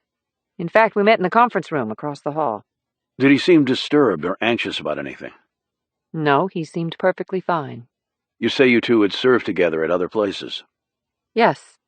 Fort Benning, for example. Know it well. I know you do. I checked your record. And how's your father doing? Fine. That's not what I heard. Puller said nothing. He glanced at Bowling. The man did not seem to know what they were talking about. Obviously sensing that Puller was not going to react to this, Carson changed subjects. How did a soldier with a combat record and leadership qualities end up CID? Why not? Best and the brightest are meant for higher things, Puller. They're meant for command. Do the best and the brightest sometimes commit crimes? She looked puzzled, but said, I guess. Then how are we supposed to catch them if the CID doesn't have some of the best and brightest too? It's not a joke, Puller. If you'd gone the West Point route, one day you could be sitting here with a star on your shoulder and more to come. Stars get to be real heavy, ma'am. I like to stay light on my feet. Her lips pursed. Maybe you aren't cut out for command. Too much of a joker. Maybe. But this meeting isn't about my career shortcomings, and I don't want to take up more of your time than is absolutely necessary. As you said, you're busy. What else can you tell me about Reynolds? He was very good at his job. He kept the folks in J23 working like a well-oiled machine. The briefings were strong, and the analysis underlying them was spot on. He was retiring and going into the private sector, which was a loss for the country. He was not involved in anything at DIA that could have led to his murder in West Virginia. That about cover it for you? If he was helping to put the briefings together, he was privy to some highly classified and potentially valuable information. We have a lot of people here who qualify for that distinction. We've never had any problems in this office regarding personnel. I don't think Reynolds would be the first. Money problems? Personal problems? Any motivation to sell out to an enemy? It's not easy to do, Puller. My people are looked at 6 ways from Sunday. Reynolds had no financial problems. He was as patriotic as they come. He was happily married. His kids were normal and well-adjusted. He was a deacon in his church. He was looking forward to retirement and carving out a new career in the private sector. There's nothing there. Puller looked at Bowling. You guys have any occasion to look at Reynolds for any reason? Bowling shook his head. Checked before I came over here today. Guy was spick and span clean. No basis for any blackmail, stuff like that. Puller turned back to Carson. So you knew he was going out to West Virginia? Yes, he told me. His wife's parents were ailing. He commuted on the weekends. It never interfered with his work, so I had no problem with it. He ever talked to you about anything unusual going on out there? He never talked to me about West Virginia, period. It was a personal family matter, and I never asked. None of my business. Well, someone murdered him and his family out there. Yes, they did. And it's your job to find them. Which is what I'm trying to do. Okay, but I think the answer lies in West Virginia, not in the Pentagon. Did you know his wife? Carson glanced at her watch, and then at the phone. I have a conference call coming up shortly, and the J2 is out of the country, so I'll be presenting the briefing to the chairman tomorrow morning. I'll try to make it snappy, said Puller, but he looked at her expectantly. I knew Stacy Reynolds only through Matt. I saw her at the occasional function. We were friends, but not close friends. That's all. And Colonel Reynolds never mentioned that something unusual was going on in West Virginia. I thought I already answered that. Puller sat patiently looking at her. No, he didn't, she said, and Puller wrote this down in his notebook. When I was assigned this case, I was told that it was unusual. I assumed it was unusual because it involved the murder of a DIA field-grade officer who had access to highly classified intelligence. Thankfully, murders of such people don't happen often, so that I guess it would qualify as unusual. No, I think the term was in reference to the fact that we were going light on assets with this investigation. And if Reynolds was not doing anything of importance for DIA, and you don't think his murder had anything to do with his assignment to DIA, why would it have been described to me as unusual? Then it just becomes another homicide. Since I wasn't the one who described it that way to you, I have no way of answering that question. She glanced at her watch again. Anything else you can think of that might help my investigation? I can't think of a one. I'll need to interview Reynolds' co-workers. Look, Puller, do we really need to go there? I've told you all there is to tell. My people are very busy trying to keep this country safe. The last thing they need is to be distracted by something like this, which has nothing to do with them. Puller sat up straighter and closed his notebook. Your friend and colleague was murdered, General Carson. I've been assigned to find out who did it. I intend on accomplishing that mission. I'll need to talk to his co-workers. I'll do it efficiently and professionally, but I am going to do it. Right now. They had a stare-off, which Puller ended up winning. She picked up her phone and made some calls. As Puller rose to leave, she said, Maybe I was wrong about you. In what way? Maybe you do have what it takes to lead. Maybe, said Puller. Chapter 50. They left the J2's office, grabbed a left on Corridor 9, and took the escalator to the basement. The lower level of the Pentagon was a bewildering maze of sterile white corridors that not a drop of sunlight would ever touch. It was Pentagon lore that there were DoD employees from the 1950s still wandering around down there trying to find their way out. The personnel of J23 were analysts and graphic artists, about 24 in total. who methodically built the briefing book each week, using intelligence input not only from DIA, but also from other agencies like CIA and NSA. Then they would tweak it to the current chairman's intelligence preferences. It was a PowerPoint presentation set in hard paper and was succinct in getting to the meat of the matter without delay. In the Army, brevity was a virtue beyond all others. The people in J-23 were a mix of uniforms and civilians. Thus Puller saw fatigues, old green uniforms, new blue uniforms, slacks, button-down shirts, and the occasional tie. The unit operated around the clock, and the perk for the night crew was that they got to wear polo shirts. Reynolds had been the highest-ranking officer here. Since J-23 was housed in an SCIF, or Sensitive Compartmented Information Facility Room, Puller and Bowling had to put their cell phones and other electronic devices inside a locker on the wall outside the entrance. No picture-taking or outside communications capabilities were allowed in an SCIF. They were buzzed in, and Puller eyed the reception area. It looked like many others he'd seen in the Pentagon. This was the only way in or out, except for possibly a fire emergency exit somewhere in the back. At the end of the corridor was an open bay. Here, individual cubicles were lined up, and analysts and artists toiled away on the product that General Carson would be poring over tomorrow at 0500. The lights in here were dim. The lights at the cubicle were better. Still, Puller thought, half the people here probably needed eyeglasses after less than a year fighting terrorists from their desks, mostly in the dark. Puller and Bowling showed their creds and were granted access to Reynolds's co-workers, the highest ranking of whom was a lieutenant colonel. There was a small conference room where Puller conducted his interviews. Each person was spoken with separately, a common enough interview tactic. Witnesses questioned together tended to tell the same story, even if they had different information and perceptions to begin with. They were informed by Puller and confirmed by Bowling that Puller was cleared for everything up to TS SCI with polygraph, and had a valid need to know. In the intelligence world, those phrases opened many a locked door and mouth. The co-workers expressed more shock and sorrow over the death of Matthew Reynolds than his commanding officer had. However, they also had not provided any useful information or leads about why Reynolds had been murdered. His work, while classified, did not involve anything that would have led to his death, they told Puller. When he was done, he was no further along with his investigation than he had been when he'd entered the building. Next, he searched Reynolds's office, which had been secured ever since he had left for West Virginia and been murdered. While J-23 was technically open storage space, meaning if you put something somewhere, there it would stay safely, Reynolds might still have had a safe in his office. As it turned out, he didn't. Neither could Puller find anything in the man's office that would assist the investigation. It was clean and sparsely furnished, and computer files, which he went over in Bowling's presence, yielded no clues. He exited J-23, retrieved his cell phone from the locker, walked back to one of the main exits with Bowling, and left the DIA man there. He returned to his car in the vast parking lot.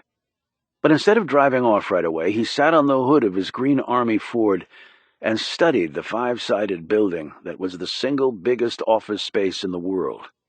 It had received a sharp punch in the face on September 11th, 2001, but had come back stronger than ever. The Pentagon had started a long renovation of the then nearly 60-year-old building back in the late 1990s. The first wedge finished, ironically enough, had been the part hit by the American Airlines jumbo jet temporarily flown by madmen. More than 10 years later, the entire renovation of the building was nearly complete. It was a testament to American resilience. Puller looked the other way and watched as kids of Pentagon personnel played inside the fence of a daycare center within the Pentagon grounds. He guessed that was what the military was always fighting for, the rights and freedoms of the next generation. Watching little boys and girls sailing down plastic slides and riding toy horses somehow made Puller feel a bit better about things, but only a bit. He still had a killer to catch, and he felt no closer to doing so than he had when he had been first given the assignment. His cell phone vibrated and he slipped it from his pocket. The text message was brief but intriguing. Army-Navy Club, downtown, tonight, 1900. I'll find you. He didn't know whom it was from, but the sender obviously knew how to contact him. He studied the words for a few more seconds before putting the phone back. He checked his watch. He would have enough time. He'd been meaning to do this when he came back east anyway. And after spending time with the dysfunctional Cole family, it seemed more important still. He punched the gas and left the Pentagon in his rear-view mirror. Chapter 51. "What are you doing here, XO?" Puller stood at attention as he gazed down at the man. "Reporting in, sir," he said. His father sat in a chair next to his bed.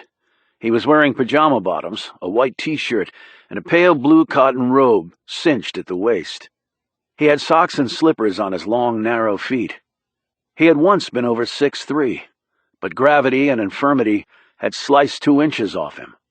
Now when he stood, he no longer towered over most people. Not that he stood that often anymore. The fact was his father almost never left his room at the VA hospital. His hair was nearly gone. What was left was cottony white, like Q-tips stitched together, and nearly encircled his head, just nicking his ears. "At ease," said Puller Sr. Puller relaxed, but remained standing. "How was the trip to Hong Kong, sir?" he asked. Puller hated playing this fictional game, but the doctor said it was better that way. While Puller didn't put much creed in the shrinks, he had deferred to their expertise, but his patience was growing thin. "Transport plane blew a tire on takeoff, never made it. Almost ended up in the drink." "Sorry, sir." "Not half as sorry as I was, XO. Needed some R&R.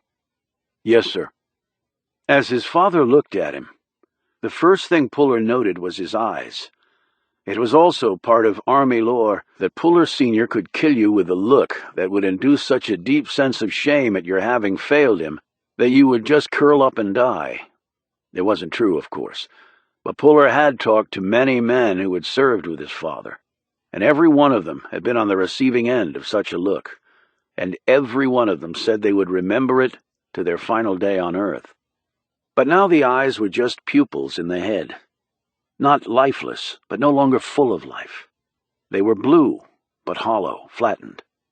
Puller looked around the confines of the small, featureless room, just like hundreds of others here, and concluded that in many important ways, his father was already dead. "Any orders, sir?" he asked. His father didn't answer right away, and Puller often didn't receive any answer to this question when he came to visit. When the response did come, it surprised him. "It's over, XO." "What, sir?" "Over, done, dead, and done." Puller eased forward a half step. "Not following, sir."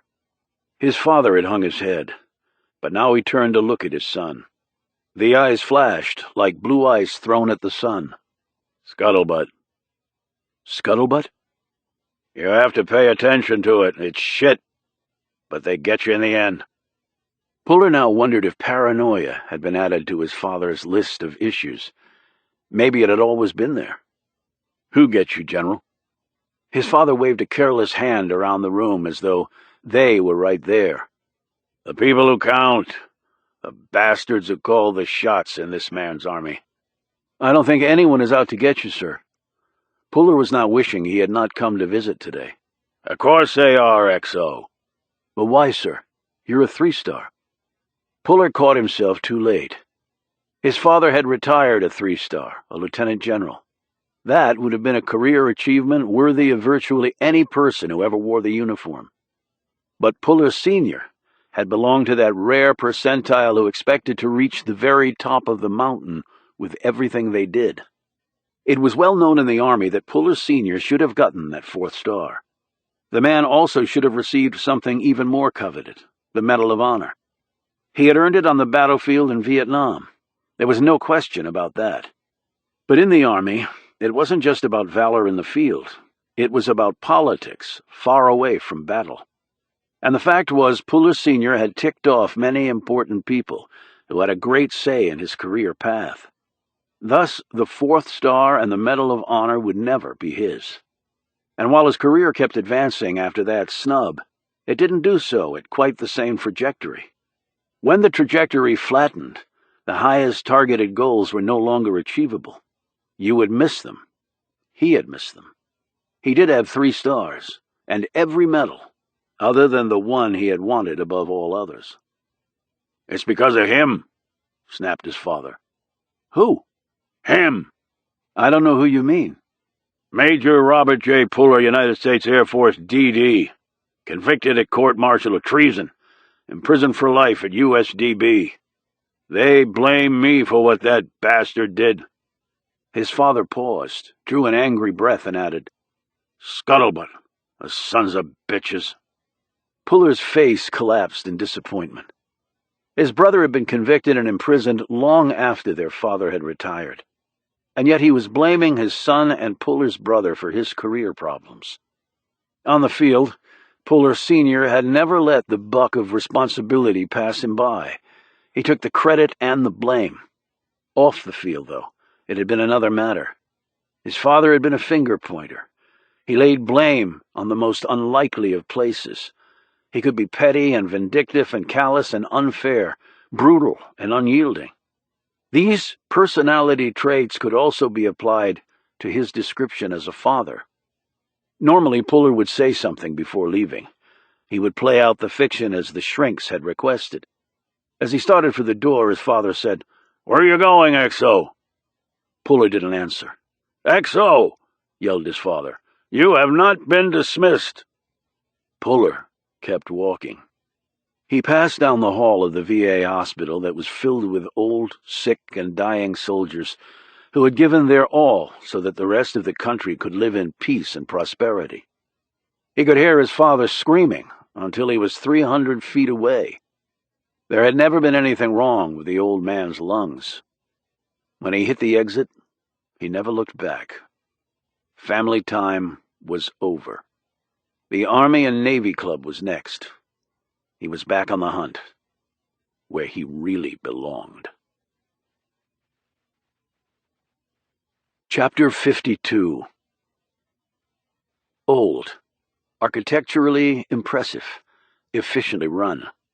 These were the thoughts running through Puller's mind as he walked toward the Army and Navy Club on 17th Street Northwest in downtown Washington, D.C.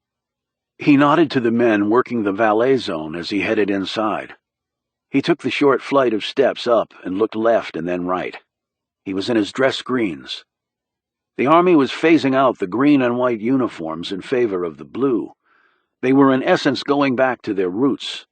Blue was the color chosen by the Continental Army during the Revolutionary War to distinguish the colonial fighters from their British redcoat counterparts. And it was also the color of the Union Army during the Civil War. 2 big wars, 2 big victories. The military didn't mind building on past successes. Puller would ordinarily only wear his dress uniform to a special military occasion. He would never wear his rank uniform when interrogating someone. He recalled that when he'd been a sergeant first class, commissioned officers would look down their noses at him while he was questioning them.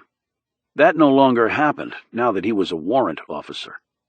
And military personnel lower in rank could have their legal counsel argue that you had intimidated their clients by shoving your rank in their face. So Puller largely stuck to civilian clothes. But tonight, something told him to dress up a bit. To the right was the club's main dining area. To the left was the reception desk. Puller eschewed both and headed up the stairs, taking them 2 at a time. He had gotten here early for one purpose. He didn't like other people finding him. He liked to find them first. He reached the 2nd floor and looked around. There were meeting rooms here and small dining areas. On the 3rd floor was a library, where there was a table with bullet holes from being overturned and used as a shield by American soldiers during a skirmish in Cuba over a century ago. There was also another establishment on the 2nd floor that caught Puller's eyes. A bar. If you were looking for a soldier off post and during his off hours, you would probably matriculate to a bar. He looked through the glass doors into the bar. There were 4 people in there, all male. 1 Army, 1 Navy, and 2 men in business suits. The suits had their ties loosened. They were looking at some papers with the guys in uniforms, maybe a meeting that had carried over to the bar. They clearly weren't his mysterious texter. He next looked around for a surveillance post and found it almost immediately. A restroom down the hall had a small anteroom with an open doorway leading back into the hall. There was a large mirror there. Puller took up position in front of it and found that it made an excellent vantage point for viewing the bar entrance. Whenever someone came to the restroom, Puller pretended to be exiting it. When they came back out, he pretended to be either adjusting his clothes in the mirror or yakking on his cell phone. He checked his watch. 7 on the dot. That's when he saw her. She was in uniform. He had assumed that from the military time used in the text. Military folks were punctual. It became ingrained by your training. She was in her early 30s, slender, medium height, with short dark hair framing a nice face. She wore wire-rimmed glasses and a set of dress blues. Her official cap was in her right hand. He noted the silver bar on her shoulder, denoting her rank as a first lieutenant. There were 2 types of officers in the U.S. military, commissioned and warrant officers. She was commissioned, and therefore a higher ranking than Puller. Her commission came from the President of the United States, while Puller's came from the Secretary of the Army. If he achieved the rank of Chief Warrant Officer, too, he would receive a commission from the President. But in the military pecking order, he would still be below the true commissioned officers. They had gone to West Point, or ROTC, or OCS. He had not. He was a specialist. They were generalists. In the Army, the latter ruled the day. She peered through the glass into the bar. It took Puller only 4 long strides to reach her. "You want to do this in private, Lieutenant?" She whirled around, and it was probably only her Army training that turned a scream into a gasp. She gazed up at him. Female regulation shoes could have no heel higher than 3 inches. She had chosen the full 3, and still looked like a kid next to him. When she didn't say anything, he let his gaze wander to the right side of her uniform and saw her nameplate. "Lieutenant Strickland, you wanted to talk to me?" His gaze wandered to the left, and he studied her ribbon rows. Nothing there that would knock anyone's socks off, and he wouldn't have expected there to be. The Army's combat exclusion for females limited what they could earn in the field. No blood, no glory. He saw her gaze go to his rows of ribbons, and her eyes widened as they took in the enormity of his combat experience and military achievement. "Lieutenant Strickland," he said again, more gently, "you wanted to talk?" She met his eye and changed color. I'm sorry, I wasn't expecting, "I don't like to be found, Lieutenant. I'd rather do the finding." Yes, of course I can see that. "How did you know how to text me?" Friend of a friend. He pointed to the stairs. "They have some private areas up there." Chapter 53. She followed him up, and they found a quiet spot and sat down in worn leather chairs. When she didn't seem inclined to begin the conversation, he said, "I obviously got your text, Lieutenant." Please, just call me Barbara. "You can call me Puller. So I got your text." He let this dangle. I know you're investigating Matt Reynolds' death. "Are you one of his co-workers? If so, someone forgot to tell me." I'm not one of his co-workers, but I knew him. I knew him well. "So you were friends?" More than that. He and my father served together. He was a mentor and one of the main reasons I joined the service. I was a friend of his wife's, too, and I knew his kids. In fact, I babysat them when they were younger. "Then you have my condolences." Was it as bad as I've heard? "What did you hear?" That the whole family had been slaughtered. "Who told you that?" It was scuttlebutt. I'm not sure who told me. "It was pretty bad," replied Puller. Okay. She pulled out a tissue and dabbed at her eyes. "As you noted, I've been assigned to find his killer. I hope you do. And I need all the help I can get." I might be able to assist you. Puller opened his official notebook. I need to know everything you can tell me. It's not too detailed.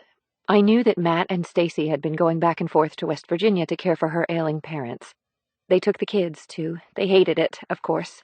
They were away from their friends, spending their summer in the middle of nowhere, but family is family, and Stacy was very close to her mom and dad. I'm sure she was. Matt commuted there on Friday and came back on Sunday to go back to work on Monday. He did that most weeks. I know that. I talked to his commanding officer, General Carson.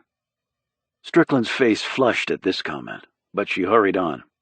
He called me up about 2 weeks ago and said that he'd come across something in West Virginia that was really puzzling him. In what way? He wouldn't go into detail, but from what he said, he had stumbled onto something that was really serious. Like maybe a drug operation. Puller didn't normally like to interject anything into the conversation when questioning a witness, but his gut had told him to do it this time. She looked at him strangely. No, I don't think it had anything to do with drugs. What then? Something bigger than that involved other people. I could tell that he was a little scared, uncertain of what to do. How did he stumble on this, as you said? I think he learned about it from someone else. And that person had stumbled onto it. I'm not sure. It might have been that the person was already looking into it. Puller's pen hovered over his notebook. You mean like the police? No, it wasn't anyone in authority. I'm pretty sure of that. At least Matt never mentioned it. Who then? Well, I think it was like someone working undercover. But you just said it wasn't the police. Well, don't the police sometimes use civilians in undercover operations, particularly if they have some inside connection to a target? I guess they do. But then you're talking drugs or maybe gun running. I don't think it was that, because I don't think that would have scared Matt so much. He had his family out there. He might have been nervous for them. Maybe. He ever tell you a name or give a description of this undercover person? No. Did he say how he met the person? Ran into them one day. Why would they confide in him? Because he was in uniform, I believe. But if the person were working undercover, they presumably would have already been working with the police. So why go to some guy in an army uniform? I don't know. But I do know that Matt was involved somehow, and he was really worried. Where are you assigned? I'm an analyst at DOD. What do you analyze? The Middle East, with an emphasis on the border between Pakistan and Afghanistan. Ever been there? She shook her head. No. I know you have, many times. It's okay, Barbara. Some people make good analysts and some don't. And some people are good in combat, like you. Would you like to analyze a situation for me? She looked surprised, but nodded gamely. When I was assigned this case, I was told that it was unusual. 4 bodies in another state, one of them a DIA colonel. Normally, we'd bring the heavy artillery on something like that. Multiple CID agents, tech support, even bring folks up from USASIL. But they sent just me because it was termed unusual. You got any idea why that would be the case? DIA involvement? But General Carson said nothing Reynolds was involved in would have been connected with his murder. So they couldn't have been concerned about that. But the SecArms office even called down to the lab in Atlanta about the case. They seemed to think it was some hot stuff going on, and more than just the DIA angle. Why would they have thought that? Because someone from DIA told them it was hot stuff and wanted to keep a close lid on it? I was thinking the same thing. When I earlier mentioned General Carson, your face changed color. Now Strickland turned pale. Puller said, "It's just stuff I tend to notice. Don't take it personally. So tell me about the lady." I don't know her all that well. I think you know her a lot better than I do. Tell me, would Reynolds have confided in her the same concerns he did to you? Matt was a soldier's soldier. Meaning he followed chain of command. So he would have told her, and maybe she saw an opportunity to score a victory. An unexpected one that might get her the second star, especially if what Reynolds had stumbled onto had to do with national security matters. Is that plausible? Or am I barking up the wrong tree? Strickland bristled. I think Julie Carson would crawl over the body of her dead mother to make Major General. So she's that ambitious? My experience in the military is that everyone who gets at least 1 star is that ambitious. So she tells Reynolds to stay on the case, interface with this undercover person. She smells that second star, But instead, Reynolds and his family get wiped out. Now Carson's sitting on a potential bomb. If the truth comes out, not only will she not get the second, but the first star might get stripped. Strickland nodded. She has to play cover-up. But she told you that Matt's work at DIA had nothing to do with his death, that he wasn't working on anything sensitive. What else would she say? He headed up J-23. That alone is enough to believe his work got him killed. He helps prep the chairman's daily briefing. And if someone called Carson on it, she'd just say she was walking the need-to-know fence. Stonewall me, but count on the fact that Reynolds being DIA will be deemed to be the cause of his death.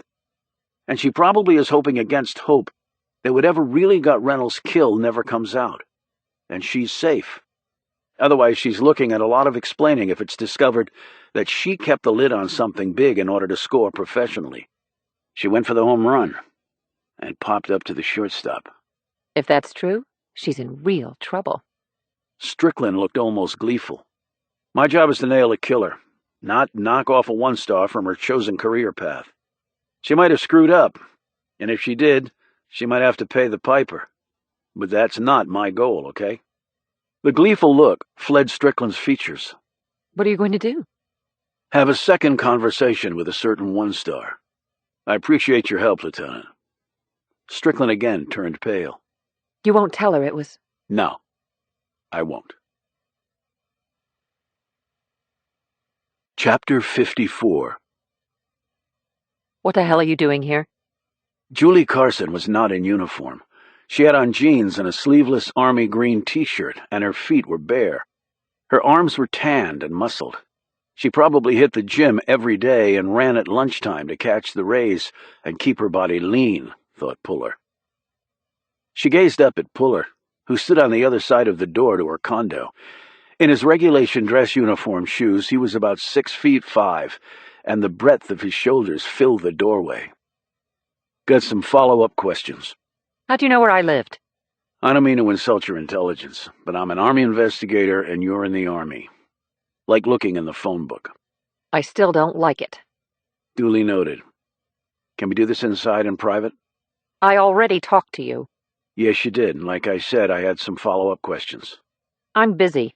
And I'm investigating a murder of one of your people. The door down the hall opened, and two young people came out and looked over at them. Inside might be better, General, observed Puller.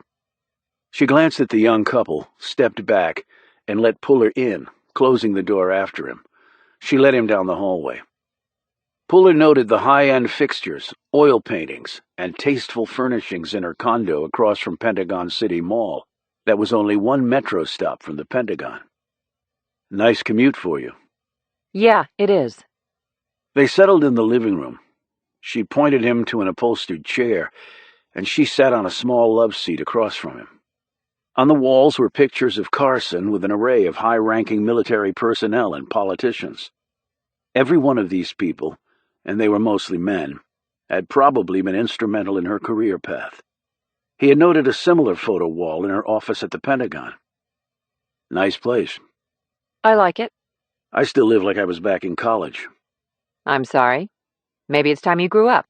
Maybe it is. I'm not sure what sort of follow-up questions you might have. Based on new information. What new information?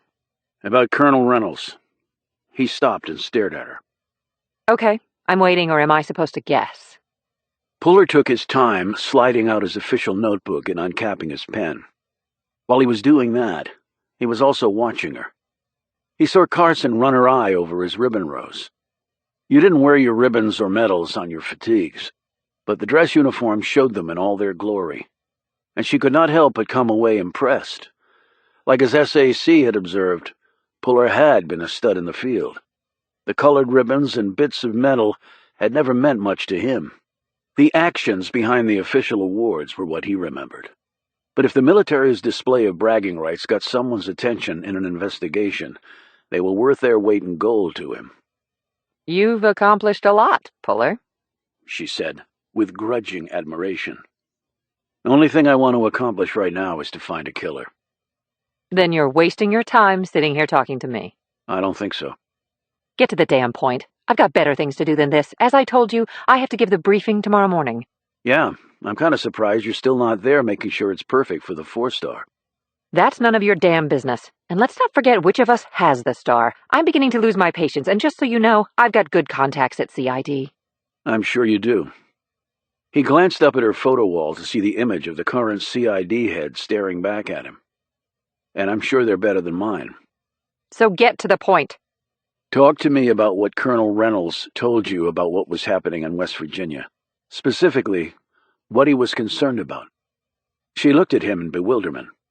I already told you that Reynolds didn't talk to me about anything that happened in West Virginia. I know.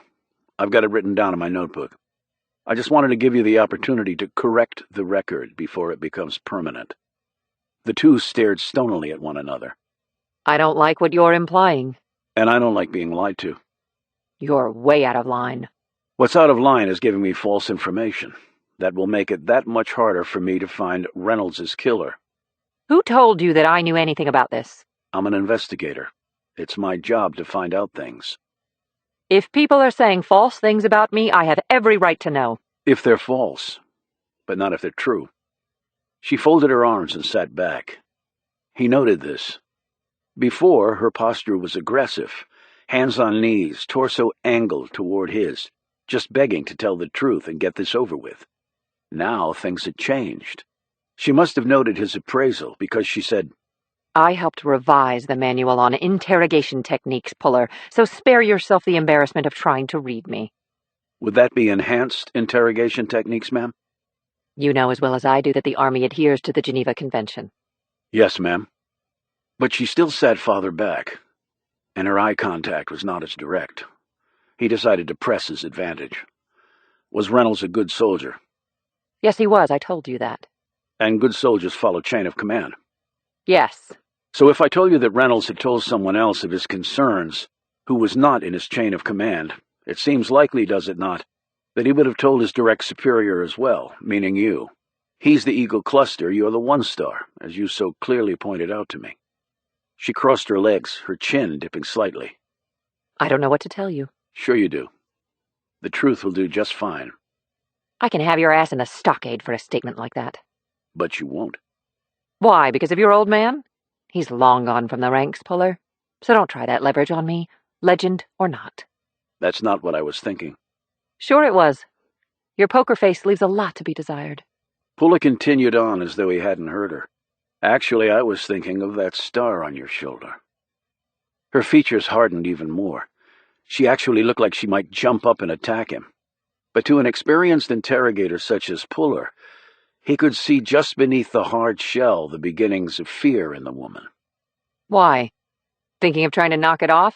Don't even bother. I worked my ass off for it. I earned it. Actually, ma'am, I was thinking that your shoulders look broad enough to carry that star, and probably at least one more. This tactic had clearly surprised her. Carson uncrossed her arms and legs and sat forward.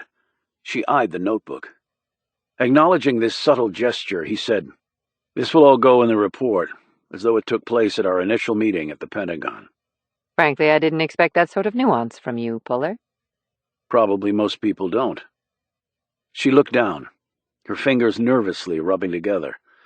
When she looked up, she said, You want to go grab a cup of coffee? I feel like getting some fresh air. He rose. My treat. No. I think I'll buy, soldier. Chapter 55. This section of Arlington had a million places to get coffee within walking distance. Puller and Carson passed several such establishments, but all were crowded with yakking teenagers and their smartphones and laptops. They passed these and entered one off the beaten path, where they were the only customers. The humidity had broken and the air was crisp and refreshing. They sat next to an open window in the cafe. Puller placed his hot cup of coffee down after taking a sip and studied her. Before leaving the condo, she'd slipped on a white long-sleeved t-shirt and Nike sneakers. There were lines around her eyes, crow's feet that were stamped in more deeply than a civilian's. Leading people who carried weapons just did that to a person. Her blonde hair stood out starkly from her tan. She was quite attractive and super fit, and carried herself like she was well aware of both. He knew she was 42 and had worked her butt off for the 1-star, He had no desire to derail her career. Everyone was entitled to one professional mistake, and this was probably going to be hers. You wear your dress greens well. She said quietly. Special occasion? Army and Navy Club, little function. She nodded and sipped her coffee. Matt called me about 4 weeks ago. She said quickly, as though she just wanted to get this over with. She didn't look at him. She kept her gaze on the tabletop. And said what? He'd stumbled onto something. That was his word, stumbled. It wasn't planned. And I certainly hadn't sent him out there on a mission. He was just commuting to be with his wife and kids. His call to me came out of left field. Okay. Puller took another drink of coffee and set it down. He'd met someone who was involved in something. Correction, he met someone who had found out something. What and who? I don't know the who. How did he meet this person? By accident, I think. Anyway, it wasn't planned. And do you know the what? It was big. Whatever it was. Matt thought it so big that we might have to call in someone on our end. And why didn't you? Her words came fast. Because I didn't know enough. I didn't want to pull the trigger on something and have it blow up in my face. This was totally off mission, not my jurisdiction. Hell, I don't even think it had anything to do with the military. I was out of my comfort zone, Puller. You have to understand that. I had no control over the information flow and no way to verify it. Neither did Matt. He was relying on people he didn't know. You still could have gone to the police, or had him go. And tell them what? Matt didn't have enough info either. At least according to what he told me, a lot of it was gut. Did he think this person might have been working undercover? Undercover? You mean like a police officer? Sometimes civilians go undercover on their own. How often? Once is enough. Well, Matt never mentioned anything like that. And what did you tell him to do? Follow up? See what he could find out? You thought maybe this might be an opportunity for career advancement outside the normal scope of work? You put things pretty bluntly, but you're right. And the next thing I knew, he was dead. His whole family was dead. Wife, kids, everybody. Her lips started to tremble. When she tried to pick up her coffee cup, her hand was shaking so badly the coffee spilled on her. Puller took the cup from her, set it down, wiped the coffee off her with a napkin, and then gripped her other hand. Look, ma'am, maybe you didn't play this the best way possible, but no one can every time. And I know there was no way you ever intended for any of this to happen. She glanced quickly up at him, and then just as abruptly looked away. She turned to the side and used another napkin to dry her eyes. Puller waited until she'd composed herself and turned back to him. Sorry about that, Puller. Generals aren't supposed to cry. I've seen them tear up over the bodies of their men.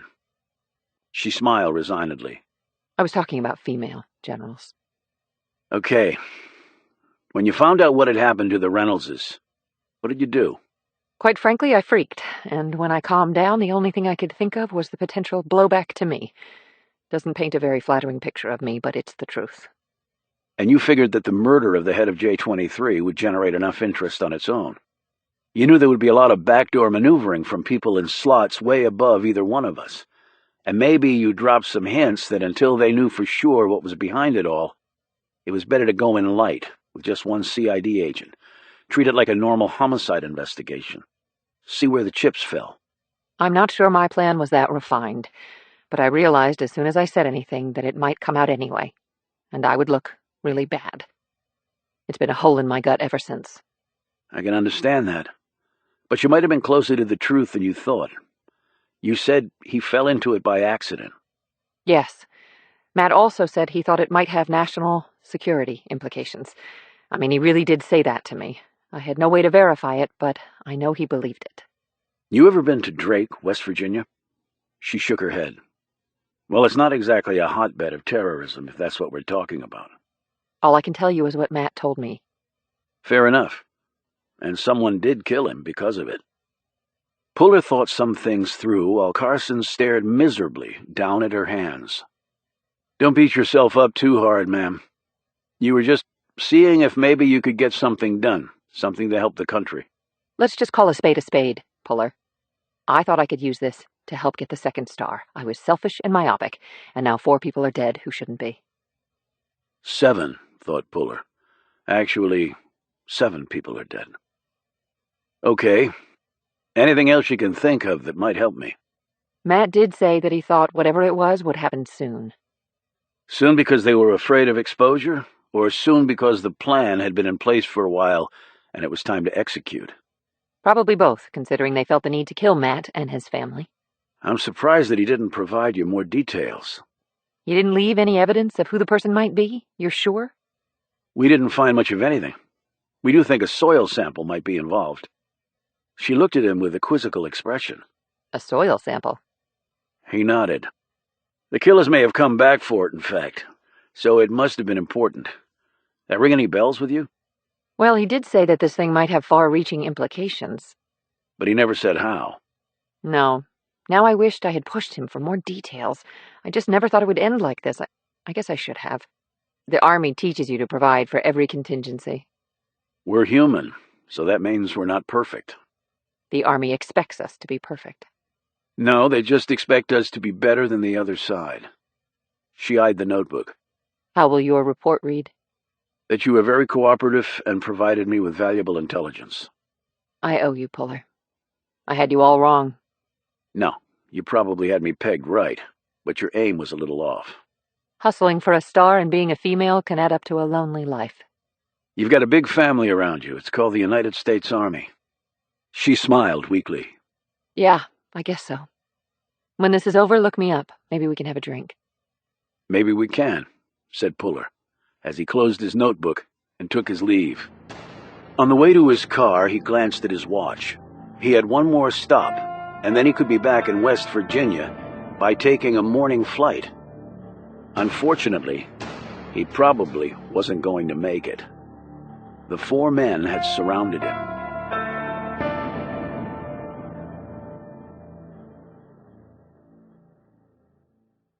Chapter 56. John Puller. The men had materialized in the parking garage near Puller's ride. He noted the twin black SUVs idling nearby. What does Homeland Security want with me? The leader of the bunch, a small trim man with curly dark hair and frown lines stacked on his forehead, said, "How do you know we're with DHS?" Puller pointed at the waist of one man. "He's got the Sig 9. He pointed at another man. "He's carrying the Sig 40 cal. DHS is one of the few that lets their people mix and match. Add to that, you've got a DHS lapel pin on your jacket. And my final clue was the Homeland Security parking sticker on one of your rides over there." The man looked around and then smiled. "Good eye. Still need to see our cred packs?" "Yeah, I do. And I'll show you mine. Army CID." "Yeah, I know. I know you know. We need you to come with us." "Where and why?" "The why will be explained by others. The where is not too far." "Do I have a choice?" "Now really, no." Puller shrugged. "Then let's go." The ride was 10 minutes. They entered another parking garage, swept down 2 levels, left the vehicles, and took an elevator up 5 floors. Puller was led down a hall where every single door was shut and secured with key and combo locks. There was nothing to show this was a federal building, which wasn't unusual, Puller knew. DHS in particular kept ordinary-looking space like this all over the country. But to someone who knew what to look for, the place screamed federal. The carpet was government beige, the walls government beige, the doors metal. The government spent a lot of money, Puller knew, but not on the finishes in their office buildings. He was led into a room and left there at a small table with the door closed and locked from the outside. He counted off 5 minutes in his head and was beginning to wonder whether someone had forgotten he was there when the door opened. The man was in his 50s and carried the heft and gravitas of a long government career in a field that did not include paper pushing or staple counting. He held a file. He sat. He rustled through the file, and then he finally acknowledged Puller by looking at him. "You want something to drink?" the man asked. "We got coffee, though ours sucks. We have water, just tap. The high-end Deer Park perk got whacked last year. Budget cuts are a bitch. Next, they'll be taking our guns." "I'm good." Puller glanced at the file. "That about me?" "Not per se, no." He tapped the file. I'm Joe Mason, by the way. He reached across and shook Puller's hand. John Puller. That one I figured out, said Mason. He fiddled with the cuticle on one of his fingers. How are things coming in West Virginia? Figured that was what this was about. Not all that good, actually. I assume you've been read in. You can call your SAC if you want. Don White's a good guy. I will call my SAC. Mason pulled out his phone. Let's get the perfunctory shit over with so we can move on to more substantive stuff. Call him now. Puller made the call. Don White filled him in on Joe Mason of DHS and told Puller to be cooperative with the man. Puller slid the phone back to Mason and looked at the file again. So do I have to be read in? I was just now thinking the very same thing, Puller. And have you reached a decision? Everything I can get hold of about you tells me you're a crackerjack guy, patriotic to the marrow, tenacious as a bulldog. You're going to get whoever you set after. Puller said nothing, just eyed the man. He wanted him to keep talking. He wanted to keep listening. Mason continued. We have a situation out there. Sounds corny, doesn't it? We have a situation. Anyway, the problem is we don't know what the situation is. He looked up from the file. Can you give us any help there? Is this why SecArm was so interested in the case? Why they only sent me initially? The Secretary of the Army is interested in this case because we are. And while you are the only one currently visible, there are other assets deployed on this, and not just from DHS. I understood DIA isn't interested in this. I would not agree with that statement. FBI in on it? FBI is in on everything, whether we want them or not. However, we did not want to overwhelm you with alphabet suits, so I was picked to deliver the interface. Okay, there's a situation. Only you don't know what it is. I would have thought DHS would have more to do than work on something like that. I would agree with you except for one thing. What's that? A piece of chatter that NSA picked up 2 days ago. Want to guess where it was coming from? Drake, West Virginia. You got it. I thought NSA could only listen to the foreign part of a conversation, that it couldn't listen in or read the emails or texts of Americans. That's mostly correct as far as it goes. What did the chatter say? Well, it was in a language that one would not expect to be coming from rural West Virginia. When the man didn't tell him what it was, Puller got a little ticked off and said, New Jersey, the Bronx? Try again and head farther east. Arabic? Farsi? Dari. You know, it's one of the major dialects spoken in Afghanistan. Yeah, that I know. So, Afghanistan. Has it been translated? Yes, as follows. The time is coming soon, and that everyone needed to be prepared, and that justice would be theirs. And you took that to mean some attack on the United States. That's what I'm paid to think, Puller, and also paid to prevent. Why was this chatter so special? People say stupid stuff all the time that leads nowhere, even speaking in Afghani. The chatter wasn't clean. It was encrypted. And it wasn't encrypted with some fancy computer algorithm. It was in code. Code that my people tell me was very popular with the old KGB before the Cold War ended. Now we also know that the Taliban has started using old KGB codes to communicate with implanted cells. I guess it harks back to the days when the Red Army was rolling around in tanks there. Taliban using a KGB code in Dari, coming from West Virginia? Now that's diversity for you. But they broke it? Obviously, or else I wouldn't be sitting here talking to you. Ironically, the old code stuff is coming back in vogue, Puller, because we've gotten so good at cracking computerized encryption. Bottom line, it made us sit up and take notice. I haven't seen one turban in Drake. Just a bunch of proud Americans with a little red around the neck. How can you be sure the plan will be executed in Drake? The terrorists could just be hiding out there, and the target could be someplace else. Other components of the chatter lead us to believe that the target is at least in the vicinity of Drake. Puller sat back, thought about this. Well, there's a big concrete dome where a secret government facility operated in the 1960s. That's probably a good place to start. In fact, It's the only thing out of the ordinary in the place, other than a bunch of dead bodies. If it were only that easy. Mason pulled a sheaf of papers from his file and slid them across to Puller. Mason said, "We tracked down what that facility was used for. It doesn't really help us." Puller scanned the sheets of paper. It was a classified document that he was cleared to read. It was dated from the 1970s. Puller said, "They built bomb components there?" "Key word, components, not the boom part of the ordnance. The concrete dome was put in because some of the material they handled there was radioactive. Back then, DOD had money to burn, and there was no EPA. So instead of cleaning up the site, the military just covered it over." "Is it a threat?" "Environmentally, who the hell knows? Maybe. But that's not our concern. The report is clear that the place was cleared out of all materials and equipment.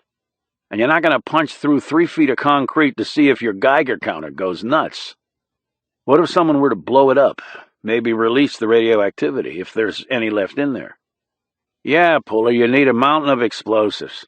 A lot of assets on the ground, you have no way of knowing if there's anything in there to make it worth your while. So they release some radioactivity into the air in Drake. Who cares?" Mason sat back in his chair.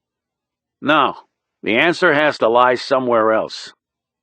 Puller slid back the papers. "Okay. What else?" "We know you talked to General Carson." She was cooperative. "Reynolds knew something. That was why he was killed. He knew about something happening out there." "I just found that out. If you've known for a while, it would have been good to know back then. Drake didn't exist for me until we decoded that transmission, and that was only 2 days ago. You're probably way ahead of us." "Because you're not out there. You left it to me and some local cops. 2 days ago was shortly after the murders. They have to be connected. You could have sent a team out here. Why didn't you?" "Tricky questions, trickier answer. I'm used to both." Mason smiled. "I guess you are. Soldiering is a lot more complicated than it looks. The soldiering part is easy compared to all the other crap. Firing a gun straight just takes practice. No practice in the world prepares for the backroom hopscotch." He paused. "You ever in? You look the type." "Marines. Didn't do my full time. Got out, went to college, and ended up carrying a gun for Uncle Sam anyway. But I wear a suit instead of the uniform. Marines have covered my back many a time. And I'm sure you did the same for them. But getting back to your query, the consensus here is to let this thing play out a bit. We bring in the heavy artillery, we spook these folks." "Spooking might not be such a bad idea, especially if they're planning a second 9/11. But why they would pick Drake after they hit the Big Apple, I'm not sure. The damage potential just isn't the same. Which is why we're worried. And if we went in heavy, we'd figure they'd scatter, regroup, and hit somewhere else just as unlikely, and they wouldn't make the Chatter mistake again. Their choice of locations has us concerned, Puller. It's not a traditional target. It has no replication value. You nail one airport, or mall, or train station, it shuts them all down countrywide. But you hit a podunk, you don't get the same result. Which means they know something we don't. This is not on our tactical or strategic grid. We don't have a playbook page on this one. We're the ones who are spooked, frankly. Your strategy could be playing with the lives of everyone that lives in Drake. Yes, it could. But since there's so few of them and most of them are dirt poor, I guess that makes it okay. I wouldn't go that far. They're still Americans, poor or not. But if this were the Big Apple we were talking about, or Houston, or Atlanta, or D.C., every situation is different, Puller.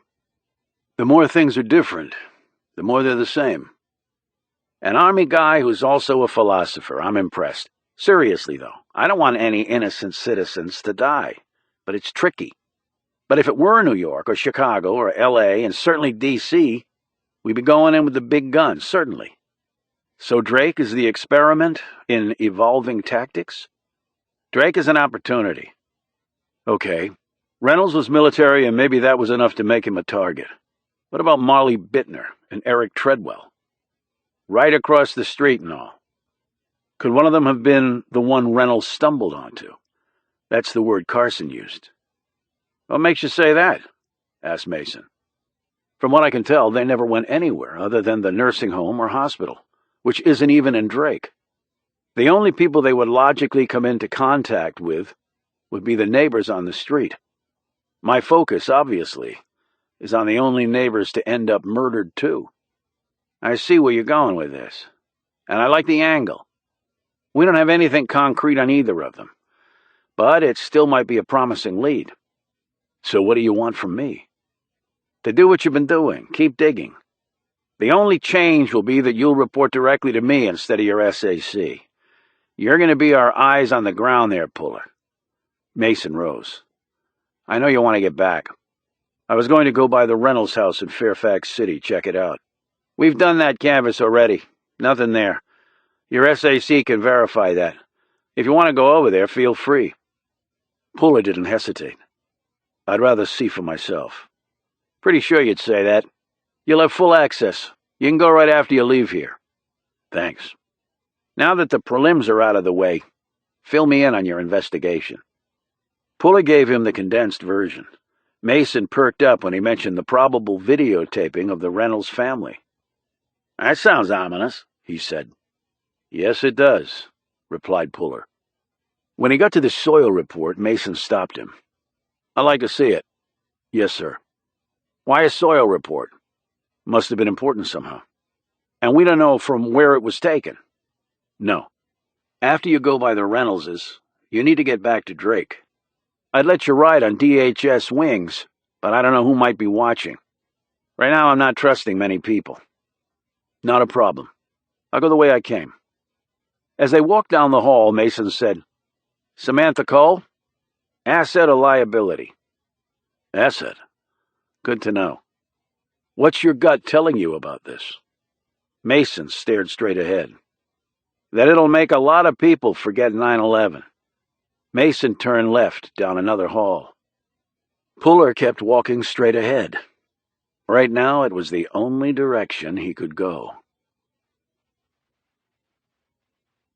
Chapter 57. Puller drove directly to the Reynolds home in Fairfax City. It was an older neighborhood of modest homes. Reynolds had probably been transferred back and forth from the D.C. area several times during his military career. For those who had to sell their homes at the lows of the real estate market and then buy back in at the highs, it could be rough financially. Puller didn't know Reynolds' personal situation, but he concluded the man was probably looking forward to a fatter paycheck in the private sector to offset all those years of earning far less than he was worth while serving his country. 2 hours later, Puller sat in the living room of the home holding a picture of the Reynolds family in his gloved hands.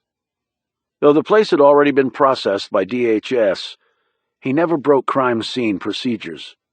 In the photo, the Reynoldses looked happy, normal, alive. Now they were none of those things. He had noted baseball gear in the boys' room and swim and tennis posters in the daughters' room. There were photos of Matt and Stacy during various military functions, and on vacation, sailing, skydiving, swimming with the dolphins. There were pictures of their children on tennis and basketball courts. The daughter in her prom dress, the son, then just a toddler, hugging his old man when he was in uniform. Puller could easily read the expressions on their faces. Dad was being deployed. His son was not happy about it. He was hugging his father tight, trying to keep him from going. Puller put the photo back where he'd gotten it. He locked the door on the way out. He sat in his car for a while, gazing up at a house that had no one left to live in it. It would go on the market, be sold, the belongings dispersed, and the Reynoldses would live on only in the memories of their friends and family. And in mine, he thought. Afterwards, Puller drove to his apartment and packed a duffel bag full of clean clothes. By the time he got there, it was very late. He spent a few minutes with AWOL while he thought through the night's events. He changed his return flight to Charleston for the next morning. He'd missed the last direct flight there tonight. Carson had been more right than she thought, and also more wrong. There was something big going on. Only she had thought that Reynolds and she were the only ones on the federal side who knew about it. That was incorrect. She had thought she had blown it by not contacting the authorities. Obviously, the authorities had known, albeit after Reynolds was dead. The fact that the Reynolds family had been slaughtered did not give Puller much confidence in DHS's ability to cover his back if need be. But for the chatter, they'd still be clueless. As he stroked AWOL's ears, his thoughts turned to Sam Cole. How much, if any, of this could he tell her? The official answer was simple. He could tell her little, if anything. The unofficial answer was far more complicated. He didn't like putting people in harm's way without telling them the lay of the land. He would have a short flight and then a longer car ride from Charleston to think about it. He checked his watch. He had prearranged this. He had to, otherwise it couldn't happen. He made the call. He spoke to a line of people and gave the appropriate responses. Finally, the familiar voice came over the line. "Surprised when they told me you'd set up a call for tonight," said Robert Puller. "Wanted to catch up. It's late on the East Coast." "Yeah, it is." "The call's monitored," his brother said. "There are people listening." He changed voices, dropping it deliberately into a deep baritone. "Can you hear us clearly enough, official monitor? If not, we'd be glad to speak up while we plot the destruction of the world." "Knock it off, Bobby. They might cut the call off." "They might, but they won't. What else do they have to do?" "I saw him." For the Puller brothers, this was not so subtle code. There was only one him in their lives. "Okay. How's he doing?" Robert's voice had quickly turned serious. "Not that great, actually. Things tend to wander." "In and out of the stars?" "Right. Exactly." "Otherwise?" "Healthy. Lived to be 100. "What else?" "A beef he has." "With whom?" "Blame game. Still the stars, he thinks. But projector he's shot all to hell." Puller didn't care if the monitors figured out they were talking about their father. Unless their conversations were deemed to be criminal or inappropriate in any way, this call was confidential. And military careers could be curtailed and even destroyed if it was shown that any part of a prisoner's conversation was revealed in an unauthorized way, particularly when a highly decorated combat vet was on the other end of the line. "One guess," said Robert. "Right," said Puller. "He really believes that?" "The timing is way off." "Not in his mind." Puller heard his brother give a long sigh. Puller said, "Thought about not telling you." "As in, what does it matter?" "Something like that. Maybe I shouldn't have told you." No, you should have, little brother. I appreciate it." He paused. "Working on anything interesting?" "Yes and no. Yes, I am. And no, I can't tell you about it." "Well, good luck. My money's on you." They spoke for another 30 seconds on innocuous matters and said their goodbyes. When Puller clicked off, he stared down at his phone, imagining his brother being walked back to his cell. Nothing to do but wait for the next day when he would get out of his cage for an hour. Wait for the next phone call from his brother, or the next visit. Totally out of his control. There wasn't one segment of his life in which he had real input. "I'm all he has left," he thought. "I'm all the old man has left. God help me. And them." Chapter 58. Early the next morning, the jet lifted off from Dulles Airport and climbed smoothly into the sky. Puller drank a bottle of water and spent most of his short hop staring out the window. He checked his watch. Nearly 0600. He had tried to sleep some last night, but even his Army training failed him, as his mind continued to whir about as fast as the plane's engines. The plane landed in Charleston less than an hour later, and he retrieved his Malibu from the parking lot. He arrived in Drake in time for breakfast. He met Cole at the crib room after calling her on the drive-in. He drank 2 more cups of coffee and had the biggest breakfast platter the crib offered. She stared over at him as the mounds of food disappeared. Don't they feed you in the big city? He took a bite of eggs and pancakes. Not this trip they didn't. Not sure the last time I ate, actually. Maybe breakfast yesterday. She sipped on her coffee and tore a bit of toast off and ate it. And was your trip productive? It was. We actually have lots to talk about, but just not here. Important? Wouldn't waste your time otherwise. Anything on your end? Got the court order faxed. She slid out several sheets of paper. And I got the results of the soil testing. Puller put his fork down and eyed the paper. And? And I'm not a scientist. Let me have a look. She slid the report across. As he picked it up, she said, The first 2 pages are legal mumbo-jumbo, basically covering their ass if the report is wrong, or they did a test incorrectly, or the results ever end up in court, they are 100% not liable. That's comforting, muttered Puller. He flipped to the 3rd page and settled in to read. After a minute, he said, I'm not a scientist either, but while I see terms like apatite, rutile, marcasite, galena, sphalerite, and other stuff I've never heard of, I also see uranium, which I definitely recognize. Don't get your shorts in a wad. There's coal in 53 of the 55 counties in West Virginia, and pretty much where you find coal, you find uranium. But the levels of radioactivity are low. People breathe in uranium particles all the time and do just fine. And the level of the parts per million on the uranium shown on that report means it's naturally occurring. You're sure about that? You said you weren't a scientist. As sure as I am that coal is more a rock than a mineral. Since it's formed from organic remains, it technically doesn't qualify as a true mineral. It's actually made up of other minerals. Everyone in West Virginia knows this stuff? Well, not everyone, but a lot of folks do. What can you expect from a state whose official mineral is a lump of bituminous coal? He sifted through the pages. Do we even know where these soil samples came from? That's the hell of it. We don't. It could be from anywhere. The report doesn't specify. I guess they assumed Reynolds would know where he'd taken the sample. Well, presumably it's somewhere from around Drake, because I don't think Reynolds ventured much outside of here. Cole played with the packet of sugar, bending it back and forth until it broke and sent the white crystals cascading down. She swept them onto her coffee cup saucer. Do you think Reynolds was working on something that didn't involve Drake? Maybe these samples are from D.C. I don't think so, particularly after what I found out up there.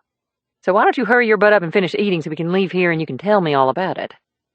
Okay, but we need to stop by the police station. I have to fax that soil report to a couple of places. They paid their bill and climbed into her cruiser parked outside. She drove to the police station and Puller faxed off the report to Joe Mason in D.C. and Kristen Craig at Usasil in Georgia. Back in the cruiser, Cole turned to him. She was wearing her uniform, and her gun belt made this maneuver more difficult than it should have been, but she seemed determined to face him. So spill it, Puller, and don't leave one thing out. You have any security clearances?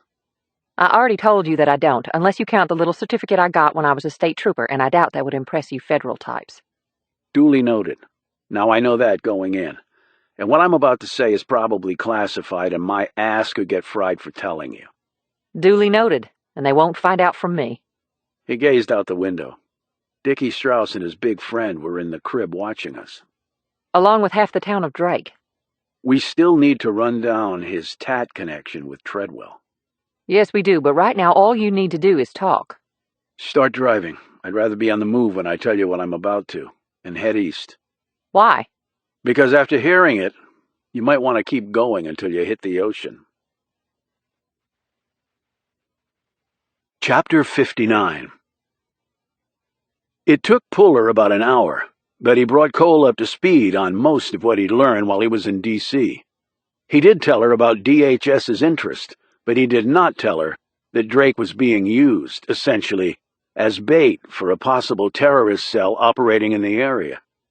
He didn't tell her because Cole would be duty-bound to raise the alarm in her locality. Then it would all be over for Mason and his trying to nail the guys communicating in coded Dari. Still, Puller had been tempted to do just that. Would have been nice to know this stuff a long time ago. They always play these sorts of games up there? It's not a game to them. It's a fence straddle, and they're not sure who to trust. I'd last 5 seconds up there. I don't play well with others. You might surprise yourself. No, I might shoot somebody. So where to? Crime scene. Got an idea I thought of on the plane ride back. Lan Monroe was just coming out of the Halversons' residence as they pulled up.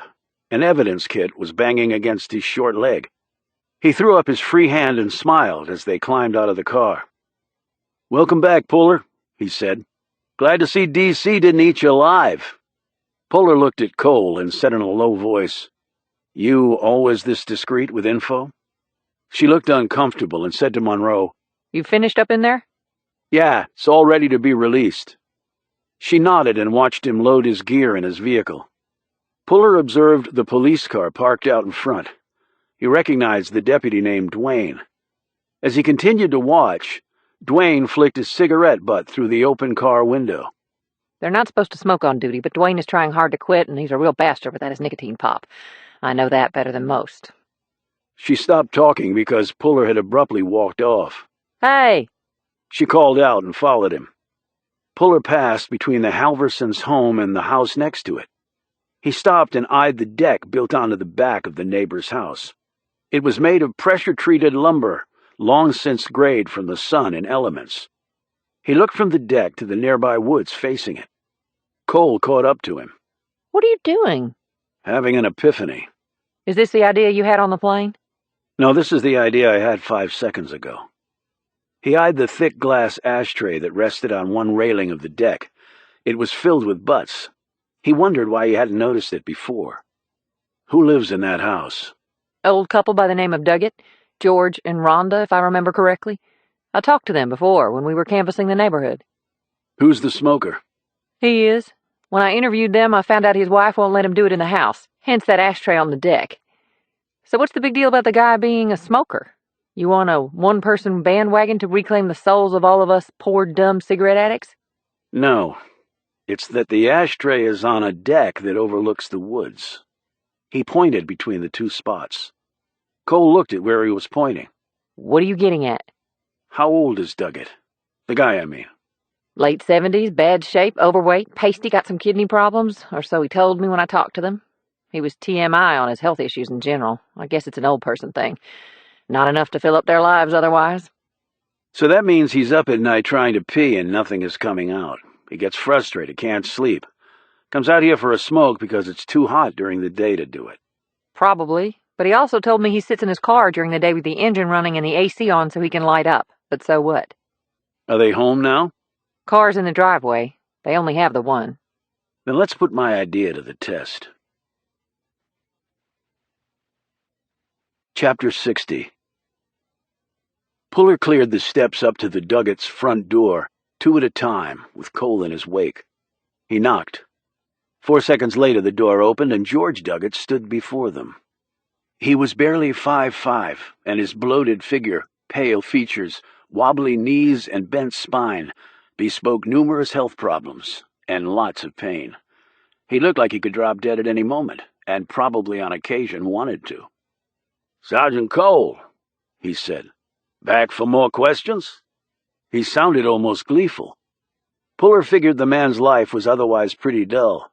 Even a murder investigation was probably preferable to doing nothing except sitting in your car smoking and waiting for your life to be over. "I'm John Puller, Army CID, Mr. Duggett. You mind if I ask you a few questions?" Puller flipped out his cred pack for the man, who seemed even more thrilled by this. "Hell, yes, you can." His voice was sound run over gravel until it got all clogged. He gave an enormous cough that nearly lifted him off his feet. "Damn allergies, excuse me." He blew his nose into a fat wad of tissues held in one puffy red hand and ushered them into his house. They followed him down a short hall to a small den, paneled with sheets of plywood, stained dark. The furnishings were 40 years old and looked every bit of it. The shag carpet had permanently lost its shag, and the shine on the furniture had disappeared probably 20 years ago. They settled into chairs, and Duggett said, "I was in the Army. Oh, that was many moons ago, of course. Korea. Wonderful country, but very cold. I was glad to get back here." "I'm sure." said Puller. You taking care of yourself, Mr. Duggett? Asked Cole. He smiled resignedly. I'm old and fat, and I smoke. Other than that, I'm fine. Thanks for asking. He peered over at Puller. Damn, you're a fine specimen of a man, son. See you coming at me on the battlefield? I might just surrender then and there. Yes, sir, said Puller, who was thinking of how he wanted to play this out. I noticed you smoke on the rear deck. Yeah, the missus doesn't like the smell in the house. Where is your wife? Still in bed. Arthritis gets her something fierce in the morning. Rolls out around noon just in time for lunch. Don't ever grow old. That's my message for you two. Well, the alternative isn't too appealing, said Puller. He counted back in his head. Sunday night. Did you see anything unusual? Hear anything, like a gunshot? Hearing's not great, son, and Sunday night I was hugging the porcelain. Something the wife made for dinner didn't agree with me. Happens more often than not these days. I didn't go outside. Told the lady here that when she come and asked on Monday. And the missus was asleep in bed. Guess my throwing up all night and having the runs from hell didn't affect her peaceful rest at all. Okay. How about late Monday night? Were you out on the deck? Yes. I go to bed late, get up earlier and earlier. I figure I'm going to be lying for eternity in a box soon enough, so why waste what time I got left sleeping? I like it in the early morning. Got a little cool breeze, see the dew on the trees and grass. It's nice. Do you remember seeing anything unusual Monday night? He stuffed the tissues in his pocket and rubbed his chin so hard it was like he was trying to polish it. He grinned and pointed first at Puller. Saw you. He next indicated Cole. And I saw her, out on patrol or something in the woods. Well, I guess that was technically Tuesday morning. We were looking for somebody. I saw someone run through the woods a few minutes before that. Did you see them too? Duggett was already nodding. I did, running fast, knew their way. There's a path back there. Mr. Duggett, why didn't you tell me that when I was here before? Well, nobody asked me, and didn't know it was important. And it happened after you came by and asked me questions. I sure didn't know it was connected to what happened over at the Halversons. His voice dropped. Was it connected? Puller said, Can you describe the person? It was a man, for sure. Tall, but not so tall as you, son. Big shoulders. Looked bald. Way he was moving, I'd say he was young. It was dark, but there was some moonlight. Fella had scars on his arm, or else was burned or something. It was all blackened. So he had on a short-sleeved shirt. Like a tank top, yes, sir. Good eyes. Night at a distance, even with moonlight? LASIK, said George, pointing to his eyes. I'm old and fat, but I got me 20/20 at distance, and it wasn't that far away. You think he was from around here? Can't say. Like I said, he seemed to know his way through those woods okay. I could maybe pick him out in a lineup. Tell him the rest, George. They all turned to see an old woman shoot into the room on a three-wheeled scooter designed for disabled persons. She had on a pink robe, and her swollen feet were stuffed into two small slippers. Puller noted that she wore a pearl gray wig that was cut short. She easily weighed 200 pounds and looked as unhealthy as her husband. But despite her arthritis, she steered the scooter with a practiced hand and rode it right up next to Puller. I'm Rhonda, his far better half, she said by way of introduction. Puller said, John Puller, Army CID. What rest are you talking about? George Duggett cleared his throat, looked wearily at his wife, and said, Some of the things I saw. We saw, corrected his wife. She looked at Puller and smiled triumphantly. I was watching from the window. Why? Asked Cole. Because my husband sometimes falls asleep outside while he's smoking his Kansas sticks, so I watch him to make sure he doesn't ignite himself. I have never ignited myself, said George indignantly. That's because you have a loving wife of 56 years who looks after you, said Rhonda in the tone of a parent to a child. And what did you see? Puller asked. It was nothing. said George nervously. Rhonda snorted. It sure as hell was something. She pointed at Cole. Saw that deputy of yours that got killed. Larry Wellman. You saw him do what? He was walking around the house, looking at things. He was patrolling. Said Cole. That was his job. Puller asked, Did you see him go in the house? No. Was he alone? Asked Puller. Rhonda nodded. What time was this? Asked Cole. I'd say between 12:30 and 1 in the morning. George had smoked 4 cancer sticks, and he milks them for all he can. Will you please stop calling them cancer sticks? He snapped. No, I'm sorry, Mr. Touchy. George had smoked 4 of his coffin nails, and that usually takes him until close to 1 a.m. George groused. 56 years I put up with this woman. It's a miracle I haven't killed her. Keep going, ma'am, Puller said to Rhonda. Well, then I went to the bathroom. George will have to pick up the story from there. Cole said, Wait a minute, didn't Officer Wellman notice you sitting on the back deck smoking? George shook his head. I was lying on our little glider couch. The back part faces the Halversons. How could you see anything then? Asked Puller. I was looking around the corner of the couch. I could see everything, but it would have been real hard to see me. And I'd put out my smokes by then. So Wellman was patrolling, then what? And then I must have fallen asleep, he said sheepishly. See? Said Rhonda in a gloating tone. I went to the can, and you could have ignited yourself into oblivion. Cremation on the cheap. Her husband scowled. I just said I'd already put the smokes out. And you'd like it if I cremated myself, wouldn't you? Then you could spend my burial money over at that casino you like so much. Mr. Duggett, if you could focus on what you saw, prompted Cole. Oh, right. Anyway, I woke up and the next thing I seen was a big bald fella coming out of the house. Wait a minute. The bald fellow was in the house? Said Cole. You never said that. I didn't? Well, I'm saying it now. He came out moving fast. He ran into the woods. Then I heard a car pull up. That was 4:30 or so. I remember because I checked my watch. That was me, said Puller. I drove up, called Sergeant Cole, and then went in the house. I looked around, found Wellman dead, and then heard Cole drive up. He looked at Cole. I saw a guy running in the woods, came back out, and that's when I hooked up with you when we went after the guy. So the bald guy who came out of the woods must have hung around while you were in the house. Must have, agreed George. I saw him take off, and just a few moments later I heard the back door open and you came out. I didn't see where you went after that. Puller said, hid behind the car parked in the driveway. Cole said, But Larry's car was taken. How did that happen? Who did it? She turned to the Duggets. Did either of you see anything about that? They both shook their heads. George said, That might have happened when I was asleep. And I was in the bathroom a long time.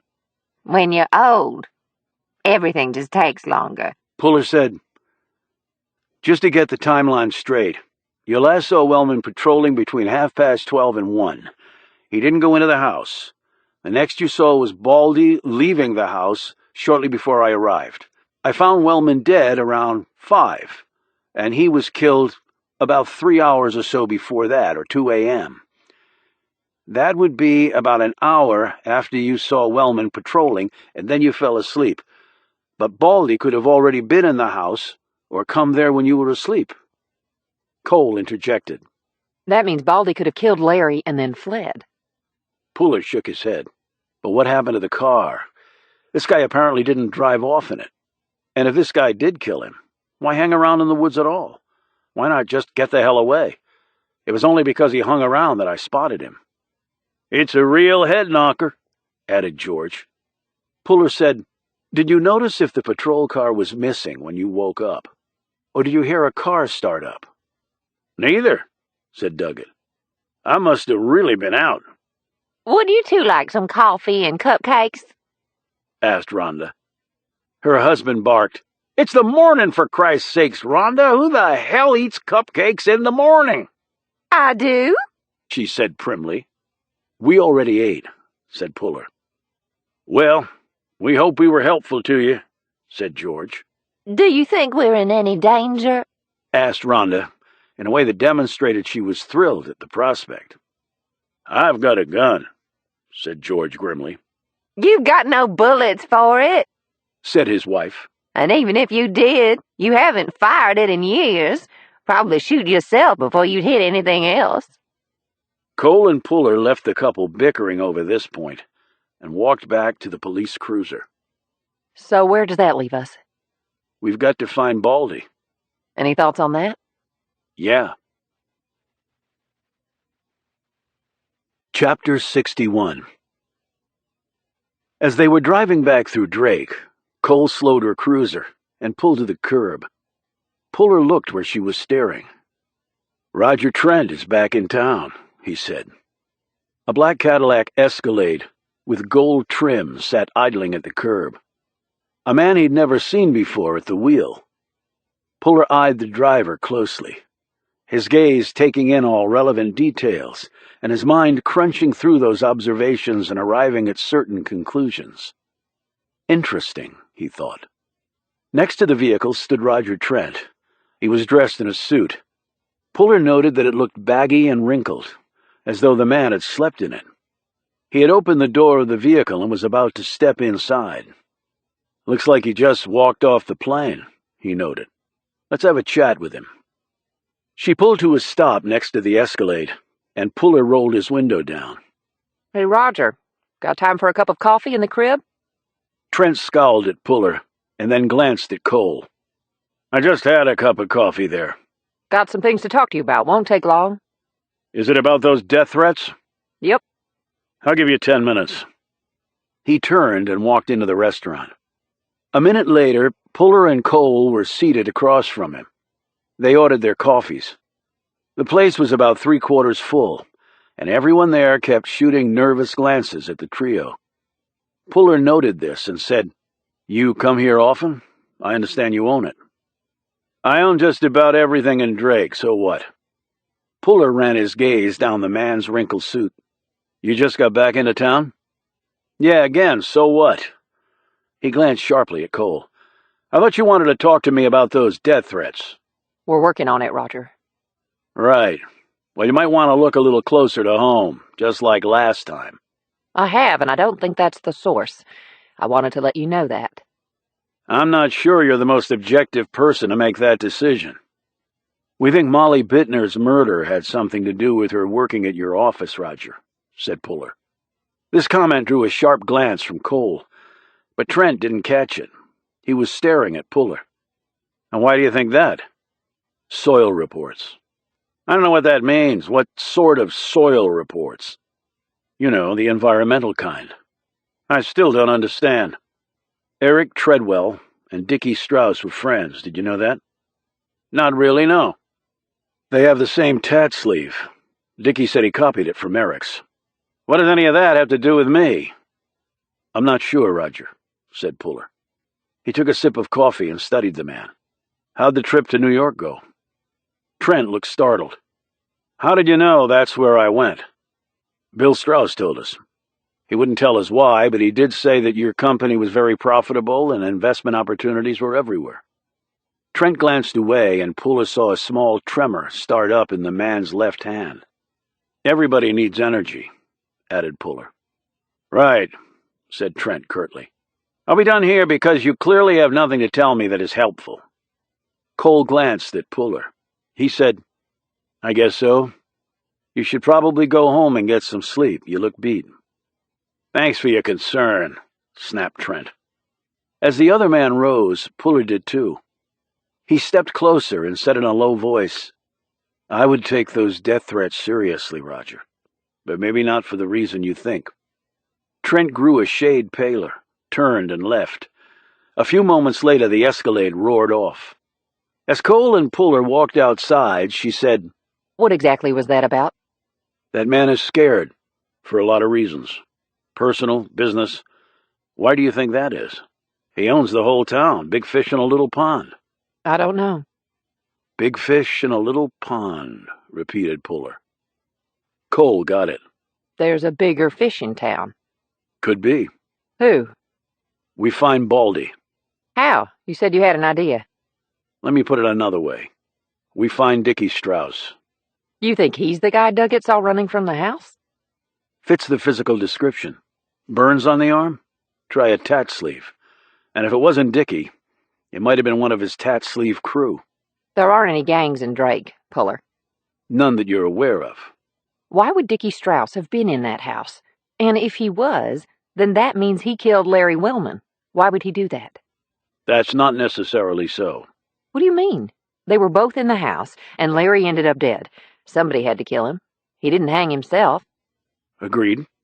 So what's your point? Let's just find Dicki instead of arguing. Any idea where he might be? She slid the cruiser into drive. Yeah. Where? You'll find out when we get there. I can play things close to the vest, too. Chapter 62. The concrete dome. Puller studied it as they passed by. Maybe Drake should make that into a tourist attraction, he said. Yeah, that would be a great draw. Stare at cement for $1, replied Cole. She turned down a street and steered the cruiser into the neighborhood that had once housed people that had worked in the nearby facility. They passed abandoned houses that were starting to cave in, and other homes where people had worked to make them livable. Puller stared at small kids with dirty faces and skinny mothers who ran after them. He didn't see many men, but figured they were probably out earning a living, or at least trying to find work. He sniffed the air. Nice aroma. We try to get them to take their trash to the dump, but it's an ongoing struggle, and the bathrooms in these places stopped working a long time ago. Must have put in outhouses of some kind. Nice life for the citizens of the richest nation on Earth. Well, those riches must be concentrated in the hands of a few, because we don't have any of it. They are. Like your brother-in-law. He looked around. Those are electrical poles, but those transformers don't seem to be hot. People here were trying to tie into them and getting fried. We had the electric company turn this part of the grid off and do a workaround.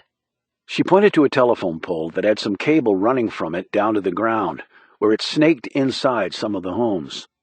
Telephone service is being tapped into, as you can see. We let that pass.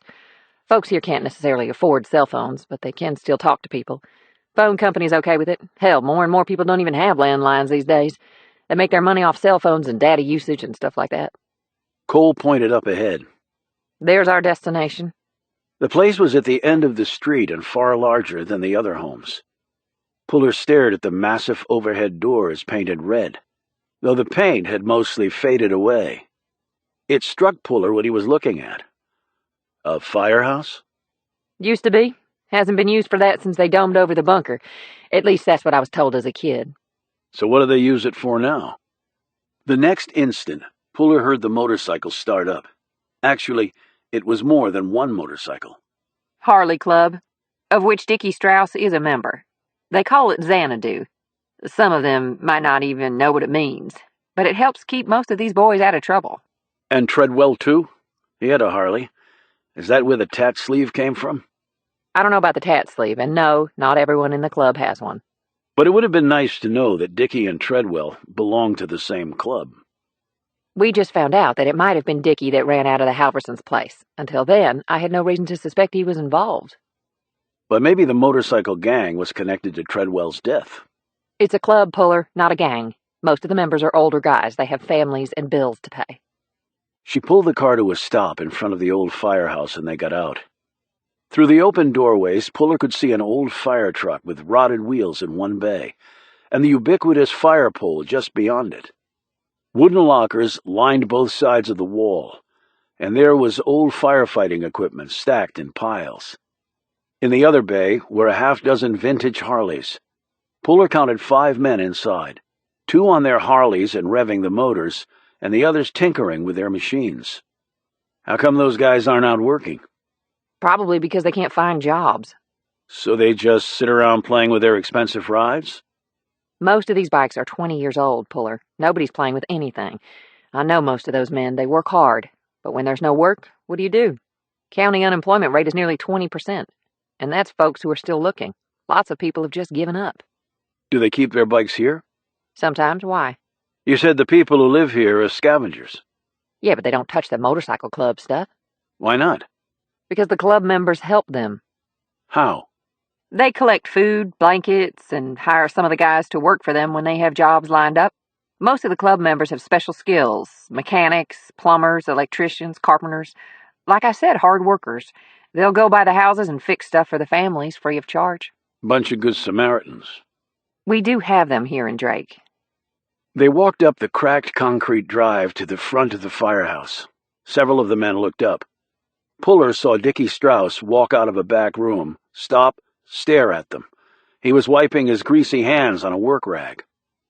Cole said, "Hey, Dicki, we'd like to talk to you." Dicki turned and ran toward the back of the building. "Hey!" shouted Cole. "Stop! We just want to talk." Puller had already moved forward into the building. Two guys who'd been working on their Harleys blocked Puller's way. They were both built like fire plugs, older than Puller, with tie-dyed bandanas and overtly confident expressions. Their hands were huge, and the pronounced cords of muscle in their forearms showed they performed physically hard labor for their daily bread. Puller held up his badge. "Out of the way. Now."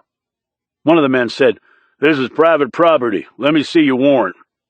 Cole said, "Let him by." Puller had one eye on the fleeing Dicki and the other on the lead bandana. "I need to talk to him," said Puller. "Just talk." "And I just need to see your warrant." "This place is abandoned." "Does it look abandoned to you, Slick?" asked the other man. Cole was about to pull a gun when the lead bandana put a hand on Puller's shoulder. A second later, he was face down on the concrete floor. His stunned expression revealed that he had no idea how he got there. The other man yelled and swung at Puller. Puller grabbed the man's arm, cranked it down, whipsawed it around, and the man joined his buddy on the cement.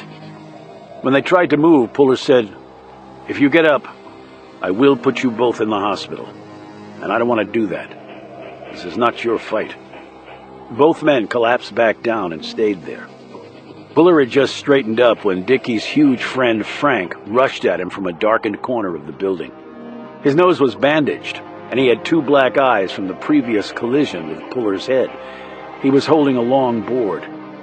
"Payback!" snarled Frank. He was about to swing it against Puller's head when the shot whipped past him and carried a chunk of the board with it. The impact knocked the wood out of Frank's hands. Frank Puller and the other Harley guys looked over at Cole. Her Cobra was now pointed at Frank's crotch.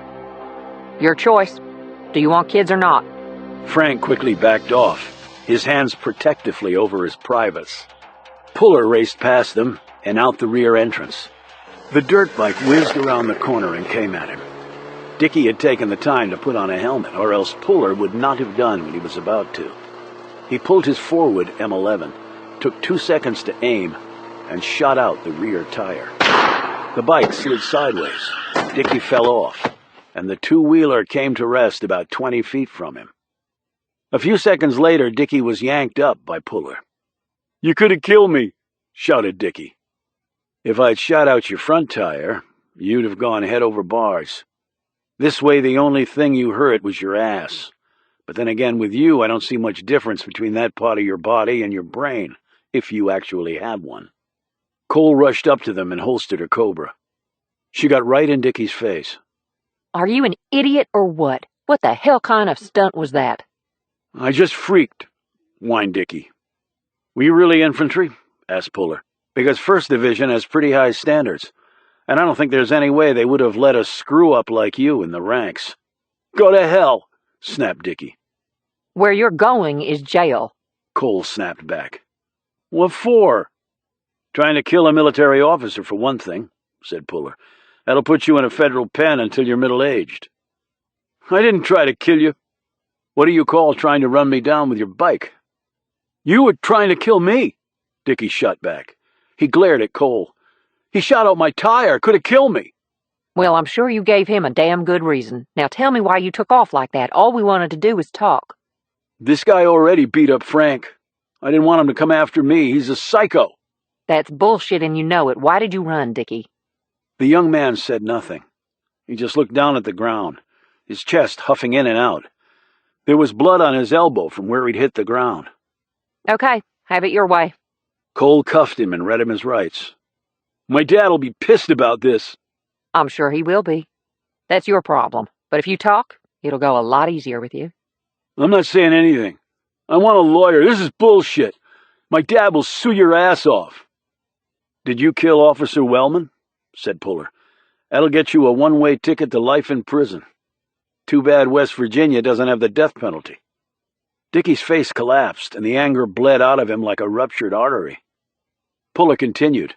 What would you say if we told you we had an eyewitness who put you at the Halversons right about the time that Deputy Wellman was killed, and then saw you running away from the place?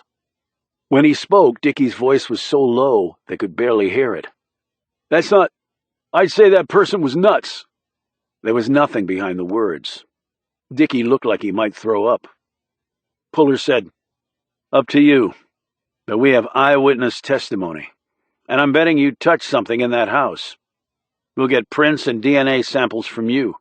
We've got some unaccounted-for trace at the murder scene, and something tells me they'll match yours. Then it's bye-bye to the rest of your life. Cole added, And because of the little stunt you just pulled, we have probable cause to get those samples. And we don't even have to get them from you. Since you were in the military, your prints and DNA are on file, said Puller.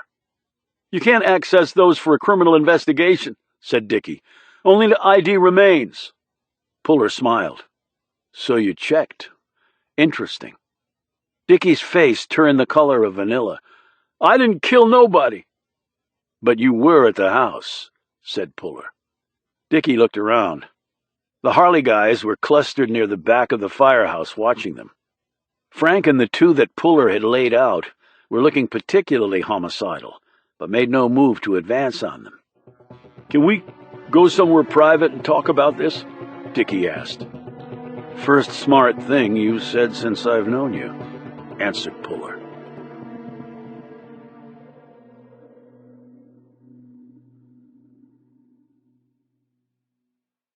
Chapter 63.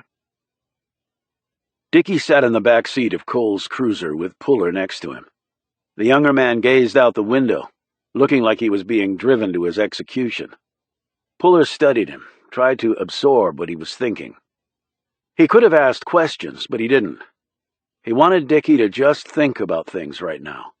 A guilty person would be building a web of lies to cover his crimes during this time. An innocent person would be anxious, afraid that his words could be twisted. He would be trying to think of the best possible way to convey his innocence. A person who was innocent in some respects and guilty in others would have a more complicated thought process. Puller pegged Dicki Strauss as squarely in that camp. Cole called out from the front seat. If we take you to the police station, everyone in town will know in about 5 seconds. Could we go somewhere else then? How about my motel room? Said Puller. You know where that is, right? You've been keeping tabs on me, right? Whatever, said Dickie sullenly. They reached the motel. Out of Dickie's sight, Puller confirmed that none of his intruder traps had been sprung, though from the look on Cole's face, he could tell that she knew what he was doing. Dickie sat on the bed. Cole sat in a chair opposite. She'd taken off the cuffs. Puller stood, his back against the wall. Heard you helped Miss Louisa, Dickie began. That was nice of you. Yeah, well, she died anyway. So much for good Samaritans. But we need to focus on you, Dickie. How much of this has to come out? He asked. Depends on what it is. If you kill Larry, all of it will come out. Like I said, I didn't kill nobody. Dickie's hands were balled to fists. He looked like a little kid, albeit with a tat sleeve. Puller half expected him to drop to the floor and throw a tantrum. Well, you understand that we can't just accept your word on that. You have to prove it to us. Dickie looked up at Puller. You ever look into my discharge? Puller shook his head. Like I said, me and the Army, we didn't get on. But it didn't have anything to do with my ability to do my job. I was a good soldier. There's not one black mark against me. I would have stayed in for the full ride if I could have. I liked it. Like my buddies, wanted to serve my country. But it wasn't my choice. They didn't want my kind. Puller considered this. As he gazed at the young man's face, the answer came to him. Don't ask, don't tell, said Puller. Dicky's gaze fell to the floor. He nodded. The military policy on gays? Said Cole, looking at Puller. Puller said, Under DADT, you were fine so long as you keep it secret. You don't tell, they won't ask. But if it comes out, you're gone. He looked at Dickie. What happened? Somebody ratted me out, and there were some pictures of me and some of my buddies. Hell, today it wouldn't get 5 views on YouTube. But back then the Army didn't care. Your butt was gone? In a second. Said if I didn't accept the general discharge, things would get real ugly. I can believe that. Does your father know that you're gay? Dickie smiled bitterly. Why do you think I joined the Army out of high school? My old man thought it would cure me. Okay, so you're gay, said Puller. That's your business and certainly no crime. It is to some folks, especially around here. Well, we're not some folks, said Cole. Puller said, Let's get back to Officer Wellman. Why were you in the house? Me and Larry were friends. Cole sat back in her chair, her eyes widening. You didn't go there to... Larry is married with a family, and it was a damn crime scene. Dickie said quickly, It wasn't like that. We fooled around some when we were teenagers, but Larry was straight. We weren't going in there to have sex. So why did you go to the house? Dickie nervously rubbed his palms together. Puller could see the sweat on the skin. And it wasn't just because the motel room's wall AC unit only managed to move hot air from one side of the room to the other. Just wanted to see what had happened. Why? Bunch of people murdered? Just wanted to see. And Wellman let you in the house? I don't believe it. He didn't. Cole looked confused. Then I'm not quite getting this. You want to take a breath and try it again? I called him up, told him I just wanted to take a peek. I could tell he didn't want to do it. Of course he didn't. It would have cost him his job if I'd found out. Your presence there would have corrupted the crime scene. But was he going to let you in? Asked Puller. He told me to come over. That maybe he could let me see some things they'd found, some pictures. This is unbelievable. Puller held up his hand, his gaze directly on the man. Keep talking, Dickie. So I went over there. And killed him. I told you I didn't kill him. Then what happened? Said Puller. He wasn't there. I mean, his car was gone. I thought maybe he'd gotten sick or gotten cold feet. But then I thought, you can't just leave a crime scene unguarded. I watched Law and Order and NCIS. I know this stuff. Sure, you're right. Can't do it, said Puller. Then what did you do? I tried to call him on his cell, but he didn't pick up. What time was this exactly? Asked Puller. I don't know exactly. Maybe around 4 or so. Go on. I got to the back of the house. The door there was slightly open. I opened it some more. Called out to see if Larry was in there for some reason. Got no answer.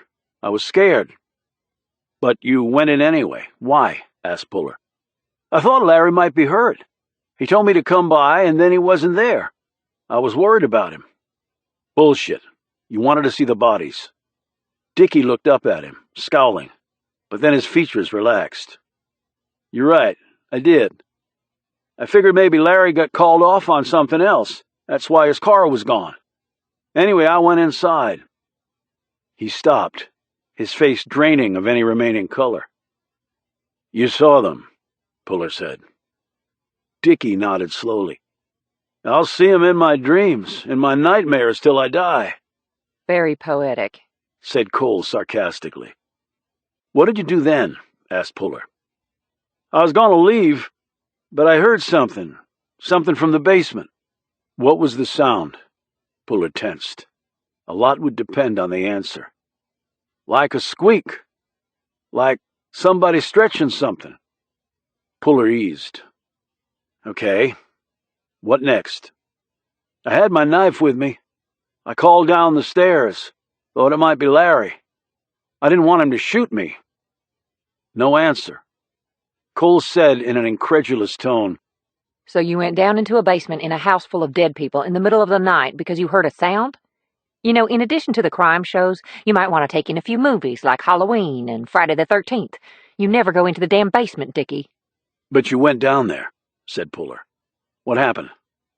And that's when I saw him, Larry, just hanging there. Did you make certain he was dead? Or did you just turn tail and run, leaving him there? He was dead, said Dickie. I seen dead guys in the army. I checked his pulse, looked at his eyes. He paused, then forced it out. He was dead. Then what? Asked Puller. I got the hell out of there. I ran out the back. And then just kept going? Puller tensed again. Dickie let out a long breath. No, I stopped running. I felt like I was going to barf. I squatted down there in the woods, maybe 10 minutes or so. Got myself together. Then I heard a car pull up. Thought it was maybe the cops, or... Puller said, whoever killed Larry coming back. Dickie nodded. If it was, I wanted to see the son of a bitch. Call the cops on him. Or her. It could have been a woman. Dickie pointed a finger at Puller. But it was you. Saw you go in. Didn't know who the hell you were. But then I saw your jacket. CID. Knew what that was. Larry told me the dead guy was Army. That explained why you were there. And then? Asked Puller. Little while later heard another car pull up. He pointed at Cole. You that time. That's when I took off. And that's when I saw you out of the window, said Puller. He looked at Cole. Story coincides with what we know. She nodded and then glared at Dickie. Would have been nice to know this before. I should arrest you for withholding material evidence. And for just being stupid, added Puller. So, were you and Eric friends? I knew him. He was in Xanadu. He held up his arm. I told you, I got a tat sleeve like his. When you went in the Halversons' house that night, did you know that Eric and Molly were across the street dead? Of course I didn't. Puller let this answer hang there. I was worried about him, though. Why? Asked Puller. Stuff. Stuff got a name? Dickie shrugged. Not that I ever heard. Any reason why Eric and Molly would have wanted a soil report done? Soil report? Nope, no reason I know of. How about a meth lab? Asked Puller. Got any stuff on that? Eric didn't do meth. Okay, but did he make it to sell? That's the key question. Dickie didn't answer right away. I think I need to lawyer up. Think or no? Asked Puller, while Cole looked at him warily. Puller pushed off from the wall and stood next to Dickie. Let's look at this intelligently, Dickie. See how it affects you. Will you take a couple of minutes to do that with me? Puller, he said he wanted to lawyer up. Puller shot her a glance and she closed her mouth. He turned back to Dickie, put a hand on his shoulder. Just hear me out, Dickie. What do you have to lose? The Army kicked your ass out. Didn't let you serve when I know you wanted to. This is a second chance for you to do something for your country. Dickie mumbled, I'll listen. Chapter 64. Puller snagged a chair with his right hand, swung it around, and set it directly in front of Dickie. When Puller sat down in it, his knees were almost touching the other man's. I'll let you in on some top-level stuff, Dickie, but in return, I need some things from you. You're patriotic, right? Want to help your country? As much as the next guy. Like you said, I'd still be in the Army serving if they hadn't pulled that crap on me. I know, I hear you. I served with gays and straights. Didn't matter to me so long as they could hit the target they were shooting at and had my back when I needed it. Dickie looked more comfortable. So what's going on? Trouble's coming to Drake, Dickie. In fact, it's already here. All these people dead, some of them your friends. I know that. I know, man. But it's not just those people. The feds think something big is coming here, really big. To Drake? Cole said, obviously stunned by this news. Dickie said, big like what? If I knew, then it wouldn't be such a problem. But I don't know. And if that situation stays the same, then we're all screwed. You see that, don't you? Dickie nodded. Yeah, I guess so. I knew you were smart. Mechanized guys all have to be smart. Lots of stuff to remember with all the equipment you guys had. I just had to worry about my gun and personal gear. You guys were wheeling around in 30-ton armor. Ain't that the truth? I drove the Bradley, and even the damn Abrams, and I was good. I bet you were. Army's loss. Don't Ask was a bunch of crap anyway. Damn sure was, agreed Dickie. So something big is coming. People dead, pieces not adding up. Weird chatter coming out of Drake that federal ears caught. Now what I need from you is some human. You know what that is, right? Sure. Human intelligence. On the ground here in Drake. You know stuff. You know people. You know folks who knew Eric and Molly. Your old man works for Trent. You think Roger Trent is involved in this? Dickie said sharply. I don't know who's involved and who isn't. That's why I need your help. You up for it? What do you want me to do? Listen. Go to places. Sit with folks. Listen some more. Don't make it obvious. Don't play detective. I just want you to do what you normally do. But just do it differently. Listen. Pay attention. Something seems weird, remember it. Get in touch, okay? Dickie was already nodding. Okay, sure. Puller handed him a card. My contact info. I assume you know how to reach Sergeant Cole. Puller rose. That's all? Said Dickie. I can go? You're not doing me any good sitting in my motel room. I need you out there. Give you a chance to serve your country again, even if your country did screw you over. Dickie rose, looked at Cole, and put a hand out to Puller. Ain't been many folks willing to give me a shot like this. I'm not most folks. I had you pegged wrong, I guess. I guess we did the same to you. Noted Cole. You need a ride? Puller asked. No, I'm cool. After Dickie left, Cole said, And you didn't tell me something big was coming to Drake because why? Because I was told not to, and then I decided to disobey orders. What's it based on? Chatter NSA picked up. In Dari. Justice is coming. Whatever is going to happen will happen soon. Dari? What the hell is that? Dialect spoken in Afghanistan. Afghanistan? You heard that in Drake? Apparently so, at least in the vicinity of. Couldn't get an exact location. And it was encrypted in old KGB code. And it was sent out shortly after the murders, gotten DHS's blood pressure up. What else do you know?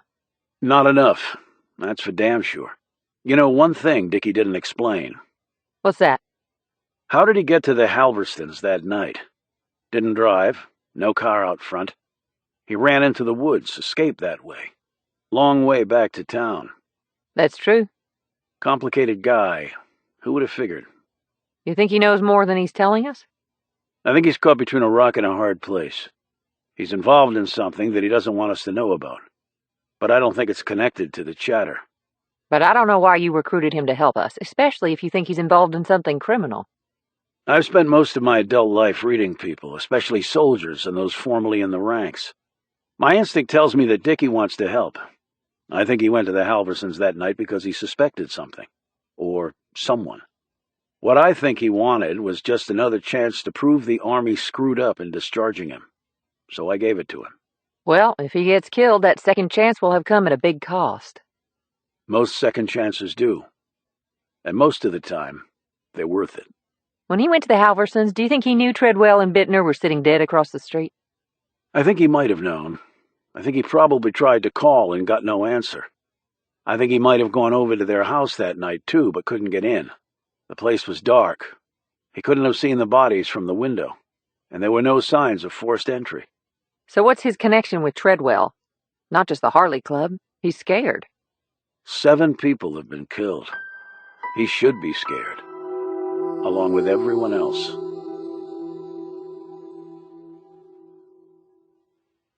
Chapter 65. Cole left to take care of some paperwork back at the station. They arranged to meet later. Puller drove off in his car. 3 minutes later, he parked and sat there thumbing in a phone number. The voice said, Mason. Agent Mason, it's John Puller. Puller could hear the squeak of the man's chair as he presumably leaned back. While the normal world went on around them, Mason was working 24/7 to keep the monsters at bay. "I'm glad you called. We got one more piece of chatter and some additional intel that have combined to ratchet this sucker up to a new level." "I thought it was pretty high already. What new stuff do you have?" "Another KGB code-encrypted piece of Dari. This time they said some shit about Allah the Great and Good. That didn't get me excited. What did get me excited were numbers." "What numbers?" "A date, Puller. They gave us the D-Day. At least that's what we think." "And what was the date?" "You're not going to like this because I sure as hell don't. 3 days from today." "You said you had other intelligence. Does it at least give us some idea of what they're planning?" "Yes. The mystery on that score is finally solved, and that's the real scary part. There's a gas pipeline that runs through Drake, northwest corner of the county." "Okay." "We didn't think anything of it, really. Pipelines are natural targets, but not that popular because the human damage potential is not that significant. This pipeline supplies natural gas for 3 states. West Virginia, of course, Kentucky, and Ohio. The pipeline is owned by a Canadian outfit but operated by an American company, Trent Exploration. From what you've told me, you had some interaction with Roger Trent, right?" "Right," Puller thought rapidly. "You think anyone at Trent is involved in this?" "I'm not ruling out any possibilities at this point." "But what's the vulnerability of the gas pipeline? And even if they did blow it up, how much damage are we talking about? Like you said, it would be limited." "The structural damage could be severe, but manageable. And then you'd have disruption of service. Not that sexy for a terrorist. They like body parts hanging from trees, not gas customers complaining because their stovetop isn't working. And there are resources in the area that can respond to any damage to the pipeline and bring things under control." "Okay, so the pipeline is the target?" "We don't think it's that simple." He paused, and Puller could visualize the man organizing the words in his head. "What's a very popular tactic that the Taliban employs in Afghanistan? You should know this better than most." Puller did know better than most. "A feint, and then the real hit. One bomb to draw in the first responders. Second bomb goes off to kill them." "Right. Only here we believe it's a variation on that tactic. We believe the attack on the gas pipeline is a diversionary tactic." Puller felt the hairs rise on the back of his neck. "So, what's the real target?" "If that gas pipeline explodes, first responders from a 100-mile radius will get there ASAP. That's not guesswork. There are tri-state teaming agreements in place in the event that pipeline goes up in flames. Those resources are committed to that contingency, and they can't be stood down for any reason." "Okay." Mason continued. "Now there's lots of forest in that area. It's been dry as hell. You could be looking at a fire that could cover 3 states and fed by a mountain of gas, at least until they could shut it down. As I said, disruption in power could be severe. Hundreds of thousands of homes are fed by that gas. No telling when they could get it up and running again, especially with a forest fire raging around it." "That sounds bad, but like you said, not very sexy for a terrorist." "Then what's the primary target?" Puller said again. "By definition, that has to be worse than the diversionary target. 40 miles from that pipeline is a light-water nuclear reactor that feeds power right to the national grid." Puller drew a long breath. "You think that's what they're after?" "It's the only asset we can see in the area worth their while." "How would they attack the plant?" "Right now, security seems tight, but we can't afford to find out later it wasn't good enough. But if they can pierce that place and somehow blow the reactors, it would be devastating. A radiation cloud could cover multiple states within a few days. And with all emergency crews fighting a gas pipeline eruption and potential fire, together it would be catastrophic." "So beef the security the hell up at the nuke plant." "We think they have folks on the inside there. That was the separate piece of intelligence I was telling you about, Puller." "Can you find out who?" "In 3 days? Probably not. And if we change security in any way there..." Puller finished the thought for him. The insider will easily find out, tell his people, and they go early and try to blow it anyway. And the same for the pipeline. Right. At some point we have to make that decision, Puller. We have to beef up security at both places. But ideally we nail these bastards before that becomes necessary. Necessary? Joe, it's 3 days. I told you it was bad. I haven't seen one Middle Easterner in Drake while I've been here. Well, I have to believe they're keeping a pretty low profile. What do you want me to do? I'm just one man. Keep doing what you're doing. Find these guys, Puller. And if I don't in time, then I have to pull the trigger. And they'll pull the trigger too. Way it goes. Keep me in the loop and I'll do the same for you. He paused. I wish I could send you some assets, but the brass here thinks that might tip our hand. Yeah, I know. I do have one local asset. Right. Cole the cop. No. Guy named Dicki Strauss. Puller filled Mason in on what he'd gotten Dicki to do. At the very least, it gives me another pair of eyes on the ground here. He was a former soldier. I'm not thrilled you engaged this guy, Puller. We know nothing about him. I didn't have a lot of options, Puller replied. He could hear Mason sigh. When are you meeting with him? We don't have much time. I can meet with him tonight. You got a safe place to do that? Puller thought for a moment. Yeah, I do. Place called Xanadu. Chapter 66. Puller climbed out of his car and walked into the Drake County Library. It was a one-story orange brick structure that was architecturally tasteless and had not worn well. He went inside, asked the librarian at the front desk a few questions, and was shown what he needed. While there were a few computers in the library, Puller found himself using the old-fashioned method of looking through newspapers by hand. He covered the time period that seemed relevant to him. What he discovered was nothing which in itself was significant. As he was leaving, his phone rang. It was Kristen Craig, the forensic tech from USDB in Georgia. Got some preliminaries for you, Puller. He sat in his car with the air running and wrote down what she told him.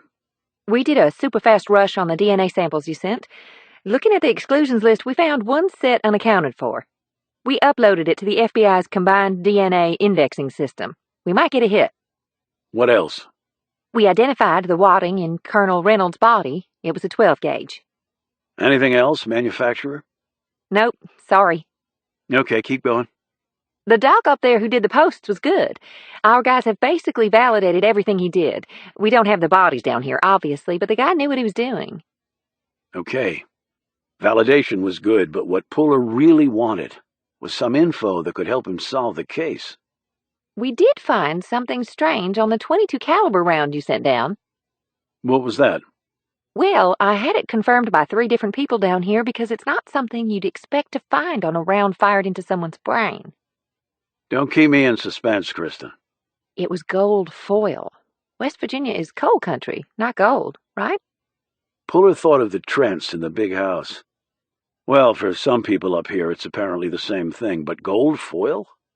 That's what it is, just a nearly microscopic bit. But we confirmed that's what it was. Don't know what it means. You make any sense of that soil report I sent down? The soil report didn't reveal anything startling. The uranium levels were normal, particularly for coal country. There was nothing else remarkable. If someone was killed because of it, damned if I know why. You and me both. What about the stuff from the meth lab? Now that was interesting. You sure it was just a meth lab? It looked like one. It had the stuff you'd normally associate with one. Yes, it did, but it also had one item that you wouldn't normally find in one. Like what? Tungsten carbide. What did you find that on? Some of the bottles, the tubing, and some coils. Enough to where it couldn't be just some trace residue. So it might have been on Treadwell's or Bittner's hands. Possibly. We did find Treadwell's prints on the equipment. So it wasn't just planted there. That's good to know. You were thinking it was planted? No, but I like confirmation of my ideas as much as the next person. So tungsten carbide. That can be used in industrial tools as an abrasive in the jewelry trade. That's right. Stiffer and more dense than steel or titanium. Treadwell had a ring. Maybe it was made of tungsten, and it leached somehow onto his skin. It wasn't. We checked the ring. He worked at a chemical shop, and he had a Harley. Again, that doesn't necessarily explain the presence. Anything else? Isn't that enough? You haven't given me any answers. I only provide facts. You have to come up with the answers, my friend. She clicked off, and Puller slowly put his phone away. There was another use for tungsten carbide that he, being in the military, well knew. It was very often used in armor-piercing ammunition, particularly when the material of choice, depleted uranium, wasn't available. But if Treadwell were making such ammo, there wasn't any other evidence of it in his home. You needed space and specialized equipment to manufacture it. And money. And many of the components on the list to make ordnance utilizing depleted uranium were ones that the government watched very carefully. How could a Harley-driving redneck who worked at a chemical supply store in nowhere, West Virginia, manage that? And if Treadwell had managed to do that, why had he been murdered? Maybe whoever he was building it for found out he might have gotten cold feet and was working with the government through rentals. Puller would have to check at Treadwell's place of business to see if they might be missing a quantity of tungsten carbide, if they even carried it. And if so, the case might take on a whole new light. He pondered how this could be tied into what Mason had told him. If the targets were the pipeline and the reactor, that type of ammo could be used to puncture the pipeline and maybe the reactors. If so, that meant Treadwell was tied up with jihadists, and Puller wondered how that was possible. How could folks like that operate in an area like this, and no one the wiser? Then he started to think about the pipeline, owned by a Canadian company but operated by Trent. Was Trent working with terrorists? Was he being paid to help them carry out this mission? But why would a fabulously successful coal mogul do that? Blowing up a nuke reactor could make all of Trent's coal mines radioactive, unless they were paying him far more than his business was worth. And that might explain the death threats, and Trent being so nervous. Maybe he'd had a falling out with his business partners. Puller eased the Malibu from the curb. He had fewer than 3 days to discover the truth. He knew the odds were long against him, but he had put on the uniform to serve his country, and serve it he would, even at the cost of his life. Chapter 67. The Mercedes SL600 was parked in front of Puller's motel room when he drove in around 2 o'clock. Gene Trent was sitting in the driver's seat. The car was running, and the AC was cranked. Puller parked next to the other car and got out. Gene Trent did the same. She had on a sleeveless pale yellow dress with a V-front and a white sweater over top, coordinated pumps, and a white pearl necklace. Her hair and makeup were flawless. The old motel seemed an incongruous backdrop for such glamour. "Looking for a room at the motel?" Puller said, as he walked over to stand next to her. She smiled. When I was 15, I used to clean this place for $4 an hour, and I thought I was rich. Sam did the same, but she only got $3 an hour. Why the discrepancy? She was smaller and couldn't work as hard. People around here drive tough bargains. I believe it. You got time for lunch? Or have you already eaten? I haven't. At the crib? She shook her head. Another place. Nicer. Over the county line. I'll drive. Puller thought about this. He had short time to divert a possible catastrophe. Did he have time for a leisurely lunch? Then his thoughts went back to what Mason had said. Trent operated that pipeline. What's the occasion? It's lunchtime, and I'm hungry. Have you been waiting long? Long enough. Guess you've been busy. Guess I have. How's the investigation coming? It's coming. You are remarkably tight-lipped. It's an army thing. No, I think it's a cop thing. My little sister's the same way. So your hubby was back in town. He joining us for lunch? Her radiant smile diminished a few watts. No, he won't. You ready? He looked at her fine clothes and then down at his own work ones. Fancy place? Not sure I'm dressed for the occasion. You look just fine. She drove the country roads with an expert's touch, hitting the turns and accelerating at just the right moment, so that the big Mercedes engine was at optimal RPM on the straightaways. You ever think of signing up for NASCAR? She smiled and punched the gas on a particularly long stretch of road, winding the car up to 80. I've thought about a lot of things. So why lunch with me, really? Got some questions? Hope you have some answers. I doubt it. Remember the tight-lipped thing. Then your opinion, how about that? We'll find out, I guess. 10 miles later, they crossed into another county, and 2 miles farther down the road, she pulled onto a tree-lined asphalt driveway. Around 2 curves, the land opened up as the trees receded, and Puller eyed the sprawling 2-story stucco and stone building. It looked like it had been dropped intact from Tuscany. There were 2 aged fountains out front, and nearby a small stream with a water wheel slowly turning. There was an outdoor tiled eating area in an adjacent courtyard. A weathered wooden pergola, strung with flowering vines, provided a ceiling for this dining space. Puller looked at the sign hanging over the front door. Vera Felicita. True happiness? You speak Italian? Some. You? Some. I've been there many times, love it. I'm thinking of moving there one day. People always say that when they visit Italy. But then they come back home and realize it's not as easy as it sounds. Maybe. Puller looked around at the expensive cars sitting in the cobblestone parking area. Most of the outdoor tables were filled with people as nicely dressed as Jean Trent. They were drinking wine and forking and spooning into elaborate-looking dishes. Popular place, he said. Yes, it is. How'd you come to find it? I own it. Chapter 68. Jean Trent climbed out of the car, and Puller fell into step behind her as she headed to the front entrance. She stopped and turned to him. We're also a B&B, 4 rooms, and I'm thinking about adding a spa. I brought in a CIA chef and a professional team to run everything. We're hoping to get our first Michelin star this year. We were cash flow positive after 18 months. Our reputation has really grown. People come from Tennessee, Ohio, Kentucky, and North Carolina. And no coal mines around. This is one of the few counties in West Virginia that has no coal. She looked around. What you do have is unspoiled land, mountains, rivers. I spent a long time looking for just the perfect location, and this is it. I did business plans and demographic and marketing studies. I wanted to fill a need. That's the best way to build something that's lasting. I didn't know you were a businesswoman. Probably lots of things about me you don't know. You want to find out more? Why not?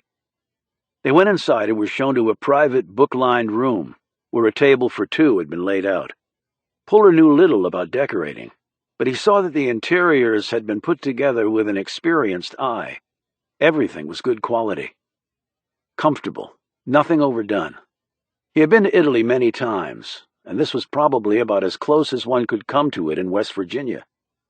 The server was dressed in a white jacket and black bow tie, and attended to them with quiet professionalism. They scanned their menus, but Puller finally let Jean order for him. The bottle of white came first, and 2 glasses were poured out. I know you're technically on duty, but I'm especially proud of this Italian Chardonnay, and I'd like you to try it. He took a sip and let it go down slow. Has significantly more body than one associates with an Italian white. She clinked her glass against his. It's called Jamon Dreams, 2007. But an army man who knows his wines, how did that happen? My father took my brother and me overseas a lot when we were younger. Had my first taste of wine in Paris when I was 9. Paris when you were 9? I was in my late 20s before I even left the country one time. Some people never get to go. That's true. Now I go every year, months at a time. I love it. Sometimes I almost don't come back. So why do you? Come back, I mean. She took a sip of wine and dabbed her mouth. This is my home, I suppose. Any place can be your home. That's true, but my family is here. He looked around. Is Roger a partner in this? No, this is all mine. Pretty expensive proposition. He didn't bankroll me, if that's what you mean. Bank loans and sweat equity. Still, I'm sure being married to him didn't hurt. It didn't. So he's back in town? I had a cup of coffee with him at the crib. Why? To talk about those death threats. For the record, I don't think Randy is behind it this time. She put down her wine. Did Sam tell you about that? Yeah, she did. He paused. I guess Roger's business is doing great. I'm not really involved in it.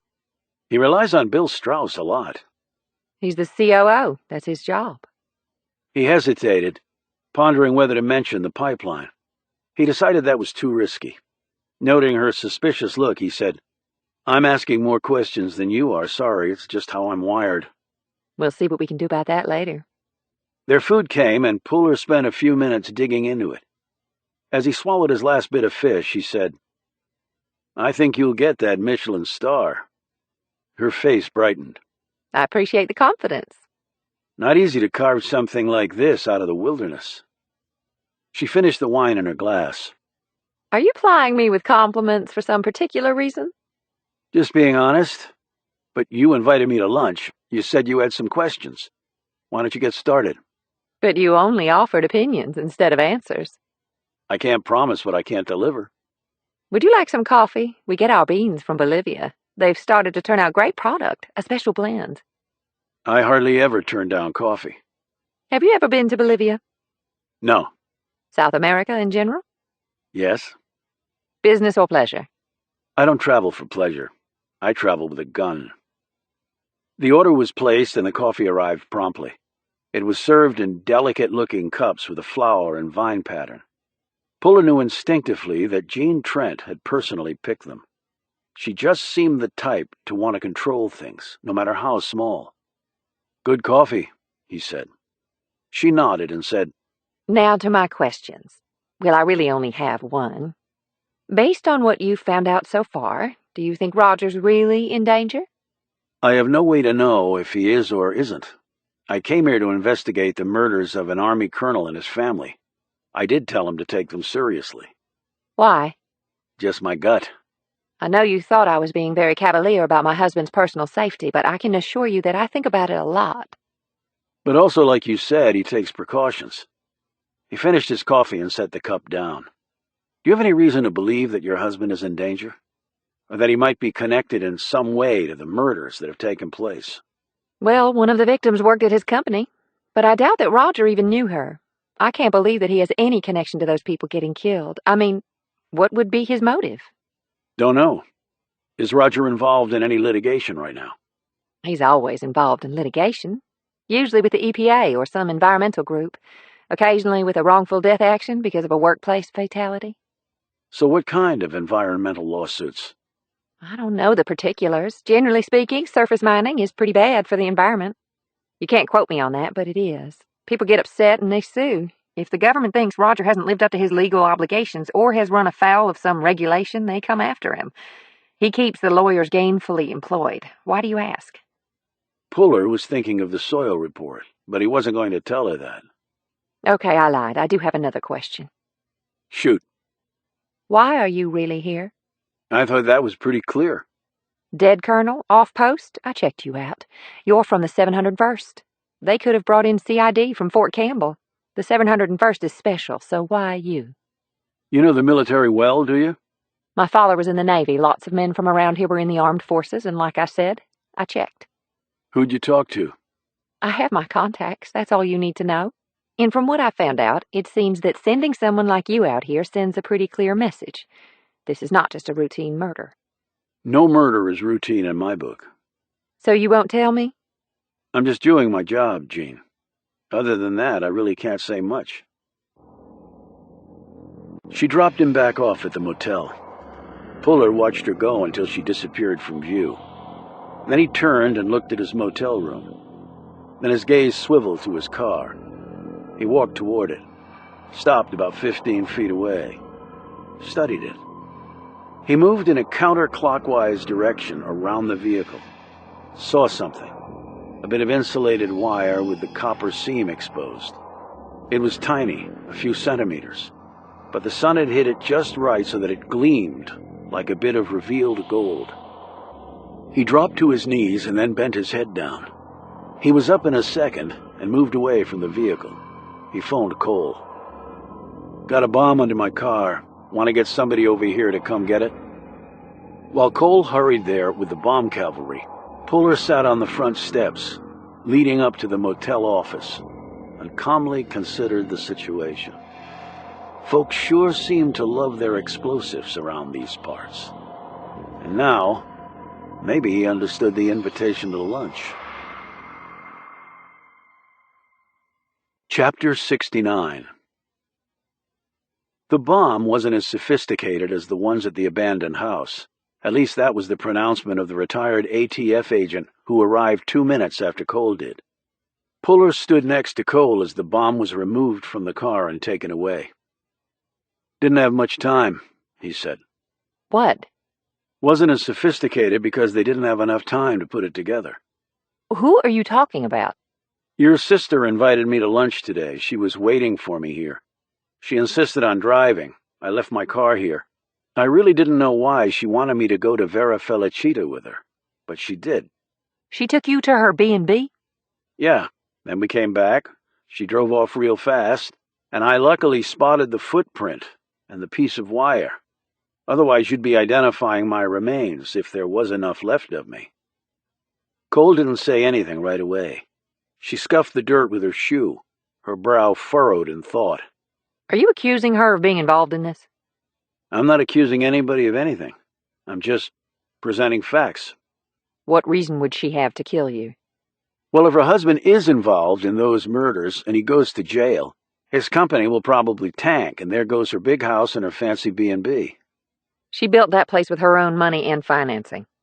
"So she says. But that operation must have cost a real chunk of change to get going. What bank would loan her that unless Roger co-signed?" But how do you figure Roger being behind the murders? He was the one receiving death threats. "He says he received death threats. We have no independent proof of that. That's true. And I checked something in the local newspapers at the library today.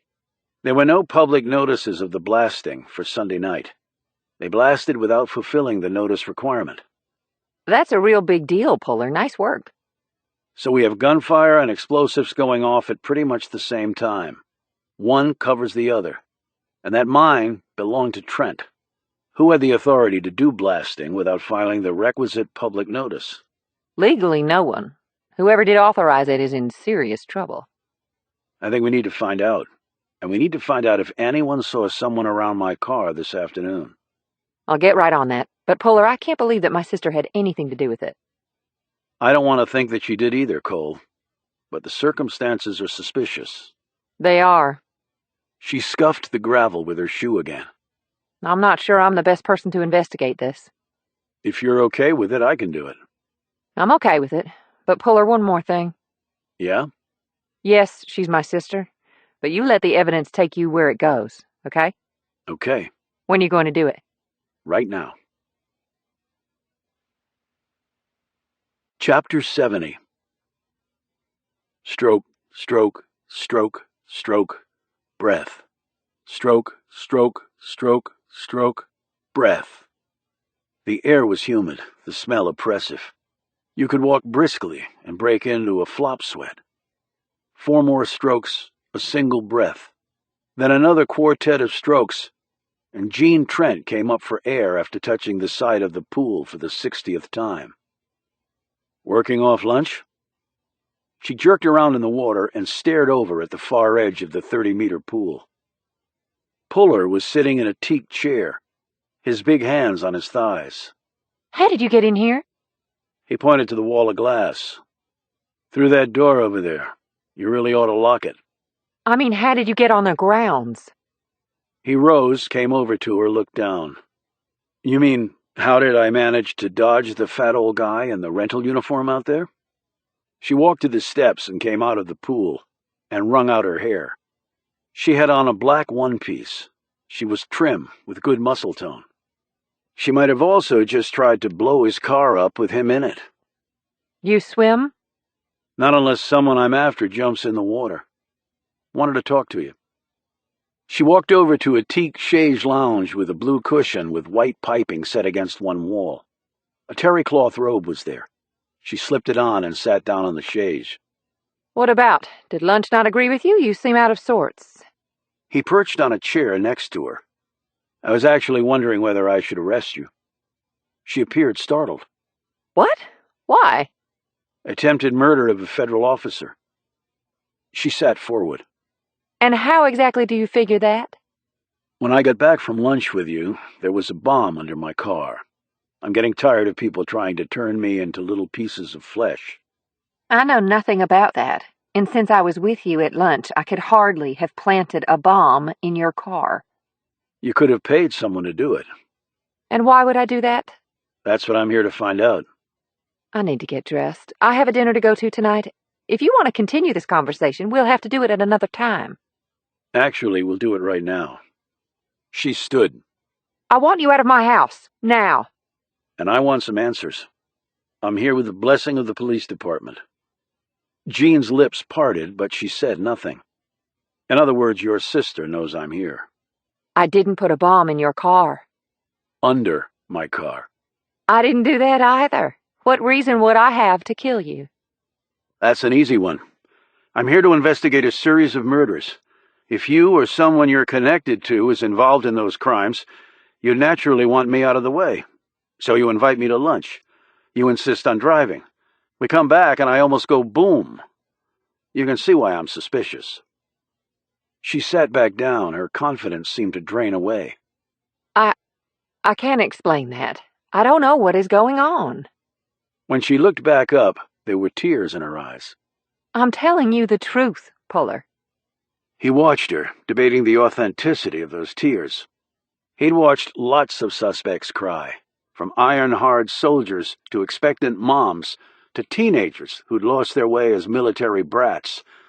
Just because you say it's the truth doesn't mean anything to me, he said. So until I find out otherwise, you're officially a suspect. Do you understand that? She nodded dumbly. And if you have any information that would help me in my investigation, now would be a really good time to share it. Information like what? Like, why is your husband so nervous? And don't tell me it's about death threats. I've come to the conclusion that that's just bullshit. It happened before with your brother, and I think he's just using that as a convenient cover. Cover for what? He's upgraded his security, Jean. The driver of his Escalade, he's a former Marine. How do you know that? Army can sniff Marines out from 100 miles away. The guy is a pro and he's armed. And he's new, isn't he? Yes. It was a good choice. He's light years ahead of the old fart outside. But his security here hasn't really been increased. We still just have the same retired cop outside. That's because Roger isn't here right now. So I guess he's less concerned about your personal safety or that of your daughter. His pro travels with him only. What would he be afraid of? You said he has lots of enemies, but they're just the same old ones, right? How about something or someone new? That would justify the new muscle. I can't think of what that might be. As I said, I don't get involved in Roger's business. If you keep lying to me, Jean, I will cuff you and haul your ass right out of here. More tears spilled from her eyes. I don't want to go to jail. And tell me the truth. You picked everything out at your B&B right down to the coffee cups. You know about business management. I'm betting you supervised the construction of this house because judging from the interior decorating at Trent Exploration, that's not Roger's strong suit. So are you telling me you ceded all knowledge of his business to him? Because I'm not buying it. They sat in silence for a couple of minutes. The humidity weighed down on Puller. At least the desert had been a dry heat. He watched Jean. He was not going to break the silence. He was not going to get up and leave. He was just going to wait for her to finally crack. There are some problems at Trent Exploration. Like what? Like missing money, diverted accounts, offshore phantom banking relationships. Things that shouldn't be there are, things that should be there aren't. And Roger is aware of this? Very. What's he doing about it? Whatever he can. But his options are limited. He made some business decisions last year that required an infusion of capital, a lot of it. The revenues he thought would develop from those business decisions never materialized. The debts are still there. He thought he had money to cover it, But with all the money disappearing, he's in a cash flow bind. That's why Roger was in New York, trying to get some financing help, but the banks still aren't lending. They've tried everywhere they can think of. And now death threats? Maybe from the people ripping him off? I don't know. I really don't. Okay. Trent is a big company, but it's not GE. And it's located in a pretty small town. Are you telling me none of you have a clue or even a guess as to who is stealing the company blind? How about Randy? Randy? Why would he do that? He blames Roger for your parents' death, for one thing. Even so, he would be in no position to steal from Roger. He knows nothing about computers or financial transactions. This was done by people who are very familiar with both. Maybe somebody he's hooked up with. In Drake? I don't think so. The situation is getting desperate, though. Roger and Bill are running out of places to turn. How about you? If the company goes under, do you lose everything, including the house? Probably.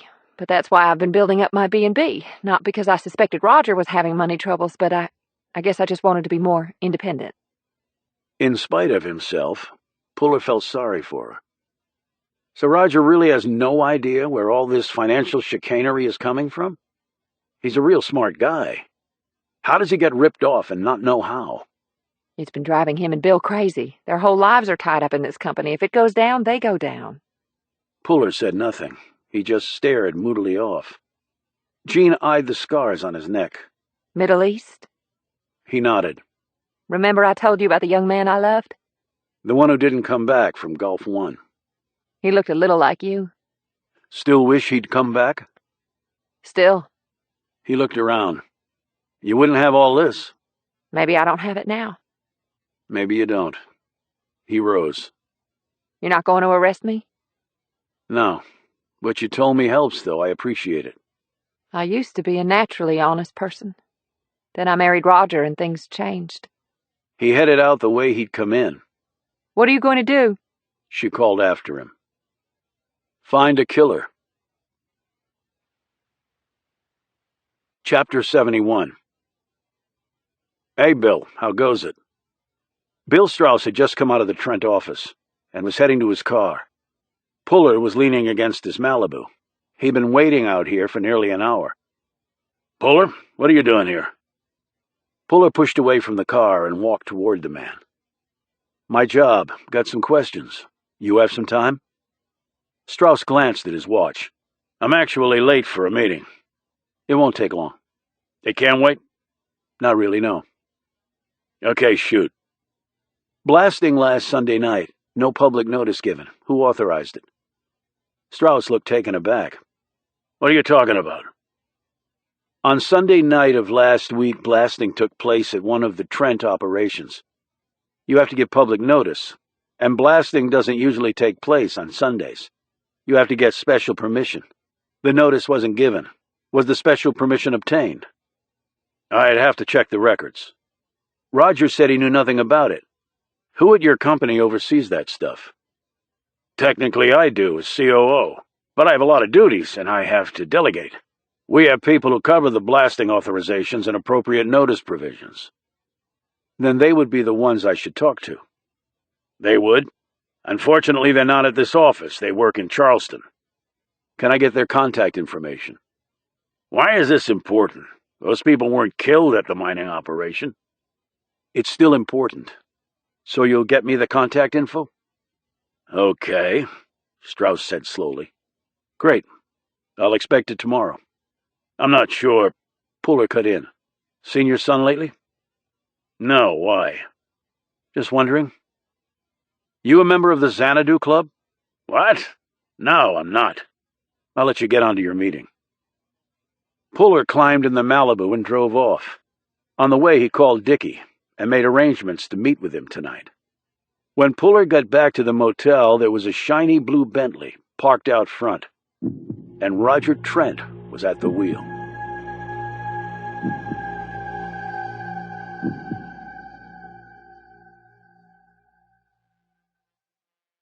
Chapter 72. I assume you're looking for me since there's no one else staying here, said Puller. Trent had on dark slacks and a white open-collared shirt. A cigar was in one hand.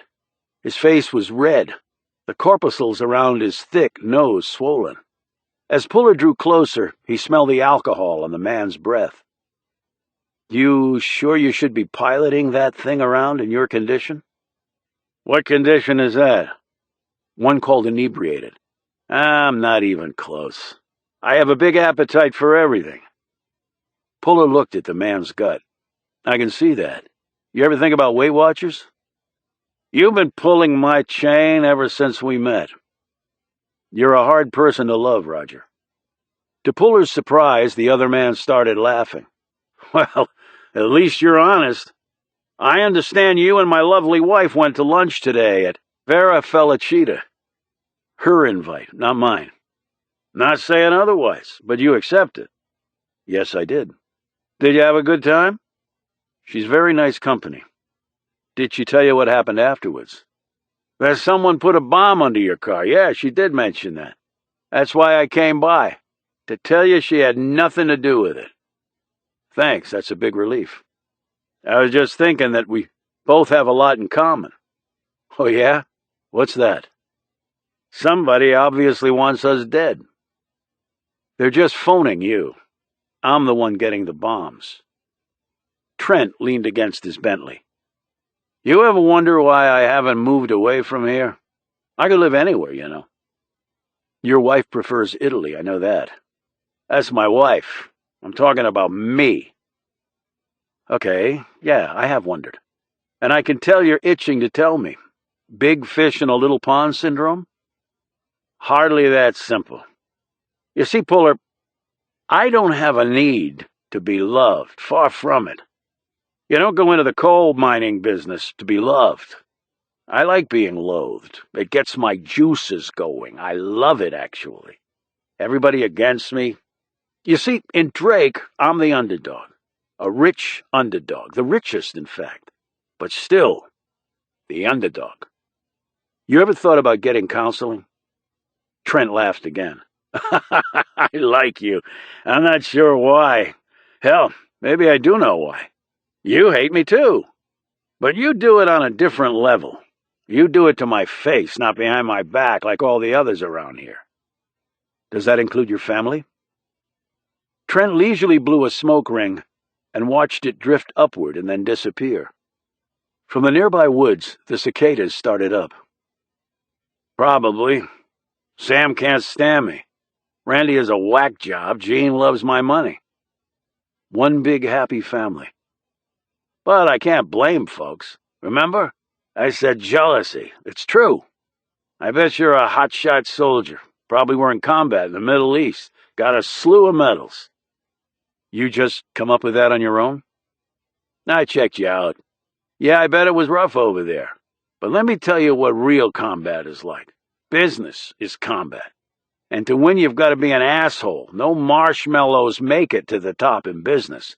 It's kill or be killed. And if you're not at the top, you're at the bottom. And that's where most people will live their whole lives. He flicked his cigar to remove some dangling ash, and then put it to his lips. Thanks for the Business 101, Roger. Now why don't you talk to me about your financial problems? The cigar sagged in the man's mouth, and the mirth-filled look in his eyes vanished. What financial problems? You checked me out. I checked you out. Then your information is flawed.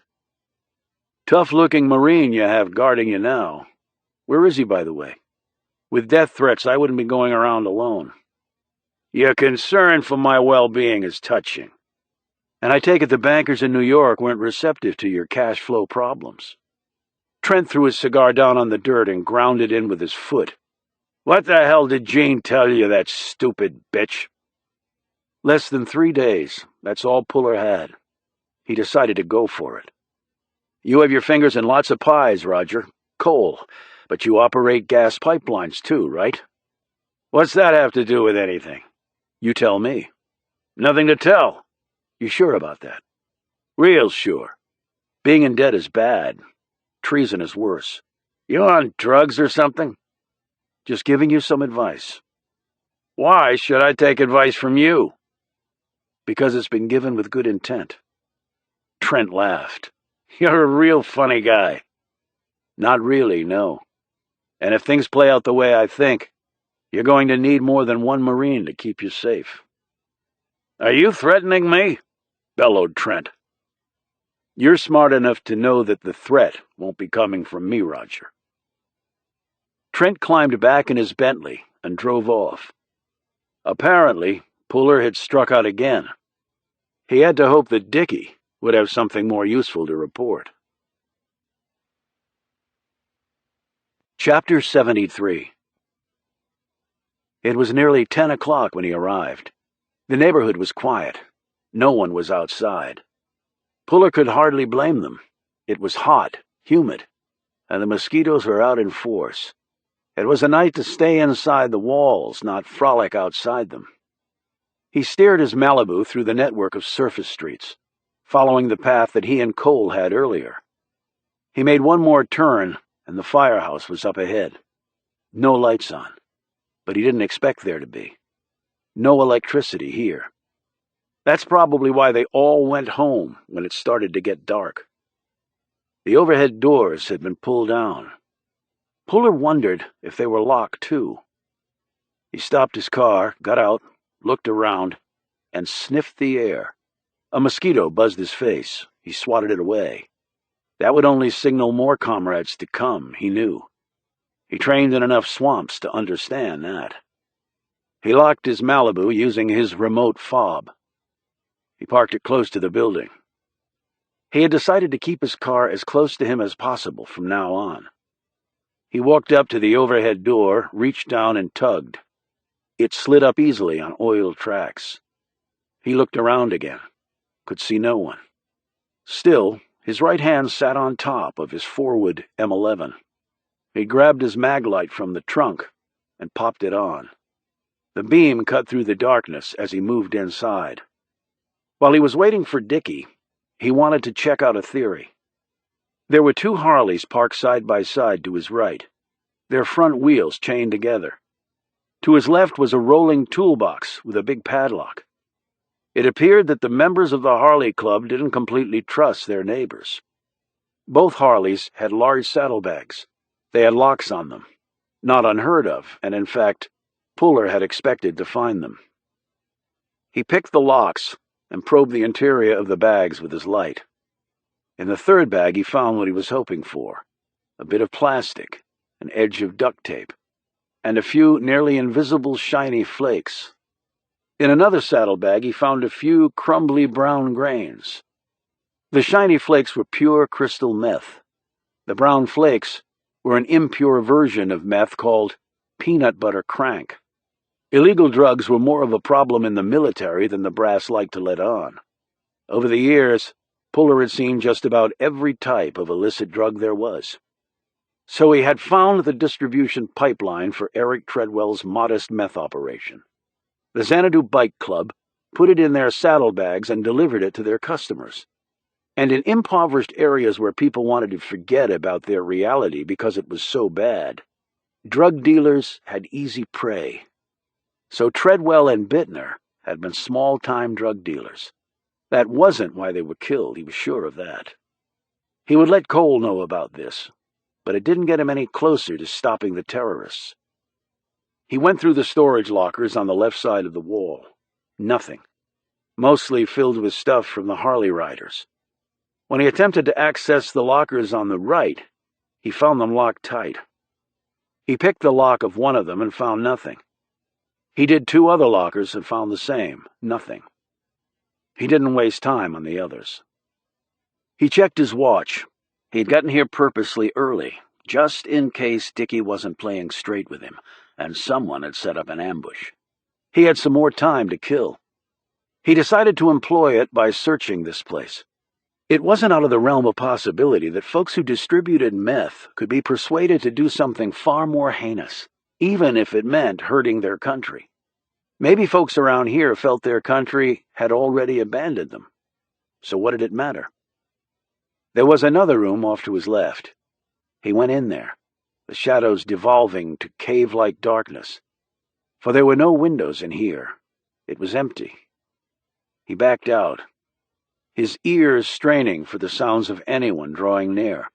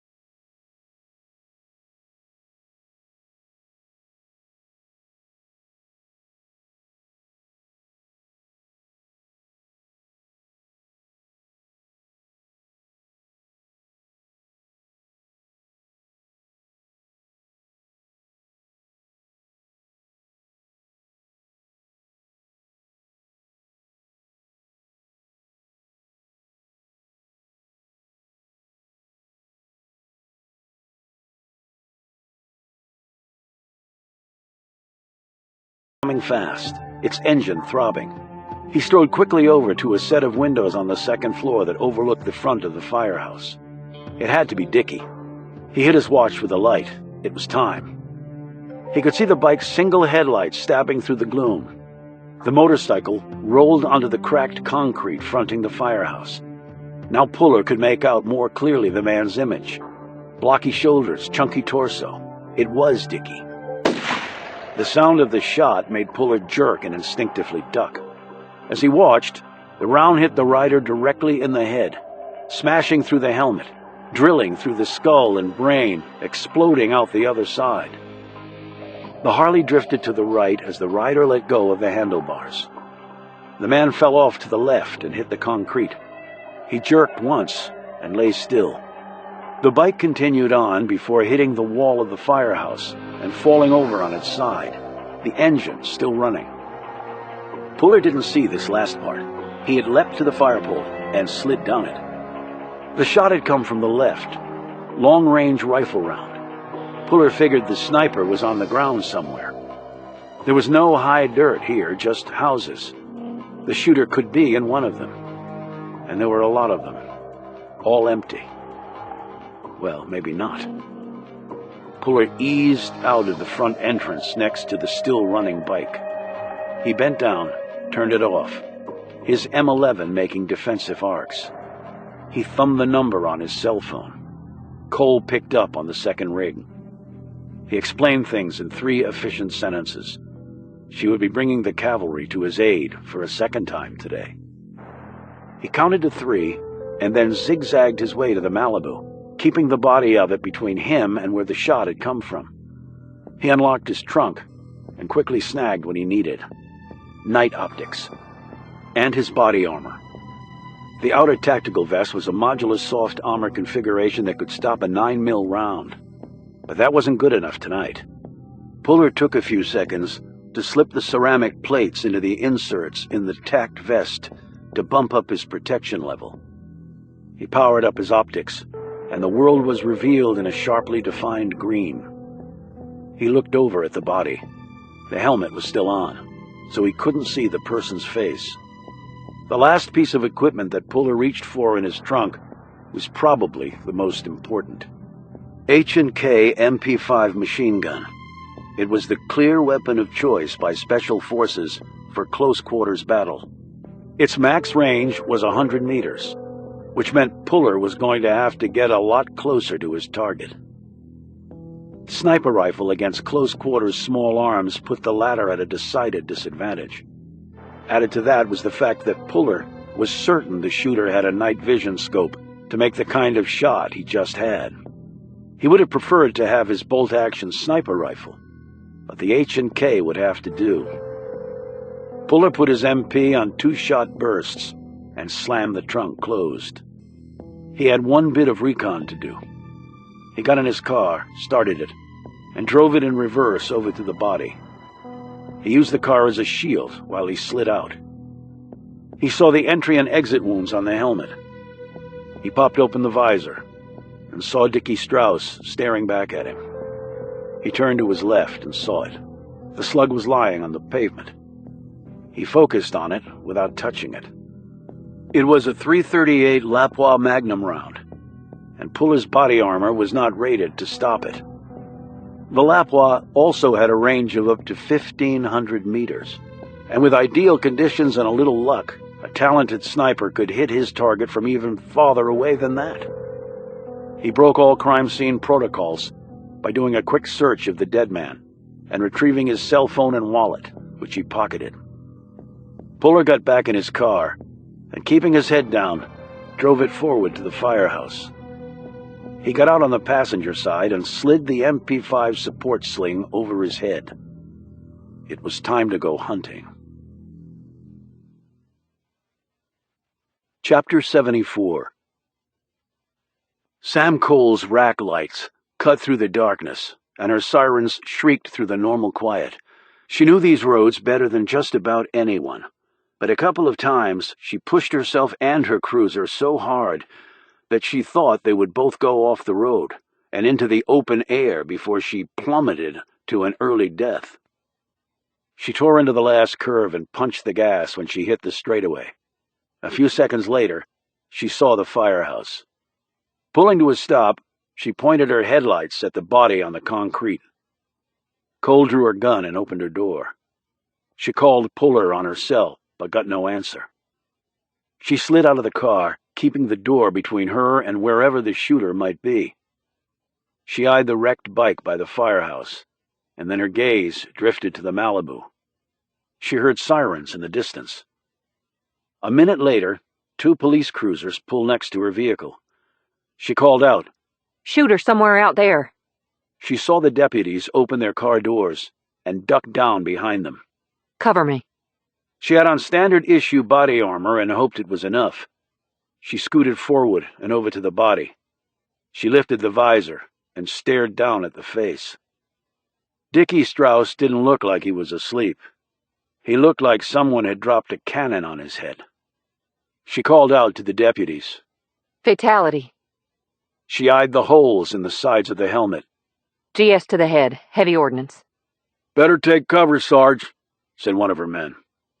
Cole scuttled back to the car and took up position behind the door. She eyed her deputies. "Call in backup. I want all roads into here blocked off. Whoever it is, they are not getting away." "What about the army dude?" one of her men said back. Cole looked out into the darkness. "Come on, Puller," she thought. "Don't be dead. Don't be dead." Puller had set up a surveillance position next to an abandoned house about 500 yards from the firehouse. He had come this way following in his mind's eye the trajectory of the shot. A moderately talented sniper could nail a target all day from 600 to 1,000 yards away, if he had the right equipment. The Lapua round signaled to Puller that the sniper did indeed have the right equipment. Police snipers in urban settings typically shot at ranges under 100 feet. Military snipers operated at distances considerably more than that, since combat was an altogether different beast. Puller had heard the report, so the shot wasn't over a mile away. Military sniper rifles were generally longer than their police counterparts, to allow the cartridge propellant to completely burn its fuel load, which reduced muzzle flash and powered up the bullet's velocity. That kept the sniper's position harder to find, and increased the odds of a lethal shot. Puller pondered whether the sniper also had a spotter. If so, it was 2 against 1. He heard sirens in the distance. Cole and her team were almost here. That was both good and bad. Good in that reinforcements were always welcome. Bad in that the shooter now had more incentive than ever to get the hell out of here. He swept the area ahead, looking for the telltale sign of a laser finder. The devices were great at acquiring targets, but discouraged in the battlefields for the simple reason that they gave away your position. Puller had always relied on his scope and spotter, and compared the height of targets to their images on the mil-dot scope. The average human head, shoulder width, and distance from the hip bones to the top of the head could be roughly gauged. If you had that, you could use your scope to find the proper range. Cops aimed for the apricot, or medulla oblongata, the roughly 3-inch long part of the brain that controlled involuntary movement. You hit that, death was instantaneous. Since military snipers usually aimed at nothing under 300 meters, they aimed for the body, because the torso was a larger target. The shooter confronting Puller had blurred this dichotomy. Headshot, but at over 300 meters. Cop or military, or both. If the shooter fired again, Puller might be able to locate his position by triangulation. But if the shooter fired again and hit Puller in the head or torso, the Lapua round would either seriously injure him or more likely kill him. He studied what was up ahead. Empty houses, quiet streets. But not all of the houses were empty. There were cars parked in front of some. He could see low-level lights in some of them. Were they not aware a sniper was in their midst? Had they not heard the shot? He looked back in the direction of the firehouse. His focus went to the exact location of Dicki Strauss's body. Round impacted, bike kept going. He'd fallen off about 3 seconds later. Back up the timeline to that. Retrace the trajectory. He looked in the opposite direction. He checked the probable firing line one more time. The only straight sight line. House at the end of a cul-de-sac. Dark. No cars out front. Behind it, more houses. But on the next block, they were all facing the opposite way. He listened, forcing himself to ignore the sirens. No sounds, no running, no footsteps. He made up his mind. A moment later, he was on the move. For a big man, he could move with almost no sound. It was both easy and hard. Long legs, less movement to cover more ground. But big men were not noted for being light on their feet. People always assumed someone his size would sound like an elephant coming. Some had thought that right before their deaths. Puller hoped tonight would be another example of this. Chapter 75. The sniper rifle weighed 14 pounds and was 42 inches long, almost like a barbell. That was why you fired it mostly in the prone position. He carried it in his right hand. The collapsible bipod at the end of the muzzle was in the closed position. He moved quickly, but methodically. One kill tonight. He had no desire for another. Not tonight. He glanced back over his shoulder. Nothing except the darkness looked back at him. He was 20 feet from the tree line. From there, a 5-minute walk through the woods. A car waiting, a fast drive. Before the police could set up their roadblocks. He liked this area. Lots of ground to cover, and not nearly enough cops to do it properly. He stopped, turned back. Sirens, yes. But something else. Something unexpected. His left hand slipped to his waistband. Another inch with the hand, and you can get a good look at your intestines. The man's hand stopped right where it was. Puller did not step clear of the trees. He had no idea if the other man was alone. He kept his MP trained on the target. First, take the rifle by the muzzle and toss it away from you. Second, lie face down with your hands interlocked behind your head, eyes closed, and your feet spread-eagled.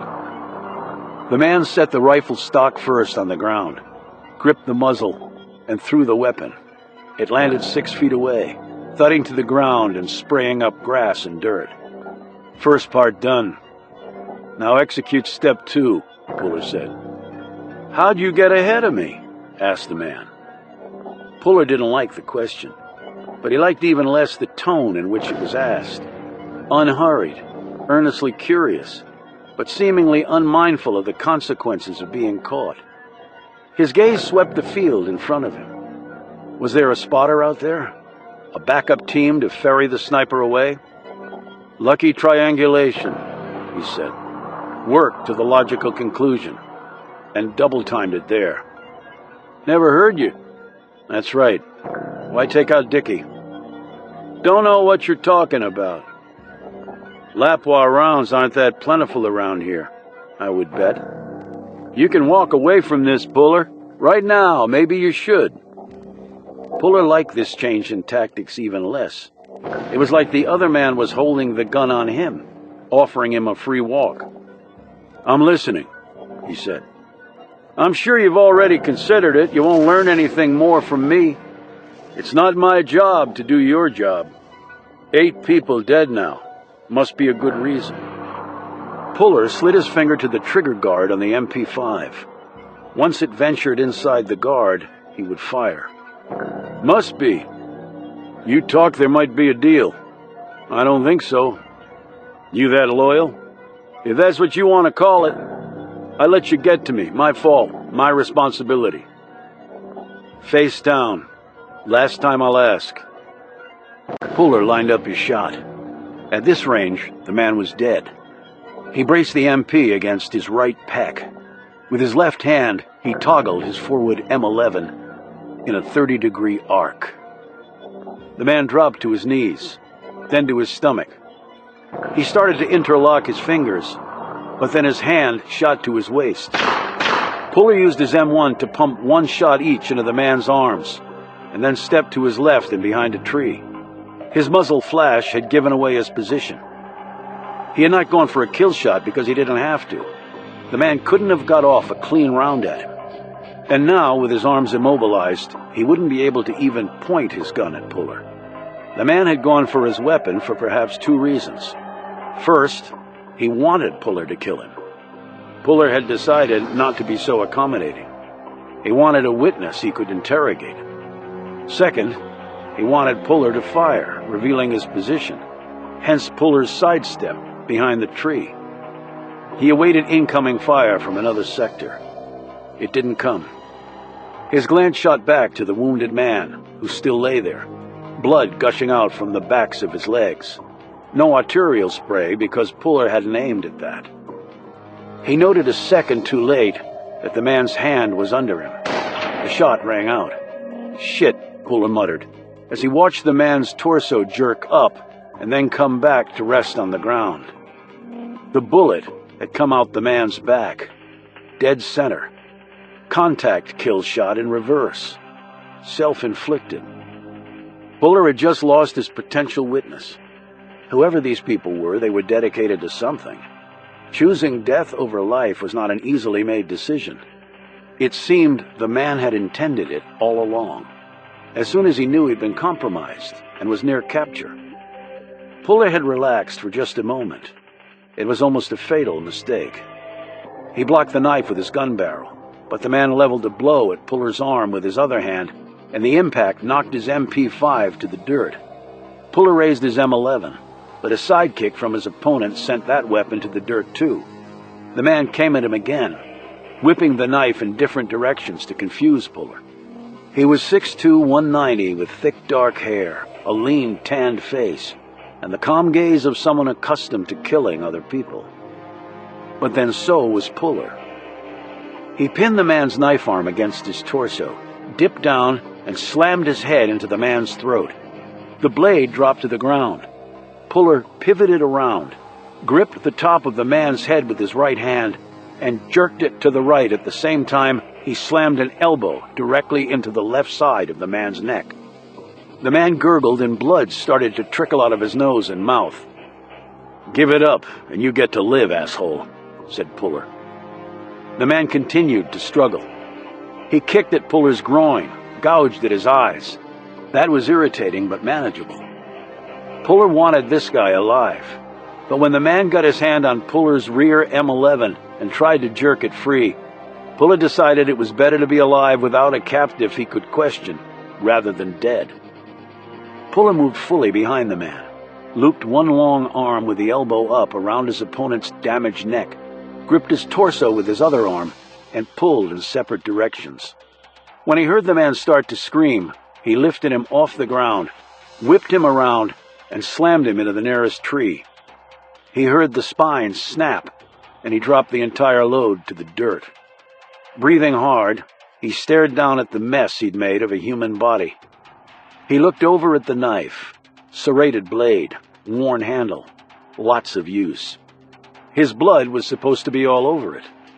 He felt not an ounce of remorse. Puller! He glanced to his right. He recognized Cole's voice. "Over here. Keep back. Got a dead sniper and his backup, and there may be more. I'm okay." 10 minutes passed, and Cole said, Can we join you? Puller made one last scan of the tree line. "Okay." A few minutes later, Cole and two of her deputies were within his sight line. Puller! "To your right." He stepped out to show his location. Cole and her deputies scuttled forward to join him around the dead men. Puller knelt down and eased the sniper over. "Shine your light on his face." Cole did so. The deputy named Lou let out a gasp. He said, "That's the guy who was pretending to live at Treadwell's place." Puller rose. "I thought it might be." "How?" asked Lou. "He matched the description you gave of him earlier. Now we know he's as good at sniping as he is at killing up close." Lou looked at the other wrecked body. "What the hell did you do to him?" "I killed him," Puller said simply, "before he killed me." That was Dicki Strauss back there. I know. What was he doing here? Coming to meet me. Cole looked at the wounds on the back of the man's arms. Your rounds? He nodded. The guy went for his gun. Thought he was trying to get me to kill him. I didn't. Then he ate his own round. Should have seen that coming. But a guy wants to kill himself and he has a gun handy. Not a lot you can do about it. Guess not. Puller looked around and said, "Let's secure the crime scenes. Call in Lan Monroe and whoever else you need. Then you and I can go talk." What about? Lots of things. Chapter 76. Cole was waiting for him at her house. Puller had made one stop at his motel room and then driven over. She greeted him at the front door and he followed her down the hall to the kitchen. You want a drink? I'm having a beer. I'm good. They sat in a back room that overlooked the rear yard. It was hot and humid, and Cole's wall AC wasn't much better than the one in his motel room. He thought he could taste the coal in the air, feel his skin turning oily black by just being here. She sat across from him, her fingers curled around the neck of her Michelob. While you were following up some leads, I checked out Treadwell's place of business. The only useful piece of info I got from them is that nothing was missing from their inventory, and they had no idea why he would have tungsten carbide residue in his house. They don't carry anything like that. So it wasn't work-related? Nope. I found the answer to the meth lab. What? He told her what he'd discovered at the fire station. Damn, the Xanadu Club dealing meth? Looks to be, but doesn't really get us anywhere. And we're running out of time. What do you mean? He told her about his conversation with Joe Mason, about the pipeline operated by Trent, and the nuclear reactor that was apparently the real target. And finally, he told her about Trent's financial problems. When he was done, she put her beer down and leaned back in her chair. I'm not sure where to begin. Jean never told me anything about money problems, and she told you. I think I caught her at a vulnerable moment. And I'm not family. Maybe she just didn't want you to know. Maybe she was embarrassed that she might be poor again. Are you hungry? I'm suddenly starving. Cole, forget about food. We've got less than 2... She said in a trembling voice. I need to make sandwiches, Puller. I need to do something normal, or I'm going to lose it. I am. I mean it. I didn't sign up for something like this. Shit like this is not supposed to happen in places like Drake. He said in a soothing tone, Okay. How about I help?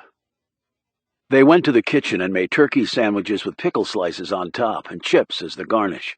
They ate standing up at the kitchen sink. What are you thinking? Puller took a bite of sandwich and followed it with some chips. Shooter knew what he was doing. Rifle was first class, so was his ammo choice. He picked his position well, executed his shot, and nearly made his escape. I had to hustle to beat him and also bagged some luck in the process. And I'm really good at hunting down shooters in pretty much any environment. He paused, and he still almost got away. And his partner was good. Not as good as me, but really good. Modest. Realistic. Underestimating or overestimating your ability can be fatal. There are guys out there better than me. He just wasn't one of them. Okay. Let's assume Dicki, Treadwell, and Molly were in on the meth dealing. I said Dicki struck me as a guy who was stuck between a rock and a hard place. He was dealing meth, which he obviously wanted to keep secret. But he had also stumbled onto something else that was far worse. You said he was meeting with you tonight. Any idea what he was going to report? No, maybe nothing. I was the one who called the meeting. She popped the fridge and pulled out 2 bottles of Deer Park. She handed him one. A pipeline and a nuclear reactor.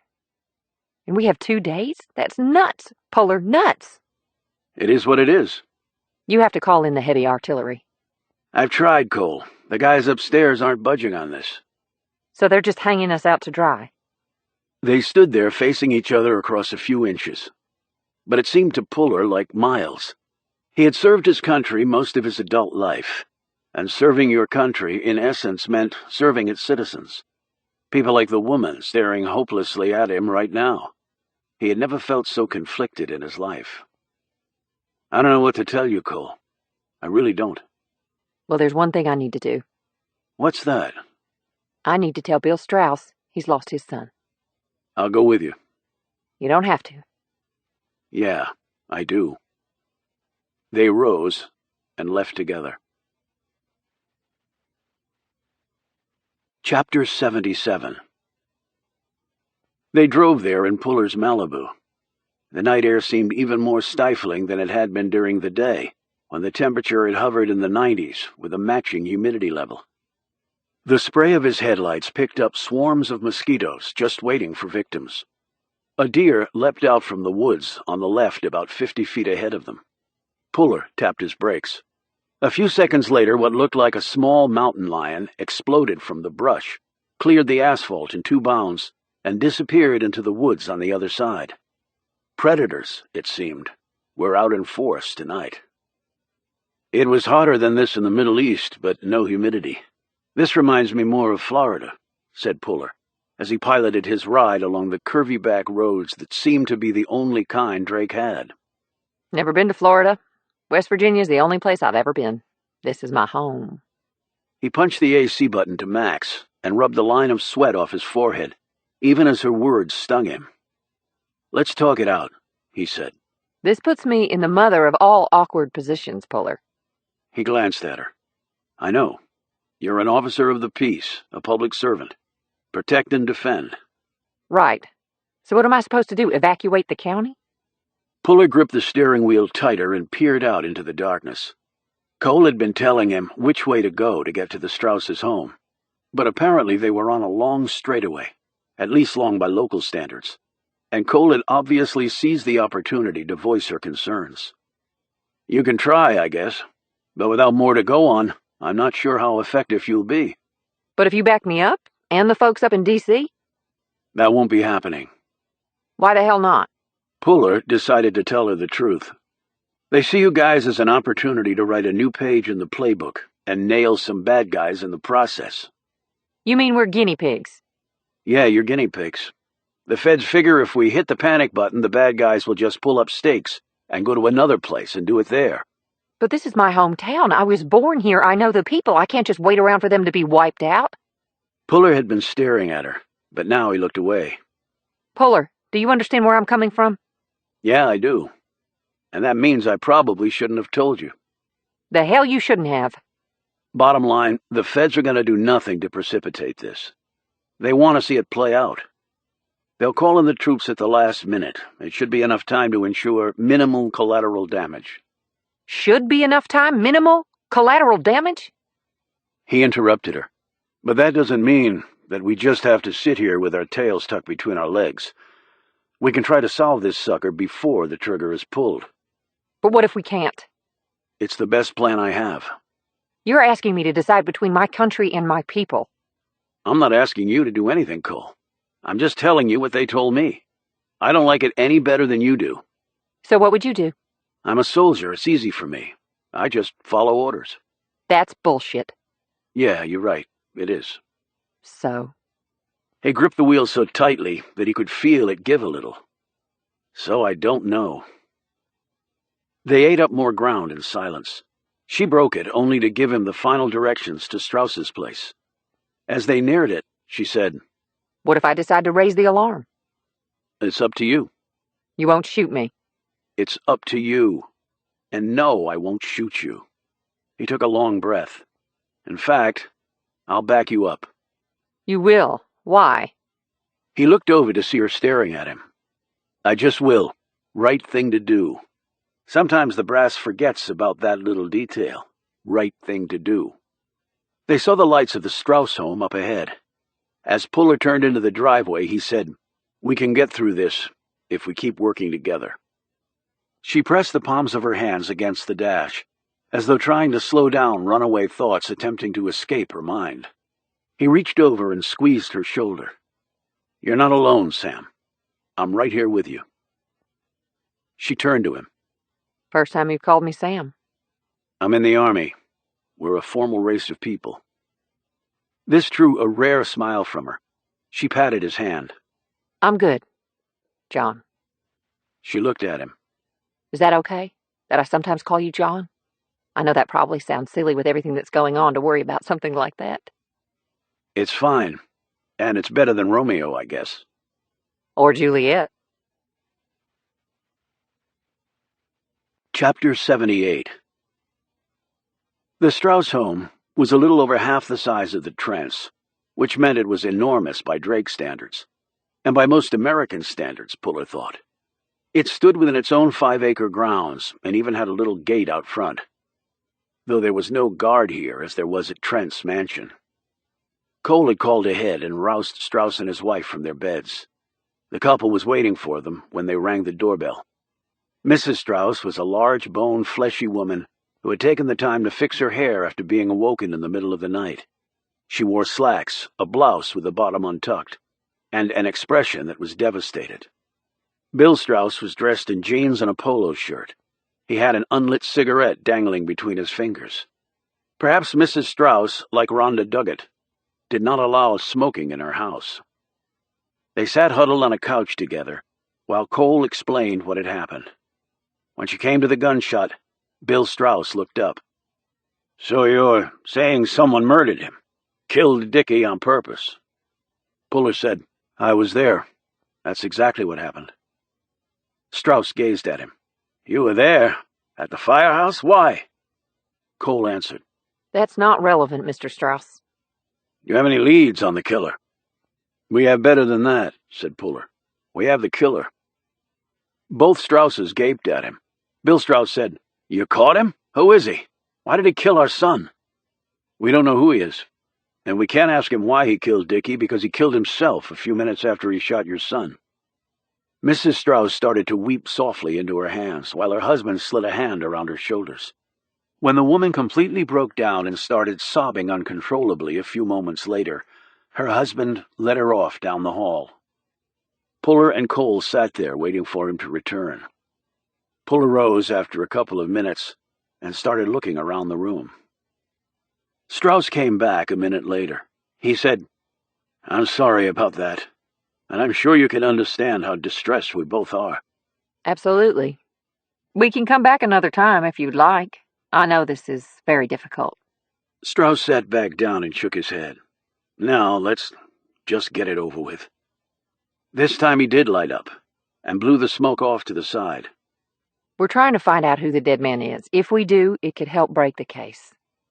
"So you're sure he's not from around here?" asked Strauss. "Don't think so, but we'll confirm it." Any reason you can think of why someone would want to harm your son? "Not a one. Dicki didn't have any enemies. He had friends. He had his buddies in the motorcycle club." "Where did he work?" asked Puller. He didn't currently have a job," said Strauss. "Well, where did he last work?" "There isn't much work in Drake." "Well, there's Trent Exploration," said Puller. "And you're the COO." "Certainly, that's right, but Dicki didn't want to work at Trent." "Why's that?" "Just wasn't something he was interested in." "So you supported him?" asked Puller. "What?" Strauss said distractedly. That is to say, I would give him money from time to time, and he lived at home. He was our only child. Maybe we spoiled him." He paused, drawing a sharp breath and with it more nicotine into his lungs. "But he didn't deserve to be murdered." Of course not, said Cole. "If he lived here," said Puller, "we'll need to search his room at some point." but not tonight. "He told me why he was booted from the army," Puller said. This comment drew a sharp glance from Strauss. "It was unfortunate," said Strauss. "The gayness or the booting?" asked Puller. "Both," said Strauss frankly. "I'm not a homophobe, Agent Puller. You might think everyone from a small town like this is not very open-minded to such things. But I loved my son." "Okay," said Puller. "He was a good man. He wanted to do the right thing." "What do you mean?" He was helping us in our investigation. "Helping you? How?" Just helping us. "Do you think that's why he was killed?" I don't know. "My God," said Strauss. "All these people killed in Drake in just a few days. Do you think they're connected?" We do. "Why?" Can't get into that. Puller sat staring at Strauss for a few minutes, debating whether to take a new tack. Finally, he decided time was just running out. "Did you find out about the blasting approvals?" In a distracted tone, Strauss said, "I called the office that handles it. They checked. The foreman for that operation requested the special permit and it was received. But there was a glitch in the public notice. It didn't go out in time. The foreman didn't get that information, so he blasted anyway. It doesn't happen often, but it does happen. Who would have known about the timing of the blast? I knew, the foreman. Lots of people at Trent. Roger Trent? Asked Puller. I don't know for sure. But if he had an interest, he could have found out easily enough. Cole rose and handed him her card. You think of anything else, you give me a call. I'm very sorry for your loss. Strauss looked confused at the abrupt end of the interview, but rose on unsteady legs. Thank you, Sergeant Cole. Puller was the last to get to his feet. He drew close to Strauss.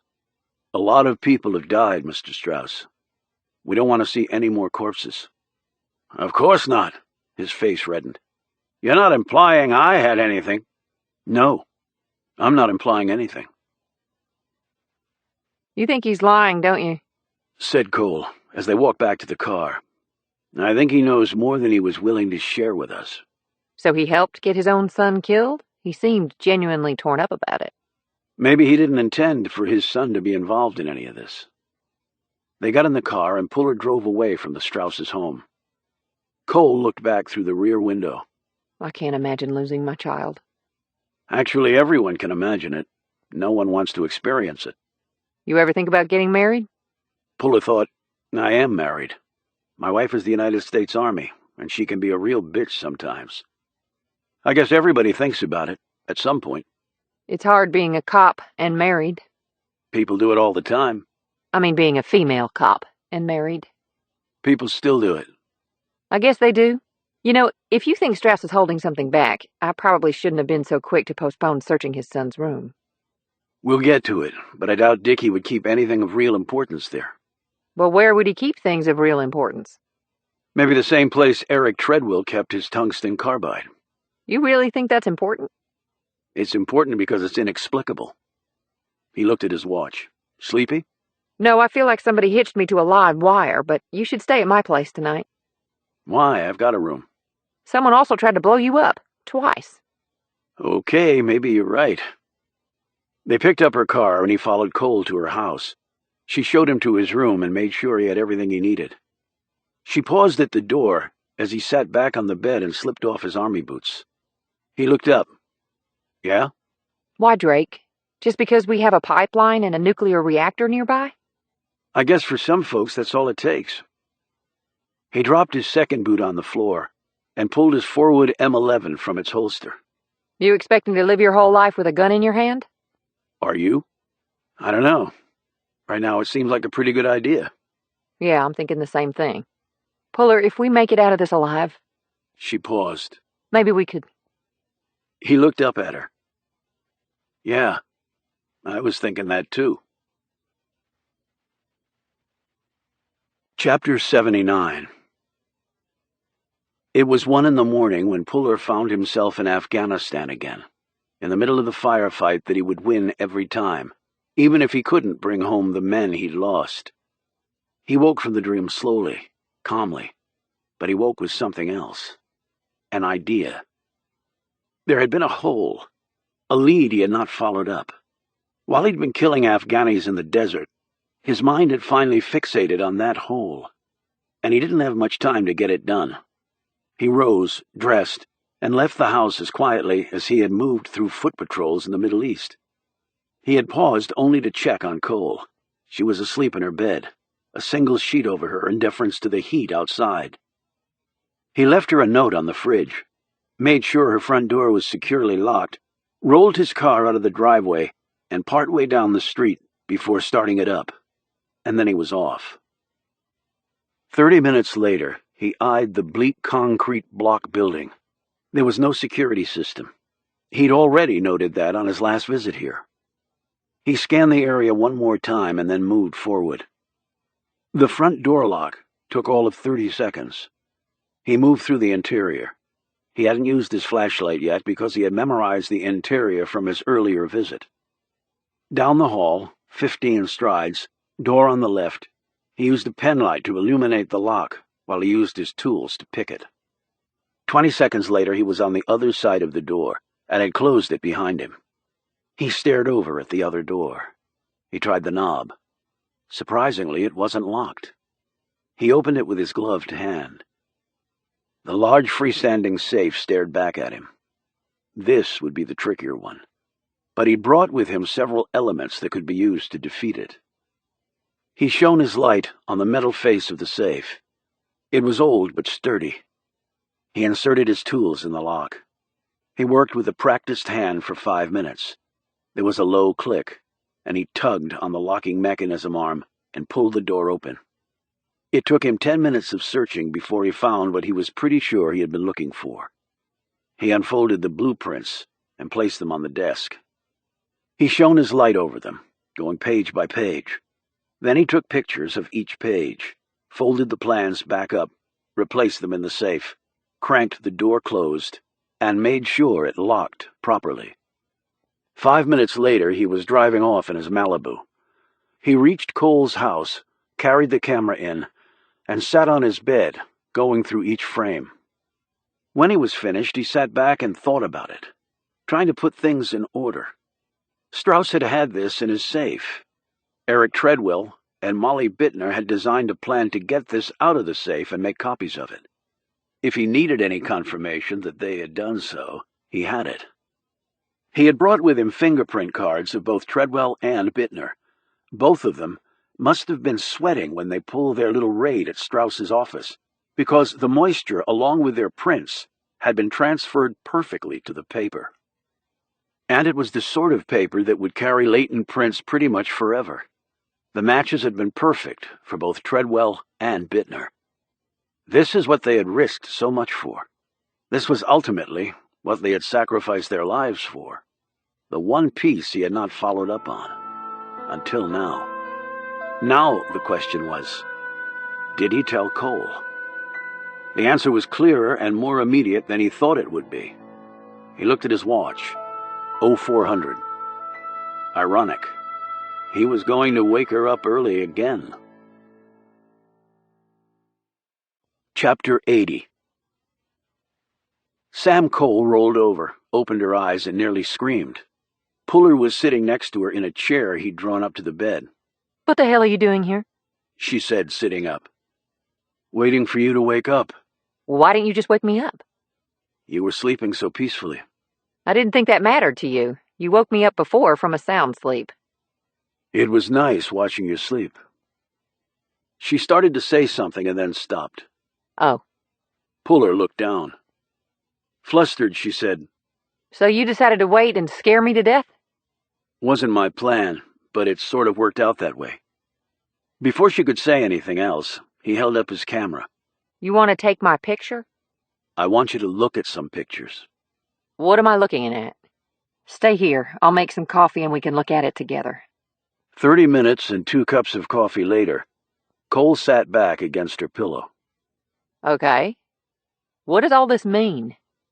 It means we have a lot more digging to do, and not a lot of time to do it. Are you sure this is important? It's why they broke into Strauss's safe. And I think it was why the Reynolds and Treadwell and Bittner were killed. So yes, it's important. But I thought they were killed because of the soil report. I did too, but there was nothing on it that would raise any alarm. They were killed because somehow it was found out that these plans had been taken from Strauss's safe, and they also discovered that Bittner and Treadwell had told Reynolds about it. So they had to die too. So what happened to the soil report? Remember the pieces of the certified mail delivery we found under the couch? Yes. I think the killers planted them there, as a red herring. Why? And why not just leave the whole thing for us to find? Then we don't waste any time running that lead down.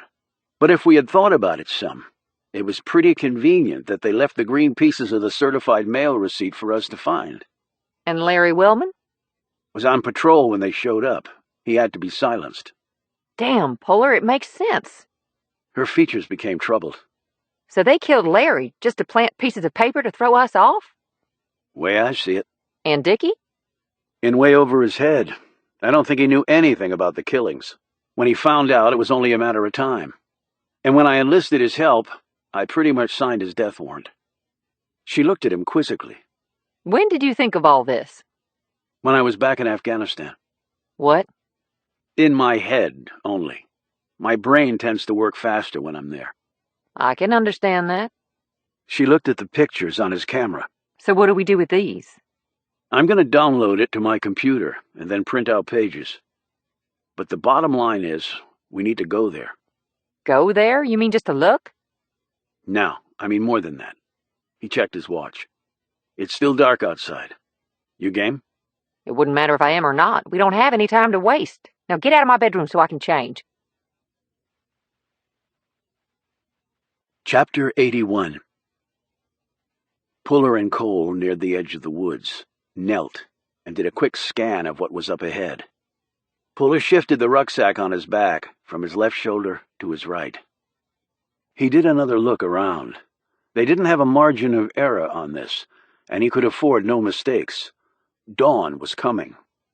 Cole copied him and did a long look around too. No lights. Home's dark.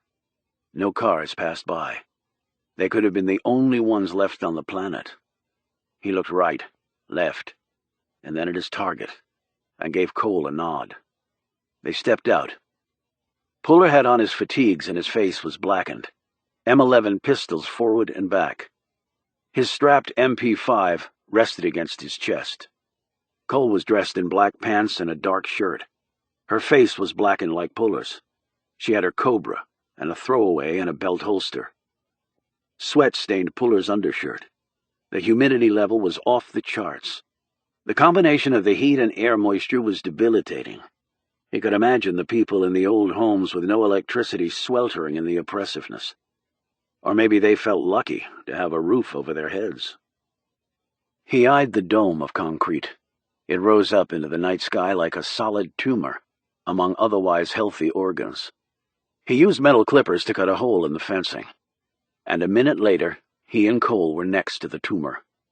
Cole pulled some pages from a knapsack she carried, and they studied them under a penlight Puller had in one of the pockets on his pants.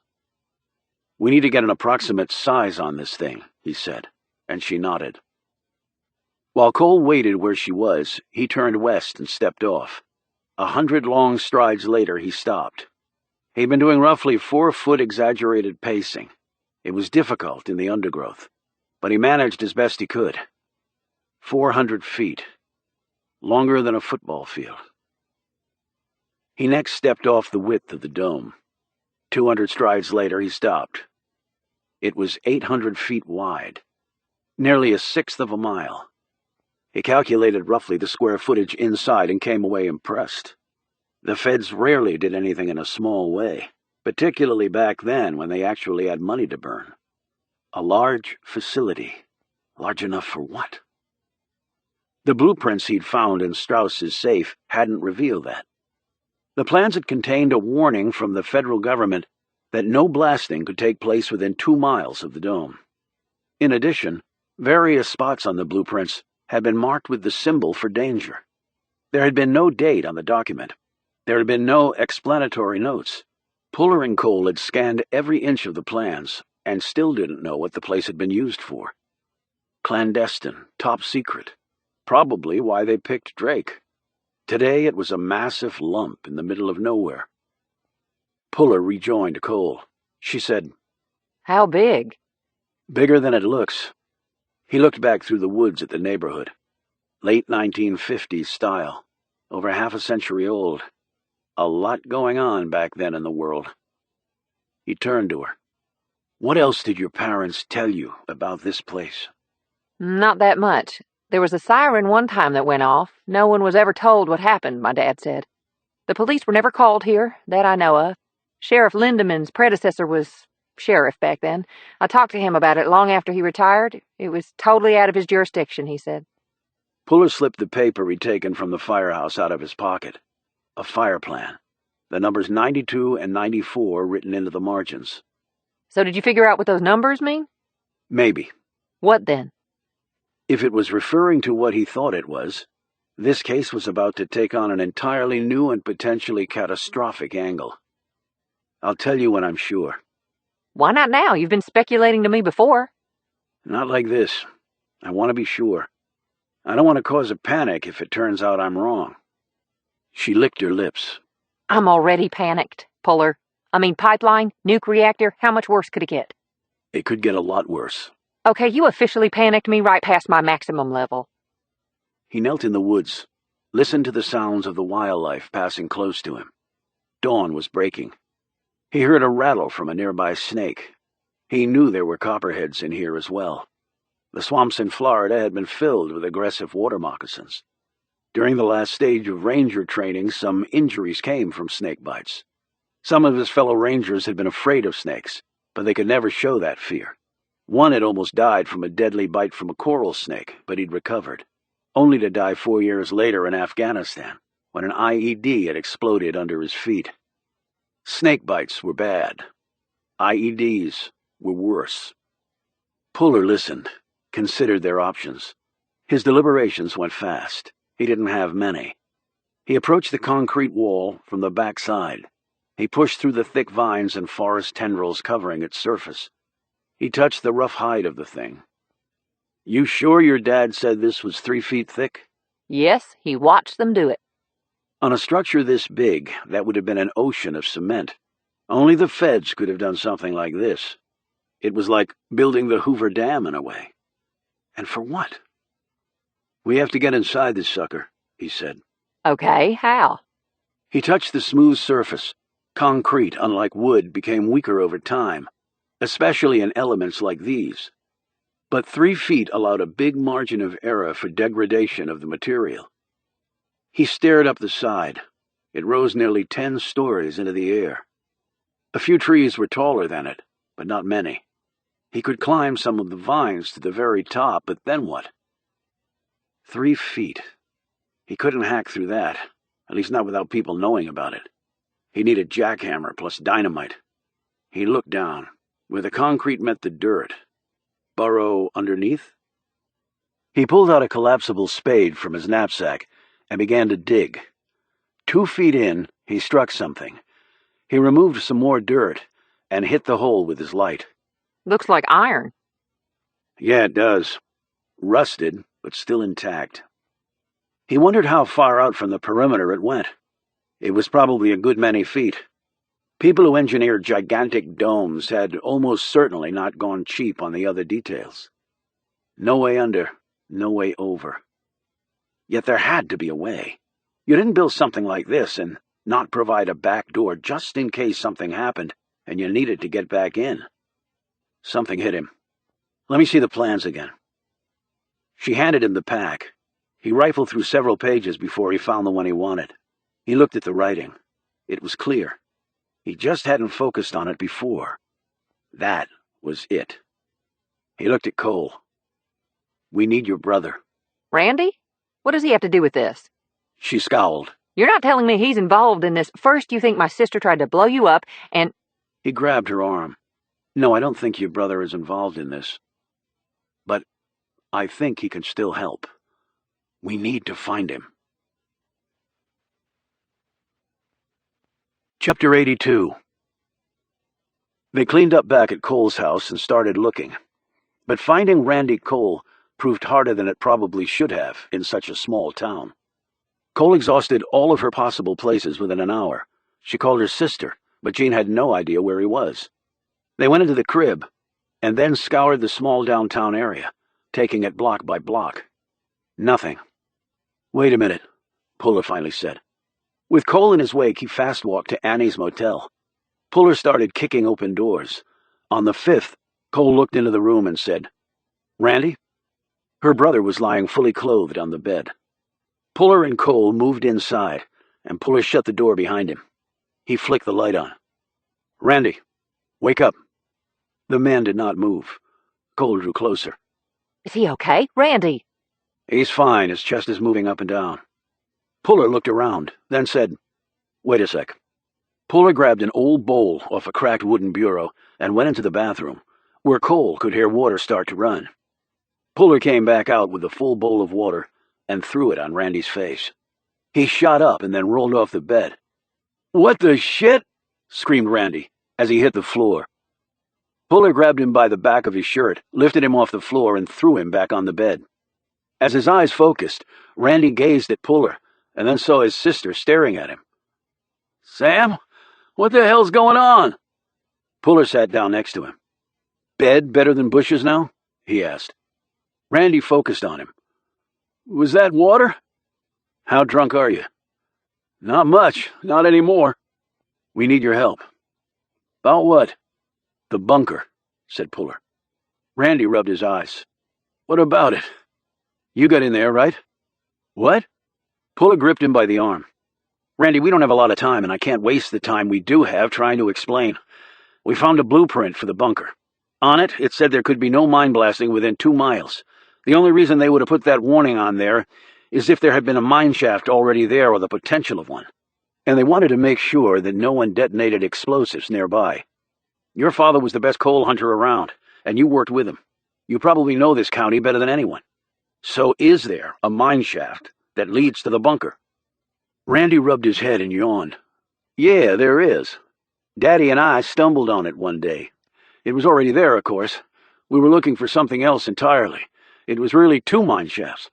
We followed the first one in and found a second that ran in that direction. Followed that for a while. Daddy figured we were under the bunker at that point, and he was right. That shaft was probably there from the 1940s, Daddy thought. But you did get into it? Asked Puller. Randy looked sleepy again. What? No, we didn't. At least not at that point. I think Daddy was curious about it. He'd always told us stories about the bunker. We talked some about getting in there, but then he got killed. Randy drew a long breath and looked like he might be sick. Just keep it together, Randy, said Puller. This is really important. After Daddy died, I went back in there and dug a little more. I found a side shaft. Then I let it be for a long time. Went off on some drinking binges. Started sending threats to that asshole Roger. Then about 18 months ago, I went back in there. I don't know why. Maybe I was trying to finish something Daddy started. That's when I found a way in. Took some finagling and some muscle, but within a couple of months I was in. They might have put that dome over the building, and there was a concrete floor, but the floor had cracked in places, probably where the dirt shifted. Maybe from them dynamiting for coal way off somewhere. So you got in. And what did you find? Asked Puller. Big-ass place, dark as a cave, of course. I looked around some, saw some stuff, workbenches, crap on the floor, some barrels.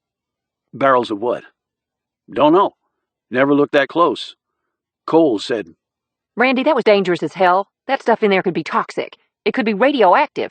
Maybe that's why you've been feeling like crap all this time. Headaches and all? Guess it could be. What else did you see in there? Asked Puller. Nothing. I got the hell out.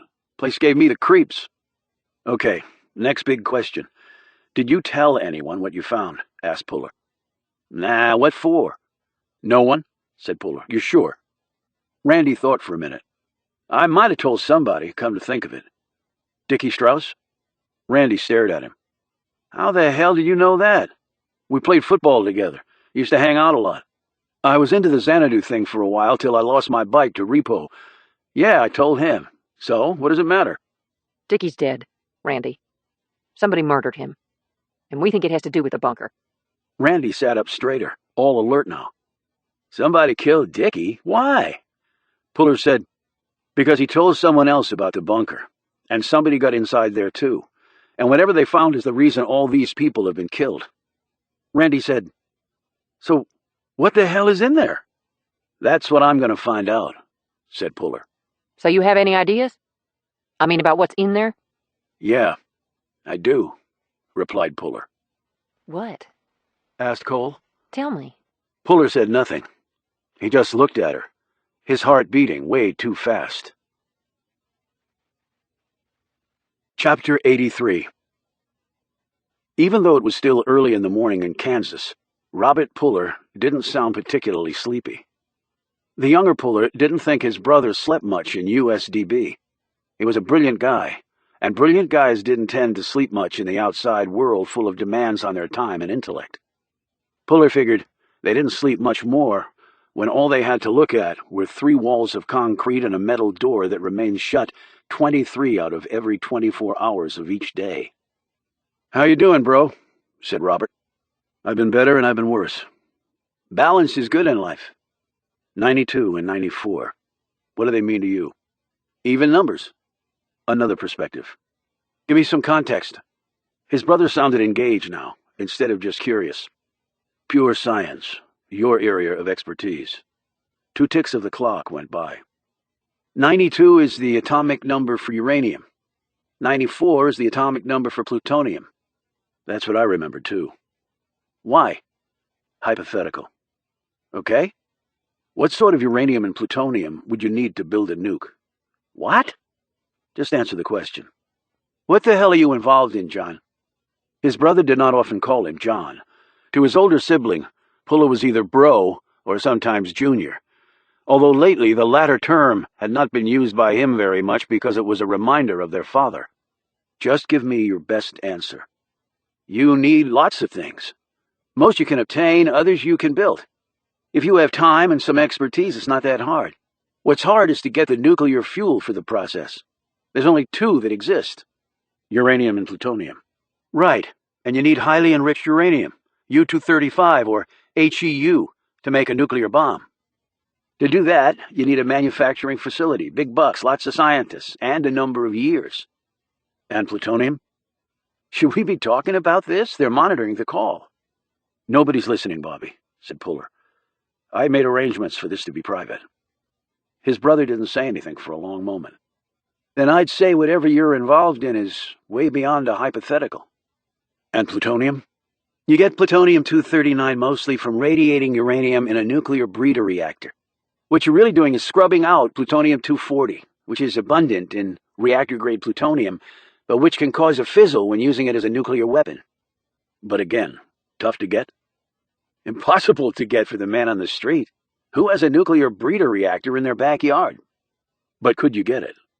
I suppose you could steal it or buy it on the black market. How about in the U.S.? How do they make it? The only U.S.-owned gaseous diffusion plant is in Paducah, Kentucky. But that's used to enrich uranium for fuel in nuclear reactors. Totally different process. But could it be highly enriched by that process, to get it to be the fuel for a nuclear weapon? Paducah is set up to enrich uranium for use in nuclear reactors, not build the fuel for bombs. But could a plant like Paducah highly enrich uranium? Puller persisted. Theoretically, yes. He paused. Where exactly is all this going? How much U-235 would you need to build a bomb? Depends on what type of bomb and what type of method you're using. Ballpark, said Puller. With a simple bomb design and a Nagasaki yield, you need anywhere from 15 to 50 kilograms of HEU, or 6 to 9 kilograms of plutonium. If your weapons program is super sophisticated and your bomb design is perfect, you could get the same boom with roughly 9 kilos of HEU, or as little as 2 kilos of plutonium. So, Nagasaki? Yield equivalent over 21,000 tons of dynamite, plus the radiation fallout kicker. That's 42 million pounds of TNT. Mass destruction. And a little more HEU or plutonium? Your results go up exponentially. It's all in your bomb design. You can use the gun method, which is not good at all, although the first A-bomb dropped on Japan used that design. That's basically a long tube. Half your nuclear charge at one end, backed by a conventional explosive, and the other half of your nuke fuel at the other end. The conventional explosives are detonated. It pushes the fuel down the tube where it hits the other half of the fuel, and you have your chain reaction. It's crude, highly inefficient, and your explosive yield is severely limited. You need a tube of infinite length to sustain the chain reaction. And you can only use uranium, not plutonium, because of impurity factors. That's why the industry moved on to the implosion method. Puller said, give me the 2-cent tour on the implosion method. You can use either uranium or plutonium. You basically use conventional explosives, called explosive lenses, to squeeze the pit where your nuclear fuel is located into a supercritical mass. The shock wave compressing the uranium or plutonium must be perfectly spherical, or the pit material will escape through a hole and you'll end up with what's called a fizzle. You also need an initiator, tampers and pushers, and ideally a neutron reflector to push neutrons back in the pit. The trick is to keep the pit from blowing apart too quickly before you reach optimal supercritical mass. The longer the fission material is allowed to react, the more atoms are split and the bigger the boom. You can triple your explosive yield without a gram more of nuclear fuel if your design is good. What are some of the elements you'd need? Meaning what exactly? Talk to me about gold foil and tungsten carbide. There was silence for 3 beats. Why those 2 specifically? Do you know that they're present in your case? Yes. Jesus. Talk to me, Bobby. I'm running out of time here. Gold foil can be used in the initiator component. You use a small sphere with layers of beryllium and polonium separated by gold foil. That's placed in the center of the pit and is obviously a critical part of the design. And the tungsten carbide? It's 3 times stiffer than steel and dense as hell, and therefore works very well as the neutron reflector. That is, to get the neutrons back into the pit to maximize the supercritical stage. Are you telling me that... Where the hell are you? In the U.S. How did they get the fuel? What if I told you there was a secret government facility operating in the 1960s that was closed a long time ago, and a 3-foot-thick dome of concrete was put over it, and the sucker was just left that way? All the workers at the plant were shipped in from outside and lived in a neighborhood right next to it. The workers were never allowed to talk about it with the local folks. And when the plant closed down, they shipped all the workers off. Ring any bells? You were networked in tight with all this stuff when you were with the Air Force. 3 feet of concrete? In a dome shape. Out-of-the-way place? As rural as they come. Entire population far less than 1 block in Brooklyn. Facility had its own fire department, and I found a sheet of paper in there with the numbers 92 and 94 written on it. And I also found out that blasting for coal was not to take place within miles of the dome. They're blasting near there? Are you serious? Yes. That's unbelievable. Even if they're blasting miles away, there are bedrock fissures that could be weakened. That could be catastrophic. What about this facility? I don't know. I wasn't even alive in the 1960s. But if you had to guess, based on your experience. There was a long sigh. If I were still in uniform, I could never tell you this. He paused. I could be convicted of treason, but since I already have been convicted of treason, what the hell? He paused again. In the past, I heard of early-stage processing and enrichment plants that were built in rural America. This was post-World War II, when the only thing that mattered was kicking the Soviet Union's ass. These facilities were built to enrich uranium and also work with plutonium for use in nuclear weapons. Most, if not all of them, were closed down. Why? Their techniques were unstable or cost too much. It was an entirely new science. People were feeling their way, trial and error, mostly error. Okay, they closed down. They take all their stuff with them, right? His brother didn't answer. Bobby? Right? If you took all your stuff with you, would you build a 3-foot-thick concrete dome to cover it up? And nobody complained about it, locals, folks in government? You have to consider the time, John, the 1960s, the big bad Soviets. There wasn't a 24-hour news cycle. People actually trusted their government, even though Vietnam and Watergate were about to change that. And since nothing has happened in the interim, I guess the locals just assumed everything was okay. He paused. Is it right there, out in the open? Nothing is out in the open here, and the forest has mostly reclaimed it. What do you think is going on? The same thing you're probably thinking is going on. You need to get this up the chain of command fast. I would, except for one thing. What? I'm not sure I can trust my own guys. Is there anyone you can trust? Yes, but I need you to do me another favor. Me help you? I'm sitting in prison, John. Doesn't matter. You can still help from there. CID is behind me on this. They can give you some flexibility even from there. But I really need you, Bobby. His brother's answer was immediate. Just tell me what you need. Chapter 84. Puller drove to Cole's house and waited. Then a call came in 2 hours later. Then after that came the call that Puller had been waiting for. When the military wanted to get something done, it could move with amazing speed. It didn't hurt that the Secretary of Defense had thrown his weight behind them. Cole sat across from him in her living room, anxiously watching. Puller answered the call. On the other end was a retired colonel in his late 80s, named David Larimore, who lived in Sarasota, Florida. The man was Puller's last best hope, because he actually had been an engineer and the military-side production supervisor at the Drake facility back in the 1960s. In fact, according to DoD records, he was the only person left alive who had worked there. Larimore's voice was weak but steady. He appeared to have all his faculties as Puller began talking to him. Puller hoped the man's memory was faultless. He would need every scintilla of information he could get. Larimore said, "I guess you're never really retired when you wear the uniform." "Guess not." "You related to Fighting John by any chance?" "He's my father." "Never had the pleasure of serving under him, but he did the Army and his country proud, Agent Puller." "Thanks. I'll let him know." "Got a call from a 2-star. I've been out of uniform nearly 30 years, and it still scared the crap out of me. He said I was to tell you everything. Didn't say why." "It's complicated, but we really need your help." "Drake? That's what you want to know about?" "Everything you can tell me." "It's a sore spot, son, at least in my memory." "Tell me why." Puller looked over at Cole, who was staring at him with such intensity that he thought she might stroke. He pressed the speaker button on his phone and set it down on the table between them. Larimore's voice floated into the room. "I was assigned to Drake because it was the latest facility the government had in its nuclear weapons development program.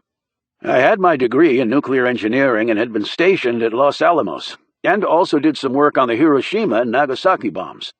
Now, this was the 1960s, so we were way past the A-bombs that we dropped on the Japs in '45, but there was still a lot we didn't know about thermonuclear weapons. The Hiroshima A-bomb used the gun method. Compared to what they do today, that's kindergarten stuff. We were measuring A-bombs that topped out at a .7 megaton yield. The Soviets dropped an H-bomb in the Antarctic called the Tsar. It was a 50 megaton blast, the biggest ever. You could wipe out a country with something like that." Puller watched as Cole collapsed back in her chair and put a hand to her chest. "There's a classified file I saw that said the facility was used to make bomb components. There might have been some radioactivity left behind, but that was it." Larimore said, "That's not correct. But I'm not surprised there's an official record out there like that. Military likes to cover its tracks. And back then the rules of the game were a lot more liberal." Puller said, "So you were building nuclear fuel for warheads, to be used in the implosion method." "You a nuke head?" "What?" "That's what we used to call each other back then, nuke heads." "No, but I have friends who are." "We were working with a defense contractor. Name would mean nothing to you. It's long since been snapped up, and the company that bought it has been sold and sold and sold." Puller could sense Larimore taking a walk down memory lane, and he didn't have time for that.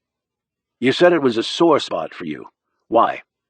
"Way we went into that area, built that monstrosity, didn't tell anybody what it was. We shipped in everybody from outside the area. We didn't encourage mingling with the locals. And when they did go into the little town there, we had them followed, just the way it was back then. Everybody was paranoid." "I don't think things have changed all that much," commented Puller.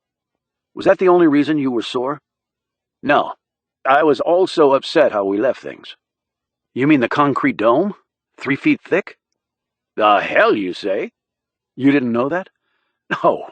The facility was supposed to be dismantled and shipped away. Every molecule of it. It had to be that way because of what we had there." "It's all still there. At least I guess it is. Under a huge dome of concrete. I don't know how many acres, but it's a lot." "What the hell were they thinking?" "How come you didn't know about that?" asked Puller. "I did my job as part of the phase-out. Then I was shipped out to another facility way down south. I was a supervisor on the military side, sure, but the private sector guys really ran it, and the generals signed off on whatever they wanted." "Well, apparently what they wanted was to cover it with concrete rather than dismantle it. Why would that be the case?" Larimore said nothing. "Mr. Larimore." "I'm here." "I need you to answer that question." "Agent Puller, I've been out of the service a long time. Shocked the hell out of me when I got the call today. I got a good pension that I earned and a few years left to bask in the sunshine down here. I don't want to lose that." "You won't lose anything. But if you don't help me, a lot of Americans might lose their lives." When Larimore next spoke, his voice was stronger. "Might have to do with why we shut down in the first place. That's what I meant when I said I didn't like the way we left things." "Which was why?" "We screwed up." "How? Did something go wrong in the diffusion process?" "We weren't doing gaseous diffusion." "I thought that's what we were talking about, like they do in Paducah." "You ever been to the Paducah plant, son?" "No. It's huge. Has to be for gaseous diffusion. Far bigger than what we had in Drake." Puller looked at Cole in confusion. "Then, what were you doing in Drake?" "Experimenting." "With what?" Basically, trying to make a super nuclear fuel that we could spike our warheads with. Our goal, I suppose, was to obliterate the Soviet Union before they obliterated us. Chapter 85. Super nuclear fuel? Puller stared at Cole. This time she wouldn't meet his eye. Instead, she looked distractedly at the floor. Puller said, "Mr. Larimore, I found a piece of paper at a firehouse near the Drake facility. I know the firehouse well. We had a couple of incidents where those fellers were needed." The paper had the numbers 92 and 94 written on it. "Atomic numbers for uranium and plutonium." "Right, but the gaseous diffusion method is only used to enrich uranium," said Puller. "We can't use gaseous diffusion on plutonium. You get that from breeder reactors." "That's right. Capturing a neutron, getting to P239. But if that document had both atomic numbers, that means we used both uranium and plutonium at Drake." "Why?" "Like I said, to try and build a super nuclear fuel for weapons. We had no idea if it would work or not. The goal was to use uranium and plutonium in a new bomb design. We were juggling combinations and concentrations of each to see what configuration would yield the biggest boom. In layman's terms, sort of a hybrid between the gun and the implosion method, if you understand me. I was told that the gun method was very inefficient, and plutonium couldn't be used in that design. Those were the obstacles we were trying to overcome. We were trying to beat the communists at their own game, and the name of that game was explosive yield." "But you said you screwed up." "Well, let's just say the science and the design logic were flawed. Bottom line was it didn't work. That was why the facility closed." "But if they closed the plant, surely they would have taken the nuclear material with them." "The fact that they covered it with 3 feet of cement tells me they didn't." "But why the hell would they leave something that deadly behind?" Larimore didn't answer for a few seconds. "This would be a guess on my part." "I'll take it. They were probably afraid it would blow up in their faces and radiate a good part of the country. I can't say I was totally surprised when you said they'd cemented over it. Back then, they covered up a lot of stuff, quite frankly. Let it stay where it was. Probably thought it was safer than trying to transport it. You're probably way too young to remember this, but around that time, a few incidents happened that scare the crap out of the country. A B-52 that was carrying a hydrogen bomb on one of its wings crashed somewhere in Kansas. The bomb didn't detonate during the crash, of course, because atomic weapons don't work that way. And then we had the plutonium train." "Plutonium train?" "Yeah, the military wanted to move some of its plutonium stockpile from point A to point B, right across the country. Train moved through major population centers. Nothing happened, but the news folks got wind of both the plane and the train. It was not a good time for the military. There were hearings on Capitol Hill, and some guys lost their stars. Can you imagine if that happened today? With our 24-hour news cycle? Anyway, that was fresh in everyone's minds back then, especially the military brass. So I guess they said, screw it. It stays right where it is." "And the place they left it was a rural county with not many people." "It wasn't my call. If it had been, I would have done it differently." "You think someone would have revisited the issue?" "Not necessarily. You go out there now and start messing around, the news folks will get wind of it. Then the government has to start explaining. And maybe they were afraid that if they did open the sucker up, they wouldn't like what they found." "It's been 5 decades, Puller said. "Do you think that stuff, if it is there, is still dangerous?" "Plutonium-239 has a half-life of 24,000 years. So I'd say you aren't out of the woods yet." Puller drew a long breath and looked at Cole. "How much of it is in there?" "I can't tell you for sure, but let me put it this way.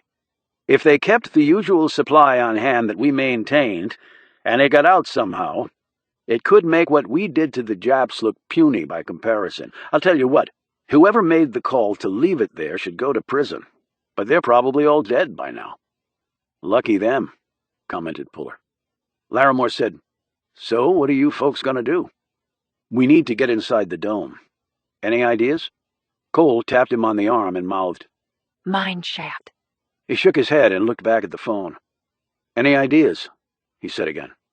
3 feet of concrete, son. You got a jackhammer?" "We have to do it surreptitiously. Puller could hear Larimore take several long breaths. You think somebody's going to... His voice trailed off. We can't afford not to think that, can we? You probably knew that place as well as anyone. Anything you can think of would be more than what I've got right now. Can you dig along the perimeter? Iron footings that go out more feet than I can deal with. Several more long breaths. Puller looked at Cole and she stared back at him. The room wasn't hot, but he saw several beads of sweat on her forehead.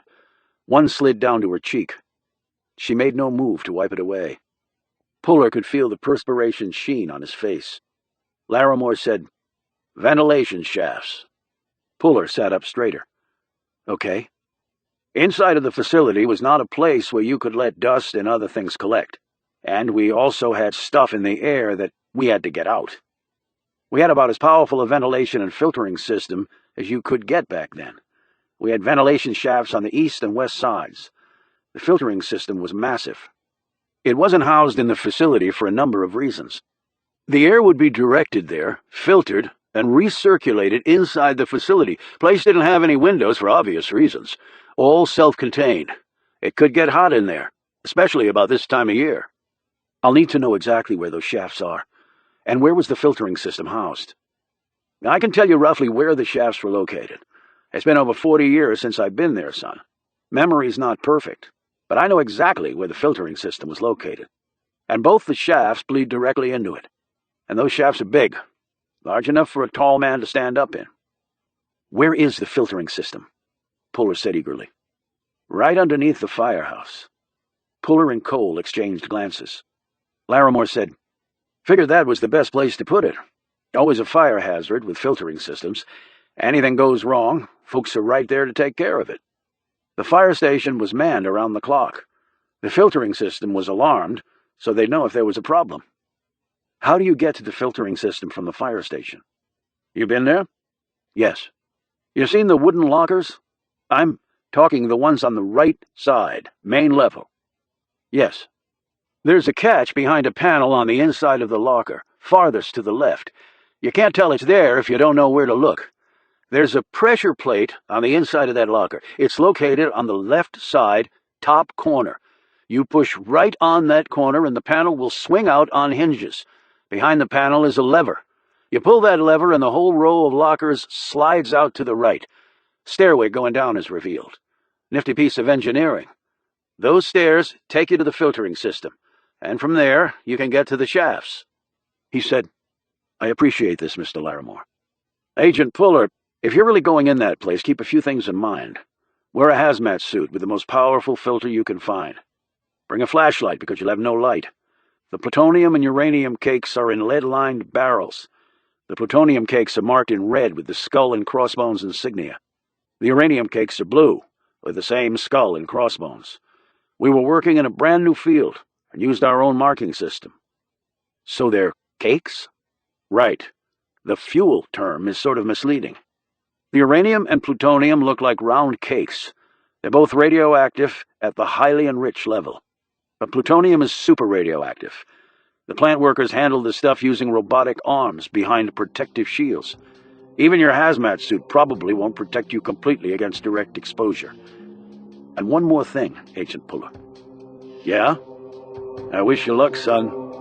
You're sure as hell gonna need it. Chapter 86. Puller stood in front of the cracked mirror in his bathroom at Annie's motel. He had on his combat uniform, and his face was streaked black and green. Forward and rear M11s were in their holsters, rounds in chambers. The MP5 was fully loaded, and the discharge set on 2 round bursts. He had 4 extra clips in the cargo slots in his pants. He had to bend forward some to get his full image into the silver-backed glass. In the Middle East, mirrors had been hard to come by out in the field. Puller had used a jerry-rigged contraption he'd made from a scrap of glass with some goop coated on the rear side to capture the light and thus his reflection. Some of his men thought him more than a little weird for looking at himself in a mirror before going out to fight. Puller didn't care what they thought. He did this for one reason, and one reason only. If he was going to die, he wanted his last image to be of a man in a uniform going off to fight for something worth fighting for. In Iraq and Afghanistan, The motivation had been easy. It had mostly come from the guy next to him, fighting to keep that guy alive. It had also come from representing the pack he was part of, the United States Army in general, with the Ranger as a specialty. In third place had come his country. A civilian would have thought that unusual, that the priorities had somehow gotten reversed, but Puller knew better. His priorities were right in line with most who wore the uniform and were routinely catapulted into harm's way. His ritual completed, he turned out the light, locked the door of his room for perhaps the final time, and headed to his car. He checked his gear and made sure every item he was going to need was in there. That included a few things that Cole had gotten for him. As he drove off, he thought about when he'd arrived in Drake. It had been days, but those days felt like months. It had been oppressively hot, just as it was now. He could feel the heat and sweat collect inside his combat fiber. He looked at the motel office, thought of the little room where the tiny woman had sat for God only knew how many years. From poodle skirts, big hair, and probably dreams beyond Drake, West Virginia, to death by worn-out bodies 6 decades later. He had met the woman all of 2 times, didn't even know her last name. But for some reason, he didn't think he would ever forget Louisa, if only because he had failed to save her. He hoped he had better luck saving the rest of the people who lived in Drake. He had been on the phone for several hours and speaking with several different people up the chain of command. What he had requested was unusual, and there was always resistance from the military when you requested the unusual. But Puller had insisted, and the military got its back up even more. And then Puller had demanded. And added to that demand was the perfectly logical fact that if people died because the military had refused to take proper steps, careers would be lost, and not just his. That had gotten the right people's attention, and Puller's plan was now in place. He drove right at the speed limit, his gaze dead center on the road. Many switchbacks later, he stopped at the rendezvous spot and waited for Cole's headlights to cut the dark. His watch clicked to 20 minutes past 11, and he'd wondered if she'd had second thoughts when her pale blue pickup slid in next to his. She got out, leaned into her truck bed, hauled out a large coil of phone cable on a plastic reel, and tapped on Puller's trunk. He popped it, and she put the cable inside. She got into the passenger seat of the Malibu. She had on her leather jacket, a black t-shirt, dark jeans, and boots. He saw the Cobra in its holster. He looked down and saw the bulge of her backup weapon in an ankle holster. "Caliber?" he asked. .38 short-nose chambering silver tips. She opened her jacket slightly, and he saw the gutting knife inside a leather carrier. And this for true emergencies. He nodded approvingly. She glanced over at him. You look ready to fight. "I am ready to fight." You really think someone will be there? "I don't play the odds. I prepare for all contingencies." I can't believe my brother told Dicki Strauss about that mine shaft, and that's what started this whole thing. "And that's the reason we have to get in the bunker a different way." Otherwise, we might get ambushed. "Right." They reached the spot a quarter of a mile away from the east side of the bunker. Puller slipped his rucksack over his shoulder. It was loaded down with a bunch of gear. He looped the phone cable reel over the other shoulder, and then lifted out the body armor. "Put this on. You'll have to crank down the straps to make it fit you. It'll still be big on you, but it's a lot better than naked flesh and bone getting hit by whatever they might be chambering." Is it heavy? "Not nearly as heavy as me hauling your dead body back." Thanks, I get the point. What about you? "Already armored up." He helped her on with it, and after inspecting her from all angles and making a few minor adjustments, they hit the woods. Cole followed Puller, who moved confidently through the thick trees, finding paths and trails that seemed invisible to Cole until he advanced down them. She whispered, I've lived here my whole life, and I'd be lost in here in 10 seconds. Puller skirted the hide of the bunker, walked north till he reached the end of the concrete, and then headed west again. He checked his luminous watch. He was 2 minutes ahead of schedule. Sometimes on the battlefield, being early was just as bad as being late. He slowed his pace just a bit. When they finally reached the edge of the woods, Puller squatted on his haunches, and Cole did the same, coming to a stop on his right. Dead ahead was the firehouse. Puller pointed to the right of the structure. "Phone line comes in to that spot. There's a jack in the office on the second floor." Cole had a thought. The passageway from the firehouse to the bunker wasn't on those plans. "That's right. It wasn't." But why not? For a very good reason. Backdoor in they didn't want to publicize. He rose. You ready? Because it's time to do this. Cole rose. Her legs wobbled a bit, but then regained their steadiness. She swallowed a lump the size of a fist and said, Let's roll. Chapter 87. The first part of the mission went exceptionally smooth. They entered the firehouse through a back door. Puller noiselessly attacked the lock and the wood swung back shortly thereafter. They teach you breaking and entering in the Army? Cole said in a low voice. It's called urban warfare. They made their way up the steps to the second floor after confirming that the first floor held nothing that was breathing. Puller spent 10 minutes rigging the phone cable into the wall jack. He pulled from his knapsack what looked like an old-fashioned sat phone the size of a large brick. Where did you get that? Army. They never throw anything away. He attached the cable to ports on the phone. He hit a button on the phone and held it up to his ear. We have a dial tone. Is your call going to be long distance? She said, managing a weak smile. The longest, he replied. They walked back down the stairs and reached the set of lockers that David Larimore had told him about. These lockers were all secured, and looked like they hadn't been touched since the place had closed down. He shook off his knapsack and said, Time to dress for the show. He pulled out 2 hazmat suits and accompanying filtration gear. The guy said plutonium has a half-life of 24,000 years. That's right. He handed her the suit. She stared down at it. He also said these suits probably wouldn't protect us against direct exposure to that crap. These suits are a lot better than anything he had back in the 1960s. But you can stay here if you want and cover my rear flank. It might actually be a better plan than you going in there with me. That's bullshit, and you know it. She started to put on the suit. When they were done, she gazed up at him. We look like astronauts ready to do a moonwalk. Maybe not so far from the truth. Puller broke open the last locker, found the pressure point for the panel, pushed it, and the little door popped open. He felt for the catch.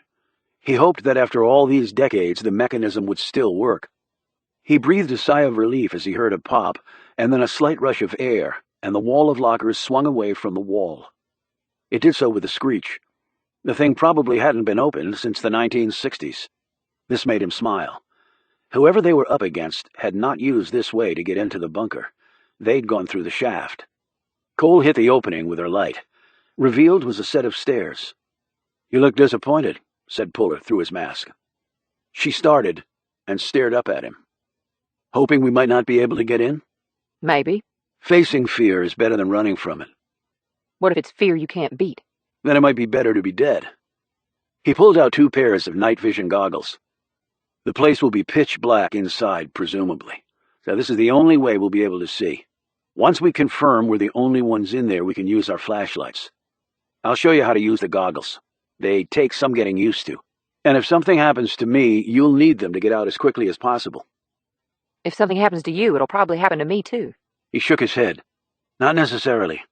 We have to buck up the chances that at least one of us will survive. He explained how the device worked, and then slid it over her head and flipped the eyepieces down over Cole's clear mask shield. He powered it up and took her through what she was looking at. Okay, you're officially night vision goggles certified. He powered up his own goggles and slid them down in front of his eyes. He handed her the roll of cable. Spool this out as we go. I got the longest length I could. Think it'll be enough? We have to go with the equipment we have. If it's not long enough, we'll figure something else out. She nodded. He led the way down the stairs, his field of vision reduced somewhat because of the green that made him feel like he was in a dirty aquarium. But certain details were enhanced beyond what his naked eye could ever pick up. Puller liked details. They were often the difference between walking out of a situation and being carried out of it. They reached the bottom of the steps. They were now in a long hall, formed from concrete painted yellow. They had traveled half of it when he began to see the filtration equipment. He tapped Cole on the shoulder and pointed ahead. Filtering station. She tapped him on the back to indicate she'd seen it too. The machinery they encountered was large, elaborate, and was probably state-of-the-art for its time. Puller faced next what he had expected to, even though the filter station had not been on the facility plans. A large fan, twice as tall as he was. This would be a tricky part, At least they didn't have to worry about the thing starting up. He contoured his body to get past it, and then helped Cole do the same. They were careful with the phone cable, so that it was not against the blades of the fan. The last thing they needed was a cut line and no communication. No cell signal could work from under 3 feet of concrete. Puller worked the line down to the bottom of the floor, so that the only thing it was touching was the base of the fan, which was rounded, smooth metal. They continued on another 100 feet or so. In his head, Puller calculated distances and concluded that they were close. He shifted his knapsack to a better position and lifted his forward M11 from its holster. The MP5 rested against his chest, and he could deploy it on target in seconds. He looked back and saw that Cole had her Cobra out too. The inside of the facility was large enough not to be classified as close quarters, but an MP5 was a devastating weapon in virtually all encounters that did not involve long-distance killing. But if there was a sniper in here with the same green glasses Puller had, he and Cole were probably dead. They made their way through 2 more barriers, one of which Puller had to dismantle, and then they stepped out into a space that was enormous by most definitions. It was also totally dark. Without the goggles, they would be operating blind. They had about 300 feet of phone cable left. He hoped it was enough. He immediately stepped to the right and took cover behind a long metal workbench. Cole scooted along behind him. The place smelled of mildew and rot. What the concrete bunker above could not protect against was moisture from below. Puller looked around at the walls of the building. They were high, windowless, and built of brick. The ceiling was about 30 feet above him. It was solid with fluorescent lights hanging from support poles.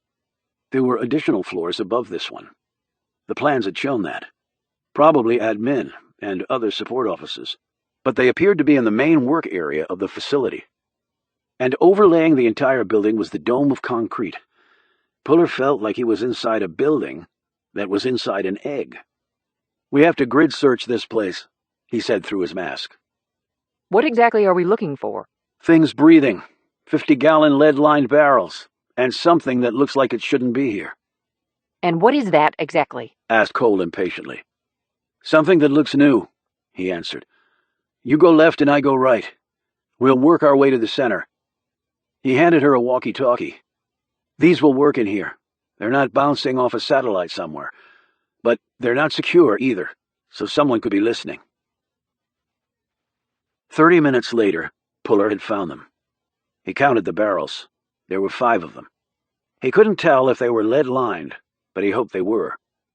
As he drew closer, he could make out the muck and mildew clinging to the sides of the metal.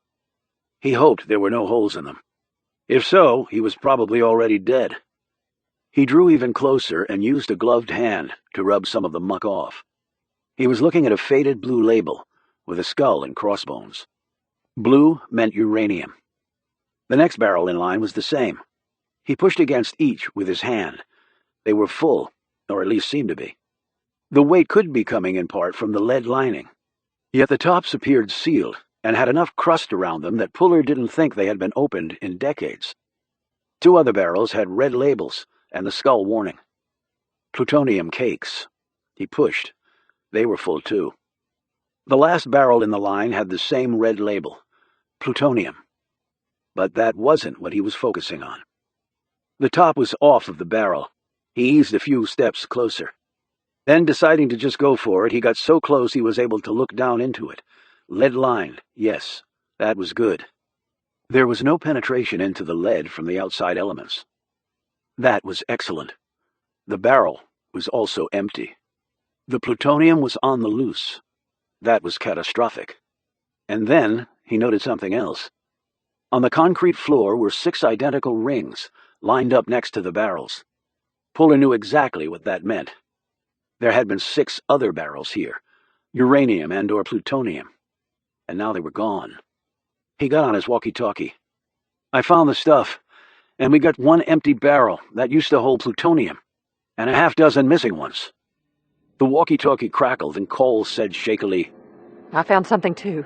"Cole, you okay?" Just get over here. I'm on the east side, about 300 feet from where we came in. "What is it? What did you find?" Roger. I found Roger Trent. Chapter 88. Together they gazed down at the prone man. Puller didn't think he was dead because he was trussed up. One did not tie up the dead. Just to be sure, Puller knelt next to him, stripped off his glove, and felt for a pulse. He gazed up at Cole. Slow but steady. He's been drugged. And I found these. Puller looked where she was pointing. This was the last thing he would have expected to find in here. They were banker boxes. He opened one. They were full of financial records. Puller sifted through a few files. There was also a baggie filled with labeled flash drives. What are they? Looks like financial records. Like I told you, your sister said Roger was having problems. Maybe these records tell a story someone never wants anyone to discover, along with Roger.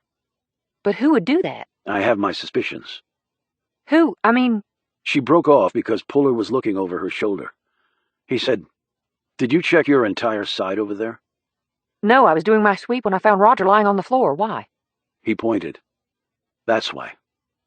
Cole turned around and saw what had captured his attention. There was a light coming from the opposite side of the building. A soft green light. It had just come on. In the pitch dark, he would have seen it before. She hustled after him, her cobra out. Puller stopped, and so did she. She looked where he was looking. The box was about 4 feet long and the same width, and looked to be built of stainless steel. It was a nice job, no obvious seams. The metal looked like it had been cast in one piece, a nifty piece of craftsmanship. Puller knelt down next to it, put his gloved hand on the box, then he took it away. He looked up at Cole. Warm. What's powering this thing? There's no electrical source in here. There's a lot of energy in here, Cole. There's probably enough in those barrels over there to power New York City for 1,000 years, once you ran it through a nuclear reactor.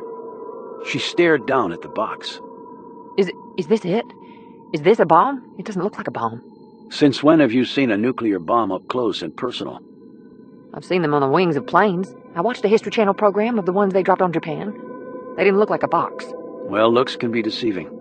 Did it just turn on? I didn't see that light before. Neither did I. Which means that this sucker just woke up. She drew a sharp breath. Does it have a timer? Is it ticking down? You've been watching too many movies. Puller was looking over every inch of the box, trying to find a seam, an indication of a hinge, a break in the metal. He ran his fingers over the top, feeling for anything his electronic-aided eyes had missed. So it doesn't have a timer? Puller snapped. Cole, I don't know, okay? I've never been around a nuclear weapon before. But you're in the Army. Not that part. And the Navy and Air Force control most of the nukes. The infantry are just the working-class guys shooting and getting shot at in all types of weather, just like they did 200 years ago. Biggest weapon I was around was a 50 cal. You can kill hundreds of people with a 50.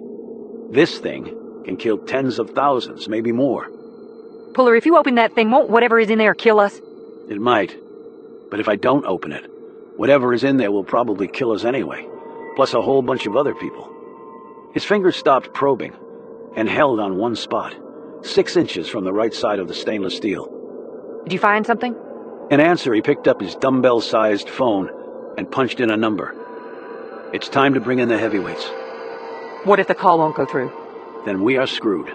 That's what. She started to say something, but he held up a finger. The phone works. He spoke into it. Hey, Bobby, got time to give your little brother some tips on defusing a nuke? Chapter 89. Robert Puller had been on standby at USDB for the last 2 hours, on orders directly from the Secretary of Defense. Though the military had many experts in nuclear armaments, Puller had insisted that the only one he wanted or trusted was his older brother. That the man was serving a life sentence for treason made the choice problematic. But when Puller held his ground against even the 4-stars, the Defense Secretary had intervened and approved Puller's plan. And even the military men had to concede there were few people in the world who knew more about the science of nukes than Robert Puller. Robert was alert and also anxious. His brother was sitting next to a nuclear bomb, after all. On an earlier phone call, Puller had filled him in on everything that David Larimore had told him. "Describe the box to me," said Robert. 4 feet square, stainless steel, bolted to the floor. "Speak up, can't hear you clearly." "Sorry, I'm talking through a mask." He repeated the information in a louder voice. Okay, implosion, not a gun device. Right. Talk to me about the barrels. The empty one was plutonium? Right. At least that's what it said. This guy Larimore have any idea how much plutonium was contained in each barrel? If he did, he didn't say. I don't think he ever believed they'd leave this shit behind, and I have to agree with him on that point. I'm going to assume that this design is not super sophisticated, so we're talking at least 6 kilos and possibly more. That barrel could hold a lot more than 6 kilos, even with the lead liners. I understand, but the size box you're talking about clearly shows they didn't put the equivalent of a 50-gallon drum worth of plutonium in there. That would be overkill. Maybe they're nuts. You ever think about that? Maybe they are, but I'm only concerned with the science of it. Can I take the top off, or will I get blasted by radiation from the plutonium? How heavy is the top? Puller pulled on it, and then tapped it. Not that heavy. So probably no lead lining or other shielding. The plutonium should be completely surrounded by the explosives, and also a tamper pusher, and maybe another layer or two that will shield you. And we know there's a tungsten carbide neutron reflector in there. That thing is super dense. You should be okay. Should? Best I can do, bro. Puller drew a long breath and motioned for Cole to step back. She did. He tugged. The lid came up. He was not hit with the blinding blue light. John? I'm good. I'm not glowing. I take that as a positive sign. Do you see a timer? Puller glanced up at Cole, who shrugged and managed to smile behind her mask. Puller said, Do they really use timers on this stuff? It's not for melodramatic effect like in the movies. It has a very real purpose. The conventional explosions have to go off exactly at the same time, or a hole in the shockwave will be created, and the pit will escape through that. Then you get that fizzle, like we talked about before, bro. Puller poked around the box. He uncovered a group of wires and saw it. Okay, got it. That must be the light we saw coming on earlier. This sucker must have an internal power source, because there's no juice in here. What's the timer at? 62 minutes and counting. Okay, said Robert. Wires? Cole was holding a strong light over the box, illuminating it for Puller. His latest generation goggles allowed him to see clearly even in lighted conditions. A bunch, said Puller. They were covering the timer. Should I try and cut some of them? Maybe it'll stop the countdown. No. Chances are excellent that they're booby-trapped. If you're looking at 20 wires, only 3 of them mean anything. That's a common ruse in conventional bomb-making. And the same rule, we can assume, holds true for pseudo-nukers. You cut any of the fakes, it'll probably accelerate the timer to 0, and you can kiss your ass goodbye. Okay, we'll not cut wires, said Puller firmly. It was oppressively hot in here to begin with, and the hazmat suit made it hotter still. His mask kept fogging up, and he would use his forehead to clear it, which didn't work so well, since that was the primary source of the sweat. He finally just ripped the mask off, wiped his eyes with his hands, and put his goggles back on. The initiator will be in the dead center of the sphere, said Robert. That floods the pit with neutrons during detonation. The gold foil that was found at the crime scene was probably used as a layer between the beryllium and polonium, as we postulated before. The plutonium will be shaped like a ball around that. The tamper pusher will be around the plutonium. The pusher increases the shock wave hitting the pit, and the tamper helps hold the pit from blowing apart too quickly to maximize your yield. Okay, Bobby, I don't need a lecture on every little thing. I guess I'm just trying to make sure I still know what I'm talking about, said his brother slowly. Don't second-guess yourself. You know this stuff. You're a genius, always have been. Okay, the explosive lenses form the outside layer. You should be able to see the lenses, like faces on a soccer ball. They're carefully shaped explosive charges, almost like a work of geometric art. Do you see them? I see them. How many? A lot. How are they arranged? Pretty seamlessly. No gaps? None that I can see. Puller heard his brother let out a breath. Somebody knew what they were doing. What the hell does that mean for me? If they manage to compress the chain reaction long enough, the bomb yield will rise exponentially, like we discussed. And from your description, it looks like they were pretty sophisticated in their design. Puller checked the timer. It was at 59 minutes, 27 seconds. How do I turn this thing off, Bobby? John, you can't actually turn it off. Then what the hell am I doing here? Puller barked so loudly that Cole jumped and almost dropped her light. There's really only one way to do it, Robert said in a calm tone.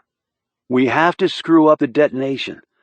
The lenses are seamless now, but if we throw off the timing of the detonation, we can cause a fizzle. So how do I do that? We throw off the detonation sequence by adding one of our own. Puller looked up at Cole in dismay. So, you're telling me that in order to beat this thing we have to detonate it? Is that what the hell you're telling me? Pretty much, yeah, said Robert. Shit, muttered Puller. That's really the only way? If there was another, I'd tell you. How about if I just start whacking stuff? Odds are real good you're dead, and a mushroom cloud probably goes up over West Virginia. I should have let the cavalry come in here, chopper this thing out and drop it in the ocean. They couldn't have done that in an hour, and hindsight is 20/20. Maybe they could have gotten in here before it engaged. Stopped the timer from commencing or dropped it in some deep hole. Again, hindsight. If this thing goes off, it's my fault, Bobby. 2 points, John. If that thing goes off, you won't be around to care. Second point, the person or persons who built that thing are the responsible parties, not you. Now, how much time left? 57.5 till doomsday. Puller looked up at Cole and pointed to the way they'd come in. He mouthed 2 words. Go. Now. She shook her head and gave him a stubborn expression when he pointed to the way out. When he did it a third time, she flipped him off. John, you there? What's going on? Asked his brother. Nothing. Just a tactical issue that has been resolved. Now, when you say fizzle, what exactly are we talking about? Maybe half a kiloton yield. But that's just an educated guess on my part. The concrete dome should help contain most of the blast. Half a kiloton, said Puller. That's equal to 500 tons of TNT. You call it a fizzle? Hiroshima got hit with a 13,000-ton yield, and they only used 60 kilograms of uranium, and of that, only 600 milligrams actually reacted. That's about the weight of a dime. I have no idea how much plutonium they've got in this sucker, but we have to plan for the worst-case scenario. There's no way it's as small a yield as with Hiroshima. We're talking gun versus implosion method, uranium versus plutonium. To be safe, let's assume it's millions of tons of TNT equivalent. That'll send the concrete dome into orbit and spread radiation over 6 states or more, and you can pretty much kiss West Virginia goodbye. Fresh sweat sprouted on Puller's face. Okay, half a kiloton doesn't sound so bad now. So tell me how to make a fizzle. We have to make a premature detonation happen. Yeah, that I get. How? Did you bring the stuff I told you to? Cole looked at Puller as she dug in his knapsack and pulled out 1 stick of dynamite, wire, blasting cap, and a timer. She had gotten these for him. She handed them to him while he cradled the phone against his shoulder. I thought I was going to use this to blow a hole in something. But if you'd told me then that I'd have to use this to detonate the nuke, I might not be here. Yes, you would, said Robert. I know my brother. This was said in a joking manner, but Puller knew the man wasn't smiling. He was, in fact, probably trying hard to keep his little brother calm. Trying, if it was possible, to take his mind off the fact that he might be sitting on the equivalent of millions of tons of TNT with a radiation kicker. Where do I put it? If you're looking at the bomb head on, place the stick 5 degrees to the left. Why 5 degrees? I like the number 5, John. Always have. Puller placed the stick in that spot and confirmed that with his brother. Robert said, Good. Now you obviously have to set the timer for the stick to go off before the bomb timer. With a nuclear weapon, even a millisecond difference in the timing of the explosions is sufficient. Stick detonates, punches a hole in the lenses, causing a series of staggered explosions. The sequential detonations will destroy the sphere along with the compression phase. The pit will squeeze through the created holes, and critical and supercritical stages will never be reached. With no pit, the plutonium can't be compressed, and the entire thing collapses. And that's real good? Asked Puller. Let me give you the 3 scenarios as I see them. If we're real lucky, we go low end. That means you just have a dirty bomb with nothing nuclear in the detonation. The most we have is a small boom with some radiation exposure, which 3 feet of concrete should be able to contain, That would be as good as it gets. The second, or medium outcome, is the half-kiloton fizzle. It obviously helps that you're in the middle of nowhere, covered by 3 feet of concrete. Collateral damage should be manageable. This county is full of a lot of people, actually, said Puller, as Cole stared at him from behind the light she held. And they're basically having a real shitty life right now. So the last thing they need is a mushroom cloud popping into their misery. I'm sorry, John. I didn't know. No reason you should. Puller drew a long breath. And the third scenario? My plan works, but it doesn't work that well. And we still go nuclear. And that means... Robert didn't say anything for a few moments. I've never lied to you, John, and I won't start tonight. That means that a large chunk of where you are will be completely vaporized. Like 100 hurricanes hitting all at once. There won't be anything left for miles. That's just how it works. Okay. Puller thought of something. Give me a few minutes, he said. What? Asked his brother. This thing is going to go boom under any scenario, right? Yes. Then, give me a few minutes. He set the phone down, jumped up, and ran off. Cole rushed after him. Puller, what are you doing? He reached the barrels, sized them, eyed where he would be taking them, and decided on the best way. Mine shaft is over there. I'm going to roll these barrels into the shaft as far as I can. When the boom hits, if we're lucky, the concussive force will send these suckers deep into the rock, and then bury them under tons of crap. It's our only option at this point. Better than into the West Virginia air. His muscles straining, Puller tipped the first barrel onto its side and quickly rolled it into the mine shaft. There was a slight downward slope, and the barrel rolled on its own down into the darkness. Puller ran back to the other barrels and found that Cole was trying to topple one over too, but her strength was not enough. Just hold the light on it, he said. I'll supply the muscle. A few minutes later, all of the barrels were in the mine shaft. Puller and Cole ran back to the nuke, and he picked up the phone. I'm back. What the hell were you doing? Demanded his brother. Putting barrels of nuclear shit in a safer place. Oh, right. Good idea. Okay. You ready? Puller said, Do you feel lucky? His brother replied, More to the point, do you feel lucky? Puller licked his lips and glanced at Cole. She stood there as though marbleized. He set the timer on the dynamite stick to 30 minutes. That would give them plenty of time to get out of the blast area. They heard a groan. Cole said, Roger's waking up. Her brother-in-law was indeed stirring. Puller said, Go untie him, and make him understand that we need to get out. Puller, look! Robert apparently heard this. He said, What's going on? Puller didn't answer. He was too busy staring at the nuke bomb timer. It had gone from 47 minutes and 8 seconds to 5 minutes flat. Another booby trap they had engaged, perhaps by removing the cover. Puller reset his detonator for the only time he could, less than 5 minutes. He closed the lid on the bomb, and he and Cole raced over to Roger Trent. Puller used his K-bar knife to cut the bindings, and they got him to his feet, and then ran like hell to the filtration shaft. John! Screamed Robert Puller's voice from the phone. His brother didn't answer. He dropped the phone next to the nuke. Now, all that mattered was getting out of the bunker. But even as he ran next to Cole, both of them propping up Trent beside them, Puller knew one thing for certain. We're dead. Chapter 90. As they raced along, a groggy Trent said, What's going on? Who are you? Just shut up and save your breath for running, Roger. They made it through the filtration system far faster than when they had come the opposite way, even with Trent in tow. They raced up the steps, through the firehouse, and out onto the concrete drive in front. Puller and Cole had no time to stop and shed their hazmat suits. Their sweaty hair was plastered to their faces. They had stopped sweating so much only because their bodies were running low on fluids. Trent's face was flushed, and he was breathing heavily. I think I'm having a heart attack. Keep going, yelled Puller. He ripped off his glove and glanced at his watch. Nearly 4 minutes had passed. They had less than 1 minute. Maybe 500 tons of TNT, 1,000,000 pounds. The potential blast radius was far greater, even with the containment dome, than the distance they could run in the next minute, even if they were Olympic athletes. And if it went nuclear, in about 55 seconds there would be nothing left of them except vapor. Cole saw him glance at his watch and noted the expression on his face. Puller sensed her watching and looked over at the woman. Their gazes locked, even as they sprinted along. Nice working with you, Agent Puller. She managed a weak smile. Been my privilege, Sergeant Cole.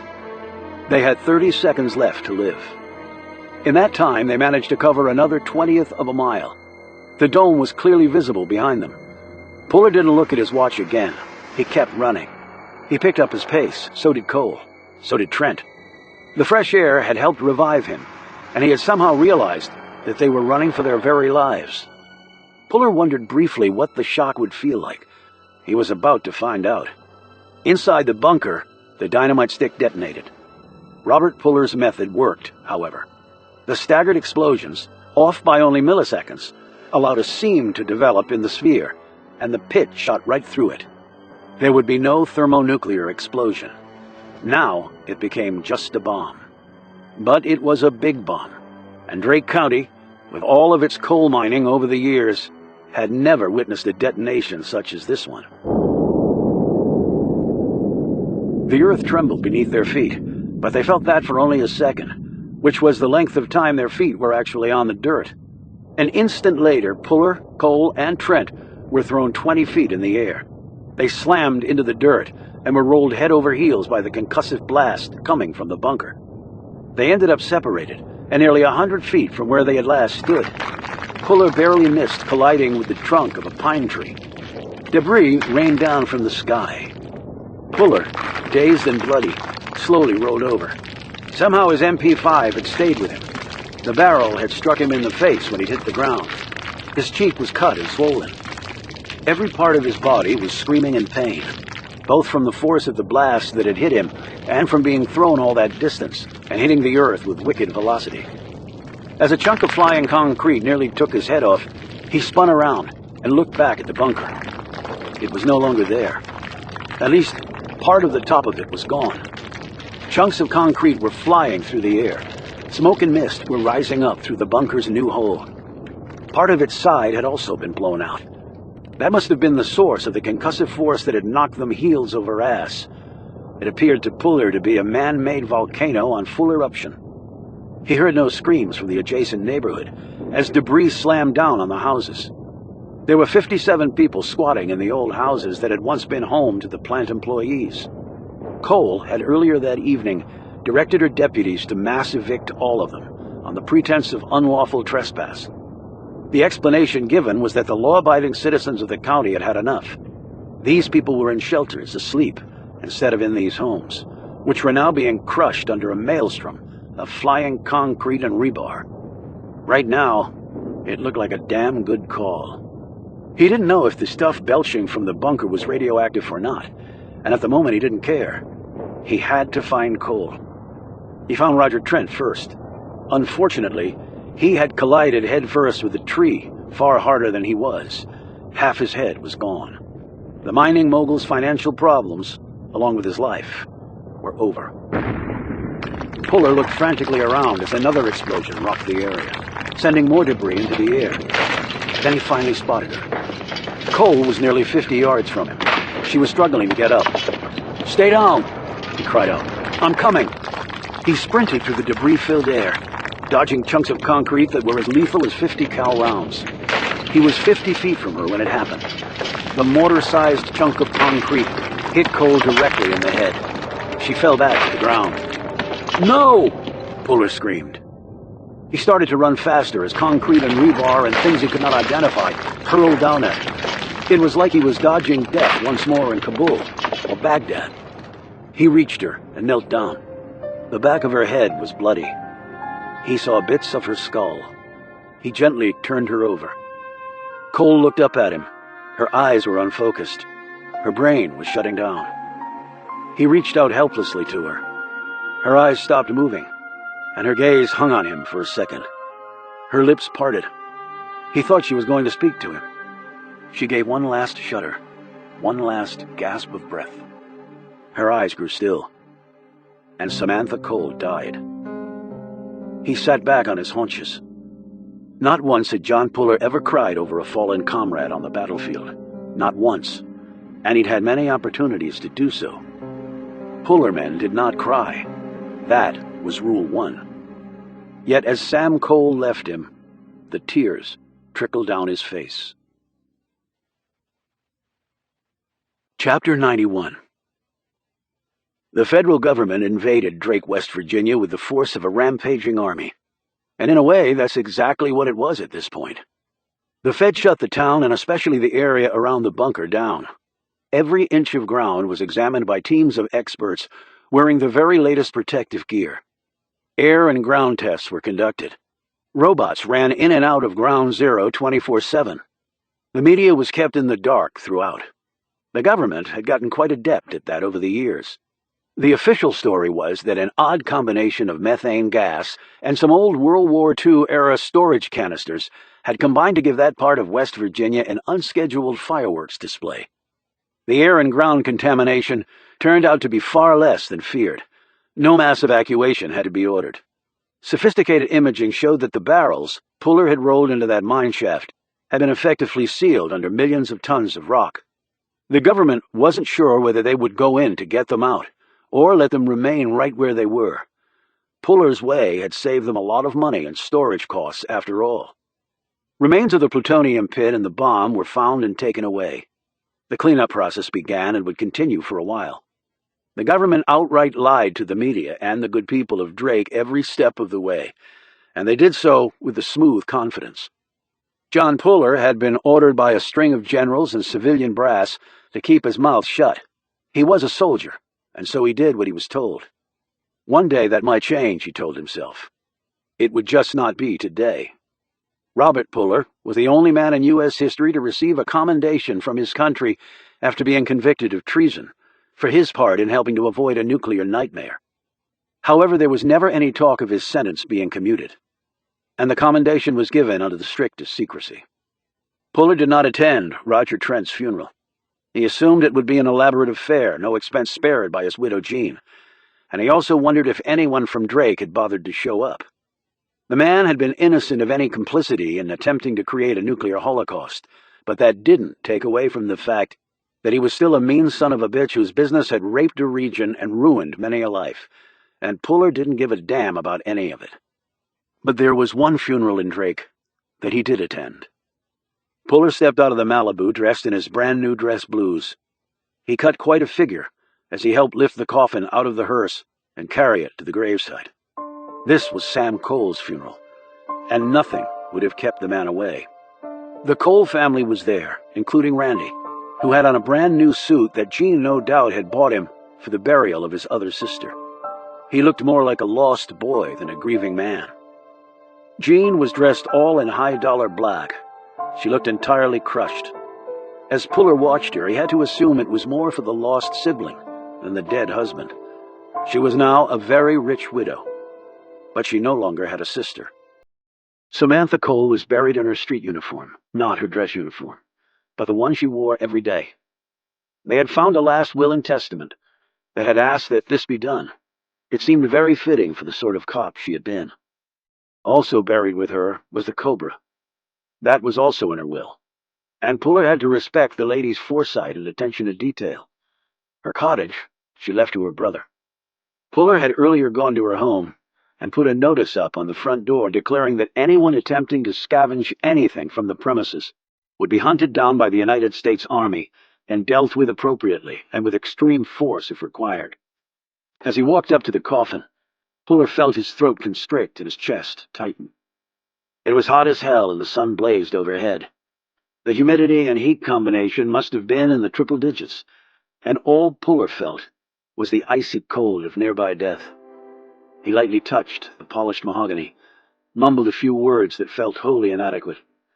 An inferior Romeo for the fallen Juliet.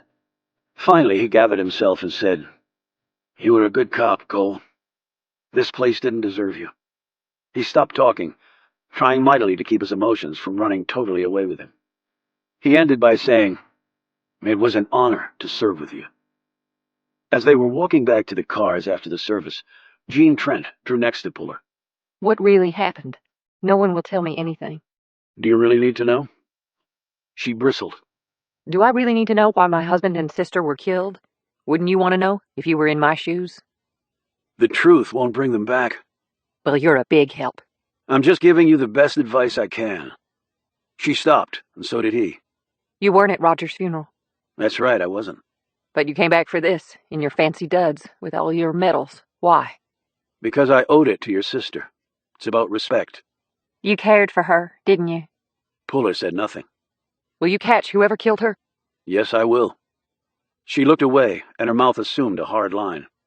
I don't know what I'm going to do. You're rich and single. You can do whatever you want. Well, I'm not sure about the rich part. Most of Roger's assets have disappeared.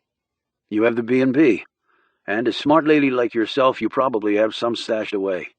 Assuming I do, if you were me, what would you do? You're really asking me? Sam thought a lot of you, and she was not easily impressed. If she thought you were okay, then so do I. And I'd like your advice. Move to Italy. Open a restaurant there. Enjoy the rest of your life. Really? You think I should? Nothing keeping you here. My brother is here. Take him with you. Randy, to Italy.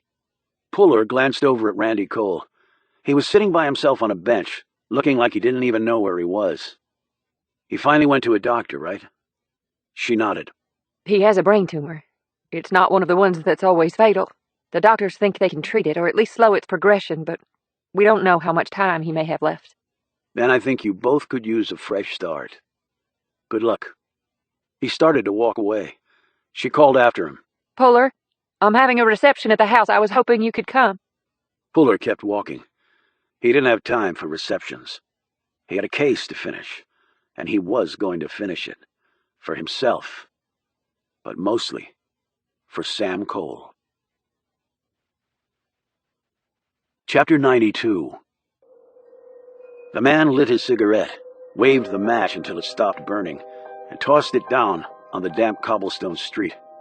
He was dressed in a dark blue jacket and white linen pants, with a hat pulled low over his forehead. His shirt was not monogrammed. It was stained with coffee, and a small hole had been burned into the cuff by a cigarette. It had rained most of the day, and the clouds were still puffy with moisture. The air was humid, but edged with a chill that made him shiver slightly. He looked right, and then left, and crossed the street. The bar had a neon sign that sputtered with each ebb and flow of the unreliable electrical supply. The door to the bar was battered and pocked with what looked to be an arc of bullet holes. That sight didn't bother him. This was not the first time he'd been here. He edged through the crowd to the bar. He spoke the language passably, certainly enough to order a drink. Some in the crowd here knew him, at least by face, if not by name. The passport he carried was a fake, but looked real enough to allow him to travel here. He had no idea how long he would stay. He hoped it wouldn't be all that long. He took his drink, gave over his coins to pay for it, turned in his seat, and surveyed the crowd. Most were locals, some were tourists, and still others were probably here on business. He never looked directly at anyone, but he had become adept at noting anyone paying him unusual attention. There was none of that tonight. He turned back to the bar, but he listened for the door to open. When it did, he would turn back around to gaze at the newcomers. It happened twice. Locals, and a tourist. The woman approached him.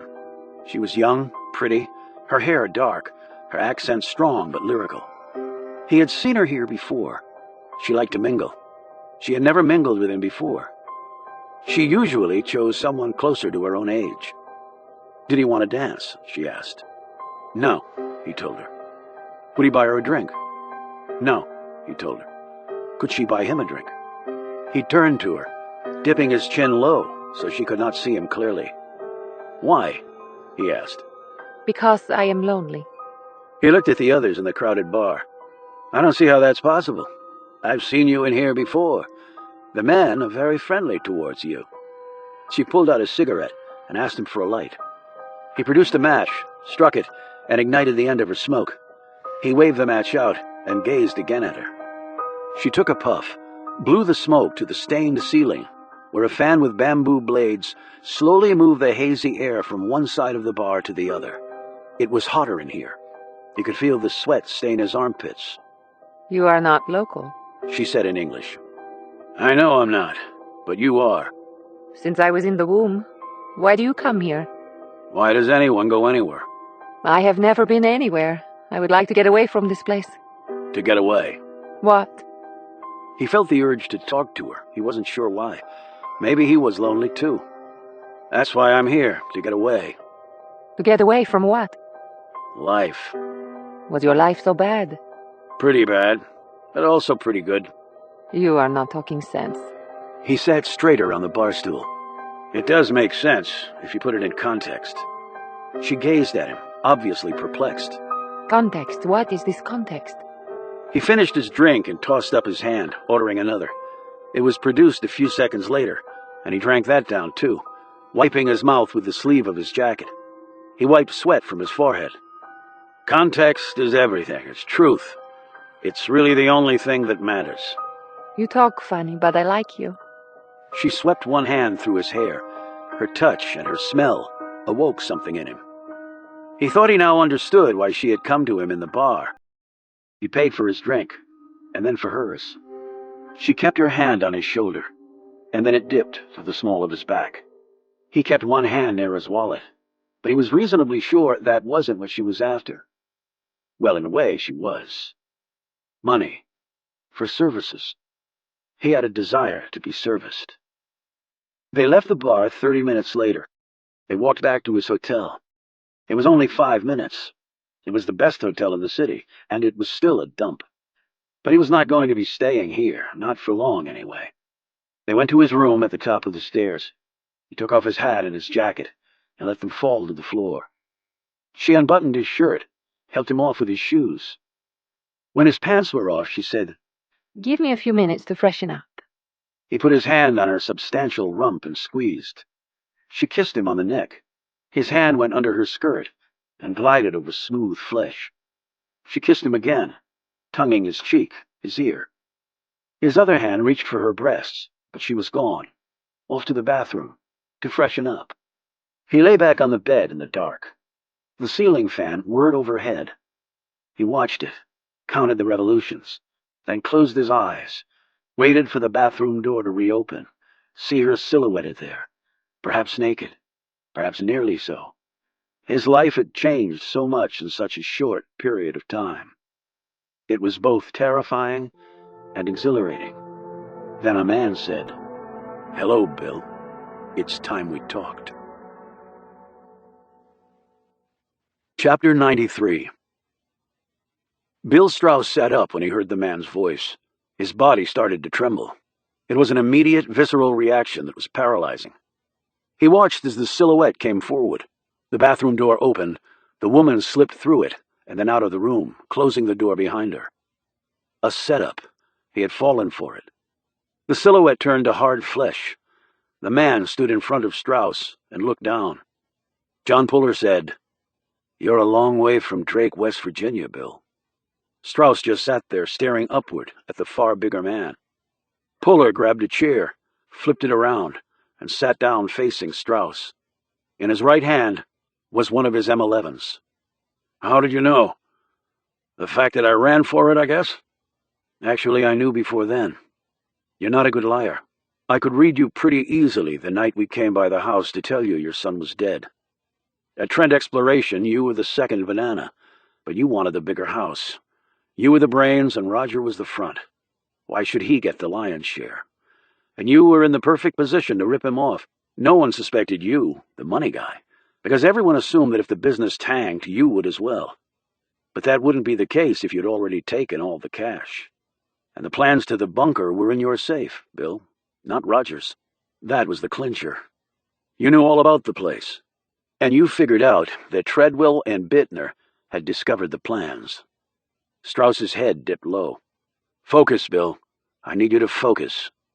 Puller smacked the man on the shoulder, and Strauss looked up at him. "They killed your son, Bill." Strauss knuckled his thighs and nodded. "I know that. You know I know that. But what are you going to do about it?" "What can I do?" "Your run is over. You're going to prison for the rest of your life. But you can make amends. You have that opportunity. You can go out on your own terms. That's something." "No, I can't.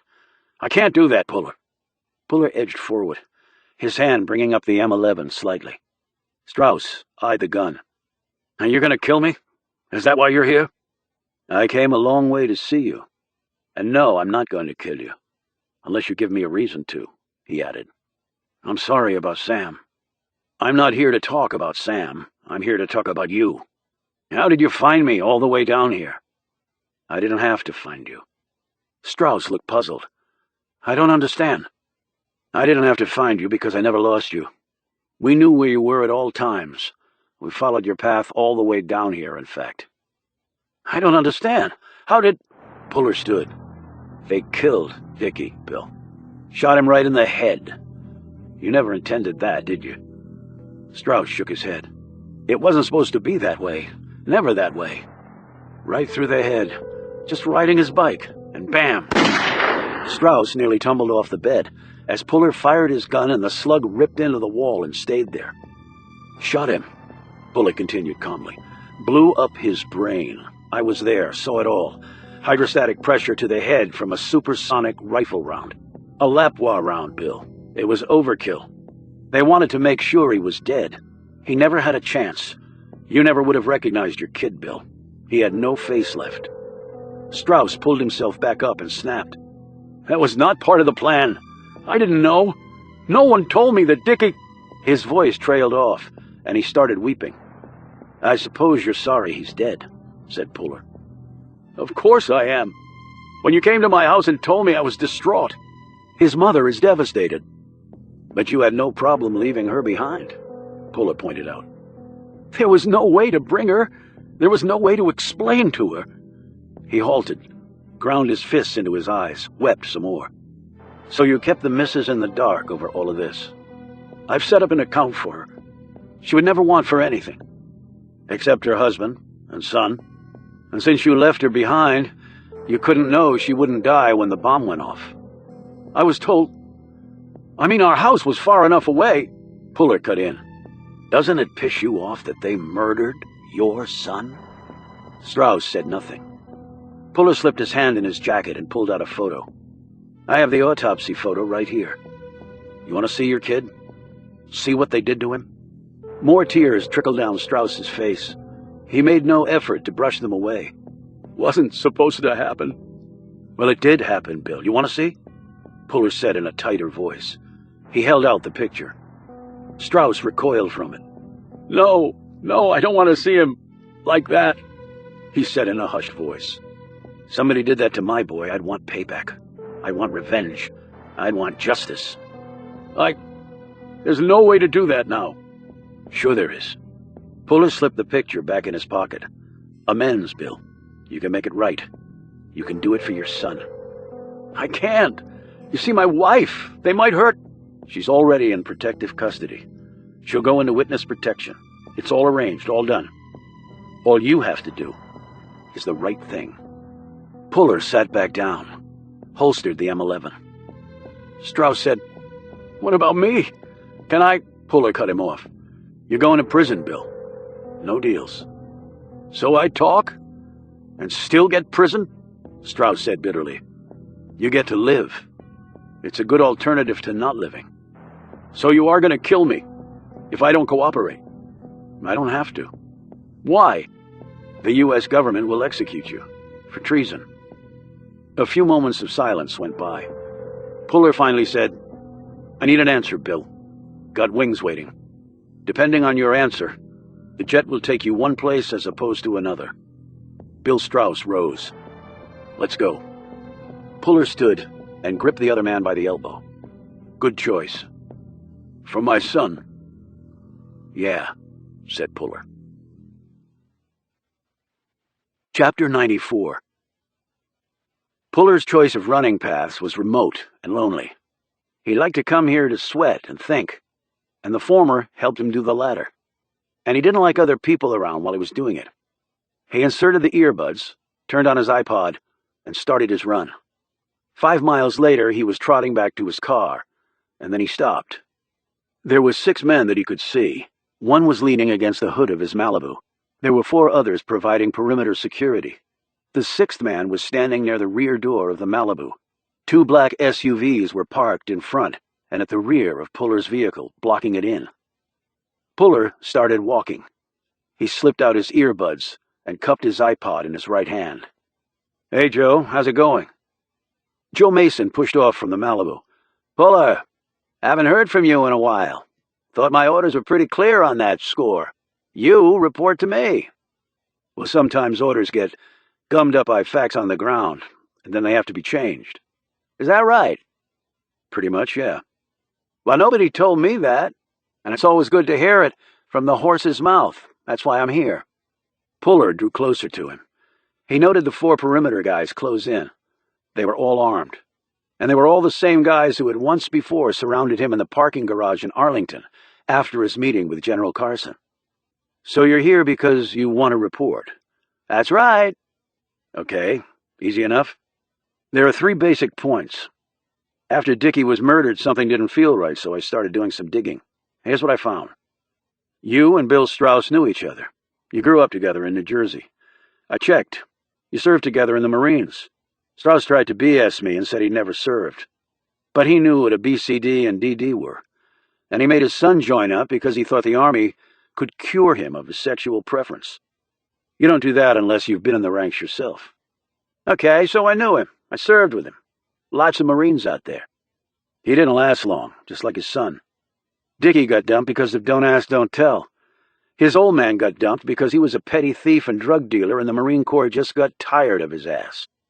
The interesting thing is, you left around the same time. Now, you had no dings on your record like Strauss, otherwise you never would have gotten on with the feds, and later at DHS. But I'm thinking that you and Strauss stayed in touch. And when Dicki told his old man about a way into the bunker that Randy Cole told him about, and what he'd seen when he was in there, Bill called you. He figured, with your connections, something good might come out of this. Good meaning lots of money, regardless of the chaos and pain it might cause. Is that right?" "Yeah, Joe, it is. You came to Drake on the QT, and got into the bunker, and saw what Randy Cole was talking about, only unlike him, you figured out what was in those barrels. All those nuke kicks just sitting there, forgotten. What would the value be? Billions?" "How should I know?" "And the file you gave me on the bunker was legit. At least it was legit as far as the Army cover-up went. It was perfect for you. The last thing you wanted was anybody snooping around there. So when I started asking about it, you just pulled out the report, and we stopped thinking about the bunker as a viable target." "Keep going." "Second, you had to build a bomb. Strauss got Treadwell involved to do some of the machining of the parts without telling him what they were really for. He just gave him specs that you gave him. But Treadwell and Bittner got too curious, and they made the very big mistake of involving their neighbor, Matt Reynolds. He was DIA, way too close to home. He had a soil report done. I bet it was taken somewhere around the bunker. I don't think Reynolds knew there was plutonium in there, but he might have thought there was something toxic that people were after. And if he started really digging, your whole plan might get crushed. So 6 people had to die, including 2 kids. Which of your guys did the deed, Joe?" Puller looked around and pointed at one guy. "Him?" He pointed at a second. "That asshole? I doubt you came down to do the honors. Boss man doesn't dirty his fingers. You just watched via video. Shotgun the parents, bludgeon the kids. What? Didn't have the heart to shoot the kids?" Mason said nothing. "And then your guys spotted Larry Wellman on duty Monday night. A rookie. Your men approached him, probably when he was making rounds near the rear of the house, where no one could see. They flashed their creds. Fed gods. Wellman couldn't be happier to help. Put up no fight, asked no questions. He took your guys inside and they strung him up like a side of meat. You planted your bits of the certified letter there and left with his wheels. How were we supposed to get the letter in the first place? It wasn't the real letter. You knew about it because Wellman told Dicki, or else Matt Reynolds told you what he'd done when you interrogated him. It wasn't in the house, and we never did end up finding it. You learned the letter wasn't discovered, but you wanted us to go down that road because you knew it would lead nowhere and be a big waste of our time. So you killed a man just in order to plant a false clue at the crime scene." "Interesting," said Mason. "Then you concocted the Dari chatter to throw the blame onto guys in turbans that never existed. You never would have drawn attention to Drake, but your hand got called because of the murders. You knew CID was going to be coming out, so you did the chatter immediately afterward, and then you had your guys do some more chatter, and you gave me the plausible but wrong scent on the pipeline and nuke plant. You told me we had 3 days, when you knew the bunker was set to detonate in 2. Strauss made those death threats to Roger Trent to lay the groundwork for something happening to him, because Strauss was going to use this as an opportunity to get rid of Trent and the financial records that showed the embezzlement. So Trent and the boxes were put in the bunker. There'd be nothing left of either one except radioactive dust. People would either assume Trent made a run for it to get away from the money troubles Strauss had caused, or whoever was sending him the death threats had finally gotten their man. It was a neat plan you two came up with. "I haven't heard anything that connects me to anything," said Mason. Puller held up a third finger. "And here's why I stopped reporting to you, and instead started digging. You were the only one I told about Dicki Strauss working with me. More significantly, you were the only one I told about him meeting me that night at the firehouse. His death wasn't a spontaneous thing. Your sniper was there long before, all set up and ready to go. You were the only one who could have orchestrated that. No one else." "Not how I recall it," said Mason.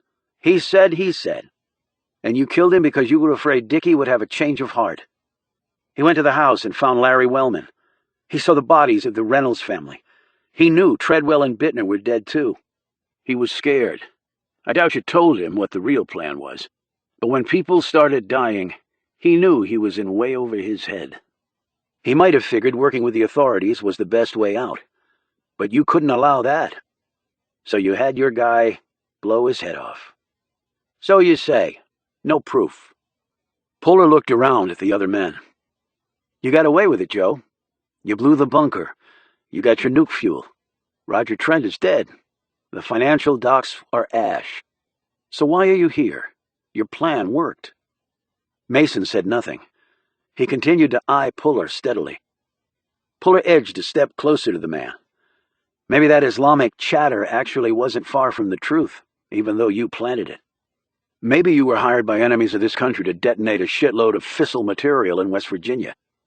I think those barrels you left behind were part of the bomb, and the folks you're in business with are probably not happy about it not going according to plan, so that's why you're here, to get a little bit of revenge on me, and maybe save your ass from the guys in the turbans. How much did you get paid to attack your own country, Joe? Just give me a ballpark." Mason cleared his throat. "You don't have it exactly right, Puller. I'm a patriot. I wouldn't do that to my country. I knew what I had there. But I wasn't paid to make it go boom." "Bullshit," snapped Puller. "You're no different from the 9/11 maggots." Mason exploded. "You don't know what the hell you're talking about, Puller." "Then explain it to me, Joe. Explain how a former Marine turns traitor." Mason started talking fast. "After all these years at DHS, I know my way around nukes, and I knew how to get to the folks I needed in order to build one. Once you have the fuel, the rest isn't that hard. The government would never admit having left nuke fuel behind. I could sell this stuff and no one the wiser. My big mistake was letting Strauss get that idiot Treadwell to build the reflector and some other components, and that came back to bite me in the ass. Nothing you just said makes any difference. You're still a traitor. You left barrels of uranium and plutonium cakes behind in the bunker. That would have made 5 or 6 states radioactive. Those barrels were empty. I wasn't leaving that stuff behind. You're right. It was worth billions." Puller said, "You're lying. I saw those barrels. Those tops hadn't been opened in decades." Mason grinned triumphantly. "We cut open the bottoms of the barrel, Puller, and then reseal them. After we fill them with dirt. See, I provide for every contingency, just like I did when you accessed the bomb. It triggered a countdown accelerator. But it was still a nuclear device. You were still going to nuke your own country, you asshole." Mason snapped. "I knew what I was doing, okay? We only used a minimal amount of plutonium, enough to give a little boom and some radiation, and it's the middle of nowhere. So what if Drake, West Virginia went radioactive? It was already dead. It has over 6,000 people, Joe. A lot more people than that die in traffic accidents every year. 100,000 people die every year in hospitals because of mistakes. In that context, the collateral damage was pretty damn small. But you're intending to sell the nuke fuel to our enemies. They won't detonate in an area that has no people, Joe. They'll nuke New York, D.C. Yeah, well, I'm in the process of moving to another country. I'm kind of tired of this one. But you did screw things up for me. I can still sell this stuff, but it'll just be trickier. That's why I'm here. To give you a little payback." Puller said, "Did you really need the money that badly? To sell out to terrorists? You're scum." I busted my ass for my country for over 30 years, and in the next round of budget cuts, they were going to let me go. I owed them nothing. Puller held up a fourth finger. Mason said, "You said there were only 3 points." I lied. We nailed Bill Strauss in South America. He took off before the bunker blew, of course. It wasn't like he was going to stay around for the mushroom cloud, although he didn't bother taking his grieving wife. Guy's a real winner. Or did I mention that he ratted you and all your guys out? Mason blurted out, "That's impossible. I spoke to Bill." "Yeah, you spoke to him yesterday. And today. I was in the room when you did. FBI recorded the whole thing." "You're bluffing." "How else do you think I knew all the details I just told you? I'm a pretty good investigator, but Strauss debriefed us on a lot of stuff. Only way I knew about it." Mason just kept staring. Puller said, "So you're basically sitting on a bunch of nuclear material you'll never be able to sell. But then again, you don't need a lot of money in prison. Or if you're convicted of treason, you get lethal injection. Either way is fine with me." Puller looked around and observed that all of Mason's men were now showing signs of extreme nervousness. That was both good and bad. Good in that nervous men were not as effective fighters. Bad in that nervous armed men did erratic things and were thus hard to predict. But even though it was 6 against 1, Puller could sense that they were feeling outnumbered right now. He looked back at Mason. "You ready to surrender, Joe?" asked Puller. "I'll tell you what I'm ready for, Puller. And I'll tell you right now." Chapter 95. Mason looked over at the 6th man standing next to the Malibu. He waved him forward. The man was in his middle 50s, dressed in slacks and a light windbreaker, though the air was warm and there was no breeze. He had a SIG 9mm held loosely in his right hand. He was 2 inches shorter than Puller, but about 20 pounds heavier. He looked rock solid, mean, and ready to kill. Mason said, "This is Sergei, Puller. He was in the Soviet Army. He specializes in pain, creating it in others, that is. He's going to take you somewhere and work on you, show you some of his techniques. He's really the best at what he does." Puller gazed over at the other man, who looked back at him with a superior expression. Puller said, "Soviet Army? You guys can't fight worth a shit. You let a bunch of desert farmers kick your ass in Afghanistan." Sergei's confident look went away and was replaced with a murderous one. Mason said, "I'm not sure that was your smartest move, Puller." "Did I hurt your feelings, Sergei? Were you one of the guys who didn't have the balls to carry a rifle? Did they keep you at the rear to work over the guys who couldn't fight?" Sergei looked even more unhinged, which was Puller's purpose behind the taunts. Pissed off people made mistakes. Puller edged a step closer. Mason said, "Let me give you the rundown, Puller. We're going to take you to a place where Sergei is going to inflict some real pain on you while I watch. And then we're going to put you out of your pain permanently. I tried to take you out twice before with bombs, but missed both times. But the third time, as they say, is the charm." Puller swung his arms wide and used this movement to distract their attention from him taking 2 more steps forward. He said, "So that's the plan? Hope you didn't spend much time thinking of that one, Joe, because it really sucks." "It works just fine for me. And then I have contingency plans, Puller, I always do. Strauss in the federal bag or not, I'm out of here. And don't even think about putting up a fight. We'll shoot you right here if you do." Puller shrugged. "Well then, let's get this over with. I've got stuff to do today." Before Sergei could even bring his gun up, Puller struck. His iPod's edge had been filed down to the sharpness of a Ranger K-bar knife. A second later, the entire front of Sergei's neck was gutted. The Russian fell back against the car, blood pouring down his chest. Puller grabbed Sergei by the collar, swung him around, and knocked the gun out of Mason's hand. Puller let the Russian drop to the ground to finish bleeding out. In the next flash of movement, Puller wrapped one arm around Joe Mason's neck, spun around, lifted the man off his feet, and drove his head right through the windshield of the Malibu. Mason lay sprawled on the hood, his head a bloody, pulpy mess. Puller didn't know if he was dead or not, and he didn't care. Puller leaned close to the man and said quietly, "That was for Sergeant Samantha Cole." He turned to look at Mason's remaining men. They were pointing their weapons at him, but seemed frozen by the utter ferocity of his attack. They wouldn't be frozen for long. 20 Army Rangers appeared out of nowhere in full cami gear, their MP5s pointed at the 4 men. 5-to-1 kill ratio. The odds of victory for the 4 were 0. They dropped their weapons immediately. As they were being cuffed, Mason pulled free from the windshield, and Sergei placed in a body bag. General Julie Carson emerged from the woods. She checked on Mason, and then walked over next to Puller. She handed him a bottle of water. Figured you worked up a sweat. With the run, yeah. And thanks for giving me a little alone time with Mason. No, thank you. I enjoyed watching. Is Mason dead? No, he has a pulse. It's pretty weak, though. Tell the ambulance to take its time. She smiled. Roger that.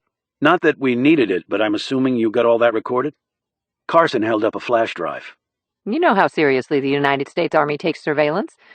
Although I do think we might conveniently lose the footage of you taking the Russian and Mason out. I mean, who needs to know about that? He smiled. I guess I didn't expect that sort of nuance from you, General Carson.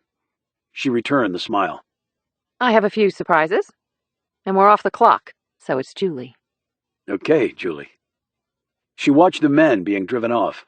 I guess it was all for the money. Guess so. The nukes? They're not on the market yet, so we'll get them. That's all these guys have to bargain with to escape the death penalty now. Puller looked over at his damaged car. Guess I can't drive that. Not to worry. I'll give you a lift. Thanks. And maybe we can have that drink. Maybe we can. Chapter 96. Puller said, "You're a hero, Bobby. You saved a town, probably an entire state." He was seated across from his brother at USDB. Robert Puller appeared to be trying hard to hide his pleasure at this statement. It was the first time at USDB that Puller had ever seen his brother wear an expression approaching pride. "Did they deliver the commendation to you?" Robert nodded. "A first for USDB. Not sure they knew what to do." "I bet. I'm sorry about your friend, Sam Cole. And I'm sorry they didn't see fit to commute your sentence." "Did you really expect them to?" "The military does not second-guess itself. That would be tantamount to admitting a mistake. And the military doesn't do that either." Puller reached across and shook his brother's hand, ignoring the glare from the MP on duty. "You saved my ass. That's what big brothers are for." For most of the flight home, Puller stared out the window. When the plane soared over West Virginia, the pilot came on the PA. He told them where they were, and added that he was from Bluefield, which he declared was the prettiest place in the country. Puller began to read the in-flight magazine and tuned out the man's words. He picked up his repaired Malibu at the airport and drove to his apartment. AWOL greeted him, and he spent a few minutes giving the cat some attention. He looked out at the tiny courtyard visible from his kitchen window. This made him think, for some reason, about Sam Cole's picture-perfect backyard, with its fountain, where they had sat together and talked. He touched his cheek where she had kissed him. He wondered if he had been wrong to turn down Sam Cole's not-so-subtle invitation into her bed. But then he finally concluded that it had been the right thing to do at the time, for both of them, although he had always thought there would be other times with the woman. But what were the odds, really, that he would have lived and she would have died? That chunk of concrete could have just as easily hit him, or a tree, or a deer, but it had chosen to hit Sam Cole and end her life. A person could explain it away by saying it just wasn't his time yet. Puller had done it himself after dodging death on the battlefield. Other guys had died. He hadn't. But for him, that wasn't explanation enough. Not this time. He wasn't sure why it was different in this instance, but he just knew that it was. He put AWOL aside and reported to CID at Quantico. He wrote up his reports and talked to the people he needed to talk to. He was told that a promotion was forthcoming that would enable him to jump 2 spaces in the military hierarchy instead of merely 1, an unheard-of opportunity. He turned it down on the spot. His SAC spent a long time trying to talk him out of it. Other guys would kill for this. Then let the other guys have it. "I don't get you, Puller. I really don't." "I know, sir. Sometimes I don't get myself." He had cleaned up his desk, returned a few emails, met with some superiors so they could be in the loop, and then he decided he was done with the Army for a while. He'd had leave saved up. He wanted to take it. There wasn't an officer in the ranks who would have denied the request. People who had helped avoid nuclear holocaust on home soil could pretty much do what they wanted, within reason. This was the U.S. military, after all. He went home, packed up some things in his cat, loaded the Malibu, and set out. He had no map, no plan, no destination. It was just a CID special agent on the loose with his trusty comrade AWOL. The cat rode in the back seat like he was being chauffeured. Puller was glad to play the role. They left at midnight because Puller preferred roaming in the dark. He found a road heading west and took it. By dawn he had covered over 300 miles without stopping to even take a leak. When he did stop to stretch and relieve himself, gas up, buy the biggest coffee they had, and let AWOL out, he found he was well into West Virginia. Not Drake, another part. He wasn't going back to Drake. There was nothing there for him, if there ever had been. He didn't want to see the bunker again, what was left of it. He didn't want to see the Trents and the Coles, what were left of them. He would carry Sam Cole in his memories for as long as he had them. Of that he was sure. Being around her had made him a better cop and a better person. He would miss her for the rest of his life. Of that he was also sure.